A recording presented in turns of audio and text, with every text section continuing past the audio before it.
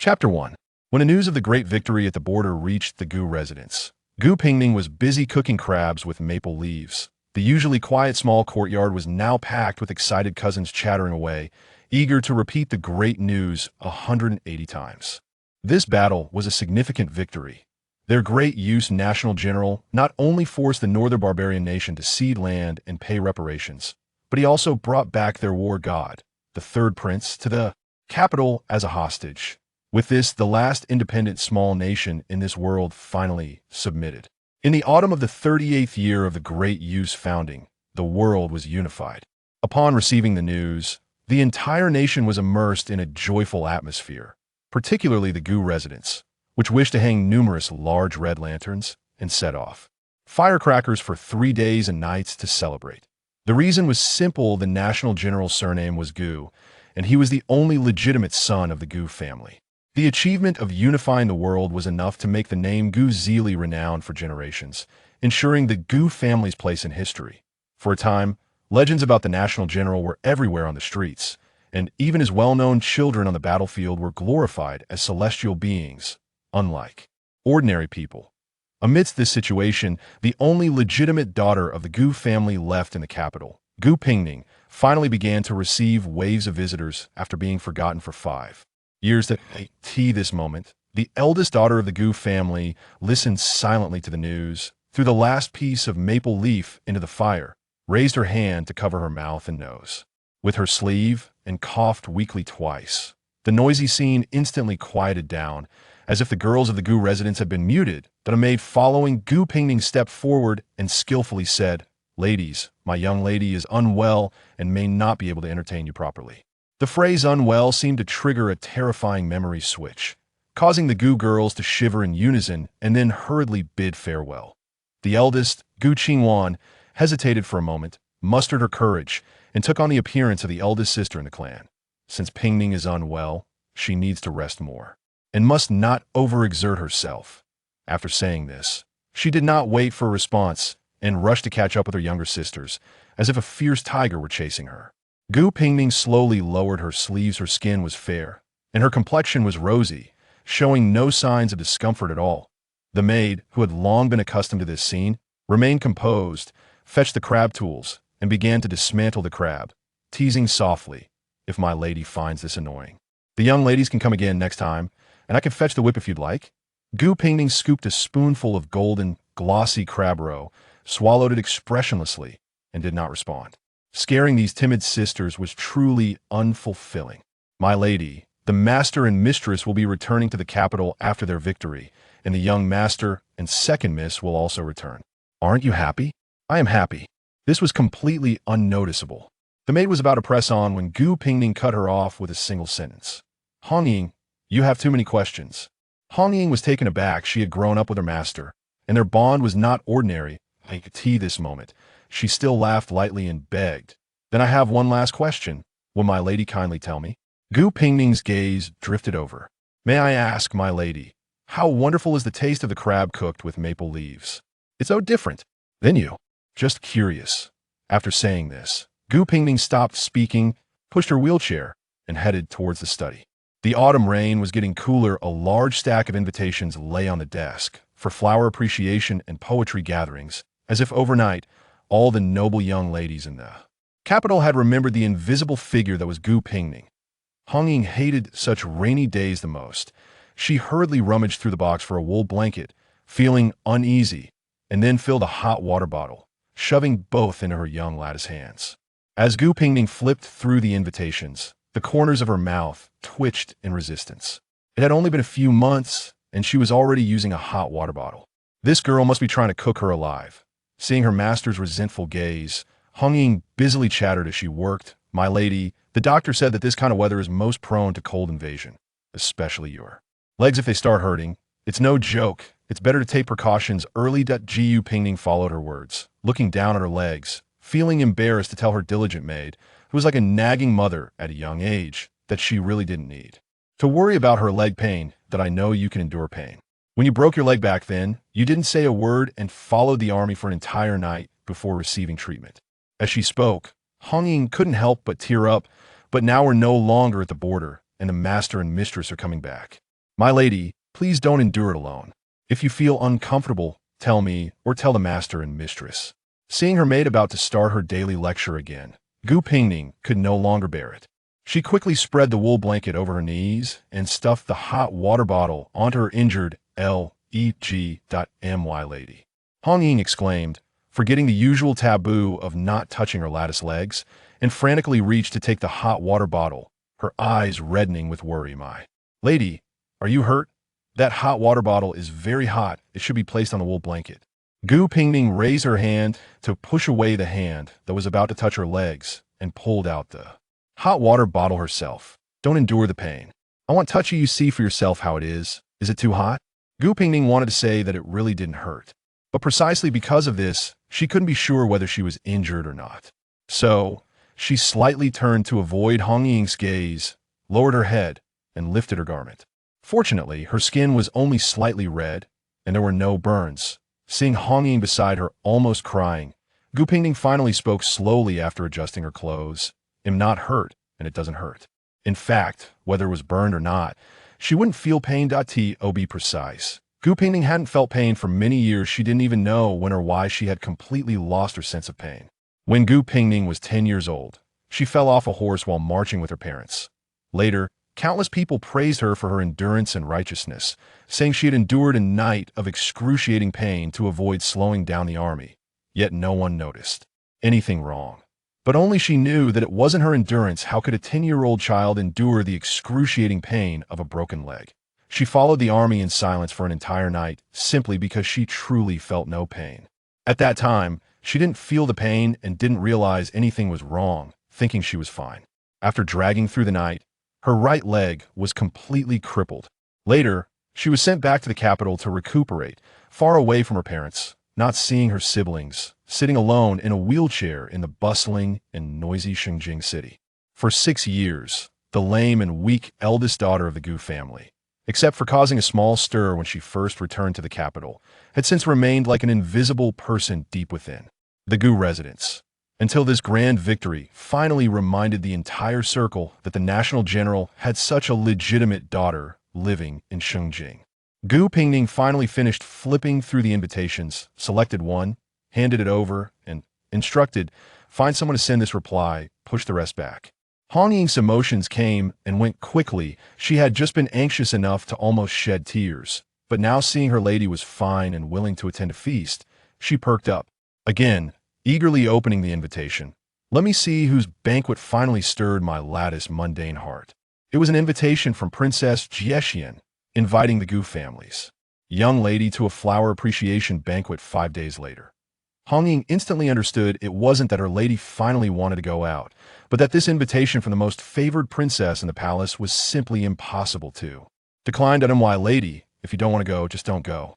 Of course not. My parents are coming back. That if I don't go out for a stroll soon, someone will surely come to visit the Gu residence out of concern. In the autumn flower banquet, the focus was naturally on the chrysanthemums. Gu Pingning arrived neither early nor late, dressed in a rather ordinary manner. But as soon as her unique wheelchair appeared, all eyes in the venue were drawn to her alone.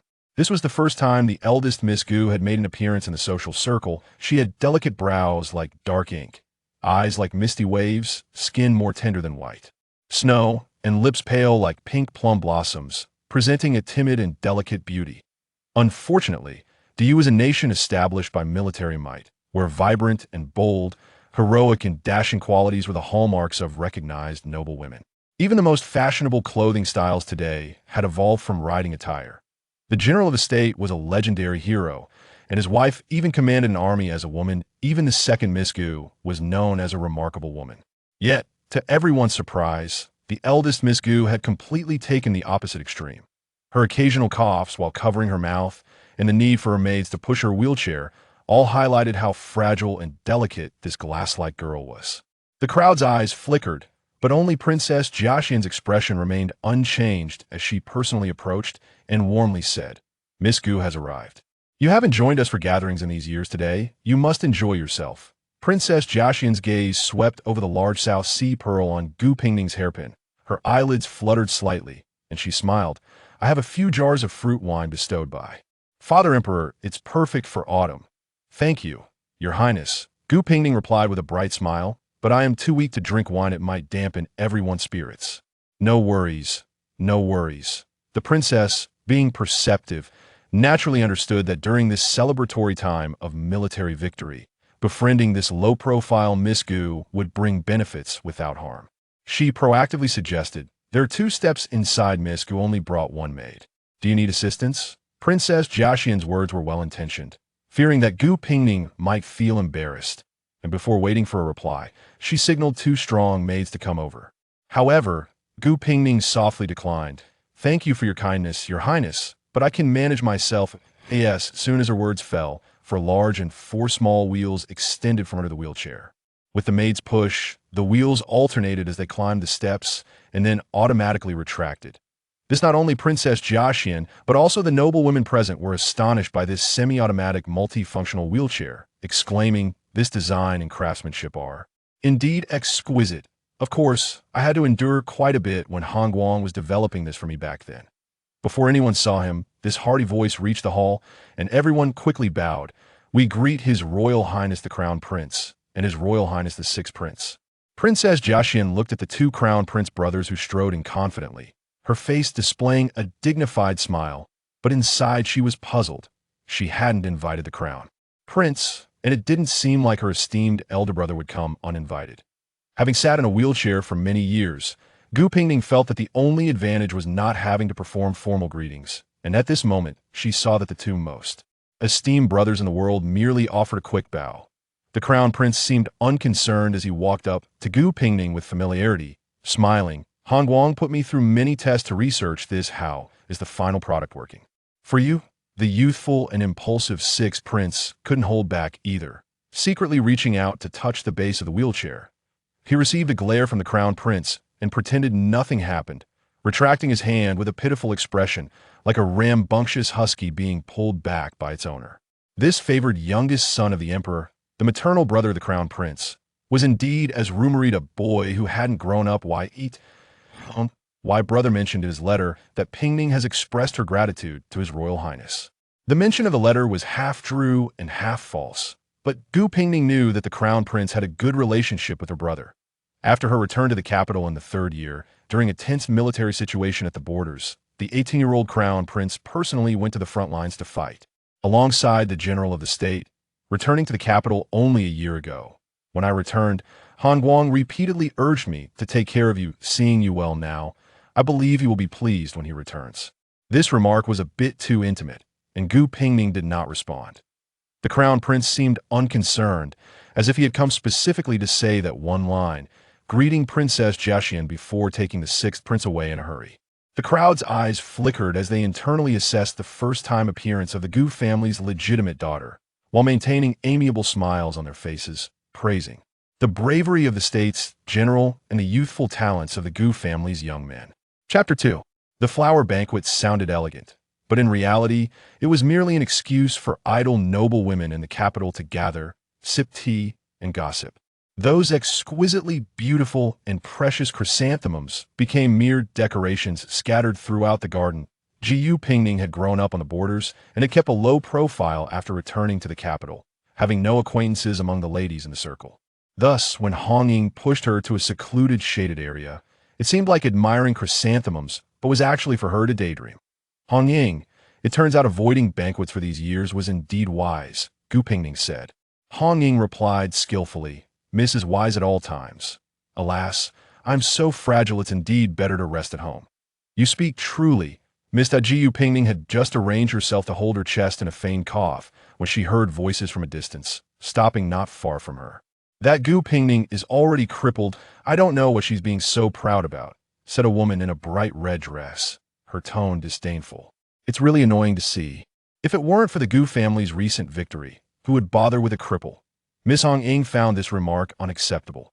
The issue of Gu Pingning's disability was something she had always been reluctant to mention, and such public humiliation was indeed excessive. Gu Pingning didn't want to make a fuss.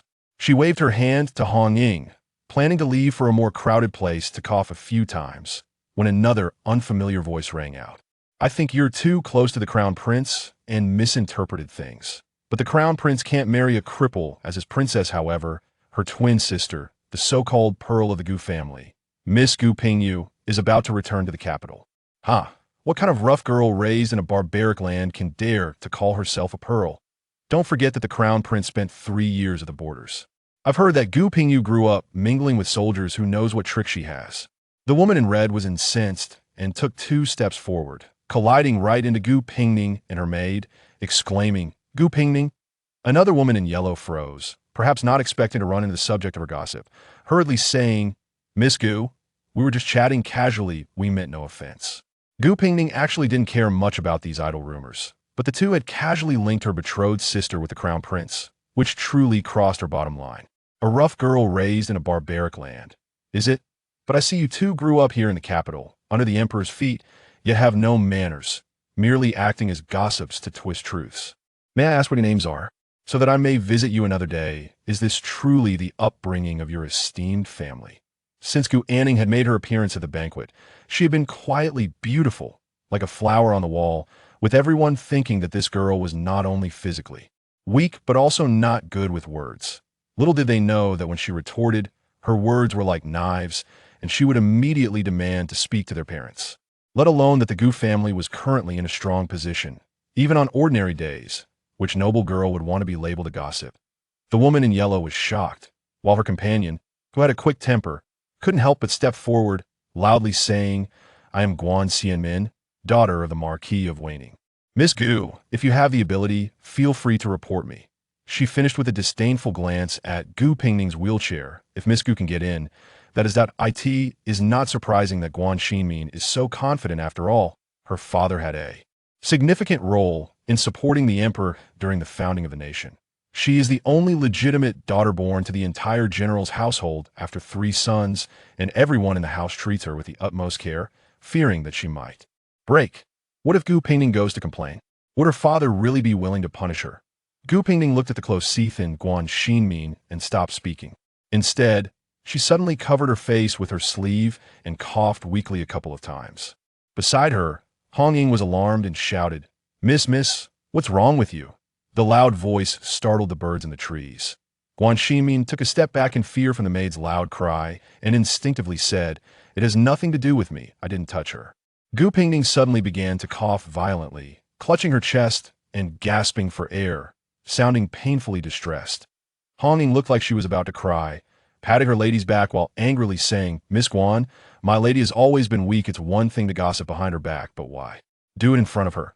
The crowd that rushed over just in time caught the last 2 sentences, and, seeing Gu Pingning's pale face as she coughed, their expressions towards Guan Xinmin changed. "What happened? Hurry and call for the doctor." Jia Xian glared fiercely at Guan Xinmin. Just moments ago, the crown prince had expressed that he was very reassured about Pingning's health, and now something happened to Gu Pingning at her residence. If anything bad happened, she would be the first one to be implicated. Seeing Gu Pingning's lips lose all color, Jia Xian dared not approach her, directing her anger at Guan Xinmin. "Miss Guan, what exactly is going on here?" Before she could finish, a panicked voice came from a distance. "What is going on?" "Sister," a strikingly beautiful girl dressed in silver armor, holding a long whip, rushed over. Upon seeing the scene before her, her expression changed dramatically as she dashed to Gu Pingning's side and cried, "Sister, are you all right?" With such attire and address, the identity of the person was immediately clear. With a whip in hand and beauty unmatched, she was the highly praised jewel of the Gu family. Gu Pingyu.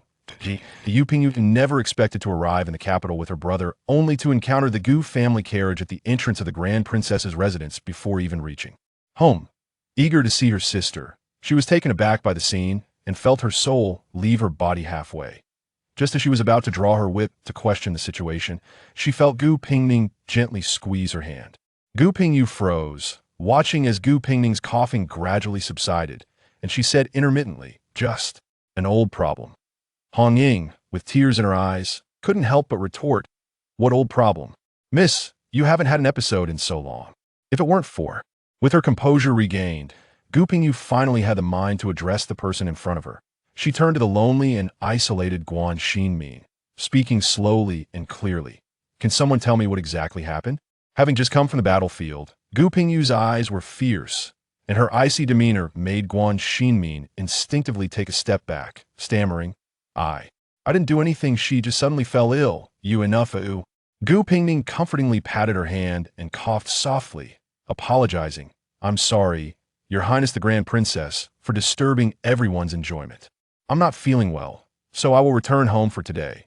Jia Xian wished she could send these two precious young ladies away immediately and quickly shook her head, indicating it was no trouble. Miss Gu's health was of utmost importance. In this situation, the only one foolish enough to provoke the Gu family was indeed the blind Guan Xinming. Just from Gu Pingyu's earlier demeanor, Jia Xian feared the next moment the whip would strike Guan Xinming's face. Now that they had finally managed to send away these two esteemed daughters of the Gu family, her flower viewing banquet was nearly ruined, but at least nothing major had occurred. Before Jia Xian could breathe a sigh of relief, she saw the jewel of the Gu family push her wheelchair halfway and suddenly turn back to stare at Guan Xinming, saying word by word, "That girl in red. After my sister recovers, my brother will personally visit your home." Indeed, this second young lady of the Gu family, known for her remarkable reputation, did not intend to let the matter rest. Bullying the sickly daughter of a national general who had just achieved unparalleled military feats, the Gu family's honorable son personally visiting to seek justice for his sister would make it impossible for the Guan family to cover up their pampered daughter. Unaware of the complex feelings of the crowd, Gu Pingyu remained worried, repeatedly confirming, "Sister, are you really okay? Is there anywhere that doesn't feel right? Your complexion is so pale, and your lips are so white. Did someone bully you? Don't hold back if you feel wronged. Don't worry, I'll go with my brother to find them for tea another day." Gu Pingning was getting a headache from her sister's incessant chatter. She had thought Hong Ying was already chatty enough, but after 6 years apart, her younger sister had turned into this. "Sister, are you rubbing your temples because of a headache? I saw you clutching your chest just now. Is something wrong? You didn't mention anything in your letters." Gu Pingning couldn't hold back anymore and interrupted. "Is brother coming too?" "Yes, he can't enter the Grand Princess's residence directly, so he's waiting for us at the door." Gu Pingyu answered, then worriedly added, "Sister, you were coughing so badly just now. Are you really okay? Dr. Fong and our parents returned with the army. I must write to let Dr.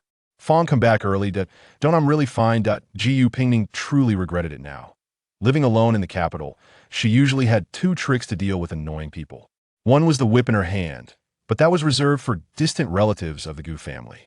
The other was her fragile appearance and superb acting skills for feigning illness, which she had used 3 times over the years, each time with unexpectedly good results. After all, if the only legitimate daughter of the national general truly fell ill, who could say how deep a thorn would be planted in Gu Zili's heart, who commanded half the army? Nobody dared to test that. But no matter how she calculated, Gu Pingning never expected her brother and sister would arrive in the capital so quickly, catching her feigning illness right on the spot. She didn't want her family to worry unnecessarily, emphasizing countless times that she was truly fine, but her sister wouldn't believe her. Upon seeing their brother, she started an avalanche of complaints, leaving the elegant Gu Gongzi pale and cautiously leaning forward to ask, "Is Aining okay?" The brother, who had yet to reach adulthood when they last parted, had now grown into a renowned and talented young man, but the concern and pain in his clear, gentle eyes remained unchanged. Gu Pingning felt a pang in her heart and slightly turned her head, whispering, "I'm fine, you don't need to worry, brother." The little girl had grown up. Though they were twins, unlike the bright and bold Gu Pingyu, Gu Pingning had a gentle demeanor with fair skin, and the flush from coughing now accentuated her delicate features, making her look pitiful and endearing. Especially seeing her sitting in the wheelchair she had made herself, pretending everything was fine, Gu Hongguang felt his heart tighten with both sorrow and pain, wishing he could send everyone who annoyed her today to the west to dig coal. Gu Hongguang reached out to embrace Gu Pingning in the wheelchair, softly saying, "Aining, let's go home first." Gu Pingning was not used to physical contact and instinctively wanted to pull away, but then she thought of her caring and concerned biological brother and forced herself to endure. Gu Hongguang naturally sensed the momentary stiffness and resistance. Pretending not to notice, he helped her onto the carriage and settled her down before looking in her eyes seriously, saying, "Aining, we're back. You won't be alone anymore, and you won't suffer any more grievances." Those words were heartwarming, but before Gu Pingning could respond, a clear voice sounded from outside the carriage. "Gu Gongzi, the emperor summons you to the palace." Chapter 3. That familiar voice indeed belonged to the 6th prince, who rode a tall horse with a bright smile. Gu Pingning whispered a reminder to her brother, and Gu Hongguang cupped his fists and bowed, apologizing. I have met His Highness the Sixth Prince. His Majesty has summoned me urgently, and I should not delay.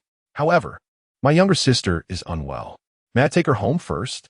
Lin Yaoyang recalled the obedient and delicate little girl nestled in a wheelchair, paused for a moment, then waved his hand. Gu Gongzi, hurry into the palace. I'll ensure your sister is safely returned to the Gu residence. With this said, Gu Hongguang could not delay any longer.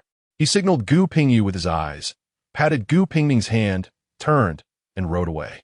Gu Pingning glanced once more at Lin Yaoyang on horseback, closed her eyes, and leaned against the carriage to rest, her mind flashing through the backgrounds of several princes. Currently, there were 4 princes alive under the emperor's reign. The eldest prince was the son of the late empress, both legitimate and the firstborn, crowned as the crown prince at the age of 8. The third prince's mother passed away early, and he suffered from a speech impediment, usually living a secluded life. The fourth prince's mother was the current favored consort, but this prince was obsessed with literature and art from a young age, a true bookworm. The current sixth prince, Lin Yaoyang, was the younger brother of the crown prince. The late empress passed away quietly a year after giving birth to him. The emperor dotes on his youngest son, and the crown prince, feeling pity for his younger brother, spoiled him to the point of being oblivious to the world, gallivanting around and teasing dogs, with no one in Shengjing daring to provoke him. At this moment, the seemingly untouchable Lin Yaoyang was curiously eyeing Gu Pingyu, dressed in silver and exuding elegance, and asked in a lowered voice, "Are you the little girl who defeated my royal brother before you even reached adulthood?" "Defeated is too much. It was just a casual spar," Gu Pingyu replied. Lin Yaoyang, intrigued, wanted to dig up embarrassing stories about his royal brother from when he was young. Just as he rode closer, he noticed Gu Pingyu instinctively reaching for the long whip at her waist, so he sheepishly scratched his nose and fell silent. The journey passed without conversation. Lin Yaoyang, feeling bored, saw the Gu residence ahead, decided not to say goodbye, and quickly turned his horse and left. Gu Pingyu pouted, dismounted, and approached the carriage, whispering, "Sister, we're home." There was no reaction from inside the carriage. Worried, Gu Pingyu lifted the curtain only to find Gu Pingning sleeping heavily. "Sister, sister." Gu Pingning was disturbed and waved her hand impatiently, not opening her eyes. At this point, even Gu Pingyu, who was usually slow to catch on, sensed something was off. She reached out and felt Gu Pingning's forehead, which was burning hot. Hong Ying was also shocked. Although her young lady often coughed and occasionally held her chest, it was all an act. How could it be? But whether it was the consequence of her many feigned illnesses or the relaxation after returning to the capital, Gu Pingning's current illness was indeed severe, with a high fever that wouldn't subside. Gu Pingyu was anxious, her lips nearly blistering, and reluctantly sent a message to her brother, asking the palace to send a physician. In contrast to the tense atmosphere at the Gu residence, Emperor Zhao was in a great mood after meeting Gu Hongguang. The dashing young man who had just returned from the battlefield was rarely devoid of the aura of bloodshed. Instead, he was well-read and quick-witted. Most importantly, this only heir of the Gu family had clearly expressed his desire to pursue literature. "Your Majesty, you know I am not skilled in martial arts and cannot defeat my sister," Gu Hongguang said with a shy smile, expressing his wish to participate in this year's autumn exam. "If I am fortunate enough to be listed, I can contribute to the great you." Good. I have known Gu Zili for over 40 years, as close as brothers. He has guarded our northern border for many years and has made significant contributions. Now that I see his children have grown up safely and are accomplished, I can finally set my mind at ease. At this point, Emperor Zhao felt both regret and relief. He regretted that such an extraordinary general as Gu Zili would not have a direct heir to carry on his legacy, but felt relieved that the renowned general's mansion would not see a talented young general to take command of the 300,000 troops. That's fine. The Gu family has guarded the border for many years. At this moment of fame, stepping back to support his son in pursuing literature allows him to enjoy the bustling life of Shengjing. Emperor Zhao spoke at length with Gu Hongguang, even planning to keep him in the palace for a meal. However, unexpectedly, the Gu family sent word through layers of messengers. stating that the eldest daughter had a high fever that wouldn't subside and was in serious condition, requesting the palace to send a physician. Gu Hongguang's expression changed instantly. Without a word, he knelt down.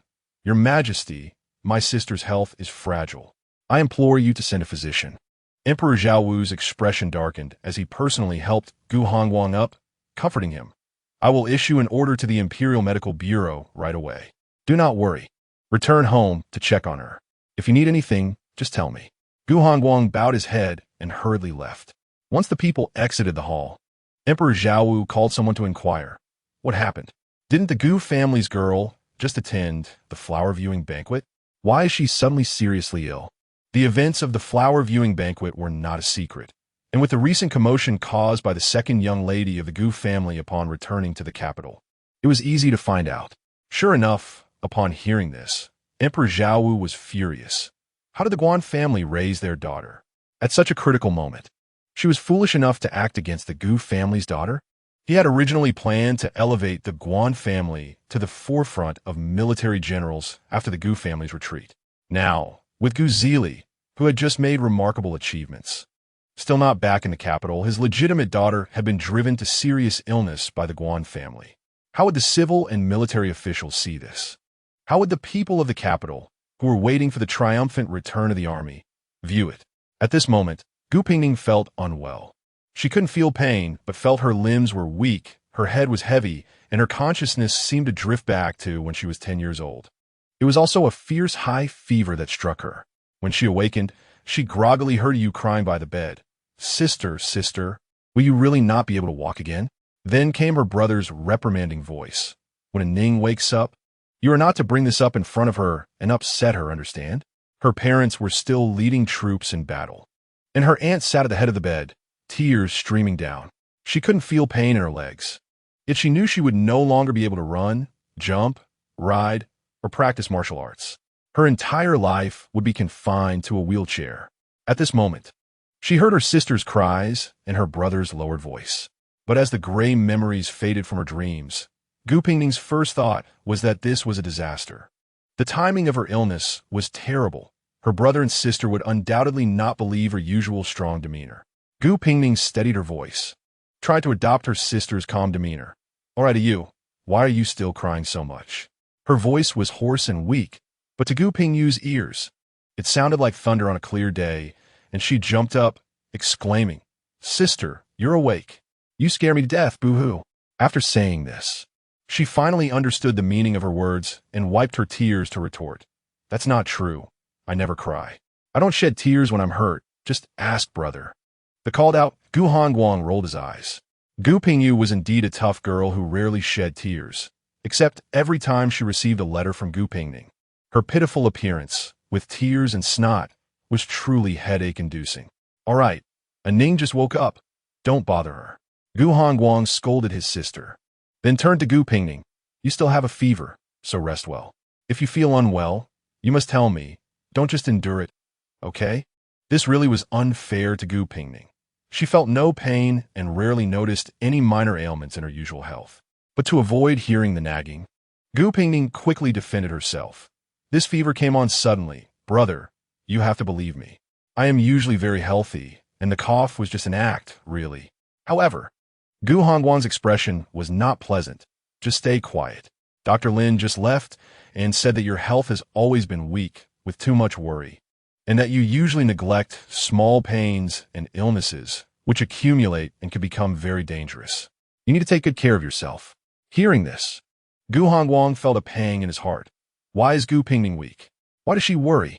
And why hasn't she taken good care of her health? Just thinking about it made him feel like there were knives twisting in his heart. However, Gu Pingning's focus was not on this. She was instead puzzled and asked, why did it even involve a doctor? Gu Pingyu briefly recounted her flustered attempt to seek medical help in the palace, but Gu Pingning frowned. Thinking of another matter, is father planning to return the military token and retire this time? If that's the case, then it doesn't matter if she makes a big fuss about it. But if not, her illness being so public, especially involving the legitimate daughter of the Guan family, could be ill-timed. Don't worry about these things, Gu Hongguang said, feeling not only heartache, but also a bit of anger.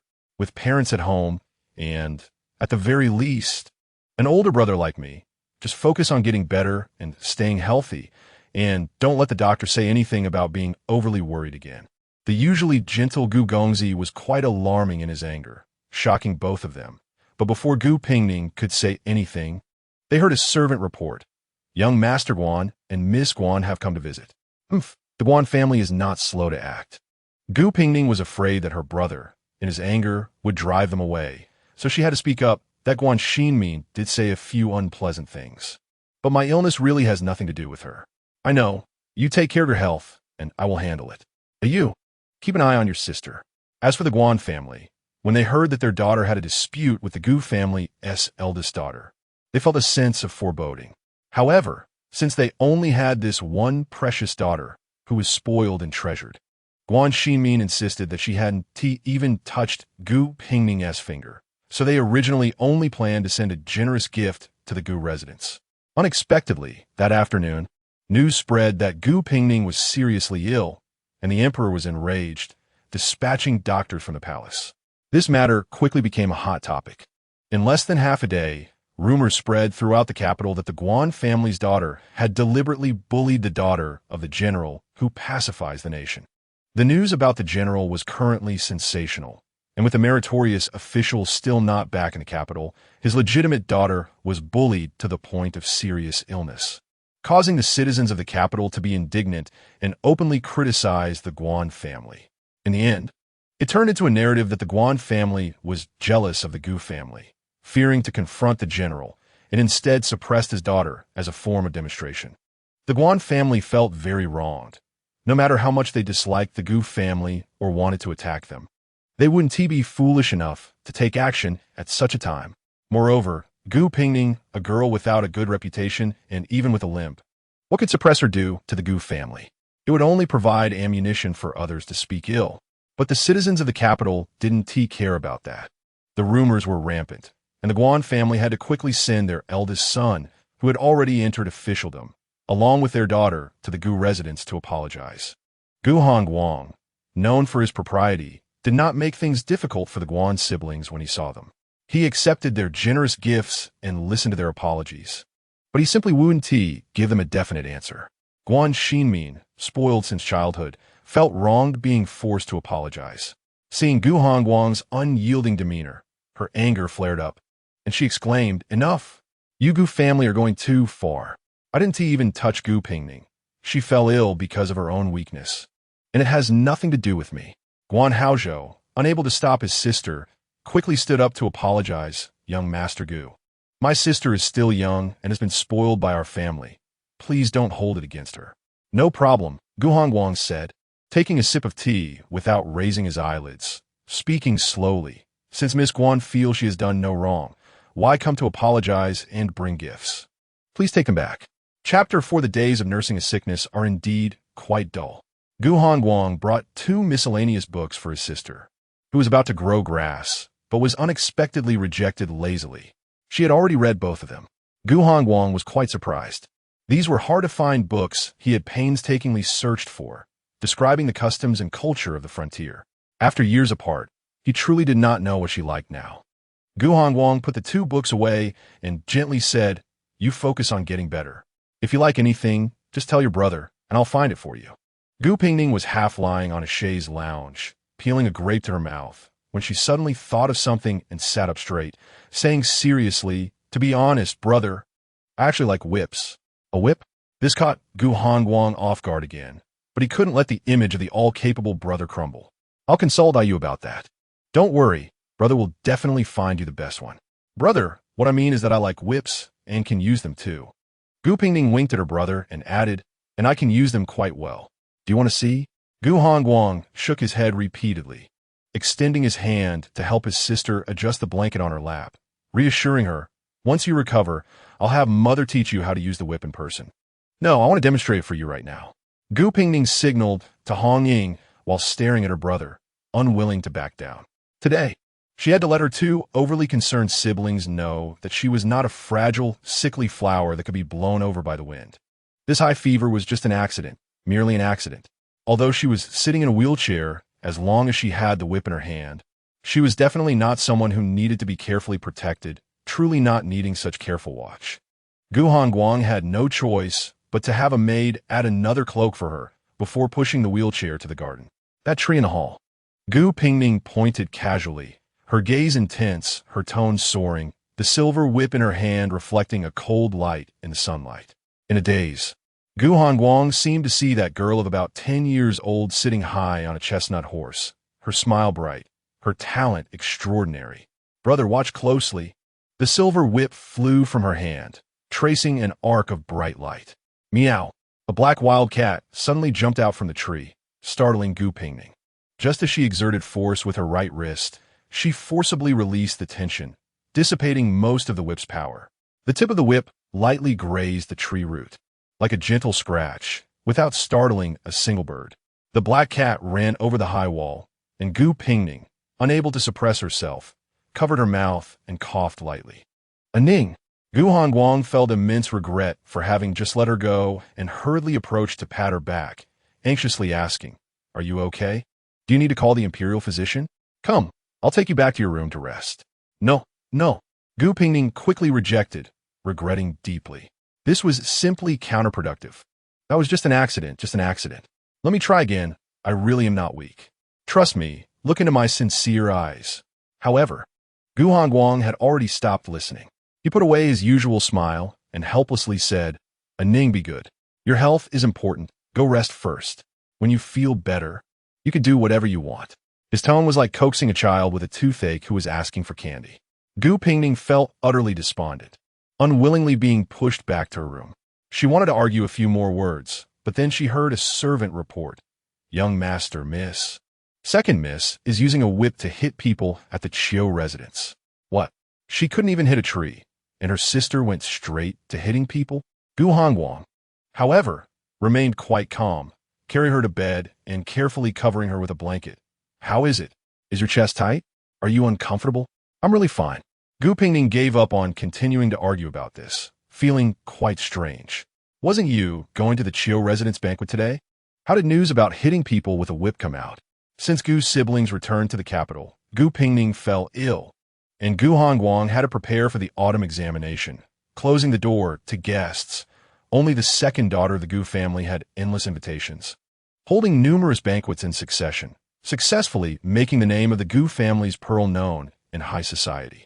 Gu Pingyu was bright and flamboyant, with a graceful demeanor and real military achievements, embodying the most admired figure among noble young ladies in the capital.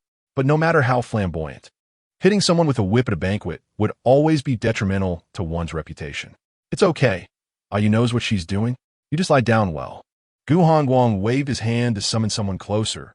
"Now tell me, who did she hit?" It's said to be a servant next to the Gu family's young lady.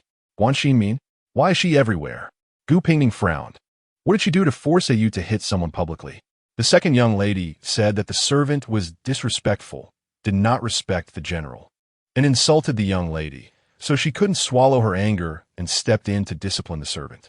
It seemed that disciplining the servant was an excuse, but intimidating that spoiled young lady of the Gu family was the real reason. But as for the Gu family, did you really just happen to run into Guan Xinmin, or was she actually watching the Gu family?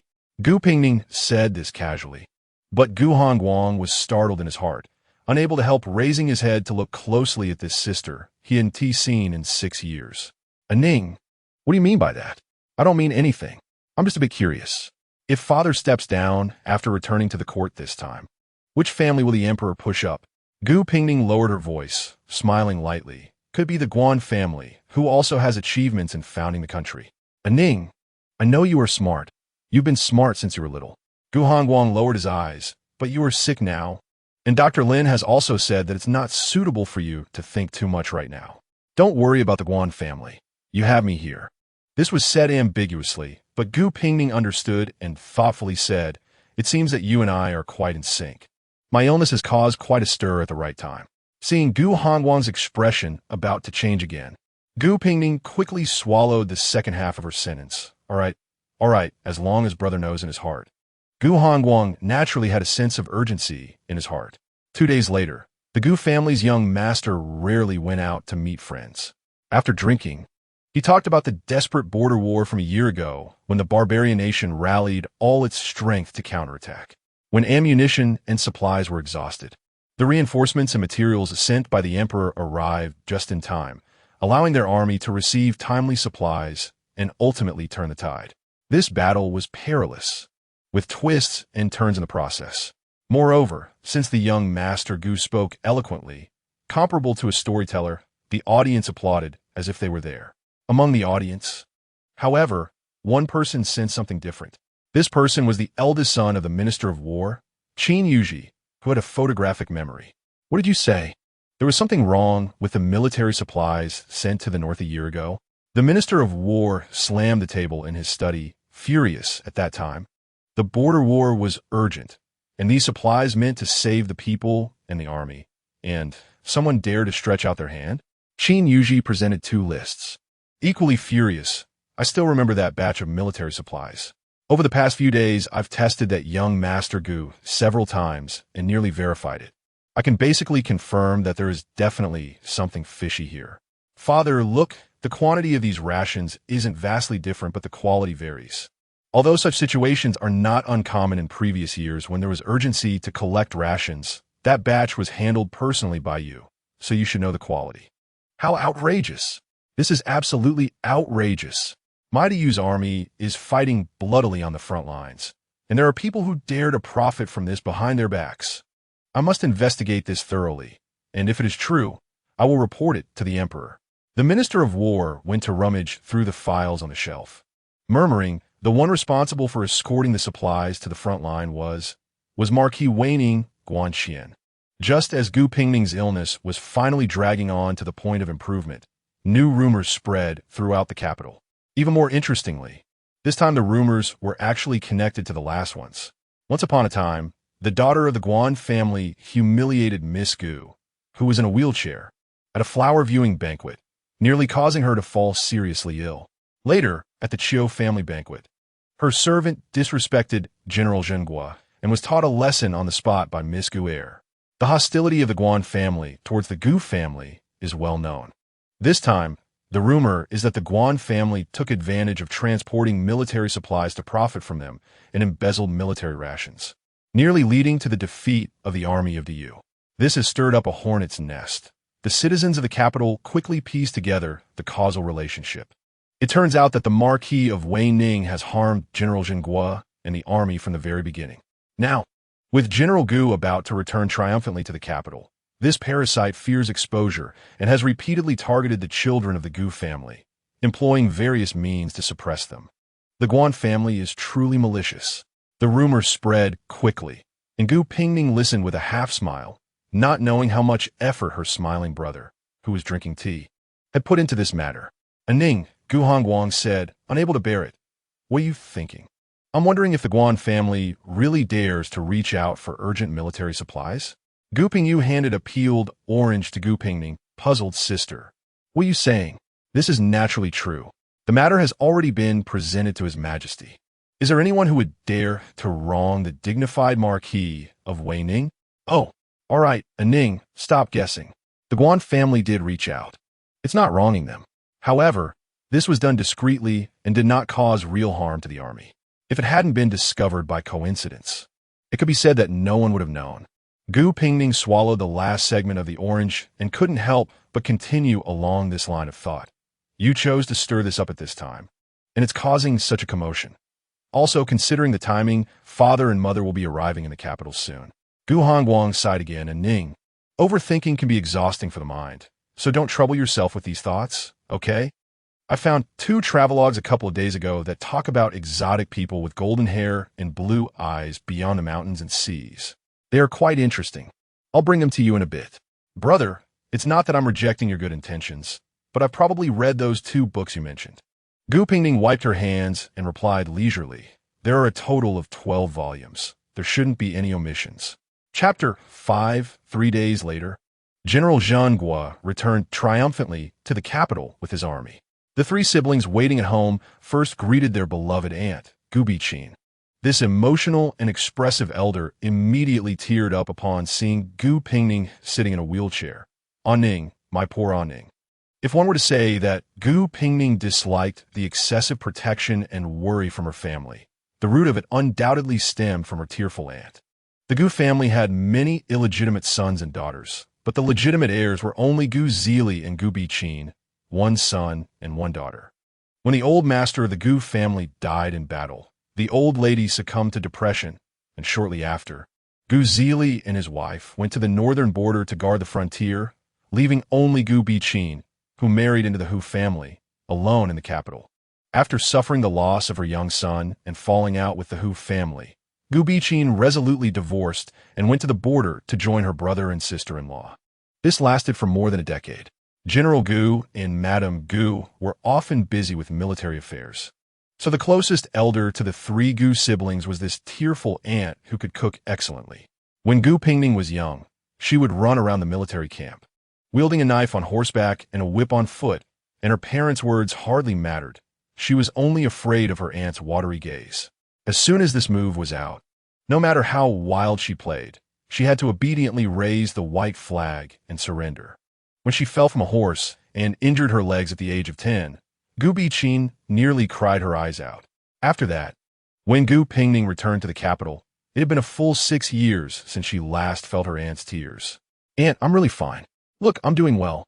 Gu Pingning wished she could stand up and spin around to stop her aunt's tears from flowing down like a waterfall. "What do you mean fine? I heard before I even entered the capital that you were bullied by the Guan family and fell ill. Are you feeling better now? Don't worry. After your brother and sister-in-law meet with His Majesty and return, they will definitely seek justice for you." Gu Biqin took out a handkerchief to wipe her tears and reached out to touch Gu Pingning's face, heartbroken. "My poor little Aning, why are you so thin? Now that aunt is back, I will make delicious food for our little Aning every day." This wave of tears, 6 years later, still had the same impact. Gu Pingning found it hard to bear and frequently cast desperate glances at her siblings for help. Her younger sister shrugged, indicating she was powerless to assist, while her dear brother was even more extreme, looking anywhere but at her while playing with his jade pendant. The couple, General Gu and Madame Gu, returned home as night fell. Gu Pingning was almost drowned in her aunt's tears, and now, seeing her long-lost parents, she was overwhelmed with emotion and called out earnestly, "Father, Mother." The couple saw their eldest daughter, frail and weak, in a wheelchair, and their typically stern hearts softened like spring water. The only female general in Yaoyang couldn't help but choke up. "My Ning, how have you been all these years in the capital?" "Mother, I'm doing well." Gu Pingning pushed her wheelchair closer to Mei Shi and whispered, "I just miss you a bit." "Mother misses you too." Mei Shi's eyes were gentle, wishing she could present all the most beautiful and precious things in the world to her daughter. Throughout her life, she had fought on the battlefield for more than 20 years as a woman, living up to the emperor's trust and not letting down the common people. But the only debt she owed was to her sickly eldest daughter.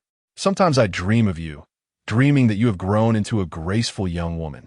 Mei Shi reached out to touch her daughter's head, and now seeing her, she realized that she was even more beautiful and outstanding than she had imagined. Gu Pingning, who was most afraid of her iron-blooded general's sudden tenderness, was not used to this seemingly tearful softness from her mother. So she turned her head to change the subject. "Father, I heard that you brought back the third prince of the Mangwa as a hostage this time. Is it true? It's all my brother's fault for not letting me go to welcome the army back to the capital. It must have been bustling on the streets today." The streets were indeed crowded, with ladies waving handkerchiefs and flowers to welcome the returning army. Gu Hongguang was genuinely worried that his sister would be pushed around in the crowd, and when he was reported to, he simply lowered his head and touched his nose. Sure enough, General Gu shot a glare at his son, but when he turned to look at his daughter, his gaze softened again, and even his usually loud voice unconsciously softened. "In a few days, there will be a national banquet, and the third Prince of Mangwa will also attend. If Ning is interested, she can go and take a look." The Gu family, reunited after 6 years, had a lively reunion dinner, except for the fact that the dishes piled up in their bowls, and everyone didn't believe her when she said she was in good health. Everything was harmonious. After dinner, Mei Shi had a lot of questions for her daughter, but seeing her pale face with little color, her heart ached, and she ultimately sent her back to her room, reminding her to rest early. Once Gu Pingning returned to her room, the atmosphere immediately turned cold. Gu Zili turned to look at his son. who had never caused him any worry, his tone revealing no anger. Was the matter with the Guan family planned solely by you? Gu Hongguang did not expect his father to ask about this right away, and he honestly nodded without denying it. Why? His father's question sounded strange. The Guan family indeed had their hands in military supplies, and it was not as if his son was wronging them. Since they dared to do it, I naturally can expose this disgrace.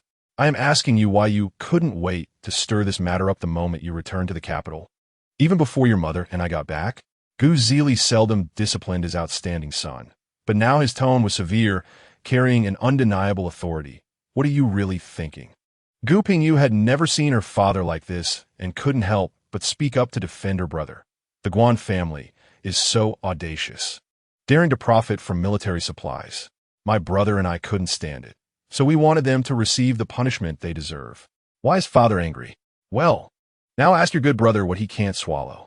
Is he angry about the military supplies being wrong, about me wanting to return my power, or about the Guan family wanting to rise to power? Gu Pingning was confused. Father, was it not already decided that you would return your military power and retire when you came back to the capital? What does the Guan family's rise to power mean? Only Gu Hongguang, who was being criticized, remained unchanged in demeanor, openly and frankly. Yes, I am indeed indignant. My Gu family is full of loyalty and bravery. My grandfather died in battle with no remains. My parents guarded the border and fought for over 20 years, and I have been separated from my sister for 6 years. Now that the world is unified, Father, you want to return your military power and retire? Fine, but it cannot be because of your achievements overshadowing the master, forcing you to retire. Gu Hongguang's gaze was sharp as he stood with his hands behind his back. If father retires, I hope it is only because you want to retire. Mei Shi sighed. She had known her son, who had always sailed smoothly and was full of pride, would feel this way. Gu Zili, however, was not surprised. So you think His Majesty fears my Gu family for being too accomplished and has speculated that after I retire, he would promote the Guan family to power, hence staging this scene before I return to the capital, just to ruin the Guan family's reputation and leave His Majesty without a suitable replacement for my position? Father knows me well. May I ask, has His Majesty approved your retirement today? You are correct. Because of your actions, His Majesty indeed did not grant me permission to retire, and the military token is still in my hands. Gu Hongguang was not surprised by this outcome, but was slightly puzzled, although he had acted without informing his parents. It did not warrant such anger from his father. Hongguang, you forced His Majesty to abandon the planned promotion of the Guan family. Have you considered how His Majesty will restrain the Gu family if he does not take back my military power? Gu Hongguang's expression changed. You mean? His Majesty mentioned several times today about the marriages of the children, though not explicitly, but there is already an intention to bestow marriages. Bestow marriages? To whom? The mask on his son's face finally cracked, and Gu Zili instead calmed down. The prince consort of this dynasty cannot enter government service. And since you're my only son, His Majesty naturally cannot force the Gu family this far. But you already has a marriage contract. Ning akoin. My Gu family has never had a change of heart. How could His Majesty go this far? Do you now know that the Gu family has no ill intentions? If a royal marriage decree were truly to come down, would you have us, the Gu family, defy the decree and refuse the marriage, or obediently marry your sister off to the royal family? Father, you scared your brother. Gu Pingning truly did not mean to eavesdrop. It was just that the few people in the house were so engrossed in their conversation that they didn't even notice the sound of her wheelchair approaching. Mei, who had been silent, felt worried and quickly came forward to touch her hand, relieved to find it not too cold. While pushing her inside, she chided, "It's so late and the dew is heavy. You didn't even add an extra layer of clothing. How long have you been outside? Aren't you cold?" "Mother, I'm fine."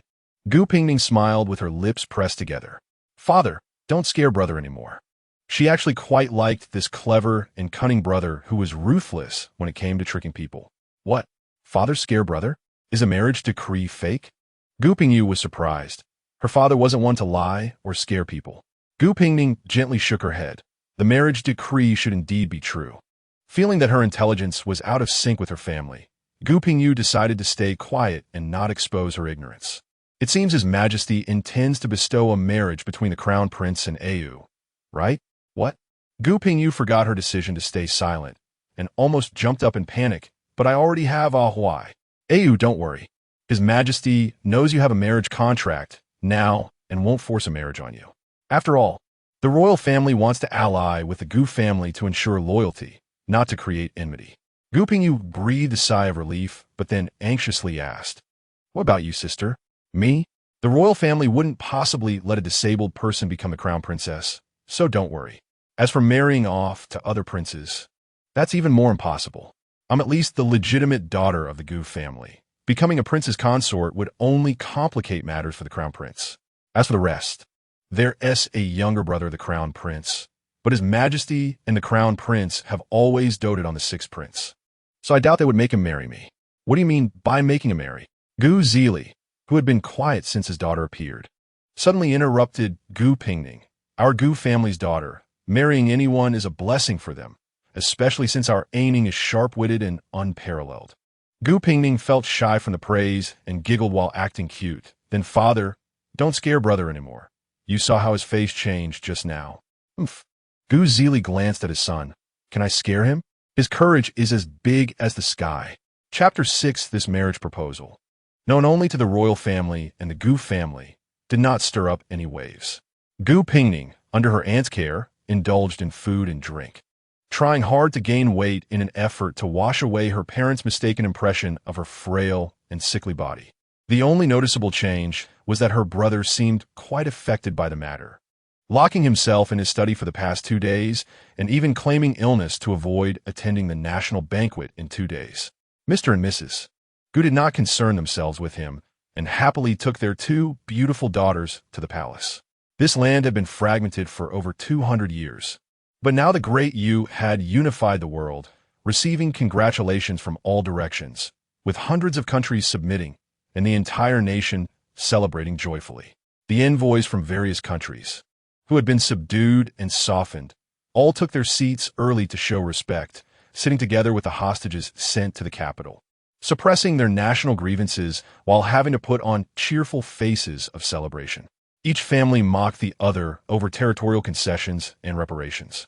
But it was a scene of harmonious and lively atmosphere. It wasn't until General Gu arrived with his beloved wife and daughter that the entire scene quieted down. Gu Zili, now over 40, stood tall and imposing, like a blood-stained sword that had seen battle, exuding a sense of intimidation just by standing there. This is not an exaggeration. Most of the envoys present had faced this national protector of the Great Yu in battle, and afterward they became subjects of the Great Yu.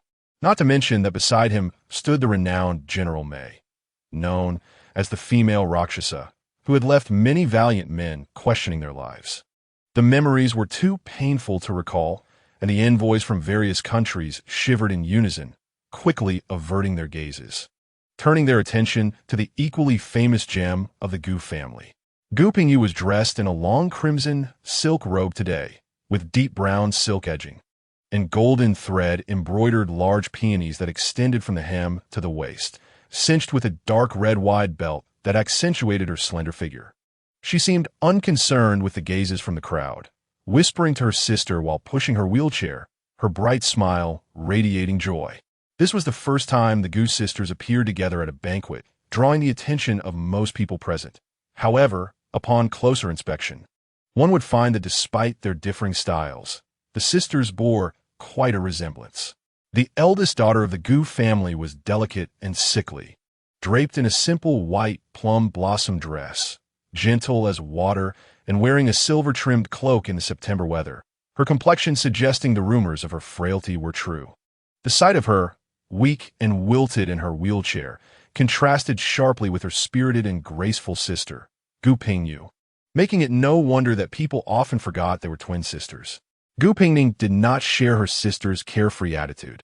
Being stared at by so many eyes made her feel uncomfortable, causing her brows to furrow involuntarily. Noticing this, Mrs. Mei stepped forward, blocking her daughter, and gently adjusted her cloak while whispering, "Let us take our seats first." Gu Pingyu, realizing too late, quickly lifted her head. her sharp gaze sweeping the room and forcing back the scrutinizing stares before cautiously pushing her wheelchair forward. Remembering how her sister seemed interested in the third prince of the barbarian country, she lowered her head and gestured with her eyes. "Sister, the one in the blue robe on the right is that northern battlefield god." However, Gu Pingning smirked, speaking with pride. "No matter how great a battlefield god he is now just a defeated foe of our great Yu." Upon hearing this, Gu Pingning indeed raised her gaze, only to see that the legendary third prince, rumored to be extraordinary, appeared to be a well-mannered and graceful gentleman, not at all resembling the battlefield demon of legend. It was no wonder she was curious. Despite Gu Pingning's current disdain, the title of the northern battlefield god was not given lightly. The third prince of the barbarian country, Shao Jia, was born to a singer of lowly status, who was never favored by his father. However, no one expected that this seemingly pitiful third prince would shine brightly on the battlefield after reaching adulthood, employing clever tactics and ruthless methods, forcing the Great Yu army to retreat several times and delaying the unification of the world by 2 years. Such a figure was bound to pique one's curiosity. But unexpectedly, as Gu Pingning looked over, her gaze coincidentally met Shao Jia's, who smiled from afar, raising his hand to perform a standard salute of the Great Yu. Gu Pingning withdrew her gaze, taking a small sip of the tea that Gu Pingning handed her, feeling that, regardless of other matters, at least Shao Jia had a good attitude and knew how to maintain appearances. Gu Pingning sighed inwardly, unaware that Shao Jia was also discussing them. This time, the barbarian country sent not only their battlefield god third prince, but also a beautiful princess. Everyone knew the implications of sending a princess, and even she herself accepted her fate, quietly whispering to Shao Jia, "Isn't Great Yu supposed to uphold proper etiquette? Why can women command troops? And even noble ladies dress in such peculiar ways? And those in light armor. Today is supposed to be a national banquet, right?" Although the common people of Great Yu privately referred to the barbarian country as man country, this was merely a derogatory term used strategically against the enemy. In reality, this northern nation, which called itself Tianzi, had long insisted that it was the rightful successor, adhering to the conservative and rigid customs of the previous dynasty, where women were expected to be virtuous, gentle, and demure. Because of this, the Tianzi princess was surprised to see the women of Great Yu dressed so neatly and seated alongside men. Great Yu's customs are different from those at home. You should learn from them and not act so petty. However, the Tianzi princess hesitated, but isn't that the appearance my elder brother mentioned regarding the eldest daughter of the Gu family?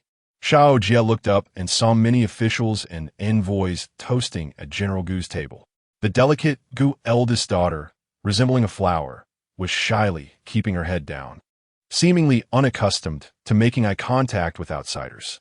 Seeing his daughter's demeanor, General Gu declined all toasts after just 2 cups. Meanwhile, Mrs. Gu, indifferent to everything, lowered her head to check the temperature of the tea in her cup, slightly waving her hand to replace her daughter's tea with hot tea. After all, she was the beloved daughter of a great general, cherished by her father and mother, so she could present herself however she wished. Shao Jia's voice was low, tinged with an unexpected hoarseness. "Our country has been defeated. You must know why you were sent here by the emperor. Can you still expect to have the same fate as her?" The Tianzi princess's expression dimmed, yet her gaze still involuntarily drifted toward the seemingly beloved Gu family girl.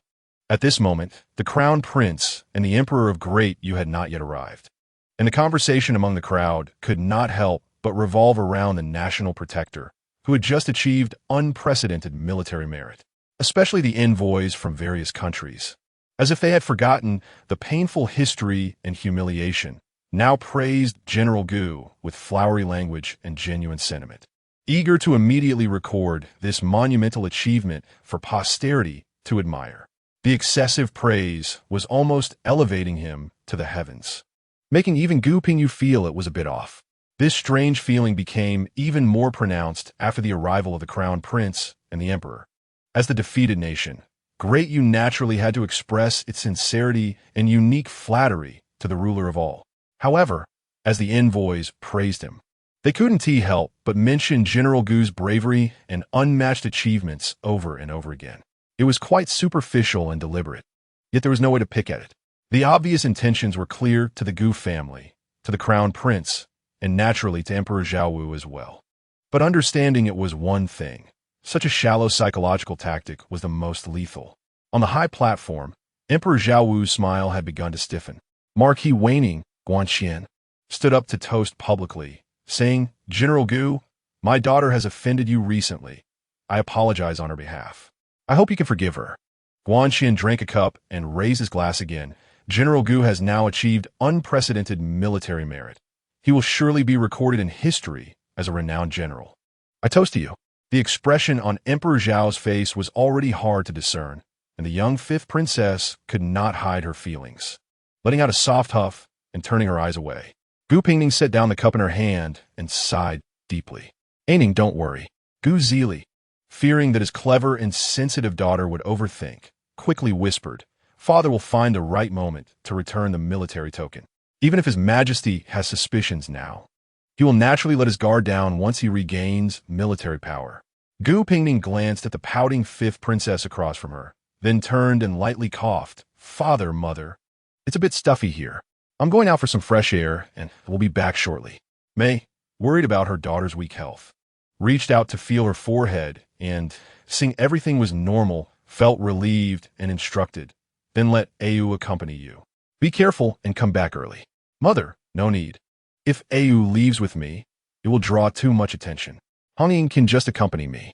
The noise of the wheelchair moving away was not small, and Gu Pingning discreetly glanced out of the corner of her eye, indeed seeing the fifth princess also getting up, preparing to leave. "Hongying, there's a lake not far to the west. Let's head there." "Yes, Mississippi." The lake in the palace was called Shiming, a completely artificial lake. Beautiful in scenery but shallow in depth, so under normal circumstances, it was absolutely safe and would not drown anyone. At this moment, the entire palace was busy with the state banquet, and faint sounds of silk and bamboo music could be heard by the lakeside, making this small space even quieter. The wheelchair rolled over the green grass by the lake, making a rhythmic, rustling sound. Suddenly, the wheel rolled over a pebble, which flew up and got stuck in the axle. Hongying panicked. The wheelchair emitted a creaking sound under the strain, cutting through the silence with a harsh noise, and the wheel could no longer move forward. "Mississippi, I'll stay here and enjoy the scenery for a while. Hongying, go ahead and find 2 people to come help. But miss, you can't be alone here. It's fine. We're in the palace. Nothing will happen. You go." Hongying looked back uneasily, bit her lip, and turned to run off to find help. Gu Pingning quietly waited in the wheelchair, counting. Sure enough, before she could count to 10, the fifth princess's bright palace outfit had already appeared in her line of sight. Chapter 7. Coming not just for the fifth princess. Perhaps feeling that she lacked presence alone, she had also brought along Princess Yunan and Princess Shoan. Upon seeing Gu Pingning sitting alone in a wheelchair, she didn't hesitate to mock. "What's this? Isn't the Gu family known for their impressive military achievements? Why is Miss Gu not listening to such extravagant praises, but instead taking the time to enjoy the scenery of Shiming Lake?" After greeting the fifth princess, Princess Yunan, and Princess Shoan, Gu Pingning calmly took out a handkerchief from her sleeve, covered her mouth, and coughed softly, saying gently, "Please don't laugh at me, Your Highness. My wheelchair has malfunctioned, and I'm unable to return to my seat for the time being." The fifth princess, of course, knew about this and had deliberately chosen this moment to appear. She walked around the wheelchair, touching her chin and shaking her head. "TSK, TSK, look at how pitiful you are. General Gu and General Mei are extraordinary heroes, yet their precious daughters are so weak and delicate." Gu Pingning's eyes were clear, her expression innocent and naive. The autumn wind blew up the hem of her white dress, and with her occasional soft coughs, she vividly portrayed the weakness that the fifth princess had mentioned. Princess Shoan felt pity and stepped forward, softly advising, "Your Highness, Miss Gu is physically weak, and the wind by the lake is strong. Should I ask a maid to find someone to help?" "Help with what?" The fifth princess feigned surprise, then stared at Gu Pingning's legs, pretending to understand. "Oh, the wheelchair is broken. It's all my fault for forgetting that Miss Gu not only looks pitiful, but also has disabled legs." At this point, even Princess Yunan felt it was inappropriate and was about to speak up when she heard Gu Pingning weakly respond, Does your highness know why my legs are disabled? The fifth princess was taken aback, thinking it was simply because she had fallen off a horse and broken her legs. Gu Pingning smiled weakly, then, in a lyrical tone, recounted the story of a 10-year-old girl who followed the army in a hurried march, accidentally fell from her horse, yet endured the pain throughout the night to avoid slowing down the march. In the bitterly cold night, the biting wind cut across the girl's face. The sound of galloping hooves echoed in her ears, and her legs were in excruciating pain. As dawn broke, the long, endless night finally passed. But her once brilliant life was destined to be filled with hardships and trials after that night. As she spoke, Gu Pingning slightly lowered her head to wipe her eyes. Her usually soft voice exceptionally firm. I have been accompanied by a wheelchair since I was 10, but I have never regretted it. We marched fast all night, and it was a rare opportunity. That battle, we won a great victory, 40 Princess Yunan and Princess Shoan were already in tears, continuously wiping their tears with handkerchiefs. Their voices choked. Your Highness, although Miss Gu is physically weak, her brave and righteous spirit and character are a model for us women. The fifth princess fell silent as well. She disapproved of the Gu family for looking down on the royal family due to their achievements. But now, she realized that behind the Gu family's remarkable accomplishments lay countless untold hardships and tears. Gu Pingning, who should have lived a carefree life under her parents' protection, had sacrificed her legs for the country and the army, and one could only imagine what General Gu felt in his heart. Lin Yaoyang, who had sneaked out to avoid work but inadvertently witnessed a grand drama, could no longer hold back. He leaped down from the treetops, blocking Gu Pingning's path, and said solemnly, Fifth sister, you should apologize to Miss Gu. The fifth princess vaguely felt she had indeed gone too far, but couldn't bring herself to publicly apologize. Thank you, Your Highness, for your words, but I have no such intention. It's just that there have been many rumors in the capital about my legs lately. Gu Pingning paused awkwardly, forcing a smile on her face. I'm fine. I was just too talkative earlier. Lin Yaoyang glanced at Gu Pingning, who looked pale yet pretended to be strong, then quickly averted his gaze to the flowers and grass on the ground. Miss Gu, your maid has been gone for a while. Let me take you back to your seat. Gu Pingning couldn't tell if it was her illusion, but she vaguely saw the sixth prince's ears turning red. What was going on? The last time they met, he had been a bit quirky, but wasn't he fine? Gu Pingning felt puzzled, yet her face showed a troubled expression. Thank you for your kindness, Your Highness, but my wheelchair is malfunctioning, and I'm afraid I cannot move easily. Then I'll help you take a look. Lin Yaoyang didn't wait for a response, and, regardless of his luxurious robe, bent down to inspect the wheel. This favored younger brother of the crown, Prince, sometimes acted in a manner that didn't seem princely at all. Gu Pingning rarely had such a high vantage point. At this moment, she watched the precious sixth prince using his hands to poke around under the wheel, finding it quite novel. But as she watched, she sensed something was off. It was indeed not her imagination, as Lin Yaoyang's ears were bright red, gradually spreading to his neck. Could he be allergic? Lin Yaoyang had practiced martial arts since childhood and was very sensitive to the gazes on him. At this moment, being looked at by a delicate and timid girl he found appealing made him feel stiff all over. He finally found the stone that had gotten stuck in the axle and managed to dislodge it. A worried voice came from a distance. What happened? Sister, are you okay? It turned out to be Gu Pingyu, who had come over because she was worried about her sister. Seeing many people gathered around the wheelchair, she was startled and quickly checked Gu Pingning from head to toe. I'm fine. Gu Pingning was truly afraid her sister would start nagging in public, ruining her image as the pearl of the Gu family, and quickly said, the wheelchair has a small problem. Thanks to His Highness for helping. Gu Pingyu saw that her sister was okay, but her eyes were slightly red. Although she had doubts, she could only suppress them. Thank you, Your Highness. I'll take my sister back to her seat. Since her sister was present, Lin Yaoyang naturally couldn't insist on accompanying them any longer. He nodded slightly and turned to leave, his back appearing somewhat awkward. Gu Pingyu frowned, pushing the wheelchair back while complaining. Where is Hong Ying? How could she leave my sister alone by the lake? This autumn wind is bone-chilling. Did you catch a cold? Are you coughing? Is there anything uncomfortable? This barrage of questions made it difficult for Gu Pingning to bear, so she had to change the subject. Li Hua will be back in a few days, right? Speaking of which, I have only heard his name and have yet to meet him. The two sisters chatted along the way, walking slowly.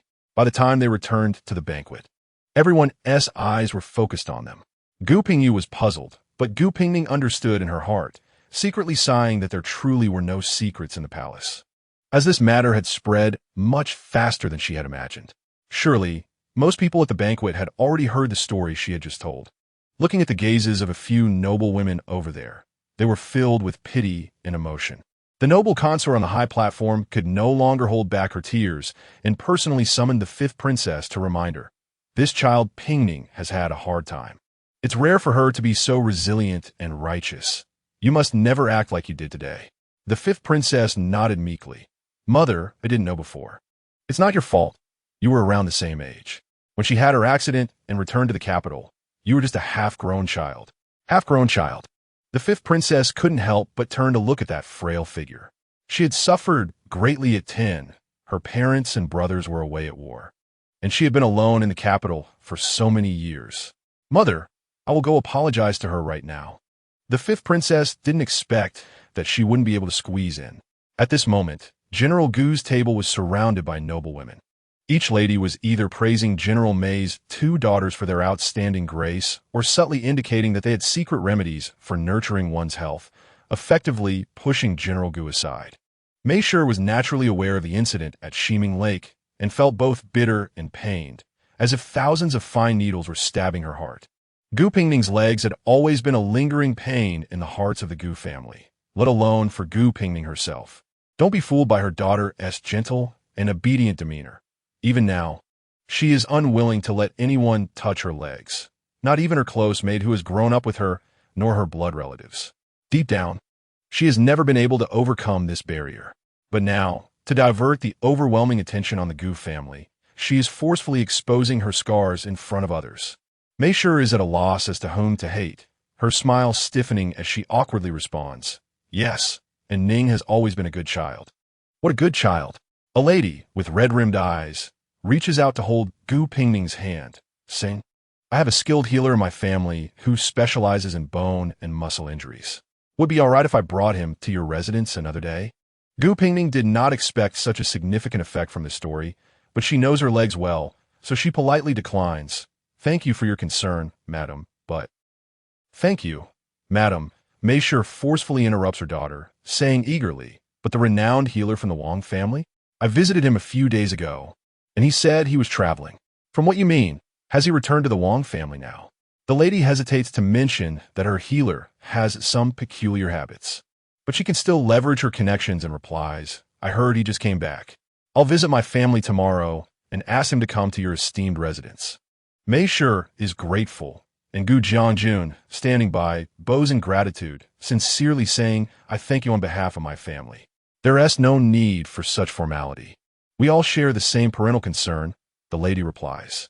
Gu Pingyu, listening from the side, brightens up and leans towards Gu Pingning, saying, Sister.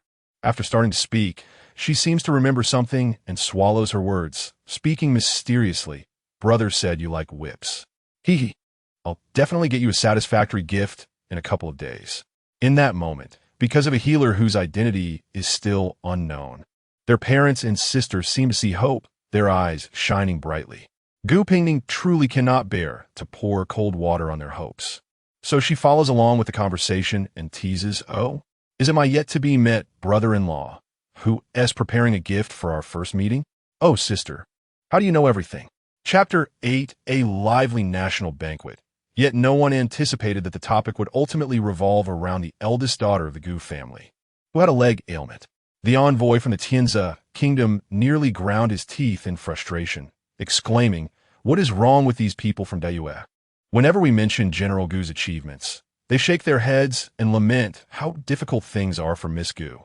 What kind of situation is this? Xiao Jie raised his hand and downed the strong liquor in front of him, his gaze fixed on Gu Pingning, who was surrounded by the crowd. It seemed he wanted to see through this Gu family's eldest daughter, who, under the guise of being ill, had become well known in the capital. Was it intentional or unintentional that she boldly staged such a performance at the national banquet? Before Xiao Jie could find an opportunity to speak, Ms. Gu once again became the focal point of the event. The incident began when Tianzi, in an effort to express goodwill, presented a treasure to De Yue. The envoy held a small, palm-sized glass pagoda, showcasing it to the crowd before speaking confidently. This pagoda, known as the Glass Pagoda, was crafted by the most outstanding mechanical artisan of the previous dynasty over several decades for the royal family. The Glass Pagoda is made from a single piece of exquisite glass, with small holes at both the base and the top. Inside, there are over 100 winding paths, but only one leads through the pagoda.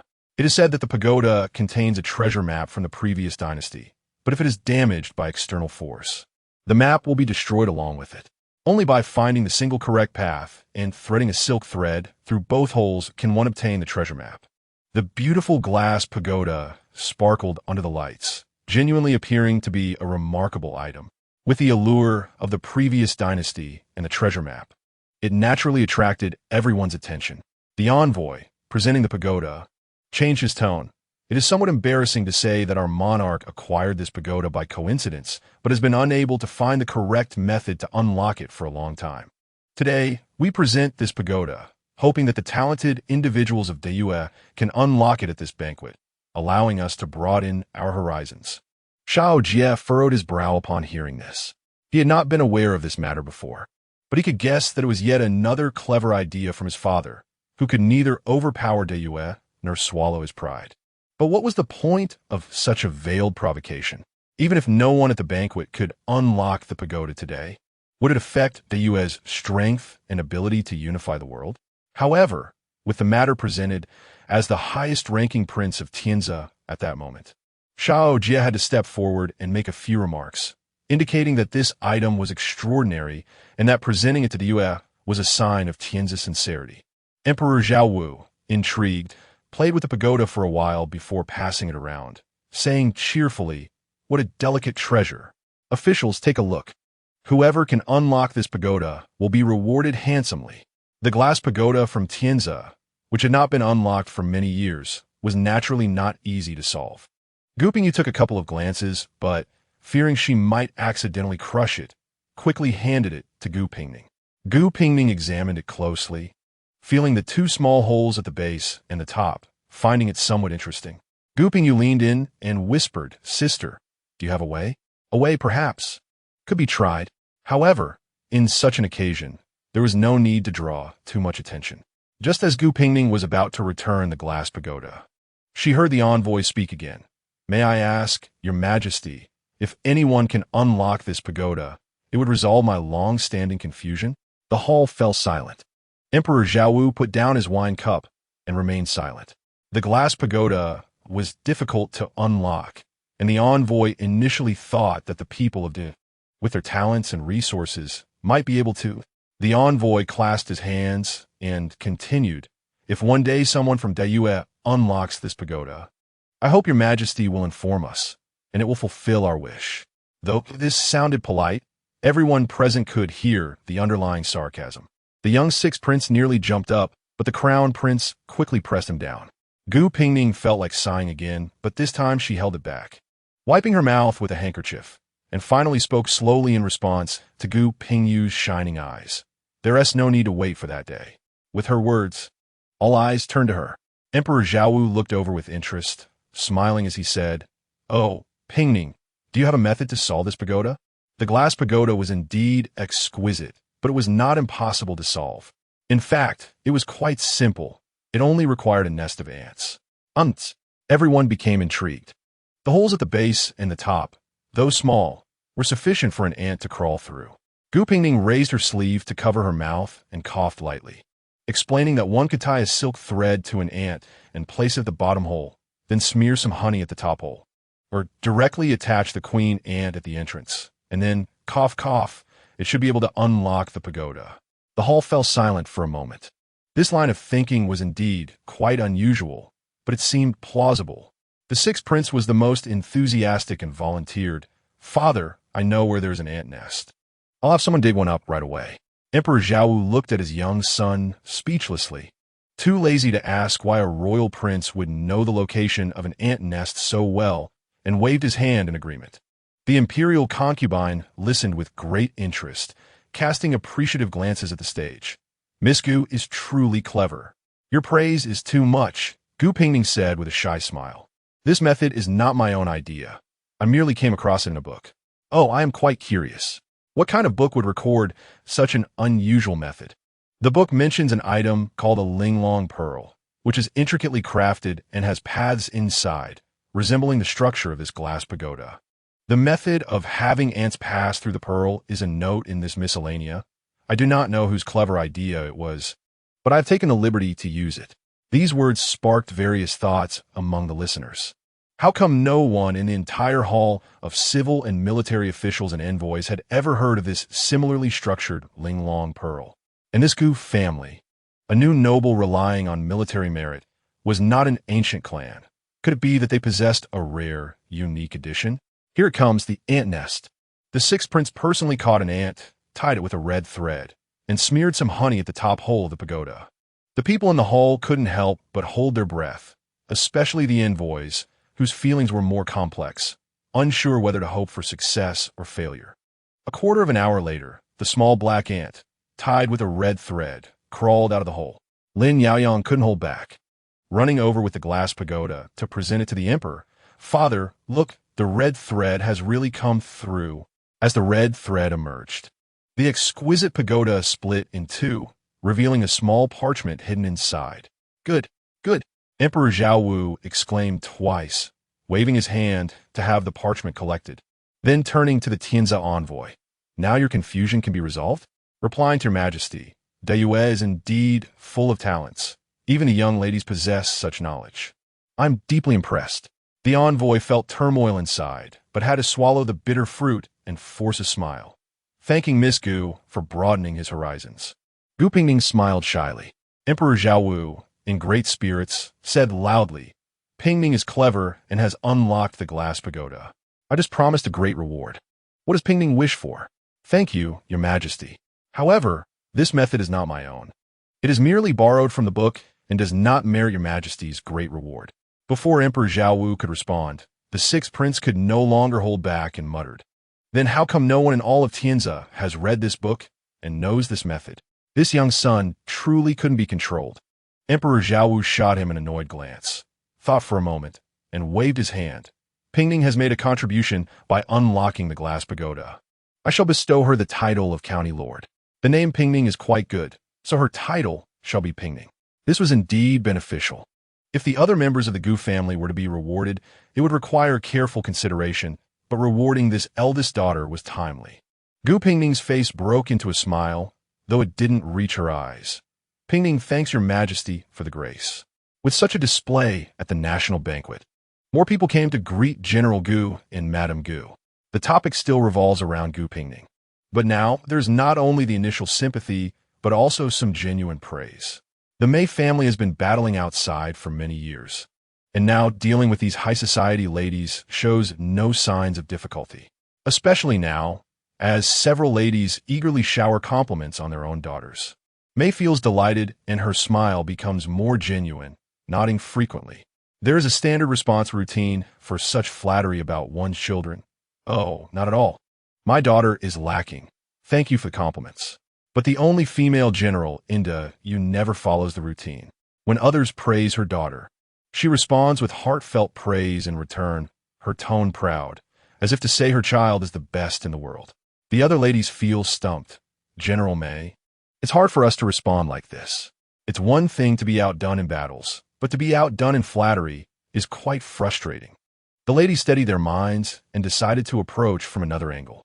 "General Mei, your eldest daughter is wise and courteous, with outstanding qualities. Is she available for marriage?" Gu Pingyu, with her keen ears, couldn't help but lean in closer, but was shot down by a glare from her mother. "Aining is still young.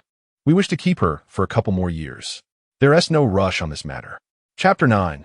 The national banquet comes to an end. Gu Pingning conferred the title of county princess, and Gu Pingyu was chattering excitedly, wishing she could elevate her sister to the skies. However, whether it was her illusion or not, did that northern war god really glance over too many times during the banquet? And that gaze, how should one say it, made people want to dig out those eyes in irritation. On the way back to the mansion, Gu Pingning felt irritable. Suddenly conferring the title of county princess stirred different thoughts among the ladies, which was truly not her intention, and now she was unsure if her plans could proceed smoothly. Gu Pingning responded to Gu Pingyu's words absent-mindedly, and as soon as they returned to the Gu mansion, she bid farewell to her parents and went back to her room alone. Gu Hongguang, who rushed over after hearing news from the palace, was met with a closed door and just happened to bump into the equally worried Gu Pingyu. "What's going on? Has Aining rested so early?" Hong Ying said that elder sister wanted to soak her feet to relieve fatigue, so they prepared the items and stepped out. "That makes sense." Gu Hongguang sighed. Regarding the incident at Shiming Lake today, she assumed Aining must not be feeling well about it either.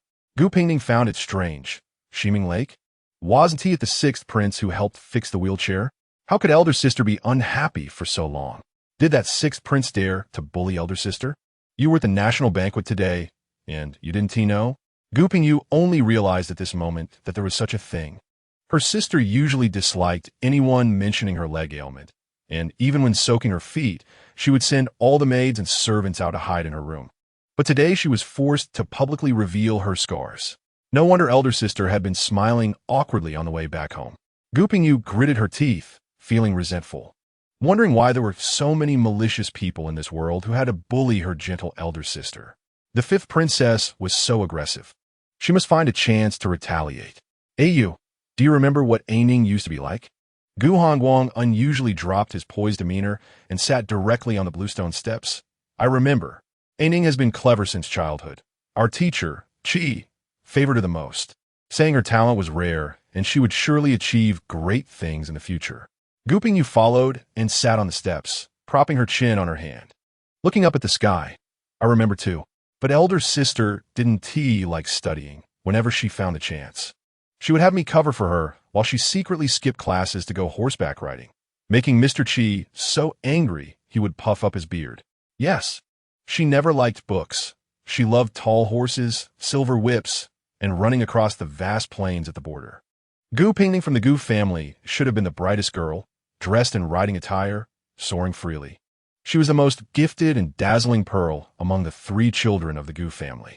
Gu Hongguang gazed at the starry sky, his tone filled with indescribable melancholy. "But, Ayu, do you know? After I returned to the capital, I sent Aining 3 letters, and she replied each time saying she had read them. It's ridiculous.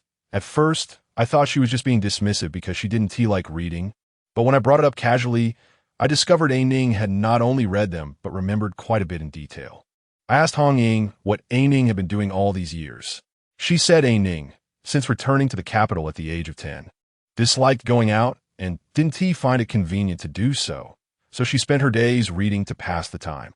After finishing the books in the Gu mansion, she sent Hong Ying to the bookshop to find new books, and when she couldn't find any, she started reading them a second and third time. Then, she began to experiment with the miscellaneous discussions in the books, making wine with mulberries today and boiling crabs with maple leaves tomorrow, just to find something to pass the time. Occasionally, when she got a new book, she could be happy for a day or two. But Aining was such an active and lively person who disliked books. She always said her whip technique had improved and that when she grew up, she wanted to be a valiant female general like our mother.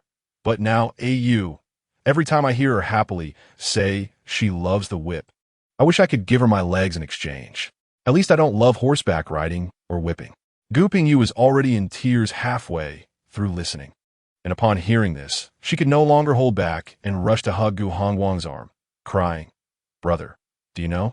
On the day we returned to the capital, elder sister had a high fever, and I vaguely heard her say while sick, 'Ayu, you live so well.' Brother, why do you think that is?"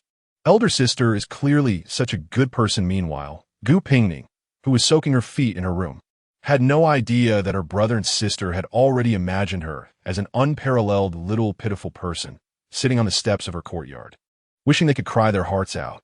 At this moment, she was reflecting on how she couldn't help but clash with that ill-intentioned envoy from the barbarian nation today, stepping into the limelight. Now it's good. Over the years, she had painstakingly crafted a successful image of a sickly young lady, and now she had suddenly added a title of wisdom and cleverness, which was most troublesome, especially since she had already heard ladies at the banquet inquiring about her marriage. This was completely contrary to her plans. Gu Pingning slowly wiped the water droplets off her feet, pondering how to open up to her family. She was clear-minded, having stayed in the capital alone for these years, ostensibly to recuperate, but more so to ease the hearts of the family and emperor.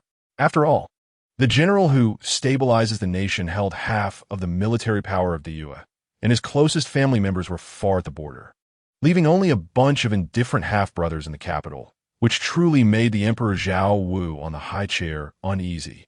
And Gu Pingning's timing to return to the capital for treating her legs was just right. Gu Zili and Mei Ruoxue had a very close relationship, with only the son and 2 daughters beneath them. Keeping a sickly daughter with a leg ailment in the capital was like a reassuring collateral, though everyone knew it but didn't put on the table. Gu Pingning's thoughts were transparent. For these years, she had quietly remained in the small courtyard of the Gu mansion, reading, drinking tea, brewing wine, and practicing the whip, obediently acting as a half-hostage, without a word. But now, her family had all returned to the capital, her father had intentions of retiring, and her brother was not only clever, but also had a dark heart. Fully capable of taking on the responsibilities of the Gu mansion, she could finally live the days she had long desired. For instance, leaving this dreary capital to see the beautiful mountains and rivers of Dayu. Suddenly, there was a sound of fighting outside, startling Gu Pingning. She hurriedly put on her outer robe, propped herself up in her wheelchair, and pushed the door open. In the courtyard, 2 figures, one black and one red, were entangled together, with her sister wielding a long whip, fiercely shouting, "Brother, I can't beat him. Hurry and call someone over." Gu Hongguang's expression was grim. Seeing Gu Pingning come out, he quickly rushed over to stand in front of her, loudly declaring, "The guards of the mansion will be here soon. You'd better withdraw quickly." "Wait, everyone stop." Gu Pingning finally recognized the person. That's my friend." "Fei, you stop too?" "You is my sister." This shout was indeed much more effective than Gu Hongguang's words. The figure in black, resembling an assassin, Fei, was the first to stop, sheathed her gleaming sword, and lightly landed in front of Gu Pingning. Gu Hongguang's vigilance did not lessen. He stood firmly in front of Gu Pingning, not taking a step back. The person before them was clad in black, expressionless and as cold as ice, like a cold sword that had been sharpened and stained with blood, silent and deadly. This was a top-notch swordsman exuding a dangerous aura. That Gu Pingning poked Gu Hongguang, who was blocking her way, with her hand. "Brother, he really is my friend." Gu Hongguang hesitated, but ultimately took half a step back, though still keeping a wary eye on the other. Gu Pingning, feeling a headache, turned to ask Fei, "Why did you come today?" The expressionless Fei usually had no emotions, and even now, when expressing concern, her voice remained cold. "I heard you were seriously ill." "Oh, your news travels fast. My illness was actually just half a month ago." With such a rare, teasing, and relaxed tone, Gu Hongguang didn't know whether to breathe a sigh of relief or to be even more worried.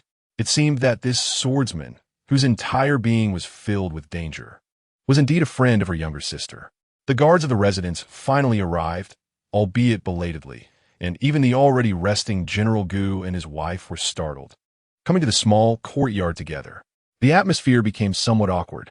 Gu Pingning put on a smiling face and pretended to be calm as she introduced, "This is my friend Fei, a swordsman who moves like the wind." General Gu, a hero of his time, found himself at a loss for how to react. The gender segregation in the Yu was not as strict as in the previous dynasty, but it was still not so lax as to allow an outside man to freely enter a girl's courtyard in the dead of night.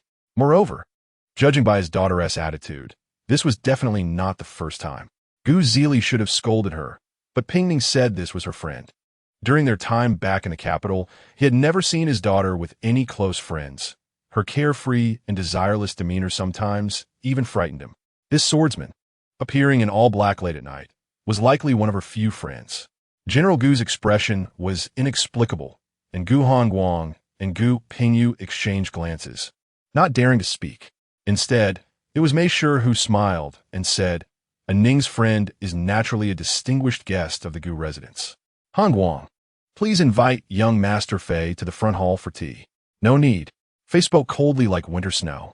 He turned to Gu Pingning and casually tossed a white porcelain bottle to her, saying, "Since you have nothing to do, I'll take my leave." Gu Pingning felt overwhelmed at this moment, receiving the bottle and waving goodbye, sending him off quite decisively. Fate in mind, leaving behind a remark that someone was monitoring the Gu residence, and then he disappeared cleanly into the night sky. Gu Pingning chuckled awkwardly. His senses were quite sharp, and if he said someone was monitoring, it must be true. Sister. Gu Pingyu rushed over curiously and asked, "He is really skilled. How do you know him?" "It's a long story." Gu Pingning rubbed the white porcelain bottle in her hand, feeling that perhaps heaven had arranged this situation to push her forward as she hesitated and overthought things. She decided not to dwell on it any longer. "Father, mother, I have something I want to discuss with you." After a moment of thought, she continued, "How about brother and Au listening too? So I don't have to repeat myself?" Chapter 10. The Gu family always had an unsettling premonition.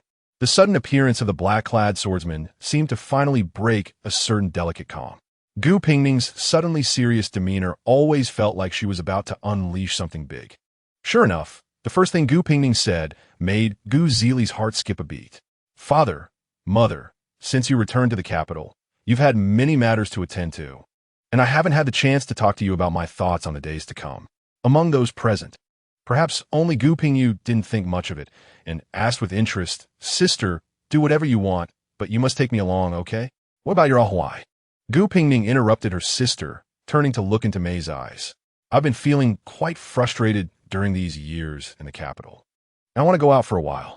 Go out for a while is a very ordinary phrase, but for Gu Pingning, who had been sitting in a wheelchair, it turned out that Anning was indeed frustrated. Gu Hongguang spoke first. "The maple forest at the suburban villa has a beautiful view. Brother will take you there to relax tomorrow. You can play for as long as you want." "Brother, I want to go see not just the villa or the suburban gardens." Gu Anning's tone was gentle. "I want to see the gentle waters of Jiangnan, the winds and sands of the northern desert. To taste the whole roasted lamb on the prairie and the scallops by the seashore. I've heard that the northernmost area has a grand ice lantern festival, with lively dragon and lion dances. To the south, there are beautiful flower festivals with picturesque and fragrant scenery. The world is vast, and the mountains and rivers are far. I want to see all of this." No one spoke. Even the usually chattering Gu Pingyu fell silent. Gu Pingning looked at her silent parents, her tone carrying a hint of loneliness. "They say that when parents are around, one should not travel far. I know that this is not only willful, but also unfilial. But I really don't want to stay in the capital for the rest of my life. Marrying someone who took pity on the Gu family and then spending my days in the inner courtyard, only going as far as the hunting grounds in the suburbs." Gu the general frowned tightly, unable to help but scold gently. "What do you mean by unfilial? Anning is very well behaved. It's just that your mother and I are worried. The world is vast and the roads are long. How can we be at ease with you out there? What if you get cold, hungry, hurt, or sick?" "Father, I'm not being impulsive. I've thought about everything you said. I will take Hong Ying and Fei Yi with me. Hong Ying has taken care of me since childhood and has martial skills, and you've seen Fei Ye's abilities. There will definitely be no safety issues. Moreover, I promise to send letters back every month to report my safety." Gu Hongguang couldn't help but retort, "If something really happens while you're out there, what can Fei Yi do? We don't oppose your desire to go out for a break, but when you talk about traveling far and wide, how long do you plan to be gone? 3 years, 5 years, or are you planning not to come back at all? Do you not want your parents and us anymore?" "Hongguang, what are you saying to your sister?" May interrupted her son, looking at this familiar yet unfamiliar daughter. She said slowly, "Anning, have you really made up your mind?"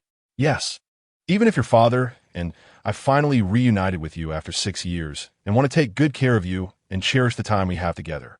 You still insist on going far away, don't you?" "Yes." Gu Pingning looked at her mother, whose fierce demeanor had faded with time, leaving only tenderness and love in her eyes. Her voice was calm. "I know that ultimately it's because of my legs. If I could run and jump, and my skills were as good as Yu's, I don't think mother and father would worry so much. But because my body is tied to this wheelchair, I can't let my heart be trapped in the capital as well. Mother, could you just consider this a fulfillment of my willfulness?" May's nose felt sour. 6 years had passed.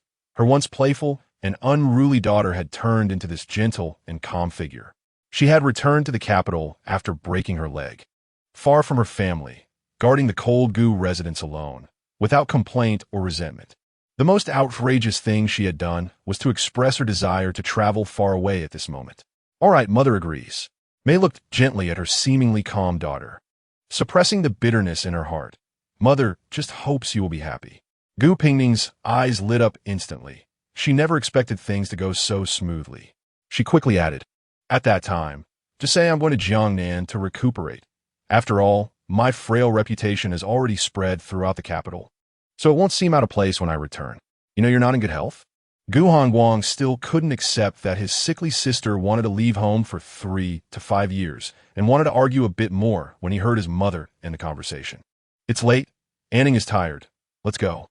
At that moment, Gu Pingning's eyes were filled with sparkling stars. The previous frustration swept away, and she couldn't wait to send a letter to Fei Yi to share this good news. The miraculous doctor from the Wang family will come tomorrow. I may not care about your travels, but before that, you must obediently see the doctor. Gu Pingning's smile stiffened halfway.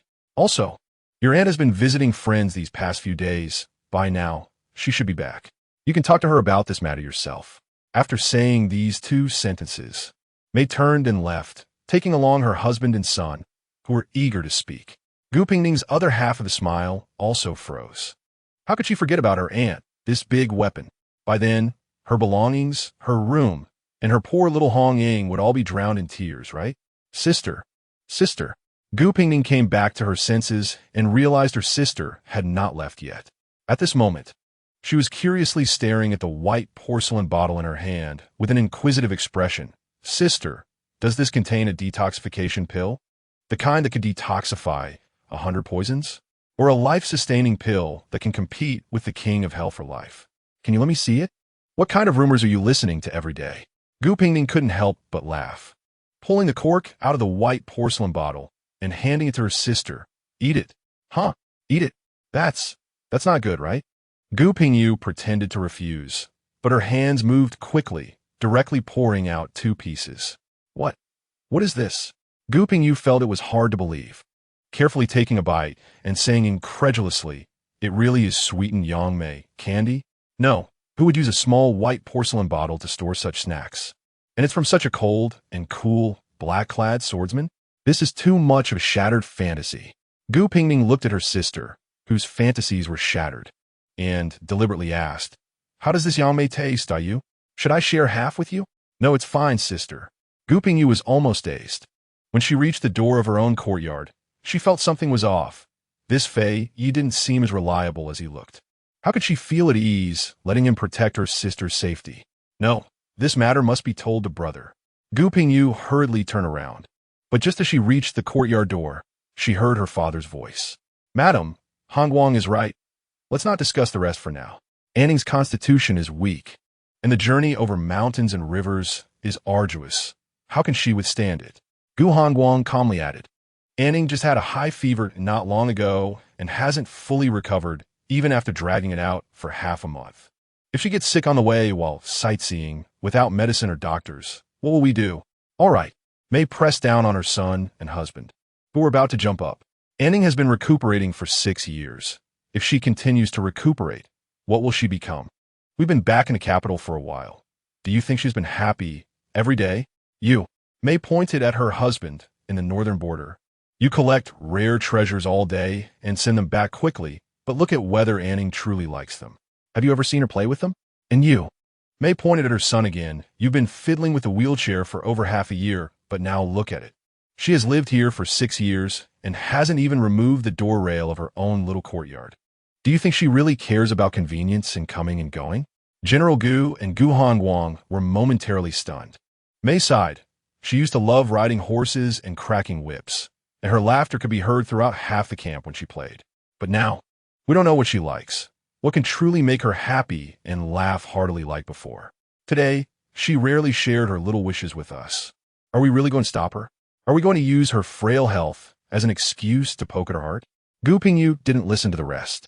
She hadn't spoken a word throughout this matter tonight, as she never intended to persuade her brother.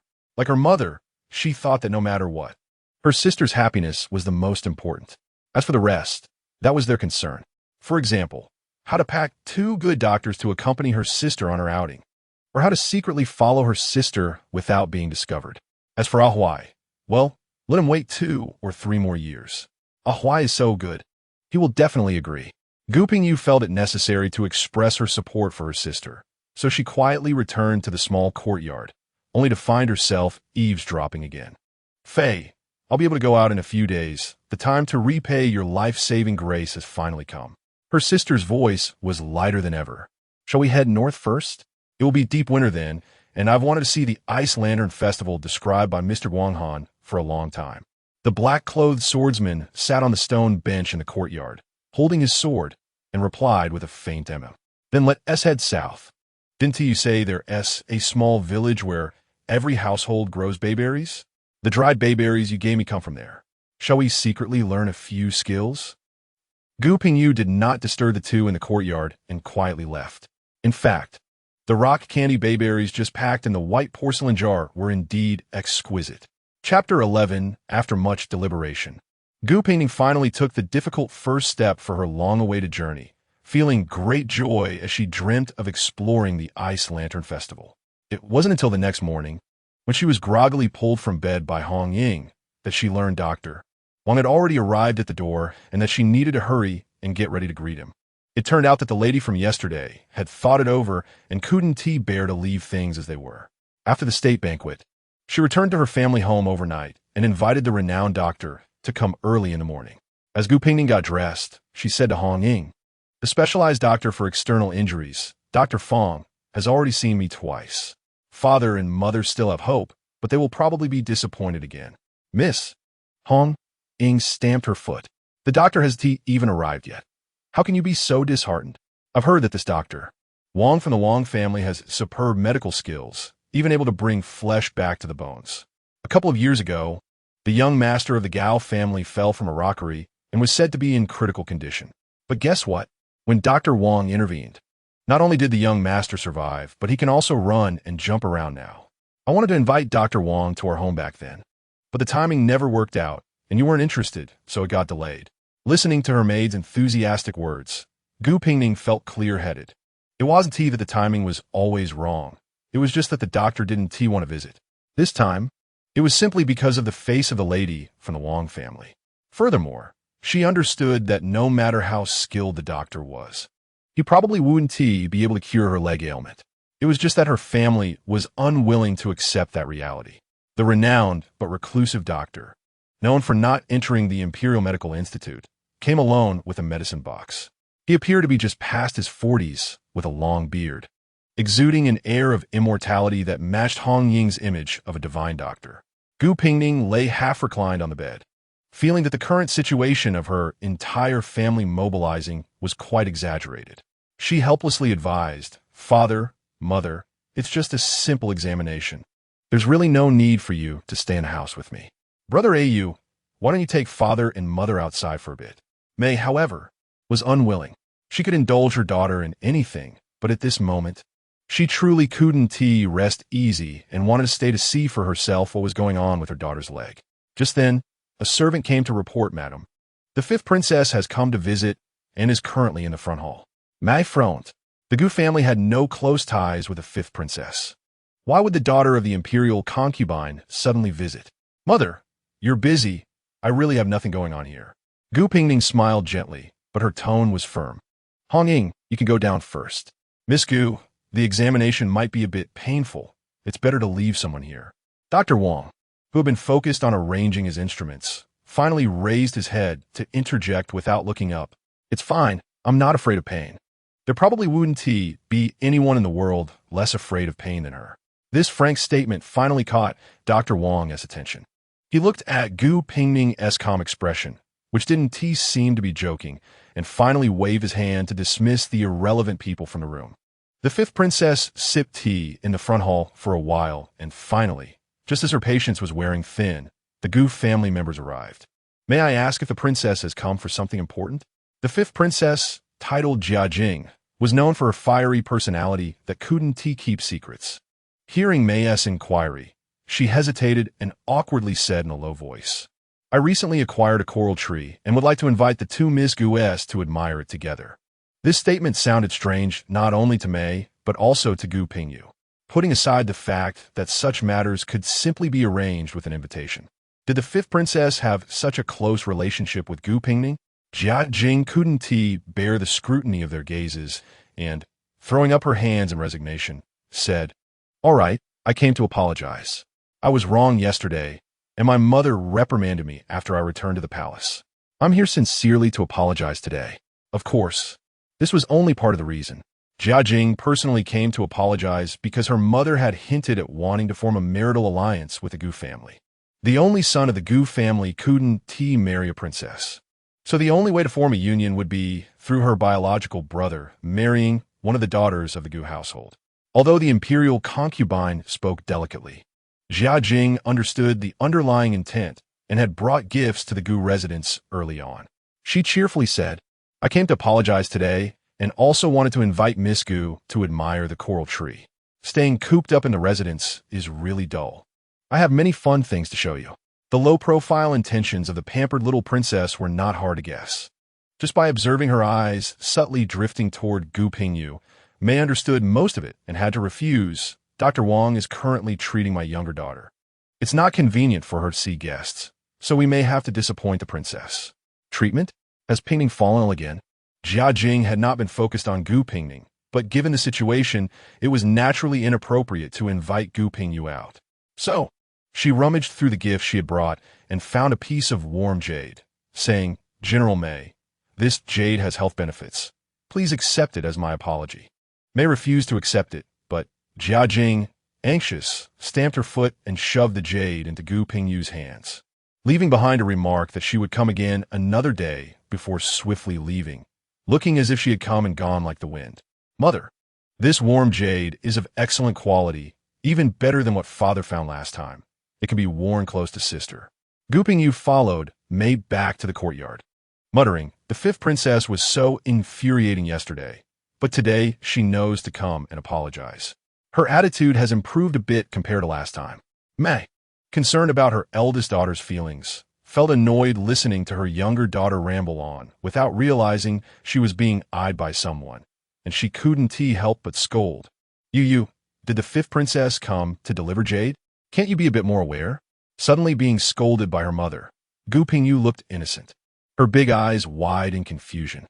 Her eldest daughter, who should be focusing on recovering, was more sensitive than a wooden block, while the youngest daughter, who was the center of attention and seen as a prize by others, had a simple mind like a blank slate. May sighed helplessly. "Why is back this time? You, and he should settle things officially. It's better than a verbal agreement that leaves people uneasy." "Oh." Gu Pingning swallowed her questions, and after waiting with May for a while longer, they finally saw Dr. Wang push the door open and come out with his medicine box. "Dr. Wang, how is Ning? Is her leg treatable?" Dr. Wang looked at General May, who was anxious for her daughter, and shook his head regretfully. "I heard about the situation in Pingning County yesterday. Originally, if it were just a broken bone from a fall, I might have been able to try. But after the bone was broken, it wasn't properly fixed and rested. Instead, she rode and galloped through the night, causing the broken bone to shatter into fragments embedded within the flesh and muscles. In such a situation, I truly have no power to help." May almost lost her balance. In that moment, she was no longer the invincible female general of the U, but just a helpless and anxious mother, like all parents of patients. Knowing it was impossible, yet still holding on to the last thread of hope, pleading, "Dr. Wang, you have superb medical skills. Can you please try to treat her once more?" "General May, it's not that I'm unwilling to treat her. Miss Pingning is strong-willed. Just now during the examination, she endured excruciating pain and kept her expression unchanged. I truly admire her. If it were possible to treat her, I would do everything I could. But this injury is beyond human capability to heal." Dr. Wang left without waiting for anyone to see him off, carrying his medicine box alone. If anyone in the Gu residence was neither surprised nor disappointed by this, it would only be Gu Pingning. May was afraid that she would be in a bad mood, so she didn't dare to disturb her, which conveniently allowed a certain elusive swordsman, who came and went like the wind, to sit silently on the beam above. expressionless as he looked down. I say, flying hero, haven't you been coming a bit too often these past few days? Gu Pingning propped herself up and said helplessly, even if you're excited because you know we're going to travel, it shouldn't be to this extent. I heard the divine doctor came to treat today. You're quite well informed. Gu Pingning pushed his wheelchair closer to the cabinet, took out a large roll of sheepskin, and placed it on the table. If my legs could be cured, they would have been by now. At this point, it's just my parents who refuse to give up. He paused, then waved. Come over and take a look. What is this? This is the purpose of our trip. Faye leaped down from the beam, her eyes finally showing a hint of curiosity. The purpose of the trip? Isn't it just because you find the capital boring and want to go out for a while? That's one reason. Gu Pingning slowly unfolded the sheepskin, his gaze eager.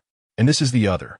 In front of Faye lay a huge map, stretching from Jinling in the east to Tianza in the north. In detailed areas, one could see mountain-top temples, while the simpler sections only depicted mountains and rivers. Although incomplete, it was magnificent and awe-inspiring. This is what I have compiled over the years from incomplete maps and various records. You see, this is the world, the territory of our great you. After a century of war, peace has finally returned. As we travel, every piece of land beneath our feet belongs to great you, and everyone we meet are subjects of great you. I want to add all the places we visit to this map, making it more detailed and accurate. If the world remains peaceful, this map will symbolize the territory of great you. But if one day war breaks out again, I hope this can at least serve as a reference for our march. Faye looked at him with surprise, as if she was truly seeing Gu Pingning for the first time. He chuckled, what's wrong? Did you think I could only pretend to be sick, cough pitifully, or rely on the grace of saving my life to repay a favor? Faye did not answer, simply giving him a look that suggested he should figure it out for himself. Hey, Faye, don't look at me like this. I once had dreams too, you know. When I was a child, my biggest dream was to master martial arts, to lead troops to battle, and then like my mother, become a general to guard the borders of Great Yu, so that no one would dare to invade. But now, that dream seems impossible to achieve. However, if I can create a detailed and accurate map, it would still count as doing my part for Great Yu. It would also mean that I have not disgraced the Gu lineage in my life. Chapter 12. Gu Pingning rarely opens up to others, but for some unknown reason, she finds herself unexpectedly able to speak freely with the reticent and cold-faced Faye. This leads to a flicker of the once dissipated ambition that settles between her brows, allowing a glimpse of the spirited youth he once was. Faye is indeed taken aback for a moment. In his youth, he was proud and arrogant, challenging renowned experts in the martial world without suffering a single defeat. However, his reckless bravado also led to enmities that resulted in him being hunted down. When he was gravely injured, he was fortuitously saved by Gu Pingning. At that time, he was so naive that he failed to see through Gu Pingning's facade of indifference, foolishly insisting on repaying his life-saving grace and, in a muddled way, promised to protect her for 5 years during her travels. This was supposed to be a given, but the most frustrating part was that Gu Pingning herself didn't know when she would be able to leave home, which made him run to the capital twice a year to see if the young lady needed him as her guard. Through this back and forth, the two solitary individuals actually became friends. In his memory, Gu Pingyu was just a pampered young lady, skilled at feigning illness and playing the victim, with so many hidden intentions that they could barely be contained, completely at odds with the straightforward manner of the military family. But now, the sudden change in her demeanor truly astonished him. It seemed he had finally seen through her exterior to glimpse the true self hidden deep within her heart. Various thoughts whirled in Faye's mind, but he couldn't let his cold, aloof persona crumble. So, he quickly returned to his expressionless demeanor, nodded, tossed a white porcelain bottle, and jumped out of the window. TCH, just using snacks to dismiss me. Gu Pingning put away the map and turned to list the items she needed to take with her. The following days suddenly became busy. Her aunt, who returned from visiting friends, wept over her travel plans, soaking 3 of her garments. The drunken 5th princess visited frequently, and Ayu constantly mentioned Huai's swift return to the capital.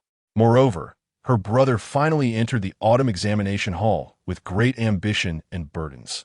Today was the last day of the autumn examination, and General Gu, who appeared indifferent but was actually concerned, took his wife and daughter to pick up their son.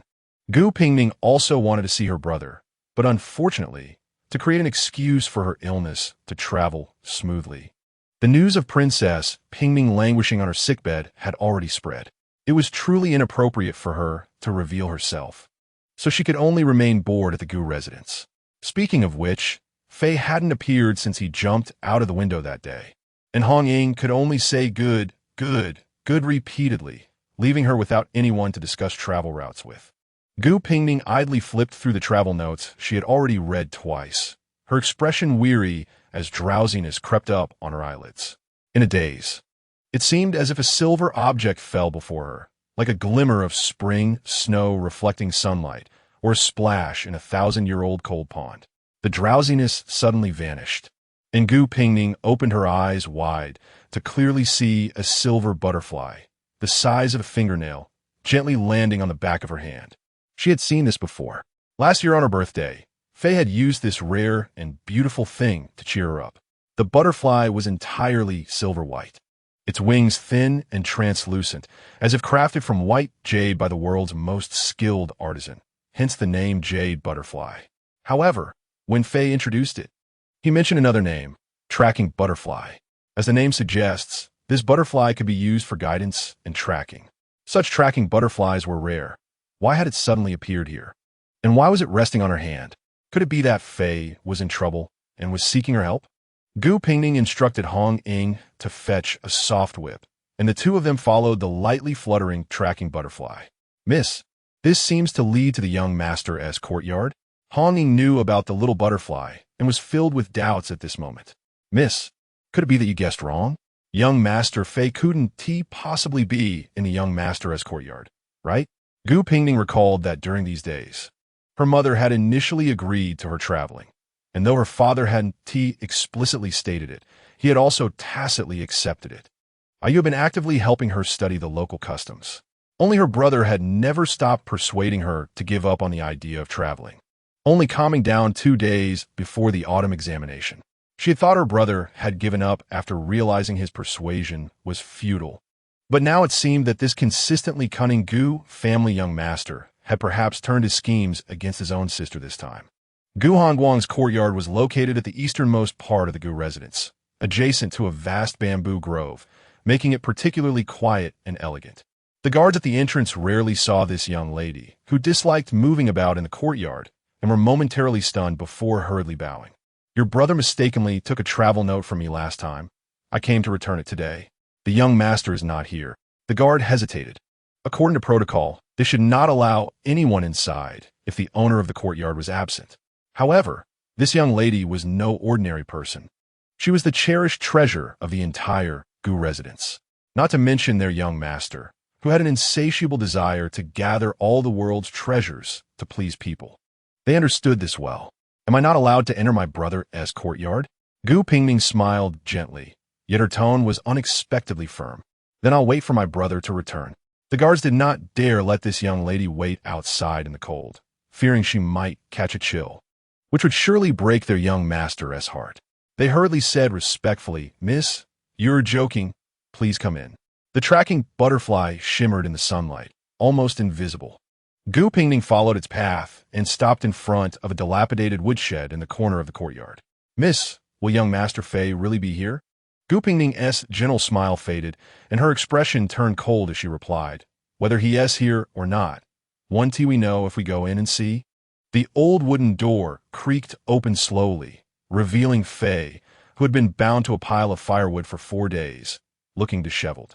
Hearing the sound, he finally lifted his eyelids and half sarcastically said, Your brother really has some skills.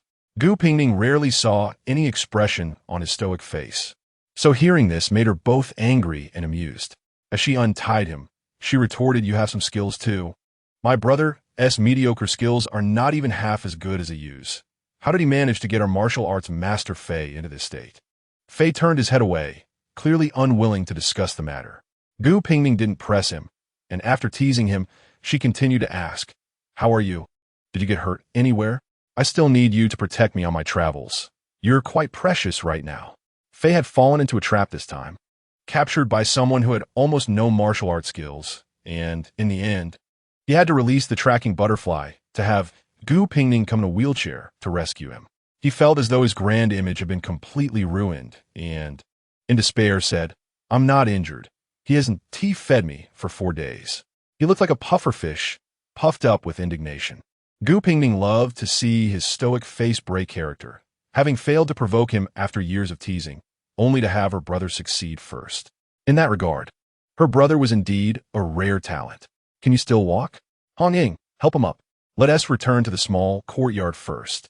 Then instruct the kitchen to make some light porridge." Yes, Mississippi Hong Ying helped the famished Fei to his feet, hesitatingly asking, "Miss, are we just going to go out like this?" Gu Pingning smiled on the surface, but spoke coldly. "What? Young Master Gu can bind my friend in the Gu residence, but I can't take him out without sneaking around?"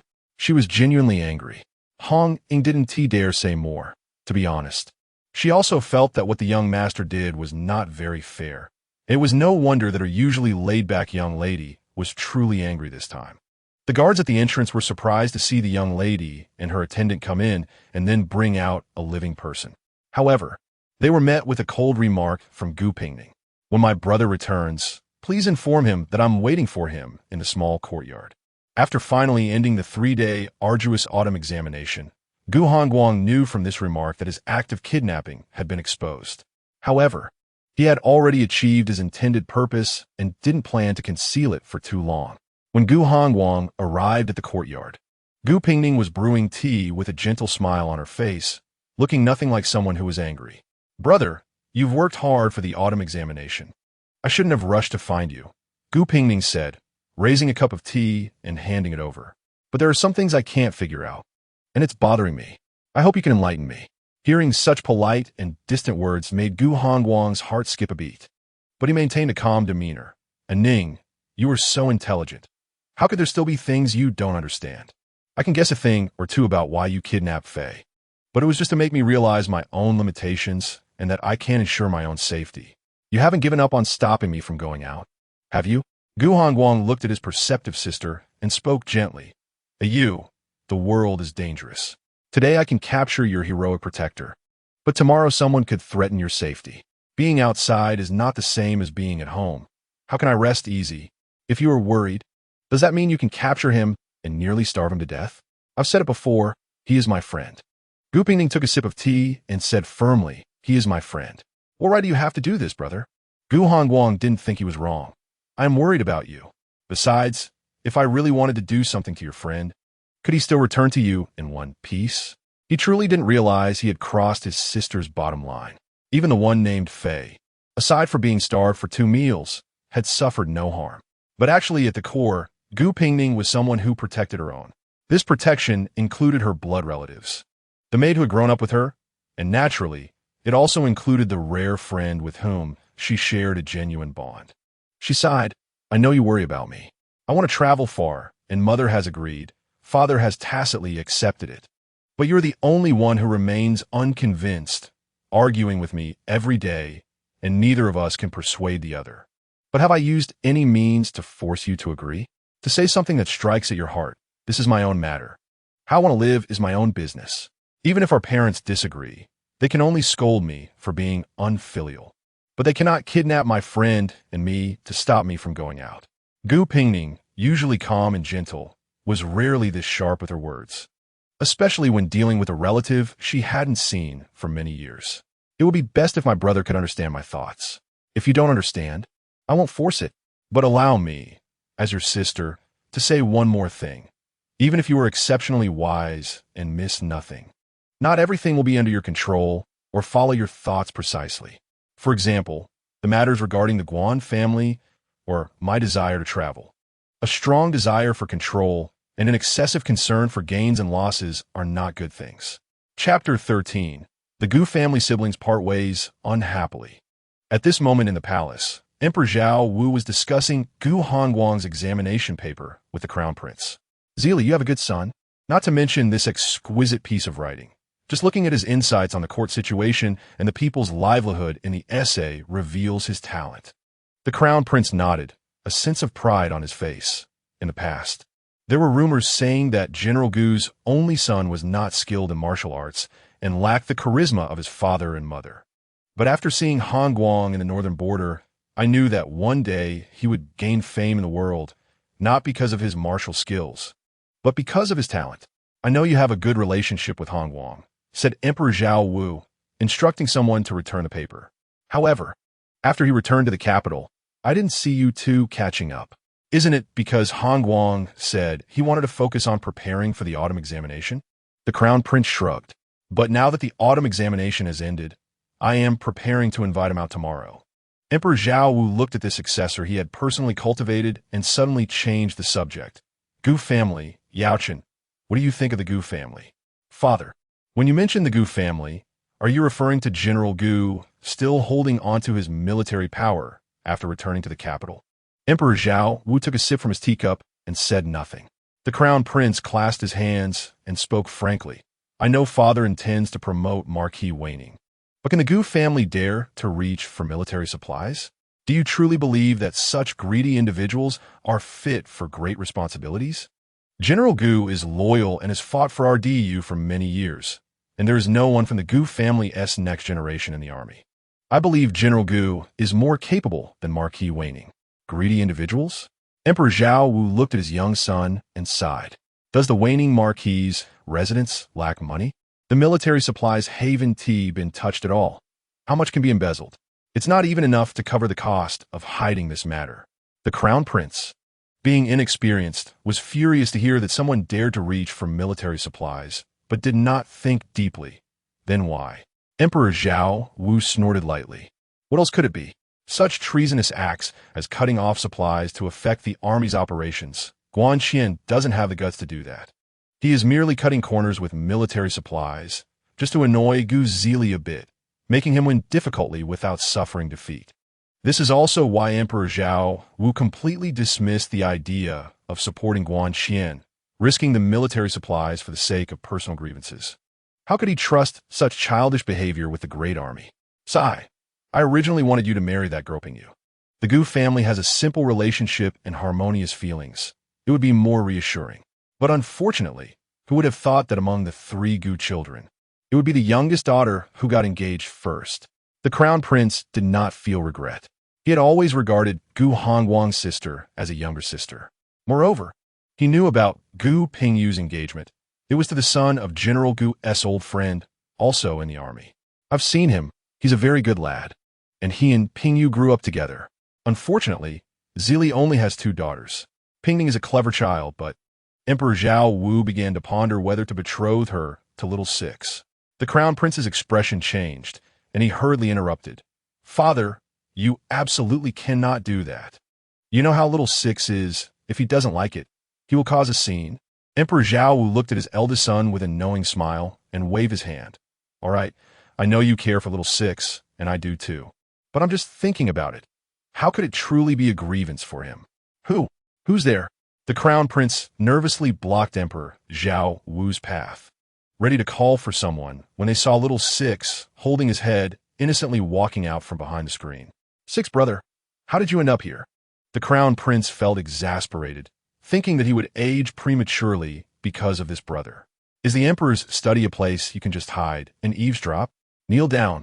Lin Yaoyang obediently knelt down. I came to find Father, but when he wasn't here, I waited a bit and accidentally fell asleep. I didn't mean to eavesdrop. He had been doted on since childhood and was accustomed to mischief and causing trouble. However, both the Emperor and the Crown Prince spoiled him, and aside from a few mock scoldings, they couldn't bear to say anything harsh. As expected, Emperor Zhao Wu was not angry, just helplessly saying, "Get up. Speak. Why were you waiting for me so eagerly? Is there something you want?" Lin Yaoyang got up and poured a cup of tea for his father, awkwardly saying, "I want to marry the eldest daughter of the Gu family." As soon as he said this, both of the others froze. The Crown Prince frowned and scolded. "Don't be ridiculous. Did you hear what I was discussing with Father? Listen, you don't need to marry Gu Pingning. Just stay put, and Father will choose a good match for you." "No," Lin Yaoyang blushed as he refuted. "Elder brother, it's my own wish to marry her. It has nothing to do with your conversation with Father." The Crown Prince naturally did not believe this. At this moment, He felt both gratified and pained. He was gratified that his mischievous younger brother had grown up and was being considerate for his older brother. But he was also pained that he would subject himself to marrying someone frail and with a leg disability, and even to avoid worrying him, he deliberately said it was his own desire to marry. However, he could not allow his younger brother, whom he had doted on since childhood, to suffer such grievances. So he comforted, "All right, elder brother knows your intentions, but let us not mention this matter again." Lin Yaoyang, with his neck half red, exclaimed, "Elder brother, I like her. I want to marry her." The crown prince looked at him as if he were a mischievous child. "What do you like about her?" "Not to mention her leg disability, which means she will need to sit in a wheelchair for life. Just saying she is frail and sickly. I heard she was bedridden recently." When asked about what he liked, Lin Yaoyang was still blushing, but upon hearing the latter half, he couldn't help but retort, "She has a leg disability because of her DU, so what if she needs a wheelchair? Being frail and sick doesn't matter. There are so many imperial physicians in the palace and various precious medicinal materials. With time, her health can be restored. You." "All right." Listening to the two brothers arguing, Emperor Zhao Wu finally put down his teacup and looked at his beloved young son, asking each word clearly. "Little six, have you thought it through? Do you truly wish to marry Gu Pingning? I promised your mother to let you happily do what you want. But if you agree now, once the marriage edict is issued, the Gu family's daughter is not someone you can casually change your mind about. Do you understand?" "Yes, father." Lin Yaoyang knelt down seriously and said, "I want to marry her and will not go back on my word." "Good. I will issue the marriage edict tomorrow." "Father." The crown prince looked disapproving and wanted to persuade again, but was interrupted by Emperor Zhao Wu. "Yao Chun, little six is grown up. He can make his own decisions and be responsible for himself. As an older brother, you can't take care of everything for him his entire life." Crown Prince Lin Yaochun wanted to say that he could, as he had vowed in his heart when his mother handed his younger brother, who was still babbling, to him. He would protect little six as safety and happiness for life. Lin Yaoyang, however, was unaware of his brother's concerns and asked with some entanglement, "Father, I truly want to marry her, but I don't know if she is willing to marry me. Is it too rushed to issue the marriage edict tomorrow?" "Ha ha." Emperor Zhao Wu stood up and patted his young son's shoulder meaningfully. "Since little six, you are willing to marry, then the Gu family's daughter will naturally be willing to marry you." Meanwhile, the Gu residents remained calm, unaware of the events unfolding. Particularly, the eldest daughter and son were oblivious to the quarrel that had occurred, leaving everyone on edge, afraid of stepping on a landmine. Gu Pingning's luggage was almost packed, and she was preparing to set a date for her outing in the coming days. Gu Pingning, like a little tail, followed in and out, unable to hold back after a while, as if casually bringing it up. "Sister, did you and brother have a fight?" "We didn't fight. We just have different views on some matters, so there's no need to worry." "But, Miss Gu," second Mississippi suddenly, a servant rushed in to report that an imperial decree had arrived, and the lady was asked to hurry the two young ladies to the front hall. How could there be an imperial decree at this time? Moreover, according to custom, the eldest daughter of the Gu family was seriously ill. How could her mother allow her to go out to receive the decree? When the two sisters hurried to the front hall, they found that not only was there a eunuch delivering the decree, but there were also two imperial physicians accompanying him. Gu Pingning felt an ominous premonition in her heart, and this premonition quickly became reality. The daughter of General Guzili, Gu Pingning, was outstanding in appearance and graceful in demeanor. "It is decreed that you are to be betrothed to the sixth prince as his princess." Gu Pingning sat in a wheelchair, watching her brother kneeling on the ground as the color drained from his face, his right hand clenched tightly into a fist. She saw her sister trying several times to stand up and interrupt the proclamation, only to be discreetly pulled back by their mother. She saw her father bowing his head, listening to the content of the decree, and for a long time, he did not respond to it. Gu Pingning sighed, feeling a bit heartbroken for the luggage she had spent so long packing, and then felt that it was unfair for Faye to gain freedom. But in the end, she suppressed all her emotions, bent down, and extended her hands. "This subject receives the decree.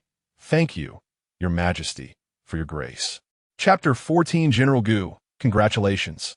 The one delivering the imperial edict was none other than eunuch Zhang, who served closely by Emperor Zhao Wu's side and rarely left the palace. At this moment, he clasped his hands and smiled, saying, "This morning His Majesty decreed that the sixth prince be granted the title of princein. I also heard that princess is unwell, so His Majesty specifically sent the imperial physician here. Thank you for His Majesty's concern. But this is an old ailment of mine. I've been improving significantly these past few days and do not require the trouble of two physicians," Gu Pingning said, glancing at her silent parents.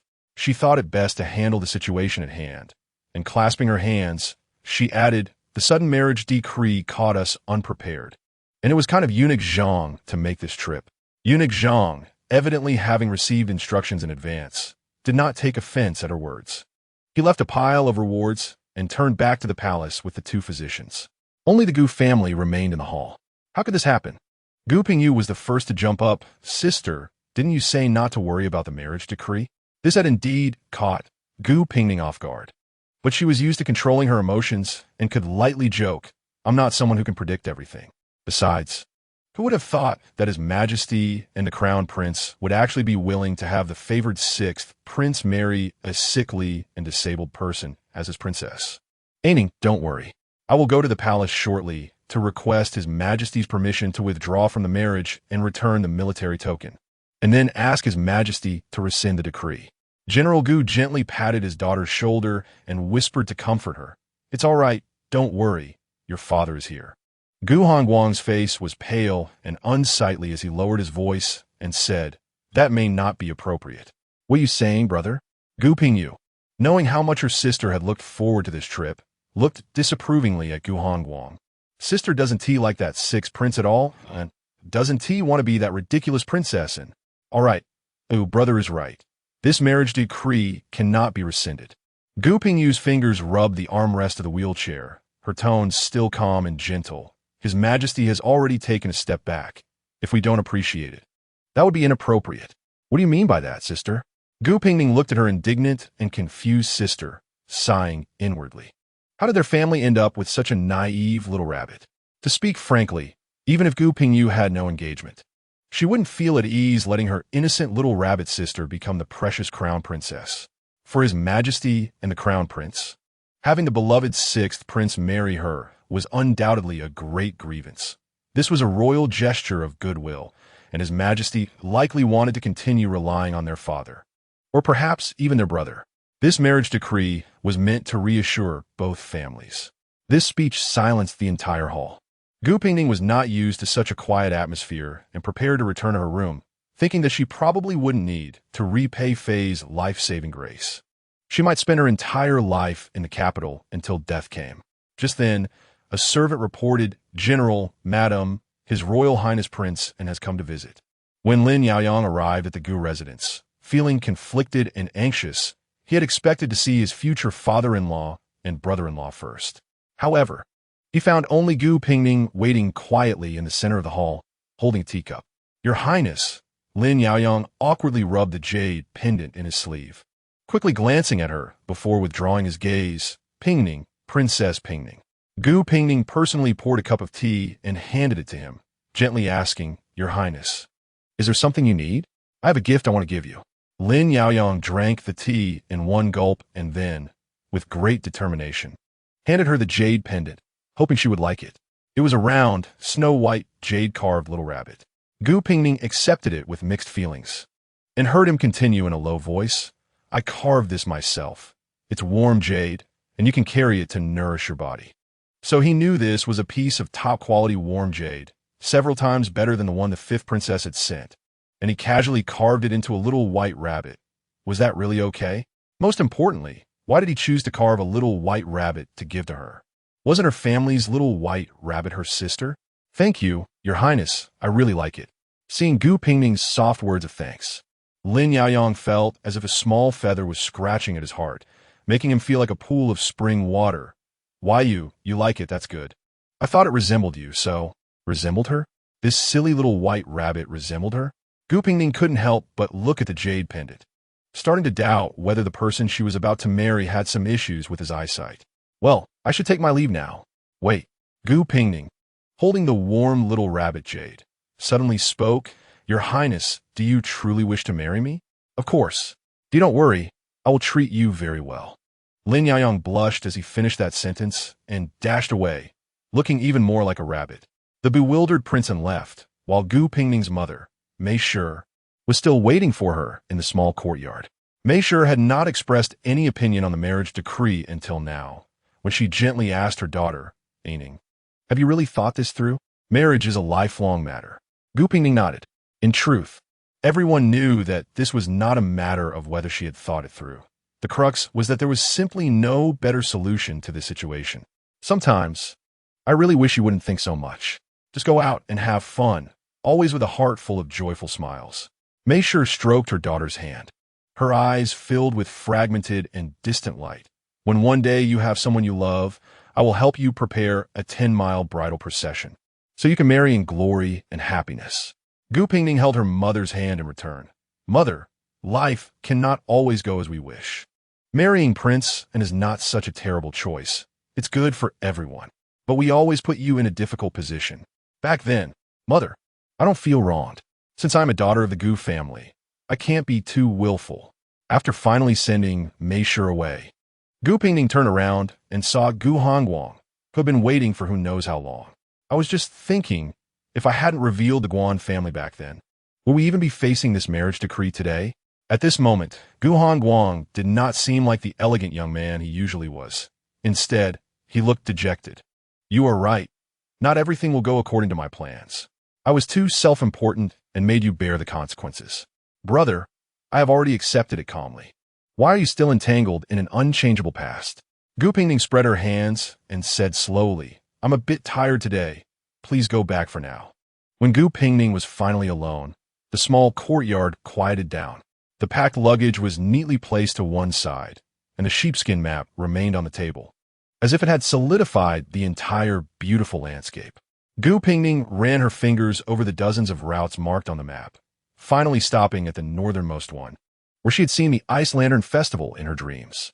She put away the map, rolling it up from north to south along the route she most desired, as if she were slowly retracting her past dreams and expectations until she transformed back into the calm and unperturbed Gu Pingning. Fei, always dressed in black and elusive, finally delivered news without delay, appearing in the small courtyard late at night without saying a word. Gu Pingning had already managed to gather her emotions and smiled as she clasped her hand from a distance, saying, "All right, Hero Fei, you are free now. Congratulations." "Stop laughing." Fei slammed his sword on the table. "What can I do? Kill that prince for you." Hearing this, Gu Pingning found it amusing and pushed the sword back. "Stop joking.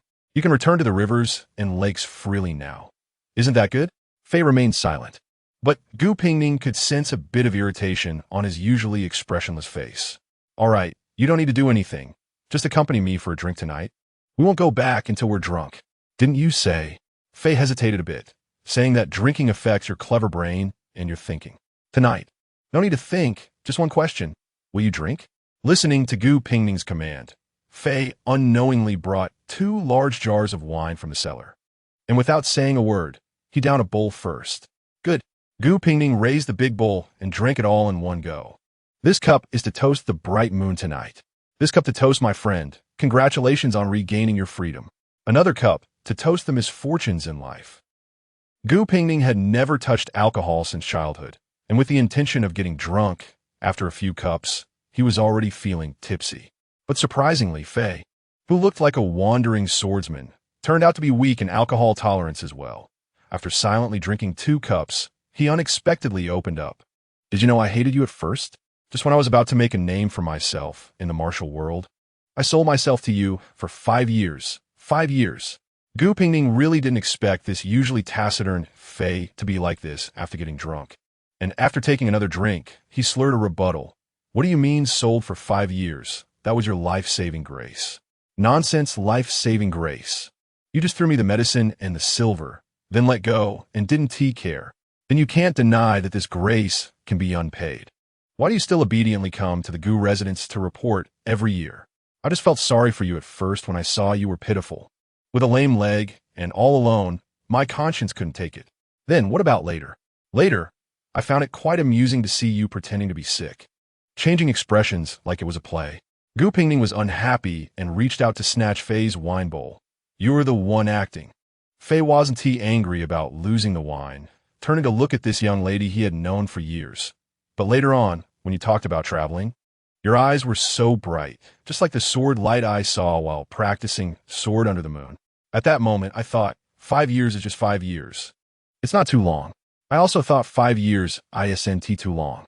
Gu Pingning was already tipsy and in a daze, as if something slipped from her eyes. Not too long. Chapter 15, A Drunken Night. Gu Pingning genuinely felt for the first time that alcohol was a good pastime.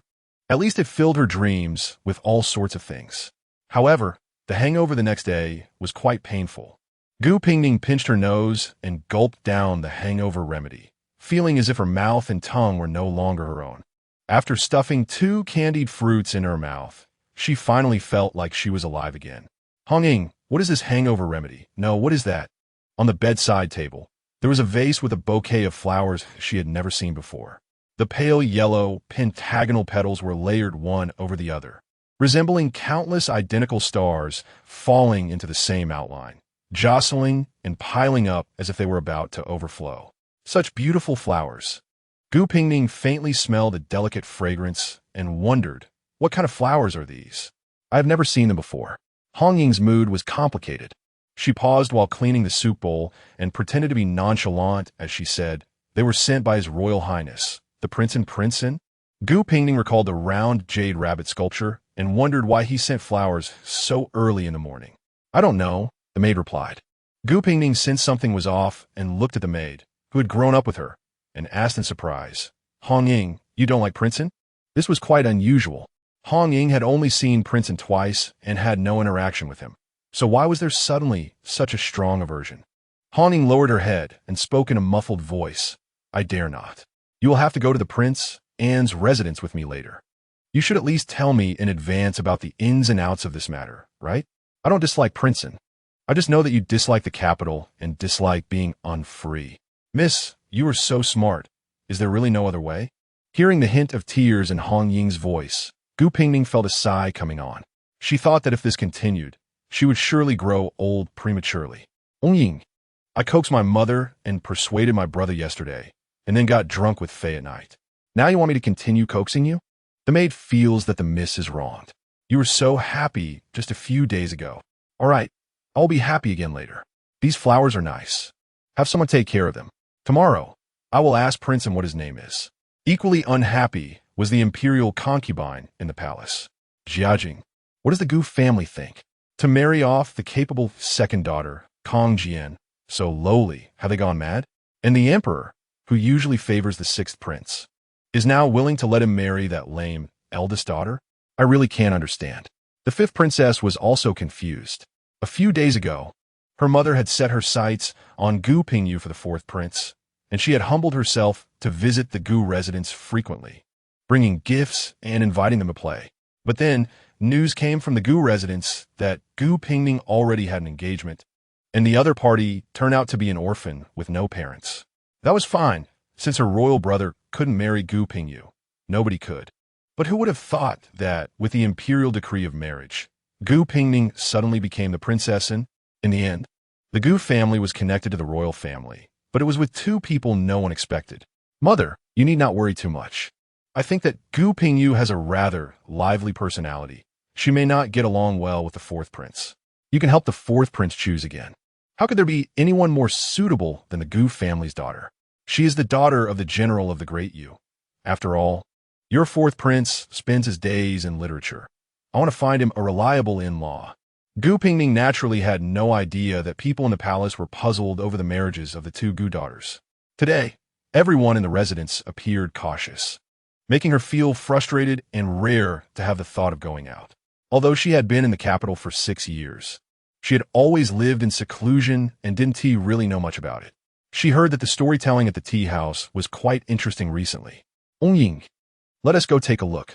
Gu Pingning's wheelchair was quite conspicuous, and as soon as she entered, many people turned to look at her. Oh, isn't this our freshly minted princess? And hearing that familiar and irritating voice, Gu Pingning looked up and indeed saw the young lady from the Guan family sitting in an elegant room on the second floor, leaning against the window and looking down. Gu Pingning felt that she had a karmic connection with Guan Xinmin. It was so rare for her to go out, and yet she ran into her. What? Just married off, and the county princess already looks down on us? Guan Xinmin pressed on relentlessly. Gu Pingning was not someone to be easily bullied, so she pulled out a handkerchief and coughed a couple of times. Seeing Guan Xinmin's face turn pale, she slowly said, "Miss Guan, you actually know that I am the county princess." Her voice was not loud, just enough for the people on the second floor to hear. According to the etiquette of the Great Yu, high-born ladies without titles should bow to Gu Pingning. Guan Xinmin could not bear this humiliation and suddenly stood up, pointing angrily. "You." Gu Pingning smiled innocently. "Xinmin." Another woman in the elegant room whispered to her, "Why bother arguing with her for a moment? There will be plenty of time in the future." That voice sounded familiar. Wasn't he the young lady in yellow who had spread rumors about her sister with Guan Xinmin at the chrysanthemum banquet, only to disappear from the whole affair? But from the sound of it, these two were still eyeing the position of the crown princess, even feeling entitled to it. Gu Pingning couldn't help but scan Guan Xinmin from head to toe, making her feel uneasy, and she instinctively took a step back, her demeanor fierce yet weak as she stammered, "W, what are you doing? I will bow now, and I tell you, don't think you can catch me off guard. Honestly, a brain is a good thing." Seeing Guan Xinmin like this, Gu Pingning even began to understand the peculiar logic of Wei Ningho's actions for personal grievances. "Oomph. I've seen County Princess Pingning. Watch out." Guan Xinmin screamed as a sharp arrow glinted silver and shot towards Gu Pingning in her wheelchair. Hong Ying rushed forward but was still a step too late, watching helplessly as the arrow approached. "Miss." In a flash, a sword light passed through, and the arrowhead was split in half, falling to the ground. Dressed in black, Fei stood firmly in front of Gu Pingning like a divine warrior. Miss, are you all right?" Hong Ying was so frightened she was on the verge of tears. Just a little bit, and I'm fine." Gu Pingning stared at the arrowhead on the ground, then turned to look at the hurriedly descending Guan Xinmin and softly instructed Hong Ying, "You go find my father and ask him to come over. But with Fei here, I'm fine. You go quickly." Hong Ying looked at the figure standing in front of her mistress with a sword, stamped her foot, and turned to leave. Guan Xinmin hurried down and thought that Gu Pingning was simply cursed. If anything happened to her again, the rumors in the capital would drown her in spit. Therefore, she was genuinely anxious at this moment. But before she could get close, a cold, long sword was pointed at her chest. Guan Xinmin was furious. "Gu Pingning, what do you mean by this? How dare you attack me in broad daylight? Please forgive me, Miss Guan." Gu Pingning covered half her face with a handkerchief, her tone weak. "In broad daylight, someone shot an arrow at me. I'm scared." "You." Guan Xinmin couldn't help but step forward, only to be pushed back by the sharp sword's edge, indignant. "How could you suspect me? No, I don't think you have the brain to act so self-righteously while playing the victim." Gu Pingning recalled the direction from which the arrow had come. Too lazy to deal with the chattering Guan Xinmin, and expertly covered her mouth. "Cough, cough, cough. What happened? Pingning, are you all right?" That urgent voice made Gu Pingning look up, and indeed it was Princeton, who looked anxious. Fei didn't care about anything else, shifting the sword's direction and refusing to back down. Lin Yaoyang's usual playful demeanor had vanished. He didn't even look up and directly drew his sword to block. "Fei Yi, this is His Highness." Prince and Gu Pingning pushed the wheelchair forward himself, and, seeing that Fei Yi still had no intention of sheathing his sword, had no choice but to give him a signal and said gently, "Your Highness, what brings you here?" Lin Yaoyang, relieved to see that he was unharmed, sheathed his sword and said, "I ran into your maid outside, who was flustered and said you were attacked. How are you? Were you scared?" Hearing this news almost gave him a heart attack. He had just received a marriage decree yesterday, and now someone had the audacity to attempt an assassination in public. It was simply outrageous. Gu Pingning shook his head with a pale face. "I'm fine." It was a hidden arrow just on the ground. The broken arrowhead lay lonely on the ground, and Lin Yaoyang, upon seeing it, was filled with rage and abruptly turned to look at Guan Xinmin, saying, "Guan family." "Your Highness, this matter must be investigated carefully," Gu Pingning interrupted. Hong Ying is gonna find my father. I hope your highness can help as well. Of course. I will get to the bottom of this. I want to see who is secretly causing trouble, Lin Yaoyang said, his sharp gaze sweeping over Guan Ximing. Miss Guan, who had been oblivious until now, finally realized that something was wrong. Her gaze slowly shifted to the arrowhead on the ground, and she exclaimed in disbelief. How is this possible? How could there be a mark of the Guan family on it? Chapter 16. Gu Zili arrived quickly. He had clearly learned about the situation from Hong Ying. As soon as he entered, he clasped his fist to thank Fei Yi, and then turned to Prince Sin. My daughter was frightened today. I will take her back to the manor. I have already sent someone to report the incident, and the Jing's Hoyan will be here soon. Dad, Fei can take me back. Gu Pingning half leaned against the back of her wheelchair and pointed to the arrow cluster on the ground. The hidden arrows were sharp and poisoned. Someone wanted to kill me. Please inform the Jing's Hoyan to investigate thoroughly. Seeing the Gu family emblem on the arrows, General Gu understood his daughter's intention, so he did not insist further. He clasped his fists again and said, Thank you, young Master Fei. He then turned to Prince Sin, and thank you, your highness, for accompanying me to the palace to report this matter to the emperor. Lin Yaoyang felt complicated and silently expressed that even he, a highly skilled and noble fiancé, could take on the responsibility of safely escorting his future wife back home. But Gu Pingning gently and politely refused him. Please help me find out who is behind this as soon as possible. Otherwise, my daughter is truly anxious. Prince Sin was touched by her last trembling tone, and his protective instincts surged. He patted his chest and assured her, You can rest assured, I will definitely find out who is behind this. With me here, no one can harm you. Gu Pingning was not concerned about this and gave a perfunctory smile before turning to head back to the manor. Once in the carriage, Fei Ye's icy expression finally broke as he held his sword and coldly asked, What on earth happened? Who wanted to kill you? Do you know that if I had come a moment later, you would have? Fei Yi could not finish, glaring fiercely at someone who still had the energy to act weak and pitiful in front of others, wishing he could pack this worry-free person into his pocket. I don't know. If I knew, I would just let my dad catch them. Gu Pingning shook her head innocently, and seeing that Fei Yi was genuinely getting angry, she quickly added, But I can still guess. Both Hong Ying and Fei Yi looked over. To want to kill me at this time must be to ruin the marriage arrangement. It may be simply that they don't want Prince Sin to marry me. Or perhaps they want to damage the relationship between the Gu family and the royal family. However, thinking of it this way, there could be too many suspects, such as the ambitious and peculiar-minded Guan family, or the various foreign envoys who harbor resentment against the Gu family. Simplifying it further, it could even be that Prince Sin does not want to marry me at all, so he decided to silence me. Human hearts are complex. Who can say for sure? The emblem on the arrow only muddied the waters further. Logically, the Guan family would not be foolish enough to use such obvious arrows for assassination. But who could guarantee that this wasn't a deliberate act by the Guan family to turn things upside down? If this matter were categorized as a conflict between the Gu and Guan families, the suspicious emperor might not hesitate to think that this was a play staged by the Gu family to suppress the Guan family. This might not even count as a self-harming strategy, since Gu Pingning was unharmed, wasn't she? This was also why Gu Pingning hurriedly invited her father over. After all, she was about to marry into the royal family, and the emperor intended to reuse her father and brother. At such a critical moment, they could not afford any misunderstandings. I'm asking you a question. Fei Yi saw that the person in front was lost in thought again and couldn't help but urge, Who exactly wants to harm you? I really don't know. Gu Pingning was instead curious, but how come you were at the tea house? Your appearance was so coincidental. Not wanting to admit that he had secretly followed her because he was worried, Fei Yi pretended to cough. I was about to leave the capital and wanted to say goodbye to you. Who knew I would coincidentally save your little life?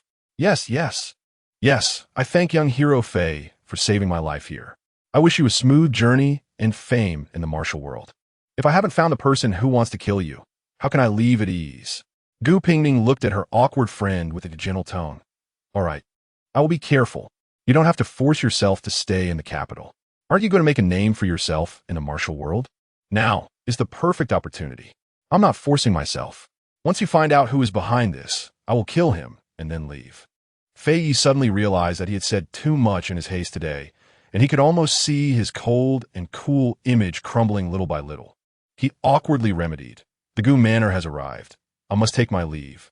Back at the Gu Manor, Gu Pingning received another wave of concern and greetings, soothing her teary-eyed aunt and calming her sister, who was about to rush out with a whip. She was utterly exhausted, wishing she could drag out the person behind this for 1,000 cuts right there. Also furious about this matter was Emperor Zhao, who summoned Gu Zili to the imperial study. This is outrageous. In broad daylight, in the capital, someone dares to be so brazen. Investigate.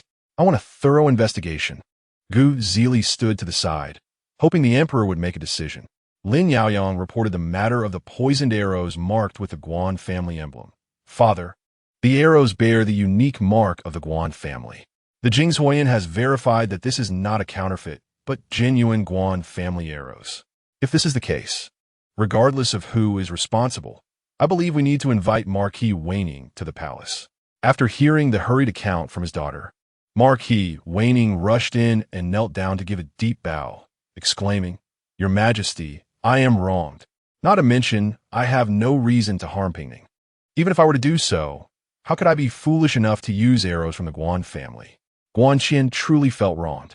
Gu Pingning seemed to be a jinx for the Guan family. Whenever they got involved, it was guaranteed to be bad news. He also knew that under normal circumstances, even if a minister's daughter was frightened or even assassinated on the spot, the emperor would not be this furious. The reason behind this was the marriage arrangement. Gu Pingning had just been betrothed to Prince Sun, and immediately after, the emperor's betrothed almost fell victim to an assassination. It was like a slap in the face to the royal family, so it was no wonder the emperor's expression was grim. Emperor Zhao's expression was inscrutable as he looked at the two important ministers who had contributed to the founding of the country, then turned to glance at his two legitimate sons before finally saying, "Crown Prince, you personally oversee the Jinghuoyan's thorough investigation of this matter. Sixth brother, Pingning has always been weak, and now she has been frightened. Go to my private treasury and pick some ginseng and lingji, and take the imperial physician to the Gu Manor." These two statements signified that today's matter had temporarily come to a close. The crowd exited the imperial study, each concealing their emotions. "General Gu, please wait." Guan Qian hurriedly caught up and clasped his hands towards Gu Zili. "You don't believe this clumsy framing scheme, do you?" Just thinking about how close his cherished daughter came to losing her life to a hidden arrow made Gu Zili unable to suppress his fear, and naturally, his expression was not friendly. He coldly replied, "A few days ago, someone was lurking suspiciously outside my manor. Marquis Waning, do you know who that was?" Guan Qian's expression stiffened. When the watcher was discovered, Gu Zili did not explode in anger, but now it was brought up. Was it agreeable? Marquis Waning, political struggles are political struggles, but if you dare to lay a hand on my daughter, don't blame me for not playing by the rules. Meanwhile, the situation was turbulent, and the Jinghuoyan was in a state of distress. After several days of investigation, there was still no progress. Aside from the poisoned arrows marked with the Guan family emblem, there was not a single clue. This method was indeed clean and efficient. Gu Hongguang looked at the news sent by the crown prince, and once again felt that his power was too weak. In his sister's time of danger, he could not be of any help. He was not as useful as Fei Yi with his martial skills. Returning to the secluded life of the inner quarters, Gu Pingning turned a page of her book without raising her head. "Brother, you don't need to worry too much." "How can I not worry?" The arrow was coated with lethal poison. Gu Hongguang was filled with agitation. Seeing his sister's nonchalant demeanor, he reluctantly changed the subject. "What book are you so engrossed in? You must have memorized all the books in the manor by now." "This." Gu Pingning held up the book and waved it in front of Gu Hongguang's eyes. "It's the most popular storybook in the market right now. It's quite interesting." "Is it sent by Princeton?" Gu Hongguang curled his lips. He was quite attentive. Gu Pingning found her brother's awkward demeanor amusing and put away her book. "He brought a jar of the newly released Yunwu Maojian today. This is my brother's favorite tea. You should take it with you when you leave." It was surprising even to Gu Pingning that ever since the marriage was arranged, the esteemed prince had been visiting the Gu residence daily. He didn't necessarily want to see Gu Pingning, but he came in person every day to deliver gifts. The gifts were quite interesting, ranging from rare treasures like the luminous pearl from the South Sea and the glass mirror from the western regions, to common items like street novels and self-grown flowers. There was no particular pattern to them, and many were not even to Gu Pingning's taste. Yet each gift clearly showed thoughtfulness. Gu Pingning truly didn't lack for anything. When she was living alone in the capital, her father and brother had gone to great lengths to gather all sorts of precious and fun items and send them back from afar. However, no one delivered gifts as consistently as Princeton did, which made it rather entertaining and stirred a bit of anticipation for the next day. Today, however, was supposed to be the announcement day. Gu Pingning looked at her brother Gu Hongguang, who was sitting opposite her with a bored expression, and asked curiously, "Aren't you going out to take a look?" Gu Hongguang, however, was indifferent. Naturally, someone will come to report. Before he finished speaking, an excited shout from a servant came from afar. He won. He won. Young master has won the top prize. Chapter 17, the hot news about the Gu family in the capital keeps coming in waves. The trendy storyteller has just finished narrating the attack on Miss Gu at the tea house when he hears the firecrackers outside announcing that young Master Gu has secured the top spot in the imperial examination. He is overjoyed, thinking that he won't have to worry about content for the next few days. The Gu family is indeed a good family. The Gu residence, known as a good family, is bustling with activity. Brother is so amazing. Gu Pingyu, who has been gloomy these past few days due to her sister's attack, finally hears some wonderful news and jumps up in excitement, thinking that her visit to the temple a few days ago really worked. Gu Pingning, feeling happy, can't help but tease her sister. Yes, this credit belongs to our IU as well. Gu Hongguang, standing nearby, also laughs and pretends to bow, saying, "IU has worked hard." At this, Gu Pingyu, no matter how thick-skinned she is, feels a bit embarrassed. Moreover, her visit to the temple wasn't sincere. She was dragged along by a girl from the Chiu family to pray for her brother's success, and she couldn't refuse, so she went half-heartedly. "I heard from Miss Chiu that we need to repay our vows now that brother has succeeded." Gu Pingyu says this a bit sheepishly. She has never believed in gods or spirits, but since her brother's success is a great joy, she is happy to make another trip. Her sister has been cooped up at home these days. Should she go together? Gu Pingyu's eyes light up. The vegetarian dishes there are particularly delicious. It's a pity they don't allow takeout. Gu Pingning's heart stirs, not because of the delicious vegetarian food, but because of the person who has been trying to kill her and remains elusive. Since the other party missed their chance, they are likely to strike again. Staying at home every day makes it easy for them to act. It's good to go out for a walk. Gu Pingning instructs Hong Ying to prepare first, then turns to ask, "Brother mentioned a while ago that he would add some things to my wheelchair. How is that going? Is it ready for use? I was just going to tell you about this. It's all done, so you can familiarize yourself with it. Just be careful not to hurt yourself." The popular Gu Hongguang, who has been busy due to his success, repeatedly reminds Gu Pingyu to take care, and finally sends a team of guard along with her prospective brother-in-law, Li Huai, to escort the two sisters into the carriage. "Don't worry, brother, I'm here. And well, just rest assured and go out to meet your friends." Gu Pingyu waves her hand dismissively, lowering the curtain to block her overly concerned brother outside, then leans closer to her sister and whispers, "Sister, where is the flying leaf hero hiding? I've searched everywhere, but I haven't found any hiding places." Since the last time Flying Leaf descended from the sky to save Gu Pingning, Gu Pingyu's admiration and curiosity for him have grown immensely. She can't help but wish to take him as her master. He said he had something to deal with and has been away these days. Gu Pingning also finds it strange.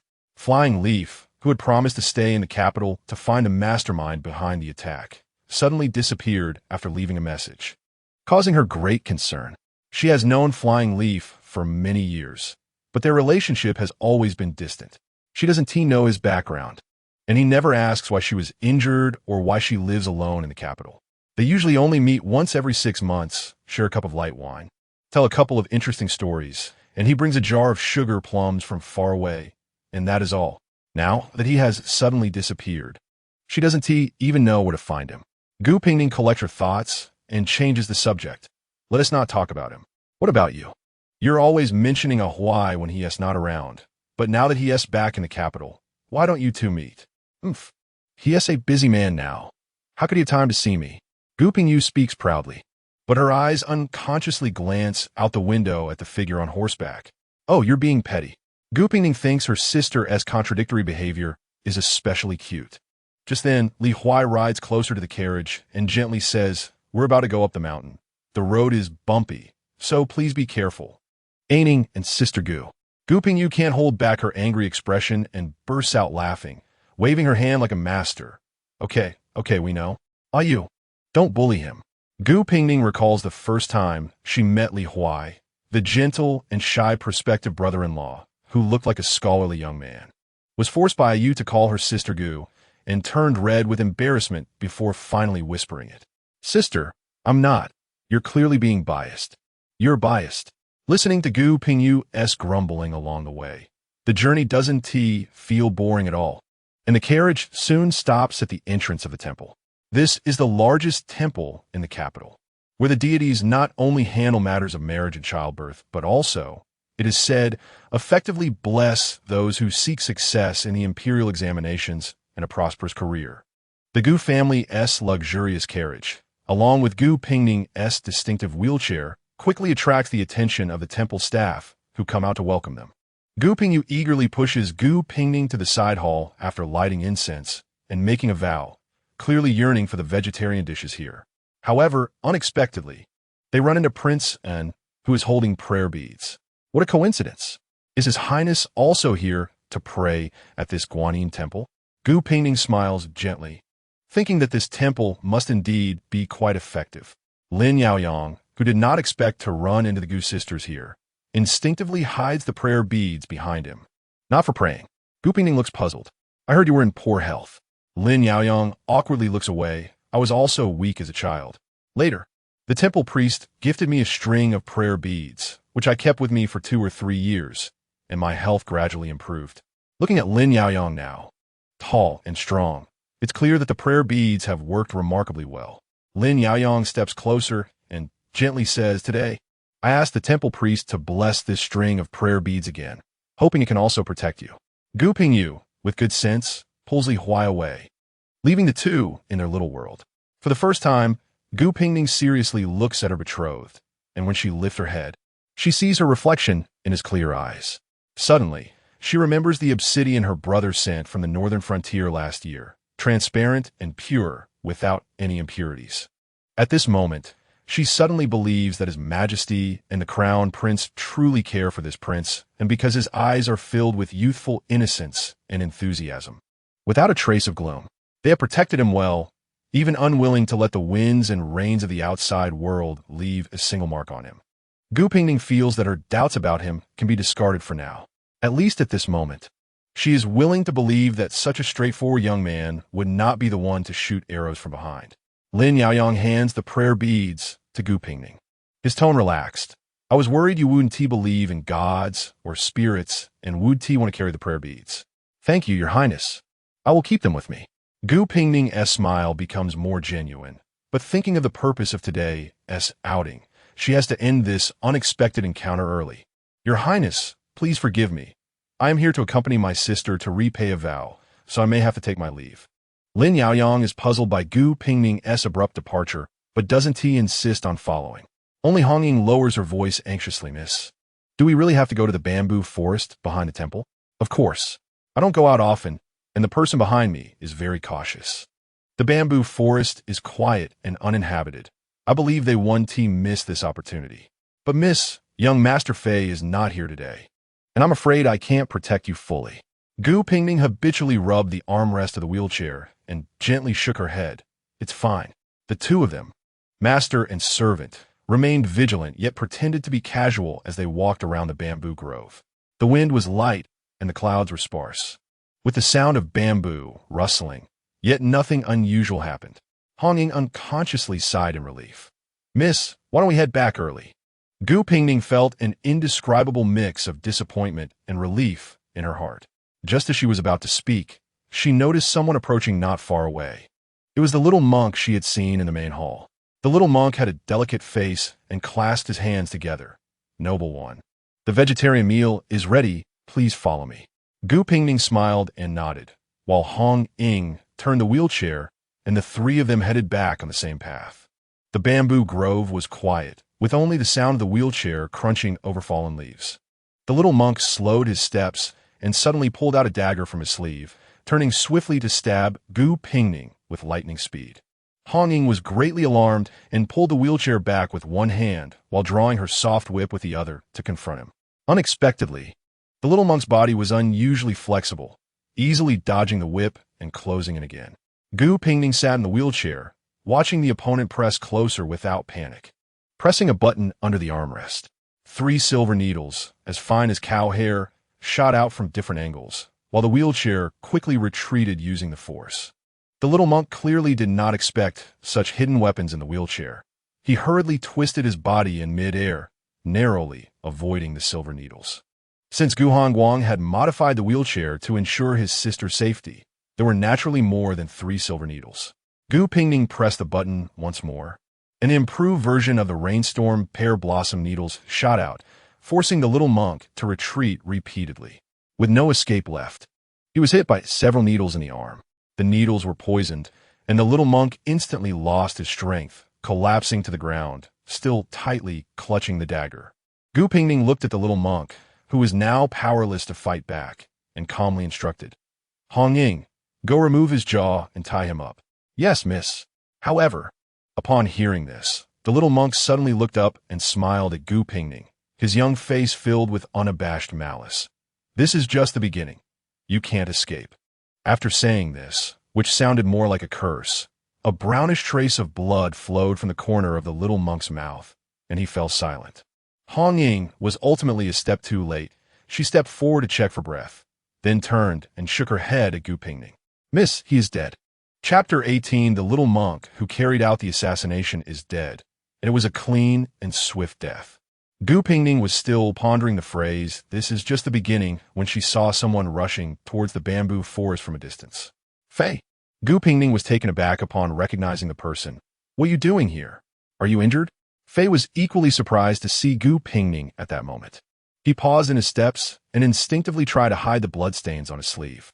Today, Fei had rarely changed out of his black clothes and put on a gray-blue robe, which made the reddish-brown bloodstains on his attire all the more conspicuous. What on earth happened?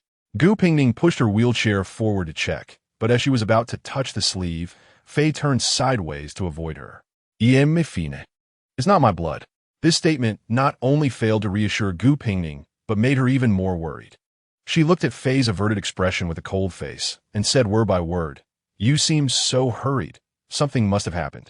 Tell me, so I know how to help you." Perhaps it was due to Gu Pingning's calm expression at that moment. Or perhaps the phrase helped you touched a certain place in Fei's heart.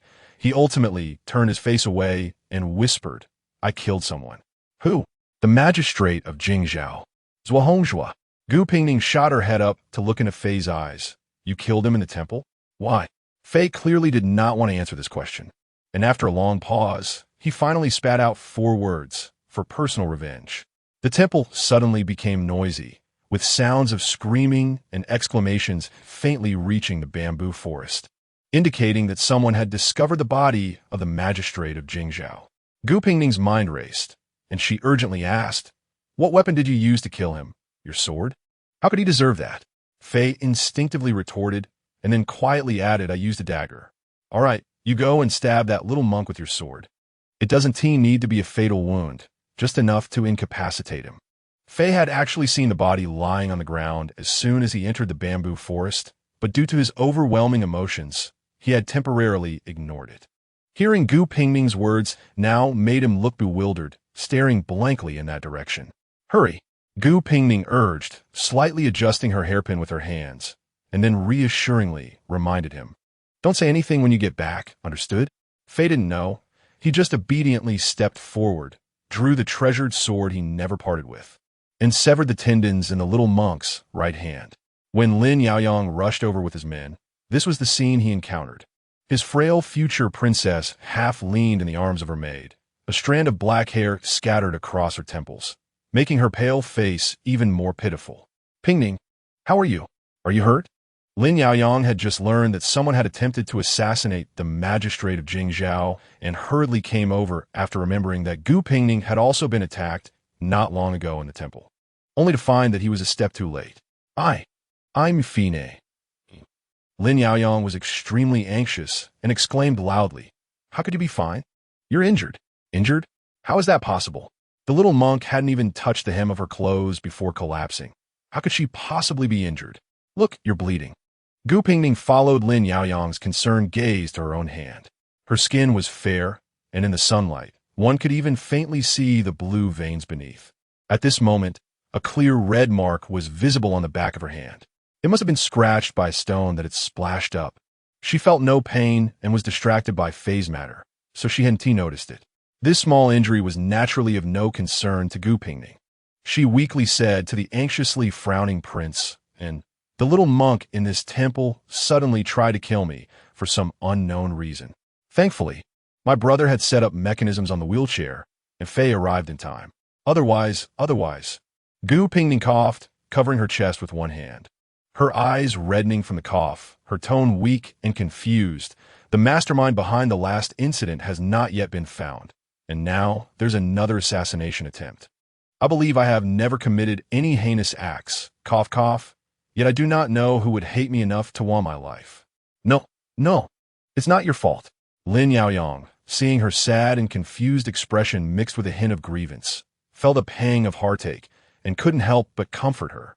The Emperor's brother said someone does not want to see the Gu family and the royal family unite, so they're trying every means to sabotage the marriage. It's not because of anything you did. Gu Pingning leaned weakly against the wheelchair, while Hong Ying gently patted her back, angrily saying, "It's a pity that the person who was injured by young Master Fei committed suicide with poison afterward. Otherwise, we could have interrogated them to find out the mastermind. And the young lady Wu Ti have to live in fear every day." Lin Yaoyang, recalling how he had once patted his chest and promised to find the mastermind, felt ashamed. This time, he didn't dare to make big promises, only assuring her, "Don't worry, I will definitely do my utmost to investigate thoroughly. The scoundrels are so rampant, daring to assassinate the county lord in broad daylight, and even the magistrate of Jingzhou has fallen victim. It's truly despicable." "What? The magistrate of Jingzhou, Lord Zhua, is also..." Gu Pingning exclaimed in disbelief. Under the emperor's feet, and in a place of Buddhist purity, how dare they? Lin Yaoyang recalled the gruesome state of Jingzhou Yi's death, and didn't he want to say more, fearing it would frighten his delicate future wife. "Your Highness, my young lady is weak, and she has been frightened today. Em worried." Hong Ying's face was filled with lingering fear, her voice unconsciously trembling. "May we return to the manor first?" With 2 murders occurring in the temple, Lin Yaoyang had long ordered the entire temple to be sealed off, with no one allowed in or out. However, seeing Gu Pingning, who had always been delicate and weak, had not only seen blood and been injured today, but also witnessed an assassin committing suicide right in front of her. At this moment, seeing her occasionally cough and her frail appearance trying hard to hide her fear, Lin Yaoyang truly felt a pang of compassion. He quietly said to Gu Pingning, "You were startled today. I should have sent you back to the manor, but now that a murder has occurred, there's no one in charge for the time being. It's truly inappropriate for me to leave." "It's fine, Your Highness, you're busy." Gu Pingning smiled weakly. "Fei can take us back." This was the second time Lin Yaoyang had seen this cold and taciturn swordsman. This person had remarkable martial skills, so he felt reassured, but before leaving, he asked one more question. "I didn't see this guard just now." "Your Highness, Fei is not a guard of the manor, but a friend of mine. He usually dislikes crowded places and is here secretly protecting me because he was worried." Gu Pingning coughed lightly, not expecting him to savor once again. Fei strictly adhered to Gu Pingning's instruction not to speak, remaining completely silent from beginning to end, truly like a cold and unfeeling ice mountain swordsman. But only he knew that his right hand, which had held a sword for 10 years, was now trembling uncontrollably beneath his sleeve. When Gu Pingyu and Li Huai heard the news and rushed over, they were so scared that they lost half their souls. After checking Gu Pingning from head to toe and confirming that she only had a cut on her hand, they finally breathed a sigh of relief and solemnly thanked Fei. On the way back to the manor, Gu Pingning's expression was not good. Gu Pingyu was worried that she had been frightened in the temple and kept blaming herself for leaving, regretting so much that she almost wanted to pull out her own hair. Gu Pingning couldn't bear to see her sister like this, and, not wanting to mention Fei's matter, could only briefly explain the purpose of her outing today.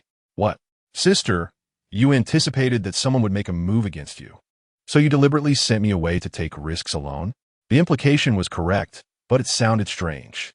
Gu Pingning grabbed her sister's frizzy hair and explained. You have high martial arts skills. With you by my side, the person behind wouldn't dare to act.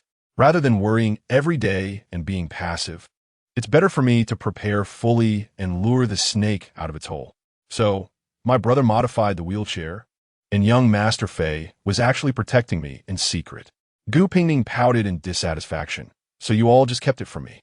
Gu Pingning coaxed for a while, and after returning to the residence, he comforted his worried family before claiming he was tired and went back to his small courtyard. Fei Yi was indeed waiting in the courtyard, still wearing the blood-stained robe, standing against the wind with a sword in his arms, resembling a bloodthirsty assassin wandering in the night. Gu Pingning allowed Hong Ying to apply medicine to the wound on the back of his hand, and then slowly said to the cold and indifferent Fei Yi, All right, you can now tell me why you killed the prefect of Jingzhou. However, Fei Yi seemed not to hear the question, holding the sword and looking at the large tree in the courtyard, silent. Fei Yi, you must understand. I helped you cover up the murder today because I believe you have your reasons, your stance, your justification. Gu Pingning's voice suddenly turned cold. You are my friend. But if you really killed someone without reason, you know I cannot let a murderer who killed a fourth-rank official go.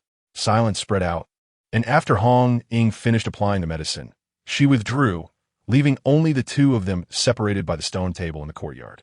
After a long pause of silence, Fei Yi finally spoke in a hoarse voice. Zhuo Hongzhua is my father. This was the first time Gu Pingning heard him mention his background. No, he actually doesn't deserve to be called my father. This was indeed a story as old as time. A poor scholar from a destitute village, relying on his frugal wife to save up money for the imperial examination in the capital, suddenly became successful and was coveted by the only daughter of his mentor. Abandoning his wife and children, erasing his past, and becoming a new noble in the court. I was sent to the mountains to practice martial arts since childhood, and my mother remarried. I didn't want to pursue this matter. Fei Ye's hand holding the sword trembled slightly, but a few days ago, that noble lady from his family suddenly sensed something, fearing that someone would discover he had a wife and children. So she sent people to slaughter my mother's family. Gu Pingning had already guessed what happened next. Fei Yi, who had been distant from his family since childhood, suddenly received the devastating news and found out that the murderer of his mother was his biological father who had abandoned them. Unable to bear the grief and anger, he seized the opportunity to kill that man. How could he kill my mother? A shocking hatred appeared on Fei Ye's usually indifferent face. He abandoned us, forcing my mother and me to endure slander and humiliation since childhood, driving my mother to send me away far from home, separating mother and son. We endured all of this. My mother didn't let me look for him, so I didn't. But why? We have endured to this extent. How could he kill my mother? How dare he? Chapter 19. The unresolved grievance of Fei, however, after he killed his biological father who murdered his mother, what filled his eyes was more confusion, misunderstanding, and even a hint of grievance. Gu Pingning didn't know how to comfort him, so she resorted to her old trick, taking out her special brew, intending to drink heavily together. Don't underestimate this jar of wine. It's brewed and refined by me according to the methods recorded in ancient texts. 1 cup is worth 10 cups, guaranteed to make you drunk and relieve 1,000 sorrows. This wasn't just Gu Pingning boasting. Such a brewing method is rare, requiring intricate tools that are hard to make, consuming grains and firewood.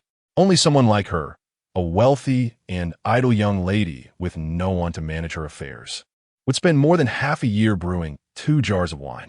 The aroma of the wine was intoxicating. Once it went down the throat, it burned like fire, heating the blood throughout the body. It was good wine. Fei downed it in 1 gulp and immediately poured himself a 2nd cup. You who could down a cup know what good wine is. Gu Pingning also drank a cup. The strong liquor turned into a hazy drunkenness as it entered her throat, making it easier to say what was hard to express when sober. Since you have killed him, just consider it over. From now on, the world is vast, and there are no more attachments. Gu Pingning couldn't quite describe her feelings at that moment. Looking at the half-drunk Fei, she suddenly recalled their first meeting. At that time, Fei was dressed in black, soaked in blood, with various messy wounds on his body, gasping for breath as he collapsed by the grass. Yet, gritting his teeth and refusing to call for help.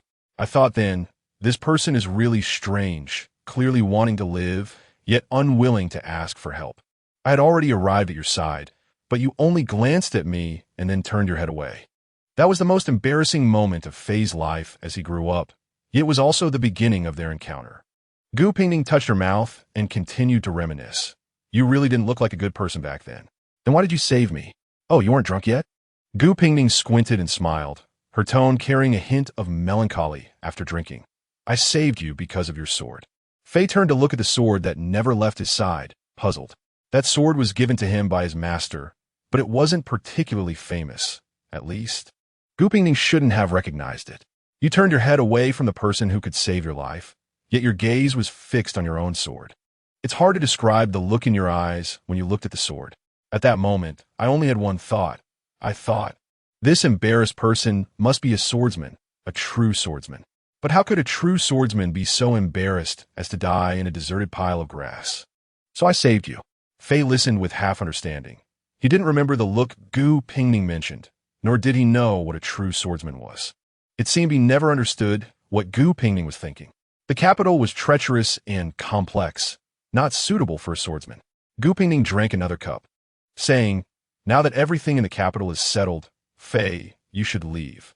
Having consumed most of the jar of strong liquor, Fei's vision began to blur, and the young lady he had known for many years suddenly seemed unreal.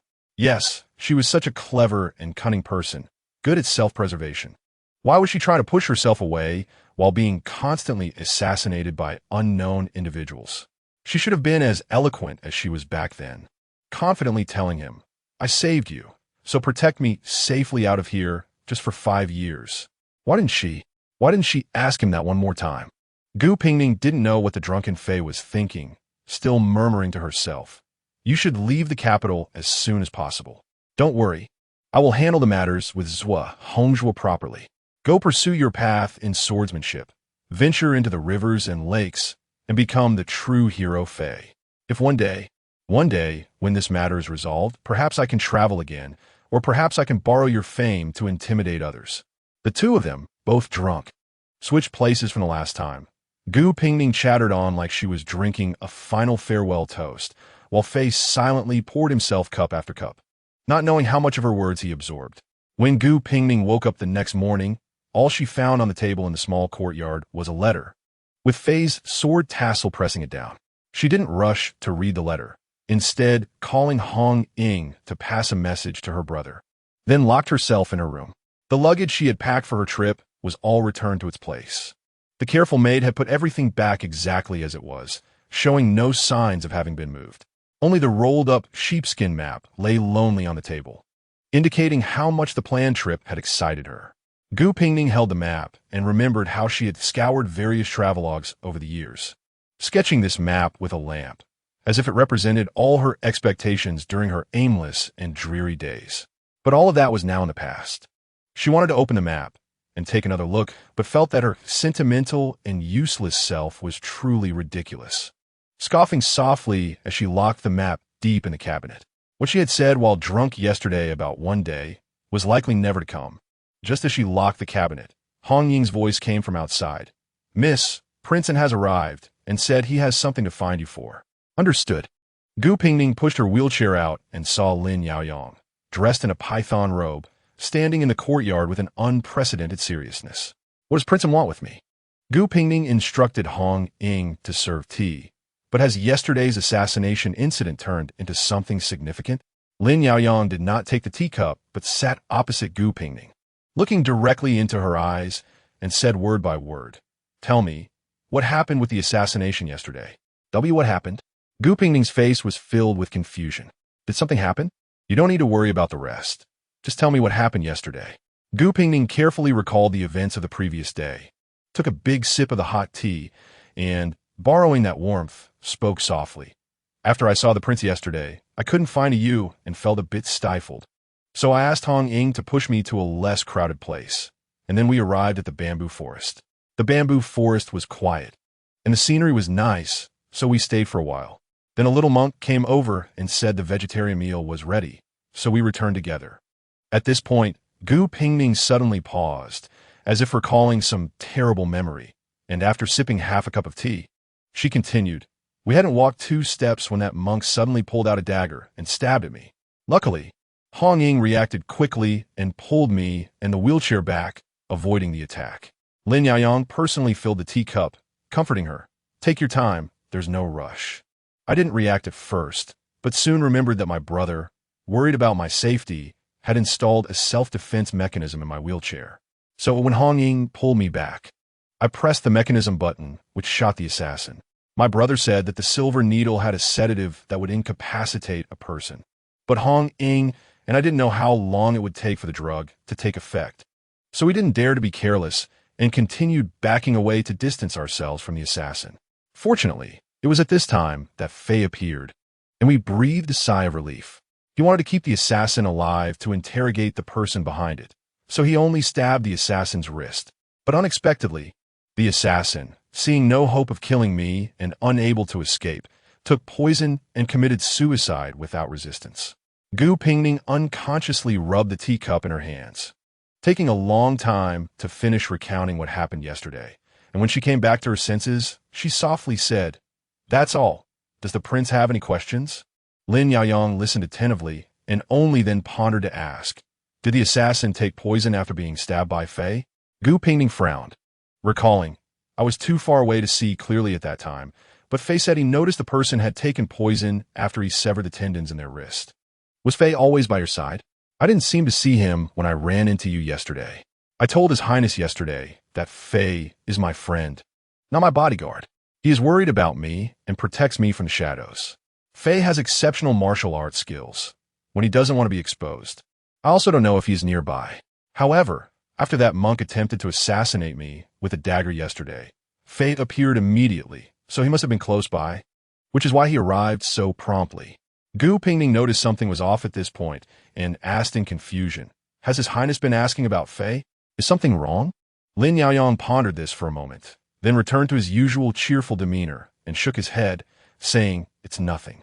The coroner found the amount of blood from the wound on the assassin's hand to be somewhat strange. It doesn't seem like a wound sustained while alive, but rather resembles one inflicted shortly after death. "That's quite unfortunate," Gu Pingning said awkwardly. "Fei just left the capital today. Otherwise, we could have asked him and found out." "It's fine."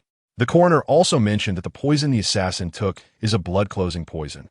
According to what you said, the timing of the tendons severing and the poison consumption is quite close, so it's not surprising that the blood amount appears unusual. Moreover, if he was with you at that time, he wouldn't have had the opportunity to commit a crime in the guest room. Commit a crime in the guest room? Gu Pingning suddenly interrupted, looking at Lin Yaoyang in disbelief.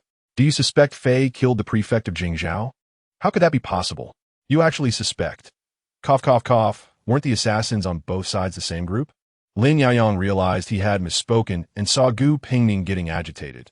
So he quickly reassured him, "I was just asking you as a routine matter. It's fine as long as we clarify it. The prefect of Jingzhou was killed with a single stab to the heart, and none of the guards outside the guest room heard anything, which indicates the killer's skills are exceptional.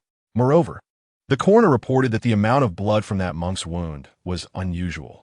My confusion and the coincidence led me to ask, the prefect of Jingzhou was killed with a single stab?" Gu Pingning was clearly still troubled by Lin Yaoyang's suspicion of his friend and couldn't help but emphasize again, "Then you should suspect Fei even less. Fei is a swordsman.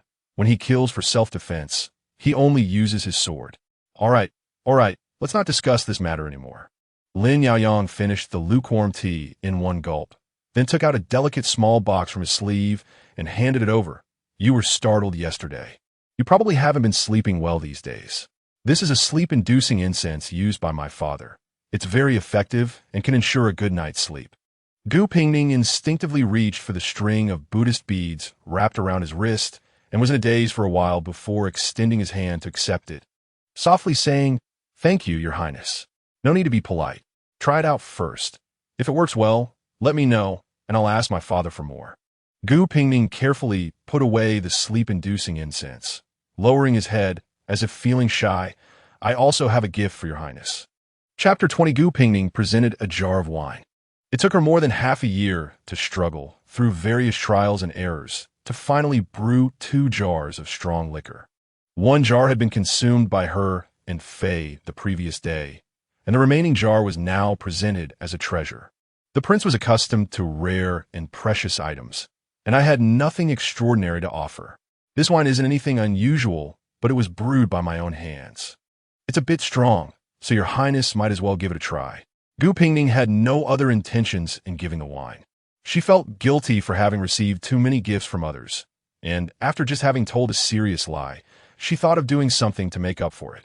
However, when Lin Yaoyang heard this, the expression on his face almost made Gu Pingning think she had gifted him something not just exquisite, but rather a nectar that could grant immortality. "I will definitely cherish this wine," Lin Yaoyang said, carefully cradling the jar at his arms, unable to hide his silly grin, as if he had received an immense favor.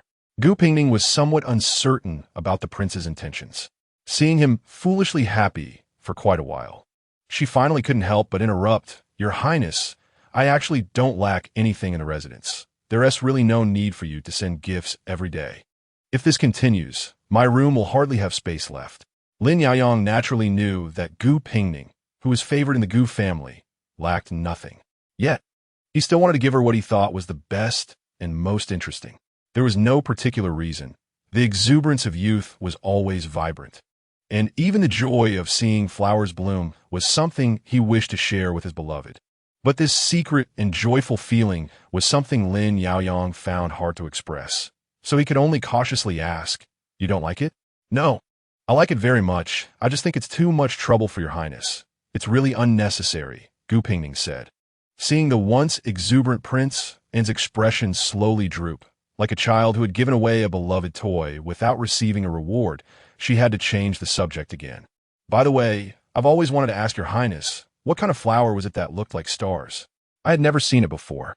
"It was newly cultivated by the gardener using seeds from the western regions. It's called baby's breath," Lin Yaoyang said, looking down at the jar at his arms, his tone low. "Don't you like receiving my gifts? I just want you to be happy, just like he had been when he received this jar of wine." This development was indeed unexpected for Gu Pingning. It wasn't that she was being overly sentimental, but the prince's recent behavior certainly seemed to indicate that he liked her. However, weren't they brought together for reasons that everyone was well aware of? But when a noble and bright young man expresses his feelings and tries to please you, it always brings joy mixed with reluctance. Gu Pingning touched the Buddhist beads in her hand and emphasized seriously, "The gifts you send, your highness, I truly like them, and I'm very happy." Lin Yaoyang looked into Gu Pingning's eyes, seemingly wanting to confirm if this statement was true.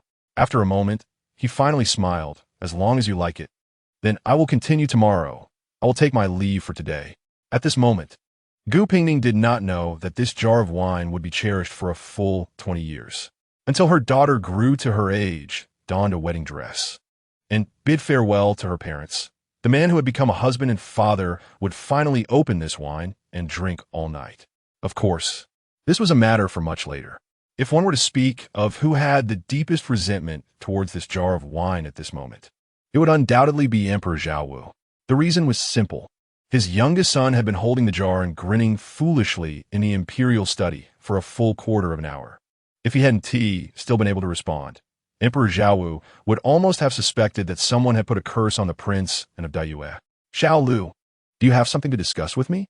Emperor Zhao gestured toward the mountain of memorials on the table. "I'm quite busy here." Lin Yaoyang's smile had not faded. Upon hearing this, he quickly waved his hand. "Father, you go on with your work. I have nothing important." "But son, with that silly look of yours standing there, it's hard for me to concentrate on state affairs." Emperor Zhou sighed inwardly, pretending to have just noticed the dark-colored jar, and feigned curiosity. "Xiao Lu, do you have fine wine to offer your father?" Lin Yaoyang perked up immediately, carefully showcasing the jar in front of Emperor Zhao, then shook his head and said, "No, this is not fine wine offered to father by the son, but what?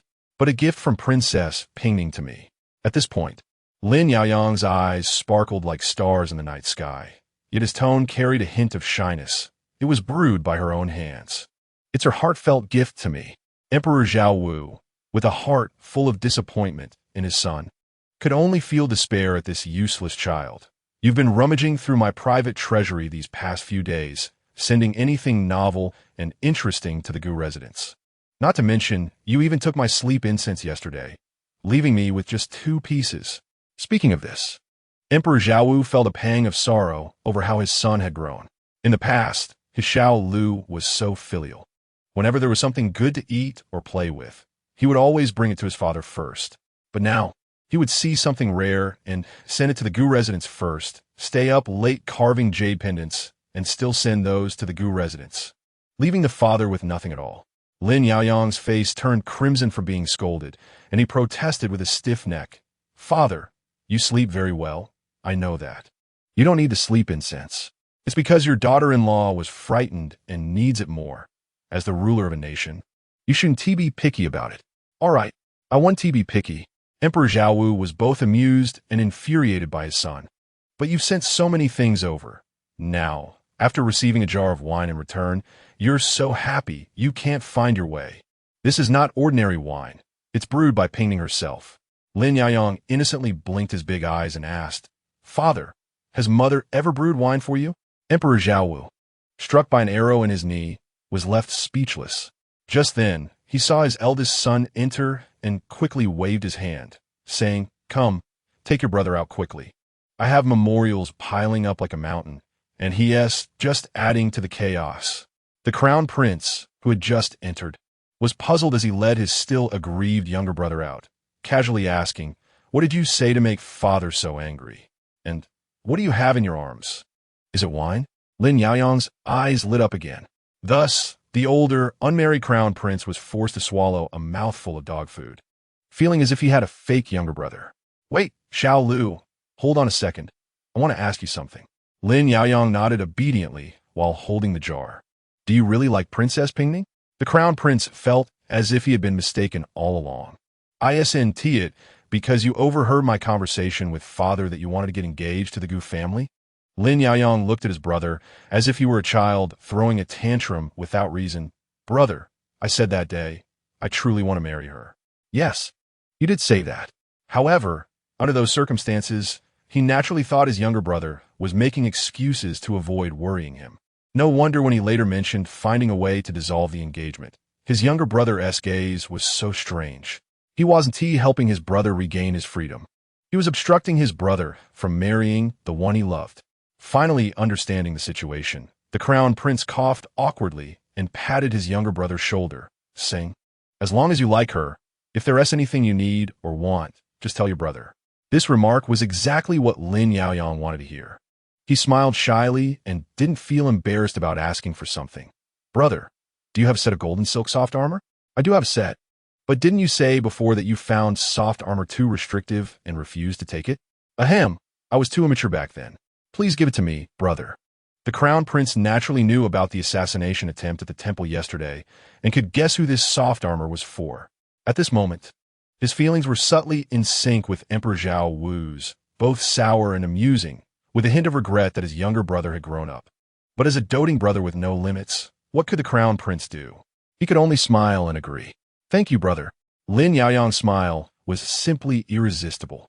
It was hard to imagine that even if he wanted the stars in the sky, as an older brother, he would have to find a way to get them. All right, stop being so coy. I'll have someone deliver it to you later. The two brothers chatted casually as they headed toward the Eastern Palace, not expecting to run into the 4th prince and the 5th princess in the Imperial Garden. Greetings, Your Highness, Crown Prince. The 5th princess had just received a top-quality red silk inkstone from her brother and was in a good mood. Seeing Lin Yaoyang holding a deep blue jar, she curiously asked, What's in 6 brothers' arms? It's just a jar of wine, nothing special. The crown prince was afraid that his younger brother had brewed something personally for the Princess of Pingning, so he hurriedly interrupted. Little 6, didn't you come to find me for something? Let us go back to the Eastern Palace and talk slowly. However, the 5th princess became curious and stepped forward to ask, Let me see what wine is so precious to 6 brother. As she spoke, she reached out to touch the wine jar without any hesitation. Don't touch it. Lin Yaoyang took a big step back, his eyes alert. Don't touch it. The fifth princess felt inexplicably shouted at and was quite aggrieved, unable to help but glance at her two brothers beside her. I just wanted to take a look. The crown prince felt uncomfortable under the fifth princess's gaze and couldn't help but cough and turn his head. Jiajing, this wine is very precious to little six. I'm not even allowed to touch it, so you should keep your distance. With his younger brother's attitude, the crown prince could swear that if the wine got bumped or touched because of the fifth princess, his brother would turn against her on the spot. So, as an older sister, you should apologize to little six and remember not to casually touch his things. This is just to let it go, okay? Chapter 21, the crown prince's bias is quite blatant. The fifth princess is almost driven mad. It is a well-known but unspoken fact that the current emperor and the crown prince favor the sixth prince. Fortunately, although Lin Yaoyang loves to fool around, he is not an arrogant person. Over the years, his interactions with the other princes and princesses have not been too good, but not too bad either. The fifth princess has been protected by her mother, who is to be a noble consort since she was young, and has never had a conflict with Lin Yaoyang. But why should she apologize now? What has she done to deserve this? She hasn't even touched that broken jar. The fifth princess, feeling wronged, turned her head to look at her brother, her eyes filled with accusation. Look at her brother, and then look at her wronged sister. The fourth prince, who has been out of the loop, looked blankly at his sister for a long time before finally saying, "Oh," and then cupping his hands to the crown prince. Prince Jiajing is young and impatient, but she means no harm. If there is any inappropriate behavior, I apologize on her behalf. Finally realizing that he had overreacted, Lin Yaoyang felt embarrassed instead, stammered a couple of words, and ran off with the crown prince. Brother, actually I have something to tell you. After drinking a couple of cups of tea in the Eastern Palace, Lin Yaoyang finally hesitated and said, "I did something wrong." Oh, the crown prince became interested, as it was rare to see his younger brother take the initiative to admit a mistake. He smiled and asked, "What wrong thing?" "Don't worry, just tell your brother. I'll find a way." Lin Yaoyang, who usually loves to laugh and make trouble, seemed troubled this time, mumbling, "I can't go into details with you, but it seems I have, acted unjustly." The crown prince finally became serious, but was puzzled. His younger brother has always been reluctant to get involved in political affairs and has no interest in court matters. So where did this notion of acting unjustly come from? It's not really acting unjustly. I just found some suspicious points, but was unwilling to investigate. Lin Yaoyang couldn't help but fiddle with the wine jar in his arms, his voice barely above a whisper. Anyway, the one who died wasn't a good person. So I don't want to investigate. This statement was a bit nonsensical, but Lin Yaoyang's mind was always simple. Moreover, he had been busy investigating the assassination of Pingning recently, so the crown prince had some guesses in his mind. But he didn't show it and continued to make small talk. So why doesn't the little sixth want to investigate? Because she doesn't want me to investigate. She even lied to me about it.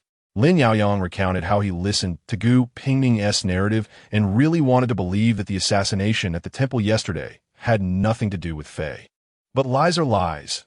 No matter how cleverly crafted, there will always be flaws. Not to mention that the incident happened suddenly yesterday, and both Faye and Gu Pingning didn't have enough time to concoct an airtight excuse.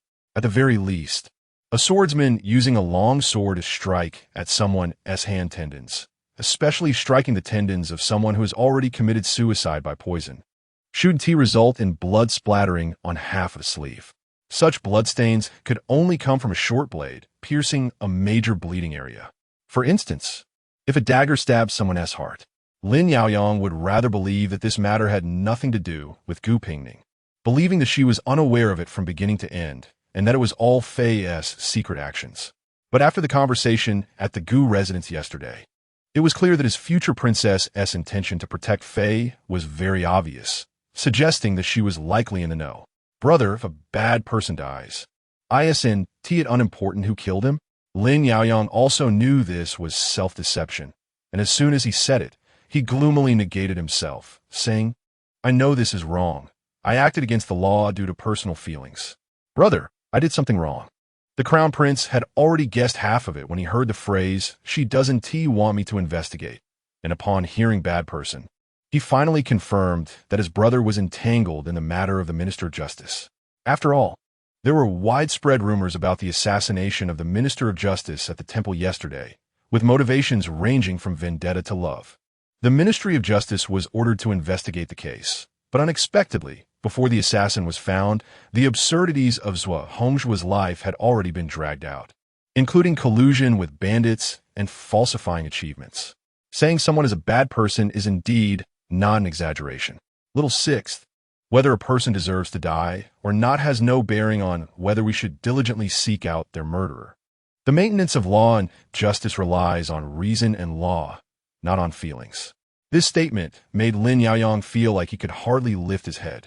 However, he didn't expect the crown prince to take a sip of tea and suddenly change the topic. But little sixth, this is something I need to consider. It's the Ministry of Justice's and our great U.S. officials' responsibility to carry out, not yours. You just need to do what you want to do. If you want to investigate, then investigate. If you don't want to, then don't. Lin Yaoyang clearly didn't expect his brother to be so double-standard, leaving him momentarily stunned and speechless. The crown prince, however, didn't think there was anything wrong with his method of educating his brother and continued to mutter. Sometimes I feel like you have become too well-behaved after growing up. You don't even tell me when you feel wronged. And you're not like when you were little, calling me brother all day long. Only the crown prince could say such words. Even Emperor Zhao Wu could not go against his conscience to say his youngest son was obedient. Not to mention his temperament. Who would dare to make him feel wronged? It would be good enough if he didn't let others feel wronged. The crown prince spoke with a hint of melancholy. Mother passed away early. The only thing she couldn't let go of was you. I just hope you could be happy and freely do what you want without anything binding you. So, whether you did something wrong or not, it doesn't matter. I'm here for you, to be honest. With the crown prince's way of doting on his younger brother, Lin Yaoyang not only hasn't gone astray, but has also developed his own style of doing things, which is quite remarkable. It's known that resisting sweet temptations isn't difficult, but staying in an ivory tower, soaking in a honey jar for 16 years, while still maintaining a childlike heart, is truly rare. The two brothers were debating right and wrong in the Eastern Palace, while at the same time, in the Gu residence's small courtyard filled with maple leaves, Gu Pingning was looking at the warm, jade-carved white rabbit pendant, murmuring, "I seem to have done something wrong." Gu Pingning ran over with a long rectangular box, puzzled by her words. "What did you say, sister?" "What wrong thing?" "I said I did something wrong." Gu Pingning put away the pendant. "Ayu, are you here for something?" Gu Pingning was curious. "Sister, can you make mistakes too?" This childish remark made Gu Pingning smile as she retorted, "Why wouldn't I make mistakes?" "Because you're so smart." Gu Pingning naturally felt that even if she really made a mistake, she would have a way to remedy it. Gu Pingning thought of that sincere, spirited young man and felt that once a mistake was made, it would be hard to find the right words to remedy it. After all, the sincerity of youth is the hardest to come by, and she had deceived a young man who was willing to believe her with a clumsy lie. "All right, let's not talk about this. What do you have in your hand?" "This is a gift for you, sister." Gu Pingning was curious about what special occasion it was recently, as everyone seemed busy giving gifts. "It's actually because Ahuai was slow. This should have been given to you a while ago." Gu Pingning opened the box, revealing a beautifully crafted snake whip made from the skin of a 100-year-old flower python. With black and red stripes intricately woven, elegant and extraordinary, a true weapon. Gu Pingning's eyes lit up instantly, unable to help but reach out to touch it, exclaiming, "What a beautiful whip! The key is that it looks sharp. If she were to encounter danger, this whip would be much more practical than her original one. I'm glad you like it, but don't tell brother about this." Gu Pingning pouted and complained, "Originally, this snake whip is naturally poisonous and perfect for self-defense. But brother absolutely wouldn't allow me to give it to you. So I had to let Ahuai find a way to remove the poison, which delayed the gift. I really like it. Thank you, Ayu, and your family. Ahuai has worked hard too." Gu Pingning told Hongying to put away the whip and teased his sister, saying, "Just a few days ago you were making a fuss, and now you're all better? I can't let him off so easily." Gu Pingning complained verbally, but her tone was cheerful, her eyes full of the innocence of a girl in love. At this moment, seeing the playful smile in Gu Pingning's eyes, Gu Pingning couldn't help but cough lightly to change the subject, saying, "What did my sister say she did wrong? Is there anything I can help with?" "You can't help. Seeing his sister pouting with indignation, Gu Pingning could only helplessly say, "Someone treated me sincerely, but I deceived them with lies. This is something you can't help with. Then can't my sister just talk it out with that person?" Gu Pingyu thought straightforwardly and spoke frankly, believing that since she treated her sister sincerely, she would surely understand her sister's difficulties. Ayu is perceptive. Gu Pingning sighed softly, realizing that it was he who had overthought things. "What secret are you two whispering about?" Gu Hongguang had been busy relaying his younger sister's message all night, and now that the main person was in the small garden, he felt relaxed, while he was the one who rushed over. Upon hearing her brother's voice, Gu Pingyu hurried to look behind Gu Pingning, relieved that Hong Ying was quick and had already put away the snake whip, revealing nothing. "Since my brother is looking for my sister for something, I'll leave first." After saying this, Gu Pingyu quickly ran off, looking guilty as if she had done something wrong.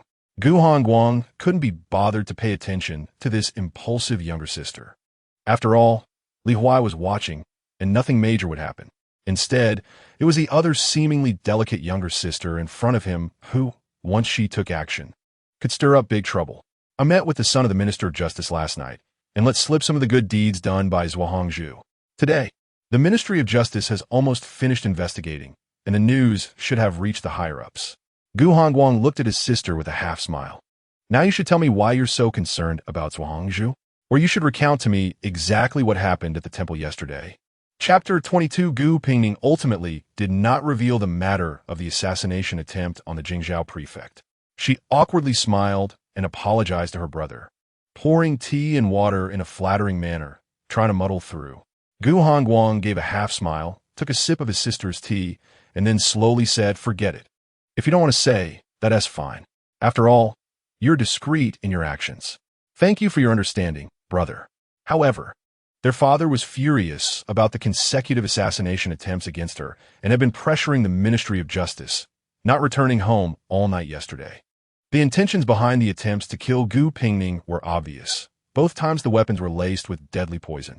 The methods were so ruthless, yet left no trace, causing everyone in the Gu household to worry silently. What kind of enemy could a sheltered girl like Gu Pingning possibly have? In the end, the problem stemmed from that imperial marriage decree. Gu Zili even considered asking the emperor to retract the marriage, but Gu Hongguang managed to persuade him to hold off for now. This had caused their father much worry and fatigue. Gu Pingning knew her parents were already concerned about her, and the uproar over the marriage and assassination had only made them more anxious. However, this time was different. There was more than just an arrow left behind. The assassin's body had been found, so there would be some clues to investigate. Gu Pingning's expectations were correct. The Ministry of Justice was evidently more efficient than the Jingzhou prefecture. In just 5 days, they had traced the mastermind and imprisoned him.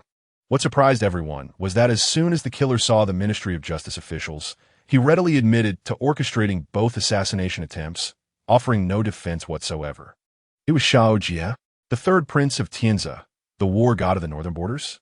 Upon hearing this, Gu Pingning lowered her head in deep thought and murmured, "He wants to kill me." It was not unexpected that the mastermind was the Tianzi hostage who remained in the capital. He simply wanted to disrupt the royal marriage alliance with the Gu family. Killing Gu Pingning would best be blamed on the Guan family, and at the very least, it would plant a thorn in the hearts of Gu Zili and his wife. No matter which daughter married prince and in the future, the Gu family would always remember that they lost a beloved daughter due to the imperial marriage decree. This plan was not too bad, but now, Gu Pingning had not been harmed in the slightest, while Shao Jie had exposed himself completely. It did not seem like the work of a strategic mastermind like him at all. Moreover, Gu Pingning never forgot the assassin's last words. "This is just the beginning. You can't escape." At the time, it sounded like a curse, but upon reflection, Gu Pingning felt it was more like a provocation. A statement of intent from the person behind it to kill her. Lin Yaoyang rushed to the Gu residence early in the morning to deliver the news. But now his future princess was muttering to herself, lost in thought. Ahem. Lin Yaoyang pretended to cough lightly, trying to steady his voice. "The mastermind is already imprisoned in the Ministry of Justice's jail. You can go out without worrying every day." "Thank you, Your Highness." Gu Pingning returned to her senses, looking at Prince An's bright eyes, and softly said, "Your Highness, I would like to meet Xiao Jie. I would like to ask for your help with this matter. This was the first time Gu Pingning earnestly asked for his assistance, and Lin Yaoyang was excited. He patted his chest and promised. He is in the Ministry of Justice. If you want to see him, I'll take you there. Halfway through his sentence, he seemed to remember something and covered his mouth to cough again. I mean, this matter is not difficult, but the cell is damp, and you are weak, so it's not suitable for you to stay long.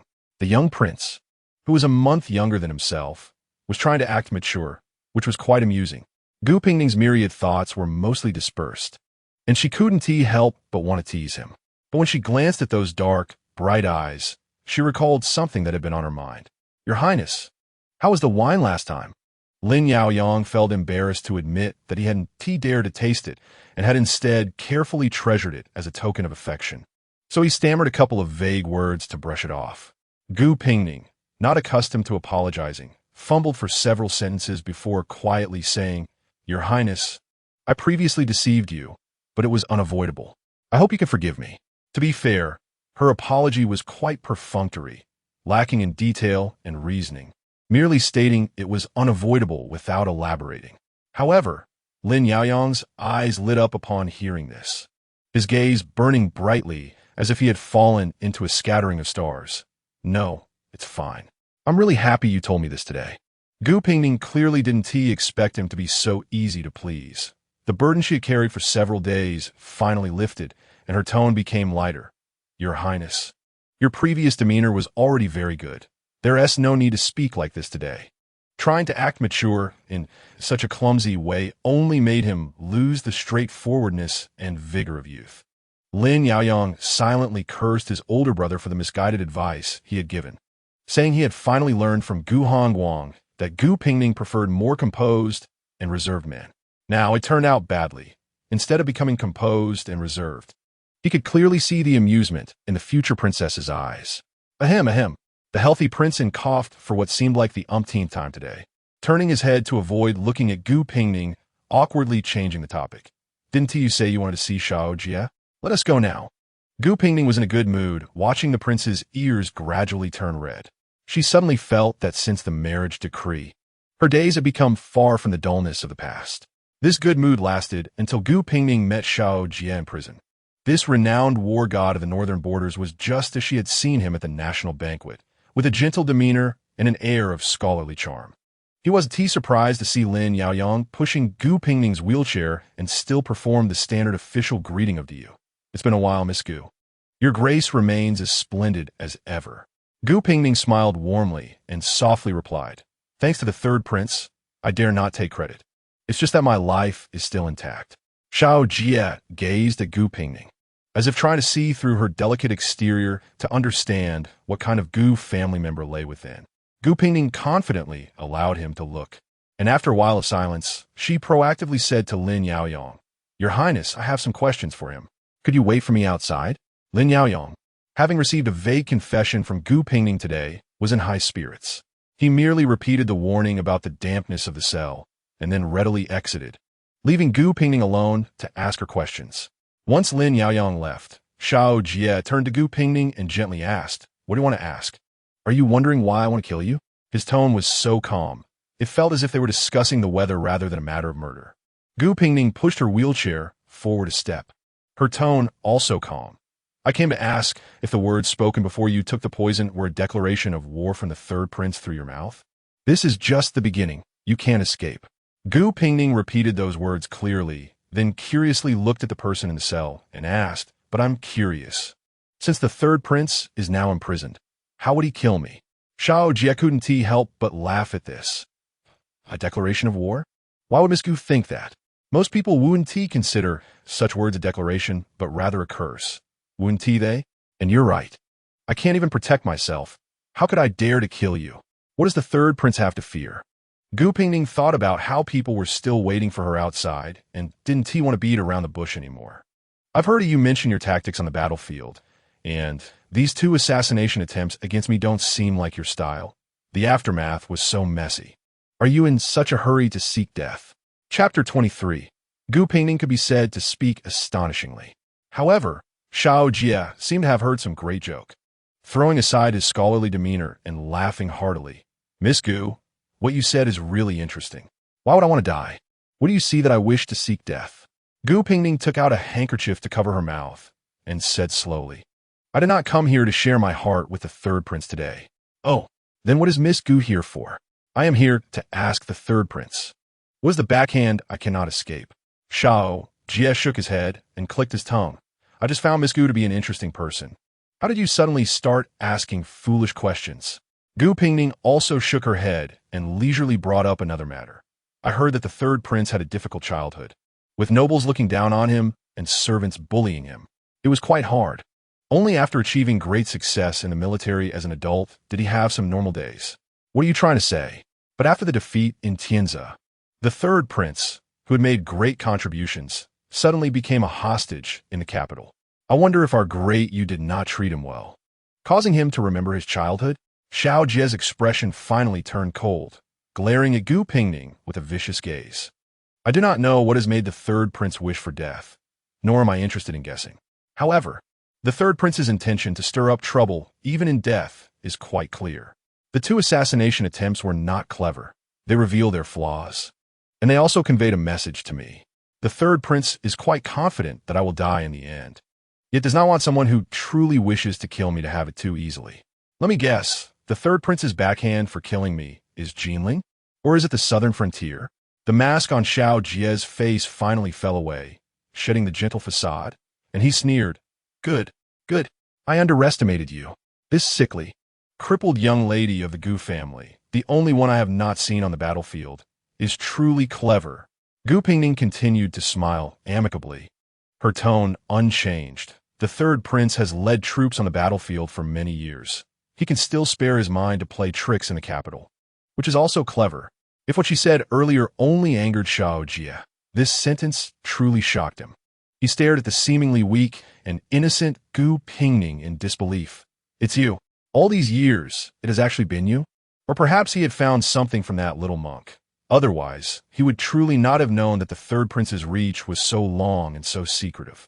However, it was fortunate that this time the attempts were so haphazard. It seems the Ministry of Justice will be able to follow the clues and root out the hidden threats. Xiao Jie stepped closer to the prison door, examining Gu Pingning carefully, and after long while said word by word, I really did not know. Gu Zili has one son and two daughters, and the most outstanding one is actually here. Presumably, Miss Gu has contributed a lot to this matter. Gu Pingning appeared innocent and naive, clasping her hands, and said sweetly, the third prince is too kind. Good, good. You truly are good. Xiao Jie had fought with the Yu for many years in the northern borders. He believed that although the Tianza army's combat strength was slightly inferior to the Yu's, if the commander was not that extraordinary General Gu Zili, he would have confidence in capturing the Yu's northern defense line. Emperor Zhao Wu was naturally suspicious, especially since Gu Zili held a large portion of the military power and had long been outside. Therefore, Xiao Jie had used many means over the years to sow discord between this ruler and minister. He did not expect Emperor Zhao Wu to be foolish enough to execute this great general, but as long as a rift developed over time, he could take advantage of it and deepen his influence. No matter how brilliant Gu Zili was in warfare, a ruler's suspicion was like a hindrance, a chokehold that could prevent him from acting freely. However, who would have thought that his schemes had once been effective, but in recent years the capital had become treacherous, and Emperor Zhao Wu seemed to have changed into a different person. The people he sent to sow discord had all failed. Emperor Zhao Wu had delegated power, and with Gu Zili no longer having worries, he achieved a great victory over Tianza, completing the unification of the world.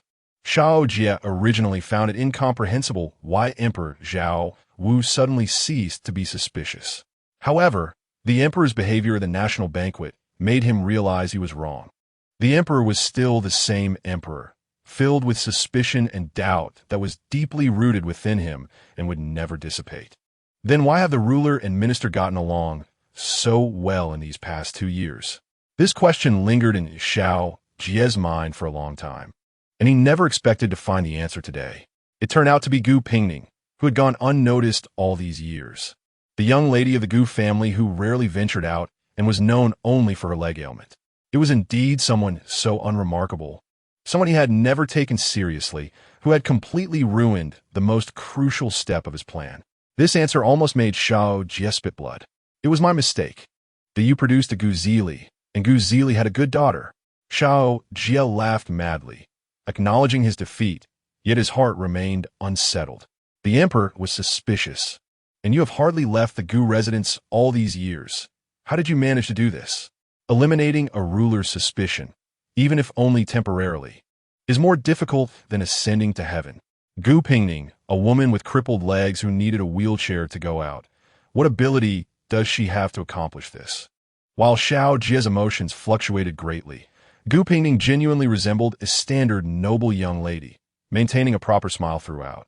I said before, I did not come to share my heart with the third prince today. Yes, I had almost forgotten. However, Miss Gu is so clever. She must know what should and should not be known, all clear as a mirror. I truly do not know why you came to this dark prison today. Surely, you did not come here just to enlighten me? I naturally do not have such leisure. I came today to actually advise the third prince not to be in such a hurry to die. Oh, Gu Pingning smiled brightly, her tone gentle. The third prince must keep his life. Keep it to see that not only can I live well under your backhand, but I can also steadily marry Prince In, and from then on, there will be no more grievances between the Gu family and the royal family. You really should take a look. See you welcoming all nations. From now on, the seas will be calm and the rivers peaceful, and the country prosperous and the people safe. After saying this, Gu Pingning paid no further attention to the crazily laughing Xiao Jie and pushed her wheelchair out. The next morning, news spread to the Gu residence that Xiao Jie, the mastermind behind the assassination of the Princess of Pingning, had committed suicide in prison. As the only person in the world who knew all the various aspects of her young lady, Hong Ying could not help but ask curiously while observing Gu Pingning meticulously wiping her whips. Miss, what did you say to Xiao Jie yesterday that could make him commit suicide overnight? Indeed, Hong Ying had no doubt that Xiao Jie had suddenly committed suicide for no reason, and it must have been due to their young lady's grudge, cough, and clear grievances. Gu Pingning had collected a whole shelf of whips of various materials and styles and was currently wiping them one by one with silk cloth. Without raising her head, she replied, he originally had a desire for death. Don't pin everything on your young lady. What did the young lady go to do yesterday? Oh, I went to solidify his desire for death. This was not the first time Hong Ying did not understand her young lady's words. If she had to dig deep into every detail, she would have been unable to keep up with her thoughts a long time ago. But this war god of the northern border was indeed a legendary figure, a born military genius who single-handedly pushed back the unification for 2 years, likely to leave a name in history. Yet in the end, he committed suicide in prison. It was no wonder Hong Ying couldn't help but ask further. Miss, what does it mean to solidify a desire for death? This is not difficult. You just need to poke at his pain, shatter his hopes, expose what he is trying to escape, lay bare his unwillingness, and make him regret his underestimation, his hopeless, lingering desires. For someone who is both self-abased and proud, these are enough. Hong Ying listened in confusion, feeling that she had truly overestimated her own understanding.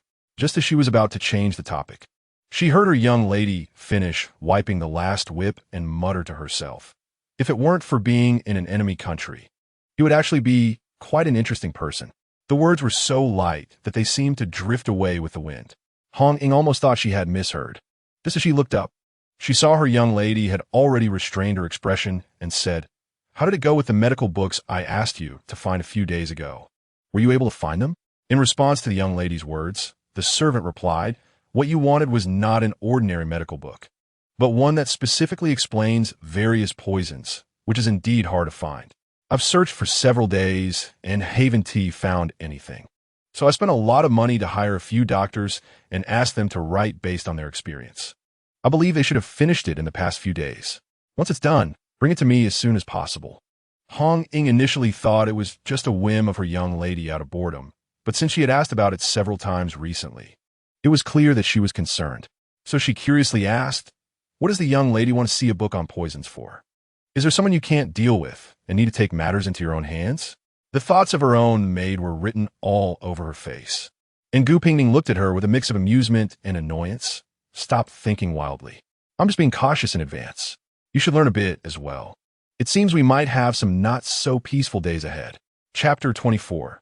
The mastermind behind the assassination of Princess Pingning turned out to be the third prince, who was being held as a hostage in the capital. The citizens of the capital, still reeling from this shocking news, were soon met with further revelations that the third prince, Shao Jie, had committed suicide in prison out of guilt.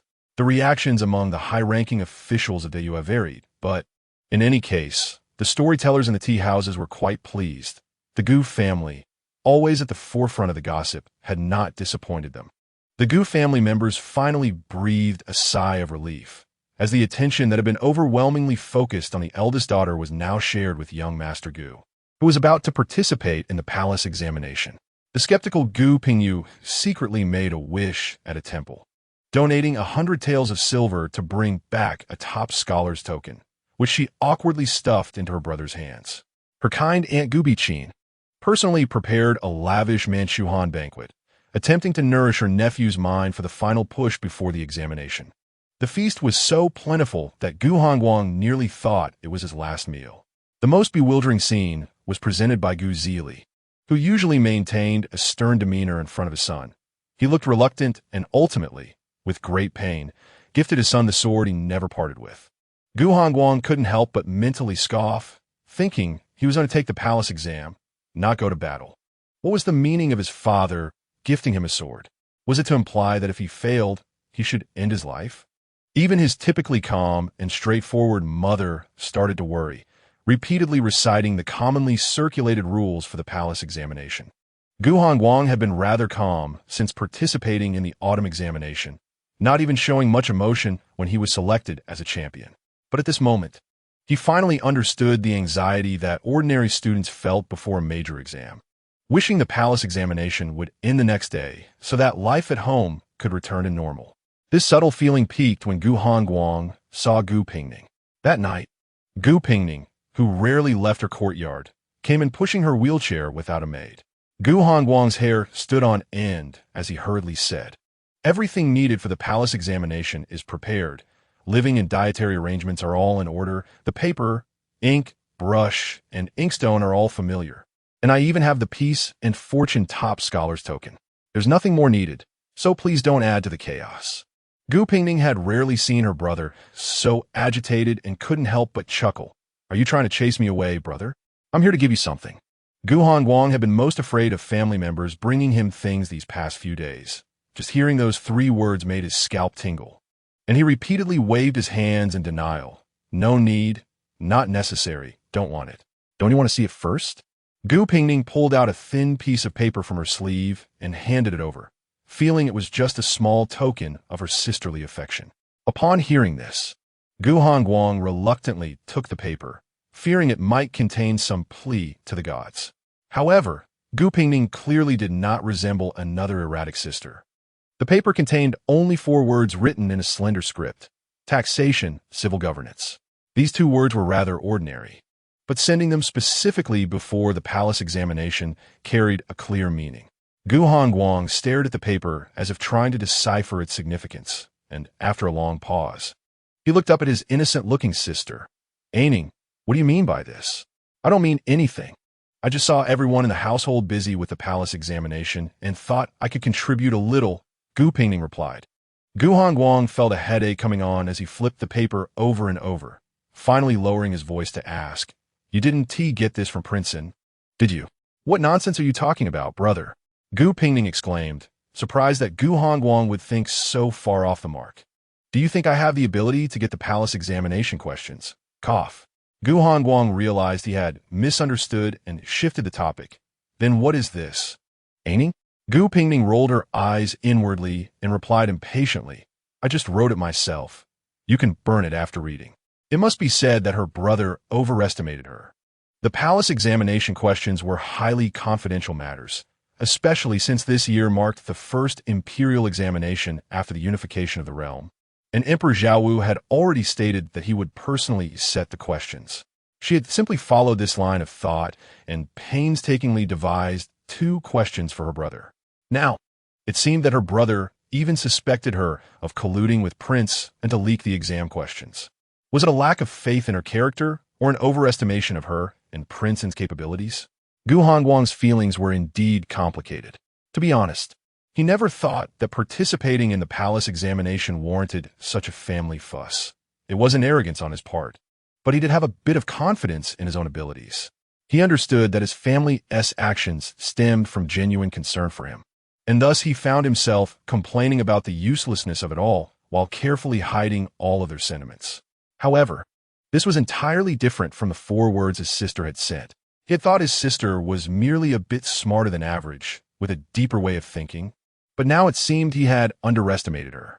Gu Hongguang finally composed himself, burning the paper in the candlelight while sincerely asking, "The weight of taxation, Aining. I see we're on the same page, but what do you mean by civil governance?" The flames gradually consumed the paper from the bottom up, and the flickering light cast a glow on Gu Pingning's face, diminishing her frail appearance and revealing a hint of sharpness. The term civil governance was vague, requiring no explanation.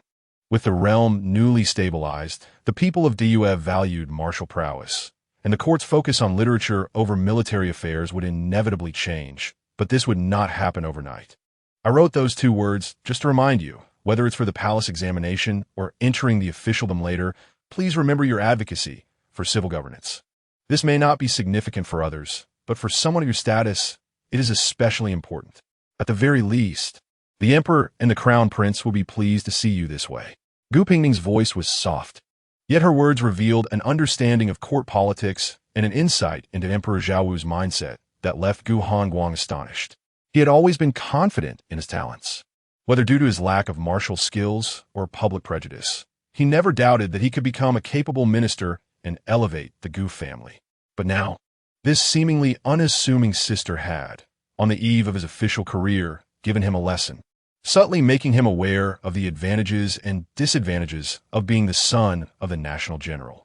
The Gu surname inherently carried a political stance. Gu Hongguang recalled his first meeting with Emperor Zhaowu after returning to the capital and sighed, "I have indeed overlooked this matter. I appreciate your concern." "I'm glad you don't find me meddlesome," Gu Pingning said, looking at her talented brother with a soft tone. "I know you have great ambitions, but the path of officialdom is as perilous as the battlefield. I only wish for your success in fulfilling your grand vision." After saying this, Gu Pingning pushed her wheelchair to bid farewell. The bright moonlight elongated Gu Hongguang's shadow as he followed behind her step by step, seeing her back as she returned to her own courtyard. This brother of hers had never wished to leave just a brief mention in history as Gu Zili's son. He harbored countless ambitions and possessed the talent to match his aspirations. He wanted future generations to evaluate this period in history, praising his achievements as equal to those of his father. Her brother. This conversation between the siblings passed without a trace. 2 days later, the palace examination officially began. The crown prince, as the heir, also appeared in the main hall, but for unknown reasons. The usually uninvolved prince and was seen following the crown prince around the hall like a shadow. While answering questions, Gu Hongguang caught sight of Prince and tried to maintain a composed demeanor, but repeatedly failing. And he felt it was truly unfair for his clever little sister to be associated with such an immature youth. Unaware of her brother's concern on her behalf, Gu Pingning managed to sleep in late, but her good mood did not last through her morning routine before she heard a female official announce the Empress Dowager's decree, requesting her to enter the palace. Since Gu Pingning was betrothed, she has been diligently studying royal knowledge, knowing that the Empress Dowager usually spends her years in the palace practicing Buddhism, and it has been a full 3 years since she last returned to the palace. However, now the Empress Dowager has quietly returned, without any news, and has suddenly summoned Gu Pingning, causing Mei to feel uneasy and immediately want to accompany her daughter into the palace. Gu Pingning had a hard time persuading her overly concerned mother and continued to ponder the identity of the Empress Dowager while sitting in the carriage. The current Empress Dowager's surname is Jiang, and she is the biological aunt of the late Empress. Thus she is especially fond of the late Empress's son, the Crown Prince. In Princeton, unfortunately, the late Empress passed away early, and the Jiang family has had difficulty with offspring, with few males left. And now only distant relatives are in charge, hardly qualifying as proper maternal relatives, perhaps due to the decline of her natal family. The Empress Dowager has long been a vegetarian and rarely appears in public. Today is the first time Gu Pingning has seen this most esteemed woman in Dayue. The Empress Dowager is a kind, elderly woman. Her attitude towards Gu Pingning is not particularly intimate, but is amiable, upon hearing that Gu Pingning is frail. She especially rewards her with a white fox cloak and also calls for a fine mushroom to be given to her. A young girl's health is important. You are still young. Take good care of yourself, and you will surely be healthy. Gu Pingning smiled and nodded, her eyes slightly curving. Thank you, Your Majesty. The grandniece is showing favoritism towards the beautiful elder sister of the Gu family.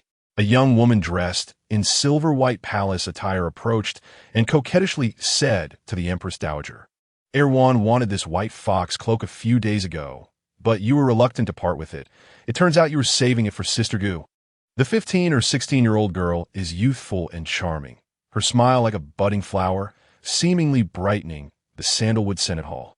The Empress Dowager is clearly very affectionate towards her, and, upon hearing this, is not angry but jokes, little greedy one, when have I ever been short of you when there are good things?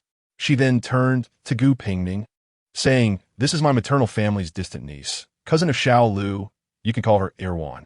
Gu Pingning warmly called out, Sister Erwan, not missing the flicker of hostility that passed through the young girl's eyes. The direct cousin of His Highness Prince, and Gu Pingning thought, somehow unable to help but recall the storybook that Prince had sent her a couple of days ago. After all, in every twisting and moving story, there is always an important character like a cousin. Chapter 25. A conversation in Yongkang Palace, Gu Pingning finally figured out the background of her charming cousin. This Miss Jiang Ruan is the only daughter of Jiang Qi, the elder brother of the late empress, and she should have been the most legitimate young lady of the Jiang family. Unfortunately, Jiang Qi and his wife met with an unexpected tragedy, leaving behind only this little girl who could barely speak. At that time, the late empress had already passed away, and the collateral branches of the Jiang family were eyeing the position of the family head. The Empress Dowager, unable to bear it, took this granddaughter to her side and raised her personally. In terms of blood relation, this Miss Jiang is quite close to Princein, as they are indeed first cousins. However, what puzzled Gu Pingning was why Jiang Ruan, who had been following the Empress Dowager to offer prayers for years, held such hostility towards her, whom she had just met for the first time. Gu Pingning was sure she had never encountered this cousin before, let alone offended her. It couldn't be that she thought Gu Pingning was stealing her childhood's sweetheart cousin. Could it?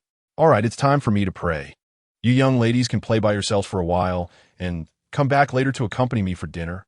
The Empress Dowager said with a smile while twirling her beaded necklace. I really like you bright young ladies.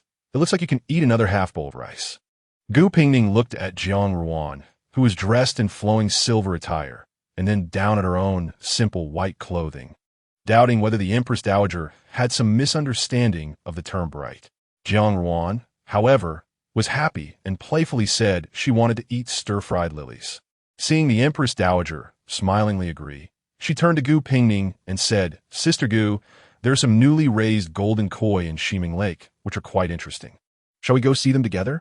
This Miss Jiang, raised by the Empress Dowager, was innocent and lively, and her speech unconsciously carried a hint of coquetry. Unfortunately, being young and inexperienced, her soft tone could not hide the subtle hostility in her eyes when looking at Gu Pingning. Gu Pingning gently agreed, and with Hong Ying pushing her wheelchair, they strolled leisurely to the edge of Shiming Lake. Oh dear, look at my memory, I actually forgot to bring the fish food. Jiang Ruan suddenly slapped her forehead as they reached the lake, biting her lip and shyly asking, Sister Gu, my maid went back to get my cloak. Could you ask your maid to go get the fish food? The intention to send away the maid was quite obvious. Gu Pingning looked at the shimmering, Shiming Lake, feeling no fluctuation in her heart. It wasn't that she didn't want to play along with the young girl, but the trick of sending away the maid to be alone by the lake was one her cousins had played long ago. Even the latest storybooks didn't use such tactics anymore. It was unclear whether this poorly skilled Jiang girl wanted to drown her and blame it on her, or simply wanted to push her into inner suffering. Gu Pingning seemed not to have heard Jiang Ruan's words, and Jiang Ruan, clearly anxious, leaned in with her brows furrowed, and said softly, "Please, Sister Gu, without fish food, we won't be able to see the koi, and it's really interesting." Gu Pingning, who found looking at fish utterly uninteresting, felt indifferent, but thought it would be too unkind not to go along with the little girl's setup. Therefore, she turned to instruct Hong Ying, "Go get some fish food and also bring a cloak." The fish food might not be needed, but the cloak would likely come in handy soon, as the lake water was quite cold in late autumn. Hong Ying obediently left, and Gu Pingning discreetly pressed the lock on her wheelchair, ensuring it was secure before turning to see Jiang Ruan slowly losing her smile. Jiang Ruan, clearly not a patient person, dropped her innocent smile as soon as Hong Ying left, mocking, "Sister Gu, you really have good life." To be honest, ever since Gu Pingning could no longer stand, she had heard countless expressions of sympathy and sorrow. But this was the first time someone had praised her for having a good life. This unique perspective made Gu Pingning decide to listen a bit longer. "Isn't it true? Your parents are renowned ministers of the state, and your brother is exceptionally talented, having topped the imperial examination. So even if you are a disabled person who cannot walk, you can still marry your cousin and become a princess in thanks to your parents' and brother's achievements." Gu Pingning maintained her smile and nodded in agreement. "Sister Ruan, if you say so, my life is indeed quite good." Jiang Ruan took a step closer, her voice filled with resentment. "But what about me? Clearly, I am the legitimate daughter of the Jiang family, and the master of this world has half of Jiang's blood flowing in him. Yet I have to spend my days in the cold, lonely palace, accompanying the Buddha, and even my cousin is being taken away by a disabled person like you." This line of dialogue was indeed full of complaints, but Gu Pingning finally grasped the reason behind the little girl's performance. It really was a cliché plot of a cousin being in love with her cousin. The next events unfolded as Gu Pingning expected. After expressing her feelings, Jiang Ruan stepped forward, grabbed the handle of the wheelchair, and with a tilt of her body and a strong push, attempted to throw Gu Pingning, chair and all, into the lake. The water in Shiming Lake was not deep and would not normally drown someone, but Gu Pingning was indeed a special case. Jiang Ruan was prepared to see Gu Pingning's panicked expression, but unexpectedly, the person in the wheelchair remained completely still, not even changing the curve of her lips. Those eyes, filled with a smile, looked as if they were watching a clown perform a circus act, and she leisurely reminded, "Sister Ruan, how careless of you. You are delicate. If you fall into the water, it won't be a joke." This remark seemed to open a certain line of thought for Jiang Ruan. Seeing she couldn't pull Gu Pingning, she gritted her teeth, let go, and pushed herself backward, causing her to fall straight into the water like a crumpled snowball with a splash. "Help! I can't swim. Help!" The cold water of late autumn seeped into her bones as Jiang Ruan desperately flailed in the water, and in her daze, she seemed to see Gu Pingning sitting calmly, her expression indifferent, neither offering help nor calling for aid, as if she was just going to watch her drown little by little. Jiang Ruan finally panicked. Although she had lost her parents at a young age, she had grown up beside the Empress Dowager and had never truly suffered. Now, having swallowed a couple of mouthfuls of water and seeing no one come to her rescue, she forgot that the water wasn't deep enough to drown anyone, feeling only that she was going to die today, and could only scream hoarsely, "Help!" Gu Pingning coldly watched Jiang Ruan struggle in the water, and it didn't seem like an act. She truly couldn't swim. However, such a clumsy tactic would only make Jiang Ruan suffer a bit. What effect could it have? This naive girl, harboring resentment, had not understood one thing from the beginning. This marriage was bestowed by Emperor Zhao, and the one who most wanted Gu Pingning to marry Lin Yaoyang in peace was also Emperor Zhao. However, after Jiang Ruan had been in the water for so long, no palace maids or eunuchs had come. Even if Shiming Lake was remote, it shouldn't be like this, suggesting that Jiang Ruan had made arrangements in advance. Gu Pingning wondered if it were her who was floundering in the water now, unable to move her legs, whether she could hold on until someone came to rescue her. Jiang Ruan's voice gradually weakened, and the guards who finally arrived hurriedly jumped into the water and pulled the shivering Jiang Ruan out. Just then, Hong Ying returned, and Gu Pingning personally draped a cloak over the dripping Jiang Ruan, repeatedly instructing, "Quick, quick!" Sister Ruan fell into the water and was startled. "Quickly call for the imperial physician." Jiang Ruan seemed to hear this, using her last ounce of strength to glare at Gu Pingning resentfully before losing consciousness due to exhaustion. The Yongkong Palace was in chaos. The Empress Dowager, seeing Jiang Ruan, who had just bounced out of the door, being carried back unconscious, almost fainted in anxiety. Fortunately, the imperial physician reported that Jiang Ruan had only choked on water and was startled, and due to the cooling weather, she had fainted for a moment. Once the Empress Dowager learned that Jiang Ruan was not seriously harmed, she felt half relieved, then turned in anger and demanded, "What on earth happened? Why did Sister Ruan fall into the water?" Gu Pingning's face was filled with panic and fear as she reported. Sister Ruan was captivated by the koi in the lake and lost her balance, falling into the water. At this point, Gu Pingning's face showed self-reproach, regretting that as a disabled woman, she couldn't go into the water to save her, which frightened Sister Ruan. She asked for the Empress Dowager's forgiveness. The Empress Dowager couldn't bring herself to say that a person in a wheelchair should jump into the water to save someone. So she directed her anger elsewhere. What about the servants? How do they serve? Could they just watch their master fall into the water? Jiang Ruan's maid knelt down with a thud, banging her head. This servant deserves to die. I went back to get the young lady's cloak and was not by her side. Gu Pingning quickly followed suit, apologizing. Sister Ruan said she dropped the fish food, so I sent Hong Ying to get it. The Empress Dowager looked at the frail Gu Pingning sitting in the wheelchair and coldly asked, "So, at the time Ruan fell into the water, were only the two of you present?" "Yes." The room fell silent, with only the sound of the Empress Dowager turning her prayer beads. Gu Pingning suddenly realized where Jiang Ruan's confidence in this act of self-pity came from. Suddenly, indistinct murmurs came from the room. Don't push me." The Empress Dowager's expression changed dramatically as she cast a sharp glance at the bewildered Gu Pingning. On the sickbed, Jiang Ruan continued to murmur incoherently, "Aunt, Ruan is so cold. The water is so cold, Aunt." The Empress Dowager was nearly heartbroken by these calls of aunt. She had raised this child with immense love and care, and from childhood to adulthood, she had never suffered even a scratch. Now, however, she lay on the bed, pale and lifeless, which was like tearing her heart out. Gu Pingning watched coldly as the Empress Dowager sat by the bed, holding Jiang Ruan's hand and soothing her, just like any elder worried about their own child, thinking that this matter would be difficult to resolve anytime soon. Indeed, as Jiang Ruan slowly regained consciousness and saw the Empress Dowager, she burst into tears, and Ruan thought she would never see you again. The Empress Dowager felt immense pain in her heart and patiently coaxed her in a low voice, gently patting her back. It's all right. Aunt is here." "Ruan, tell Aunt what exactly happened." Jiang Ruan looked confused, her eyes filled with tears, seemingly not understanding what the Empress Dowager was asking. After a long while, as if suddenly recalling something, she turned to look at Gu Pingning in the wheelchair. Yes, it was Sister Gu. Chapter 26. This development is truly unexpected. Gu Pingning's face showed a bewildered and aggrieved expression, her voice hoarse as she said in disbelief, "What does Sister Ruan mean by that?" Jiang Ruan's tears fell like rain.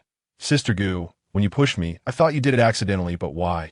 Why after I fell into the water did you not even call for help?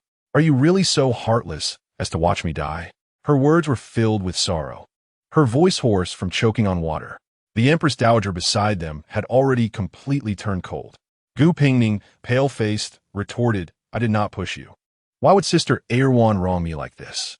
Jiang Ruan, unsure if it was from grievance or from the cold, trembled all over, her lips moving as she stared at Gu Pingning for a long while before lowering her head and saying hesitantly, "Then, perhaps I was too flustered and misjudged." Sister Gu did not. She bit her lower lip hard, paused for a long time, and finished her sentence in a voice barely above a whisper. "Did not push me." Gu Pingning felt she should take back her earlier statement about Jiang Ruan's poor acting. At least this pitiful and wronged appearance was indeed quite good. The Empress Dowager's gaze upon her was as sharp as a knife, wishing to stab her with several holes. However, to be fair, Gu Pingning had never feared anyone when it came to playing the victim and pretending to be innocent. Hadn't she always appeared in plain, white attire, which was just right for such occasions? Playing the role of a delicate, harmless yet resilient flower, she was a professional. But since the timing was not right, Gu Pingning did not make any other moves. She just lowered her head and softly repeated, "I did not push her.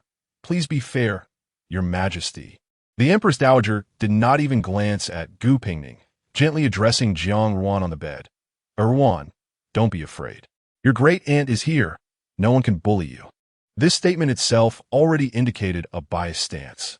Jiang Ruan seemed to gain courage from the Empress Dowager's words and finally raised her head to recount the events. "I was standing by the lake with my back to Sister Gu when I suddenly felt a push on my waist, and I lost my balance and fell into the lake." As she spoke, she looked at Gu Pingning, who was silent and with her head down. Her eyes filled with confusion. "I thought it was Sister Gu's accidental mistake, but later, when I struggled in the water, Sister Gu didn't even call for help, which truly frightened me." Gu Pingning's eyes widened in disbelief at the first sentence, unable to comprehend what the other person was saying, and couldn't help but step forward in her wheelchair. "How can you say that? Enough." The Empress Dowager saw Jiang Ruan shudder as Gu Pingning approached and couldn't help but speak sharply. "You know in your heart whether you did it or not. Erwan likes that koi and goes to the West Ming Lake to admire it daily. There's no way she would accidentally fall in. It was just the two of you at that time, and Erwan said someone pushed her. What were your intentions?" Gu Pingning was stunned into silence by this reprimand, unable to suppress a cough as she covered her mouth. "Cough, cough, I didn't tea." "Enough. Erwan was frightened and needs to rest." The Empress Dowager reached out to cover Jiang Ruan with the quilt before turning coldly to Gu Pingning. "As for you, go kneel before the Buddha for half an hour and reflect." Gu Pingning calculated the time, since Hong Ying had left, lowered her head to look at her legs that had been injured for years and could not walk, and replied word by word. "Your Majesty wants me to kneel in reflection? What? Your precious knees cannot kneel for me, nor can they kneel for the Buddha?" This remark was too heavy. Gu Pingning gritted her teeth and pressed her hands against the armrests of the wheelchair, catching a glimpse of figure in blue rushing in like a gust of wind and stopping in front of her, first nervously scanning her from head to toe. And upon seeing she was fine, he let out a sigh of relief and turned to bow. "Grandson greets the Empress Dowager." The newcomer was Lin Yaoyang, who had slipped out of the palace examination. After Jiang Ruan was rescued, Gu Pingning had signaled Hong Ying. After all, if the most respected woman in the world, the Empress Dowager really took sides. No one could predict what punishment she might impose. In such a situation, one could only seek assistance from outside. The reinforcements were evidently reliable, standing in front of Gu Pingning and loudly asking, "Empress Dowager, may I ask what wrong Pingning has committed for you to punish her so?" Originally, the Empress Dowager had softened at the sight of her grandson's gentle demeanor, but upon hearing this, her voice turned cold again. "Why don't you ask her what good deed she has done, pushing Erwan into the water, and at such a young age? Her thoughts are so malicious." Gu Pingning's eyes turned red with grievance, shaking her head to refute. "I didn't. Grandmother Pingning says she didn't tea." Lin Yaoyang clearly trusted Gu Pingning a lot, and upon hearing this, turned his head to continue asking. "She said Pingning pushed someone. Is there any evidence? It can't just be hearsay, can it?" This sounded somewhat like the Empress Dowager's temperament, both having already tilted their hearts before asking questions. But the objects of favoritism were different. Sure enough, upon hearing this, the Empress Dowager became furious. Could Erwan be lying? There were only the two of them at the time. Could it be that Erwan intentionally fell into the lake to frame her? Gu Pingning couldn't help but sneer in her heart. One had to admit the Empress Dowager was perceptive at this moment. However, the people in the hall clearly did not have the mood for such banter, kneeling down in a flurry. Even Lin Yaoyang quickly knelt down to plead. "Empress Dowager, please do not be angry." Jiang Ruan weakly chimed in to comfort. "Great aunt, please do not let your health suffer over this matter concerning Erwan. Erwan is fine now. Perhaps I was just frightened and confused, and Sister Gu did not push me." Gu Pingning kept her head down, seeing this. She attempted to support herself to kneel again, but as soon as she moved, she was stopped by Lin Yaoyang. "Grandmother, if you are angry, I will apologize on your behalf. But Pingning is weak. Please have mercy." Empress Dowager. Gu Pingning sat in her wheelchair, watching Prince and kneeling straight beside her, like a sturdy pine tree, showing the reliable demeanor of a young man coming of age. However, Gu Pingning was somewhat curious. If she really had used underhanded means to push someone into the water, and was now pretending to be innocent. How would this prince, and who blindly jumped in to defend her without inquiring about the truth, manage his own position? The room fell silent. Neither of the two would step back, and Gu Pingning lowered her head, using her peripheral vision to observe everyone's expressions. But upon looking, she noticed something was off. There was nothing wrong with the others. But the girl Jiang on the sickbed kept glancing back and forth between the Empress Dowager and herself, while Princeton did not spare her a single glance. TSK. This does not seem like someone who loves her cousin to the point of wanting to kill her betrothed. Although Gu Pingning had no experience, she had seen enough to recognize the signs. Her mother towards her father, "Are you looking at Li Huai?" when the one they liked was nearby. It was not like this at all. The emperor has arrived. The Emperor Zhao Wu, who had just finished the palace examination, hurried over upon hearing that Gu Pingning had an incident at Westming Lake, but unexpectedly, as soon as he entered, he saw his young son kneeling straight on the ground. What happened? Emperor Zhao Wu asked while bowing to the Empress Dowager. The ground is cold. Sixth brother, get up. Lin Yaoyang briefly explained the situation, and after taking a sip of tea, Emperor Zhao Wu spoke. So now Jiang Ruan and Pingning are each claiming their own version? Your Majesty, I did not. This was already Gu Pingning's umpteenth denial today, and Jiang Ruan snorted softly in her heart, finding it uninteresting. Your Majesty, first of all, this is my first time meeting Miss Jiang, and there is no grudge or enmity to justify such cruel actions. Gu Pingning's eyes were red as she coughed into her handkerchief. Cough, cough, just saying that Westming Lake is shallow. If I really wanted to push someone into the water, why would I choose such a place where one cannot drown? Am I waiting for someone to come and point fingers at me after they are rescued? This reasoning was sound, and Emperor Zhao Wu nodded, indicating for Gu Pingning to continue. However, Jiang Ruan became anxious and quickly retorted, I also saw you for the first time. What reason do I have to risk my life to frame you? Gu Pingning's voice was soft and weak as she slowly replied to Jiang Ruan. Miss Jiang insists that I pushed you, but it was you who suggested going to Shiming Lake. It was you who sent away our maids. May I ask who created the situation where only we were alone by the lake? As Jiang Ruan was about to interject, this time Gu Pingning did not give her the chance. She directly bowed to Emperor Zhao Wu and the Empress Dowager. This daughter is unable to walk and has to sit in a wheelchair. If I truly pushed Miss Jiang into the water, there would certainly be traces of the wheelchair's wheels left by the lakeside. Your Majesty can send someone to investigate. Emperor Zhao Wu waved his hand to instruct someone to check, and then heard Gu Pingning pose her final question. There's one thing I do not understand. After Miss Jiang fell into the water, I called for help with all my might, yet such a large Shiming Lake had not a single palace maid or eunuch. It was only the guards who arrived later to rescue Miss Jiang. I do not understand the affairs of the palace. Is Shiming Lake truly so remote and desolate? Jiang Ruan's gaze unconsciously drifted, and she failed to control her expression, revealing a hint of guilt. Everyone present was astute, even Prince N, whom Gu Pingning considered a foolish and sweet prince, sensed something was amiss and looked at Jiang Ruan with suspicion. Gu Pingning, with red eyes, barely maintained her composure and made a deep bow, saying, I've been wronged in today's incident. I ask your Majesty and the Empress Dowager to see clearly. By this point, everyone had already formed their own conclusions about the incident of Jiang Ruan falling into the water. The Empress Dowager finally came to her senses and looked at Gu Pingning with an inexplicable expression. The daughter of the Gu family indeed has a sharp tongue. Enough. I am tired. Let us all retreat. The bias in her words was clear to everyone present. Lin Yaoyang, seeing Gu Pingning's distressed appearance, felt indignant and was about to speak up, but unexpectedly, Gu Pingning gently pulled at his sleeve.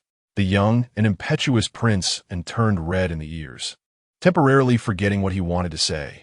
It was Emperor Zhao Wu who, with great interest, looked at his son's unremarkable demeanor and smiled, saying, Pingning was also startled today. Your brother was very worried upon hearing of your incident. Let Xiaolu go to accompany you. Chapter 27. Gu Hongguang never expected that after he had just finished the palace examination, he would hear that his younger sister had encountered trouble by Shiming Lake. As an outsider, he could not freely enter Yongkong Palace, so he could only send someone to relay messages home while anxiously waiting at the palace gate. After a long wait, When Prince En and Gu Pingning finally exited the palace, Gu Hongguang hurriedly approached them. Seeing that they were both fine and that his sister was sitting in a wheelchair without any apparent issues, he let out a sigh of relief. Gu Pingning pursed her lips and quietly thanked Prince En, saying, "Thank you for today, Your Highness. My brother is still waiting, so I will take my leave now." Lin Yaoyang had remained silent throughout the journey, his eyes wandering as if lost in thought. Upon hearing her words, he felt a bit embarrassed and immediately leaned down, assuring her, "Pingning, don't worry. I will make sure that today, as incident 1T leave you without justice." Considering the Empress Dowager's blatant favoritism, Gu Pingning did not expect the matter to be handled particularly fairly. However, it was always gratifying to have someone steadfastly stand by your side to seek justice, especially when that person was a handsome and bright young man, whose eyes sparkled with the righteousness of a chivalrous spirit. Once they were in the carriage, Gu Hongguang could hardly contain his curiosity and immediately asked about what had happened that day. "What? The Empress Dowager forced you to kneel?" Gu Hongguang was furious, couldn't believe that Jiang Ruansuan had intentions to harm, and questioned if the Empress Dowager truly did not know. Gu Pingning, feeling carefree, reassured him, "I'm fine and didn't actually kneel. But how did you fare in the palace examination today? The emperor indeed has plans for tax reform. I had previously exchanged views on this matter with the crown prince, so it shouldn't be a problem," Gu Hongguang replied absent-mindedly, his mind still simmering with anger over the incident at Shiming Lake. When he finally saw his equally anxious family, he couldn't help but pour out everything that had happened, concluding with frustration, "They're simply going too far." Mei Shi felt immense heartache, and, noticing Gu Pingning's tired expression, quickly instructed someone to take her back to rest. Meanwhile, Gu Zili remained silent, and as soon as his daughter returned to her room, he changed clothes and hurried into the palace. "Your Majesty, I am getting old and respectfully request to resign from my official position." Gu Zili bowed deeply, speaking earnestly, and also asked the emperor to retract the marriage proposal so that he could take his daughter back home to live. Emperor Zhaowu was taken aback by the suddenness of Gu Zili's actions and stepped forward to help him up, saying kindly, "Zili, what are you doing?" Gu Zili did not say anything else, only clasped his hands and repeated, "I humbly ask your Majesty to grant my request. I would be immensely grateful." Emperor Zhaowu understood very well why Gu Zili felt wronged. He recalled the commotion at Shiming Lake earlier and felt a headache coming on. Yet he had to find the right words to comfort him. "Zili, there is no need for this. I know that Pingning was wrong today.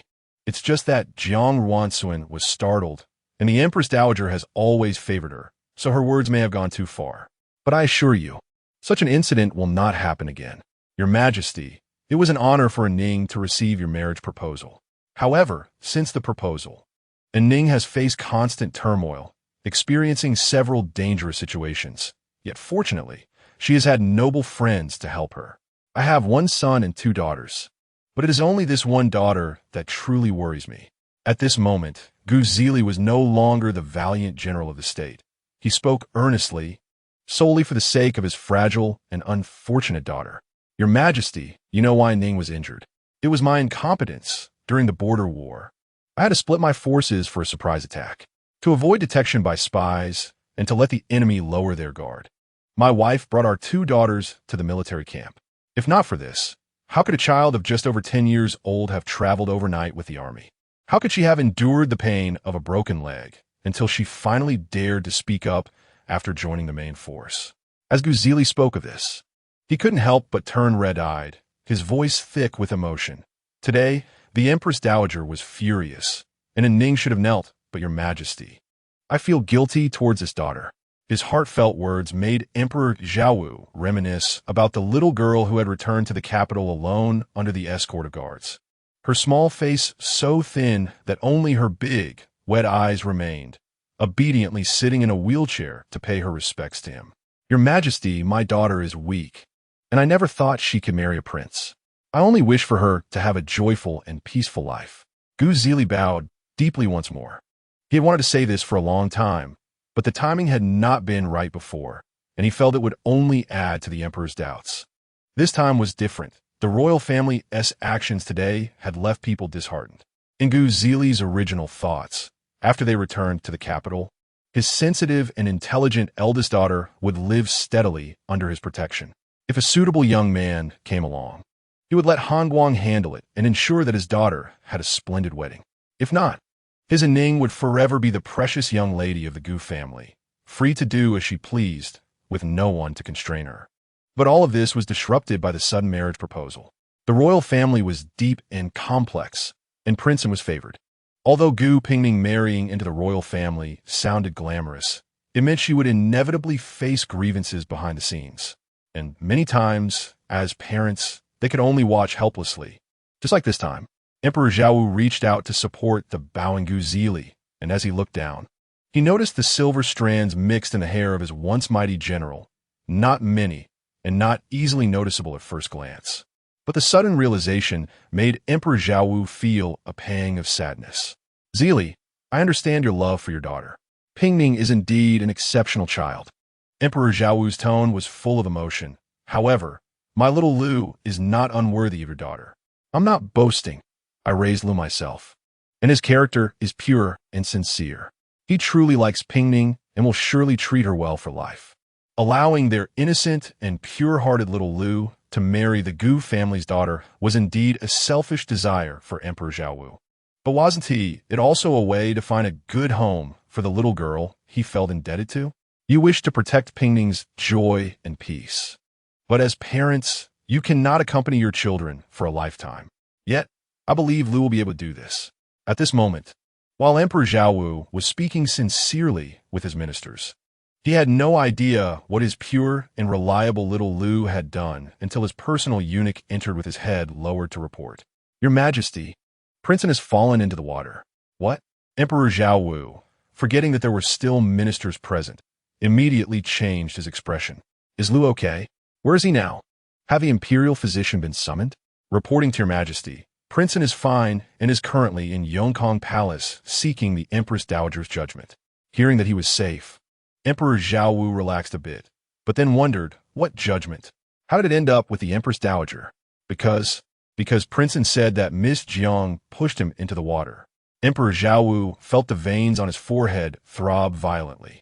His youngest son had indeed made a name for himself, boldly claiming such nonsense with his eyes closed.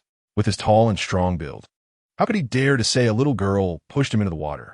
Gu Zili couldn't help but smile at the corners of his mouth as he watched Emperor Zhao head towards Yongkong Palace with a stern face.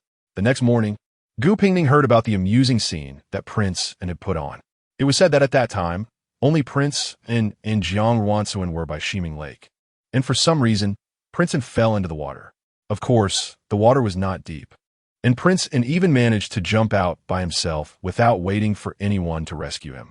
Then he stormed into Yongkong Palace, kneeling to beg the Empress Dowager for justice, insisting that Jiang Ruansuan had tried to harm him by pushing him into the water. It was said that Jiang Ruansuan was so furious that she nearly fainted again, kneeling on the ground and shouting for injustice. But Princeton insisted that someone had pushed him, claiming that only the two of them were present. So it couldn't be that he jumped in and wronged Jiang Ruansuan.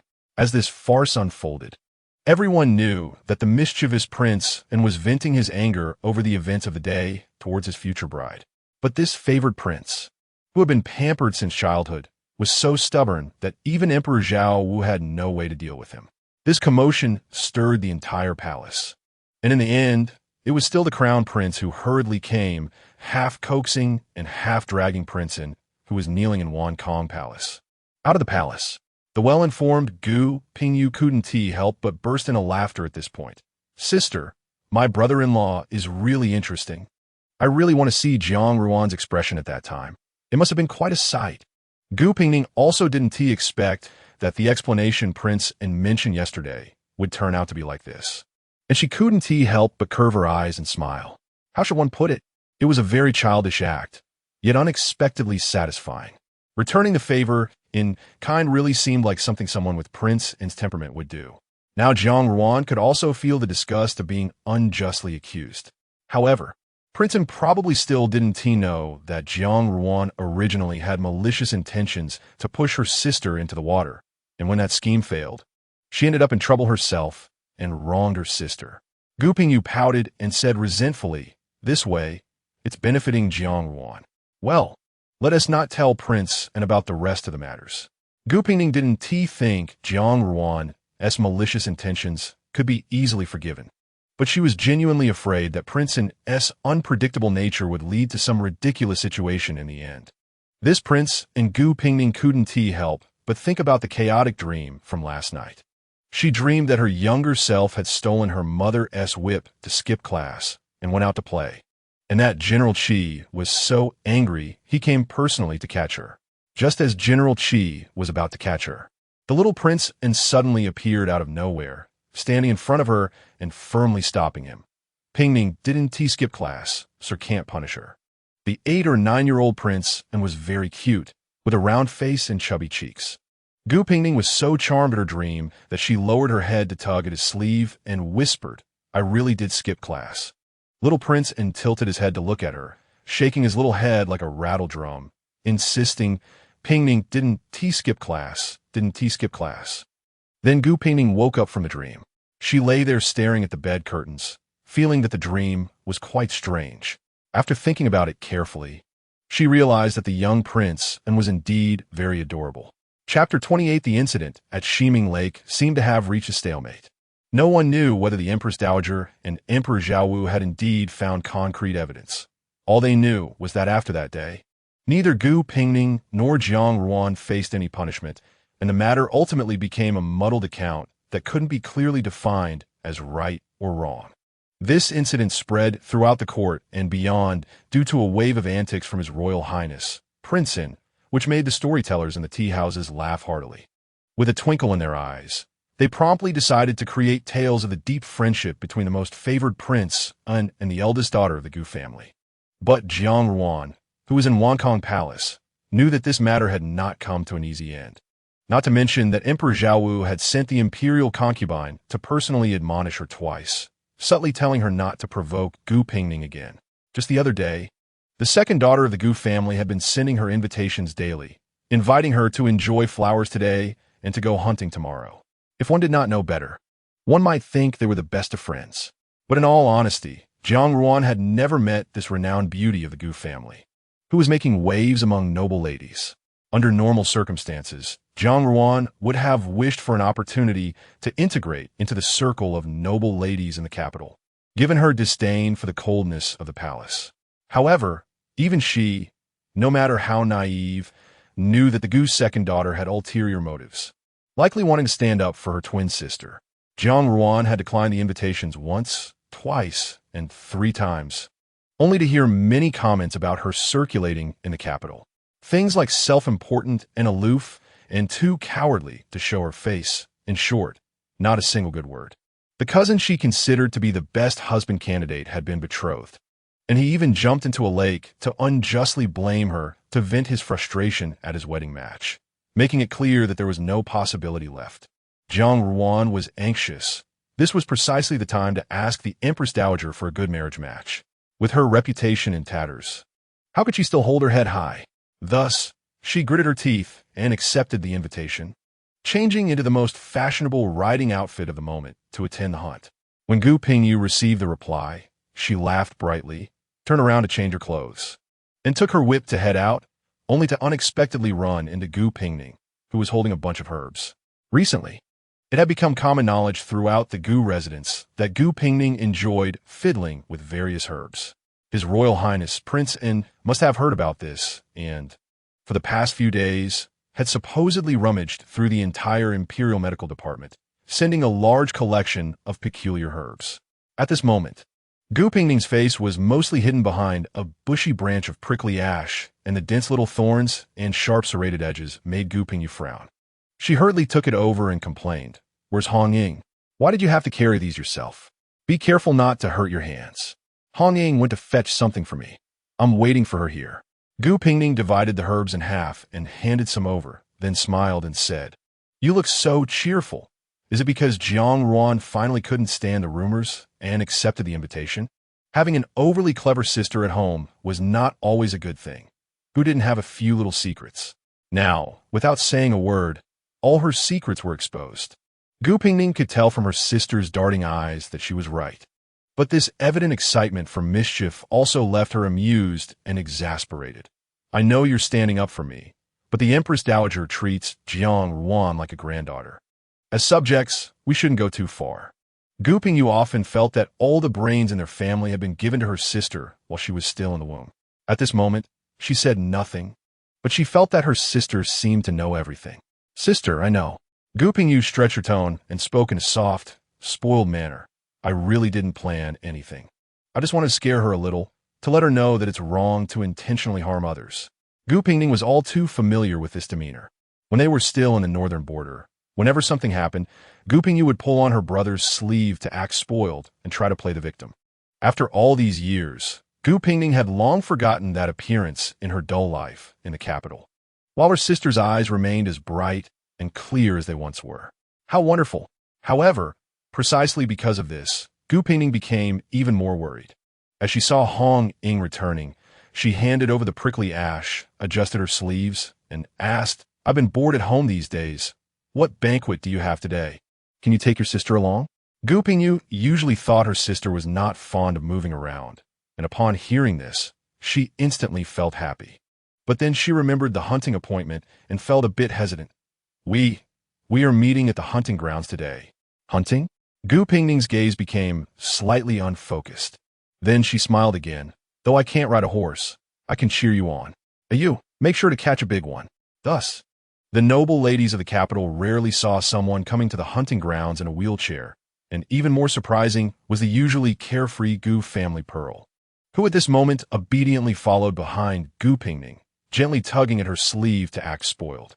Those fortunate enough to have seen Gu Pingyu wielding a whip, like Qiu Jingxian, widened their eyes in disbelief and turned to whisper to their handkerchief friend. Why do I feel like the entire atmosphere changes when Gu Pingyu appears with her sister? Hu Jin, who had always admired General Mei since childhood, felt her heart tug when she saw the sickly daughter of General Mei. Nervously squeezing Qiu Jingxian's hand, she muttered, It's windy at the hunting grounds.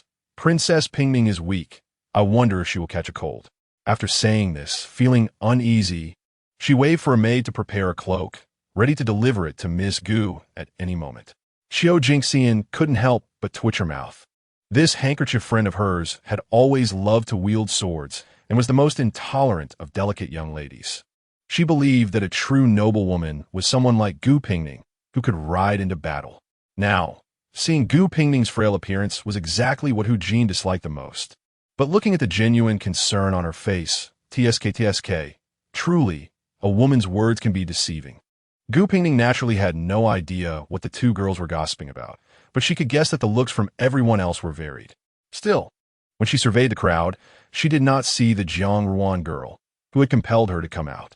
Gu Pingyu had no such reservations and immediately asked loudly, Did Jiang girl reply to my invitation, but still not come? As soon as she spoke, it seemed she remembered something and lowered her head to cough lightly.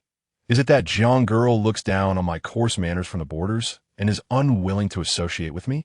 As soon as these words were spoken, not only did the young ladies present shiver, but even Gu Pingning looked over at her with a puzzled expression.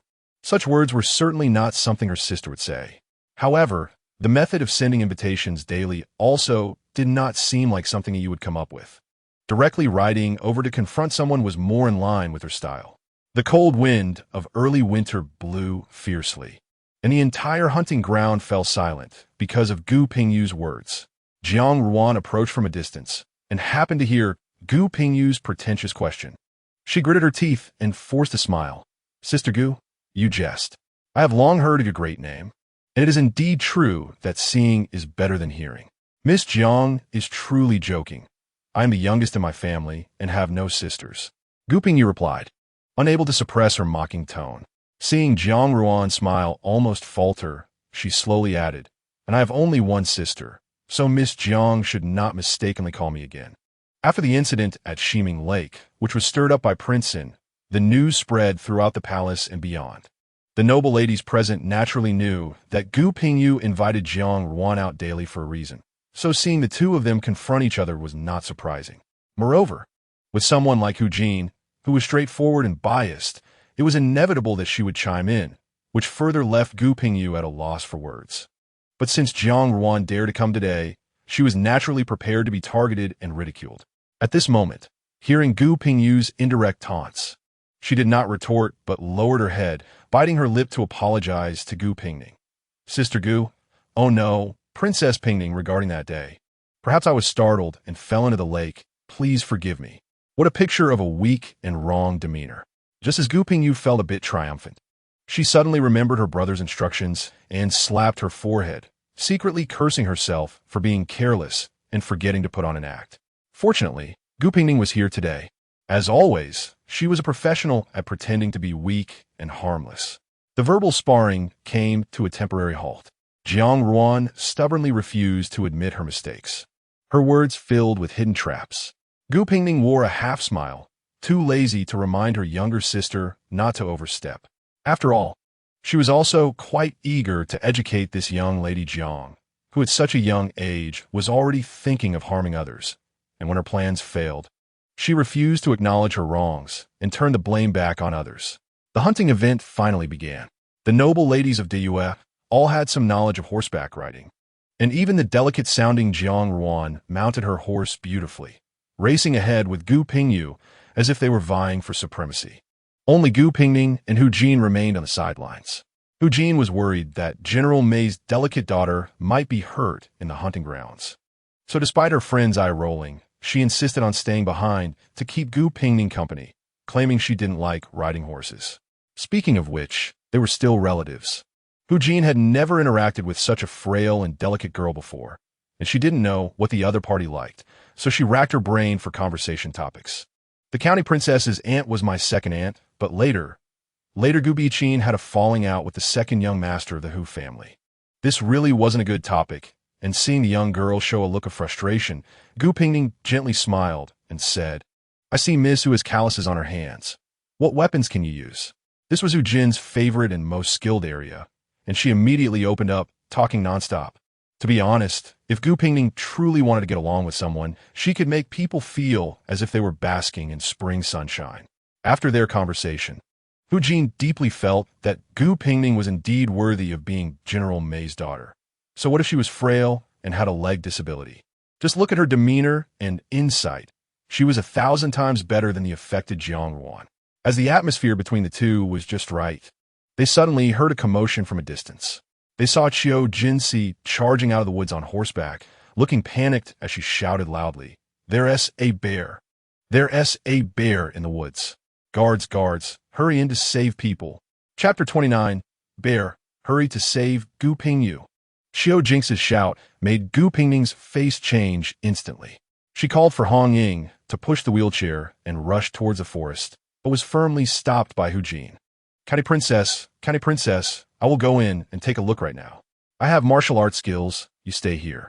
While holding the wheelchair, Hu Jin shouted at Qiu Jinx, you stay here with the county princess. I'll be back soon. After Hu Jin heard the direction from Qiu Jinx, he mounted his horse and charged into the woods with his guards. Qiu Jinx remembered her friend's instructions and tried to calm her own panic, saying, You, don't worry. Gu Pingyu is very skilled. She will be fine. After a moment of panic, Gu Pingning had calmed down. She knew it would be useless for her to go in. She would only distract others from protecting her. Thus, she instructed Hong Ying to follow and coldly asked Qiu Jinx, what exactly happened? Please explain in detail, Miss Qiu. In that moment, Qiu Jinx suddenly felt that the delicate Gu Dajia was somewhat different. However, she couldn't think too much about it at that moment and recounted everything she had seen. When I arrived, I saw a black bear pouncing towards Miss Jiang. Just as she was about to lose her life to the bear, Gu Erji jumped out to block it. Qiu Jinx hurriedly added, fearing Gu Pingning would be anxious. Gu Erji is skilled in martial arts and wasn't injured. Miss Jiang, who looks delicate, is also not bad at martial arts. I wanted to help, but Gu Erji reminded me to quickly find someone for help. So right now, Miss Jiang and you are resisting that black bear together? Gu Pingning asked. After this question, she didn't speak again, just kept tapping the armrest of the wheelchair irregularly with her fingers. Hu Jin had been inside for quite some time, and noble ladies participating in the hunt kept coming out of the woods, but Gu Pingyu and Jiang Ruan were still nowhere to be seen. Gu Pingning had rarely felt this restless lately. She knew her younger sister was excellent in horseback riding and archery, having been trained in real combat on the battlefield.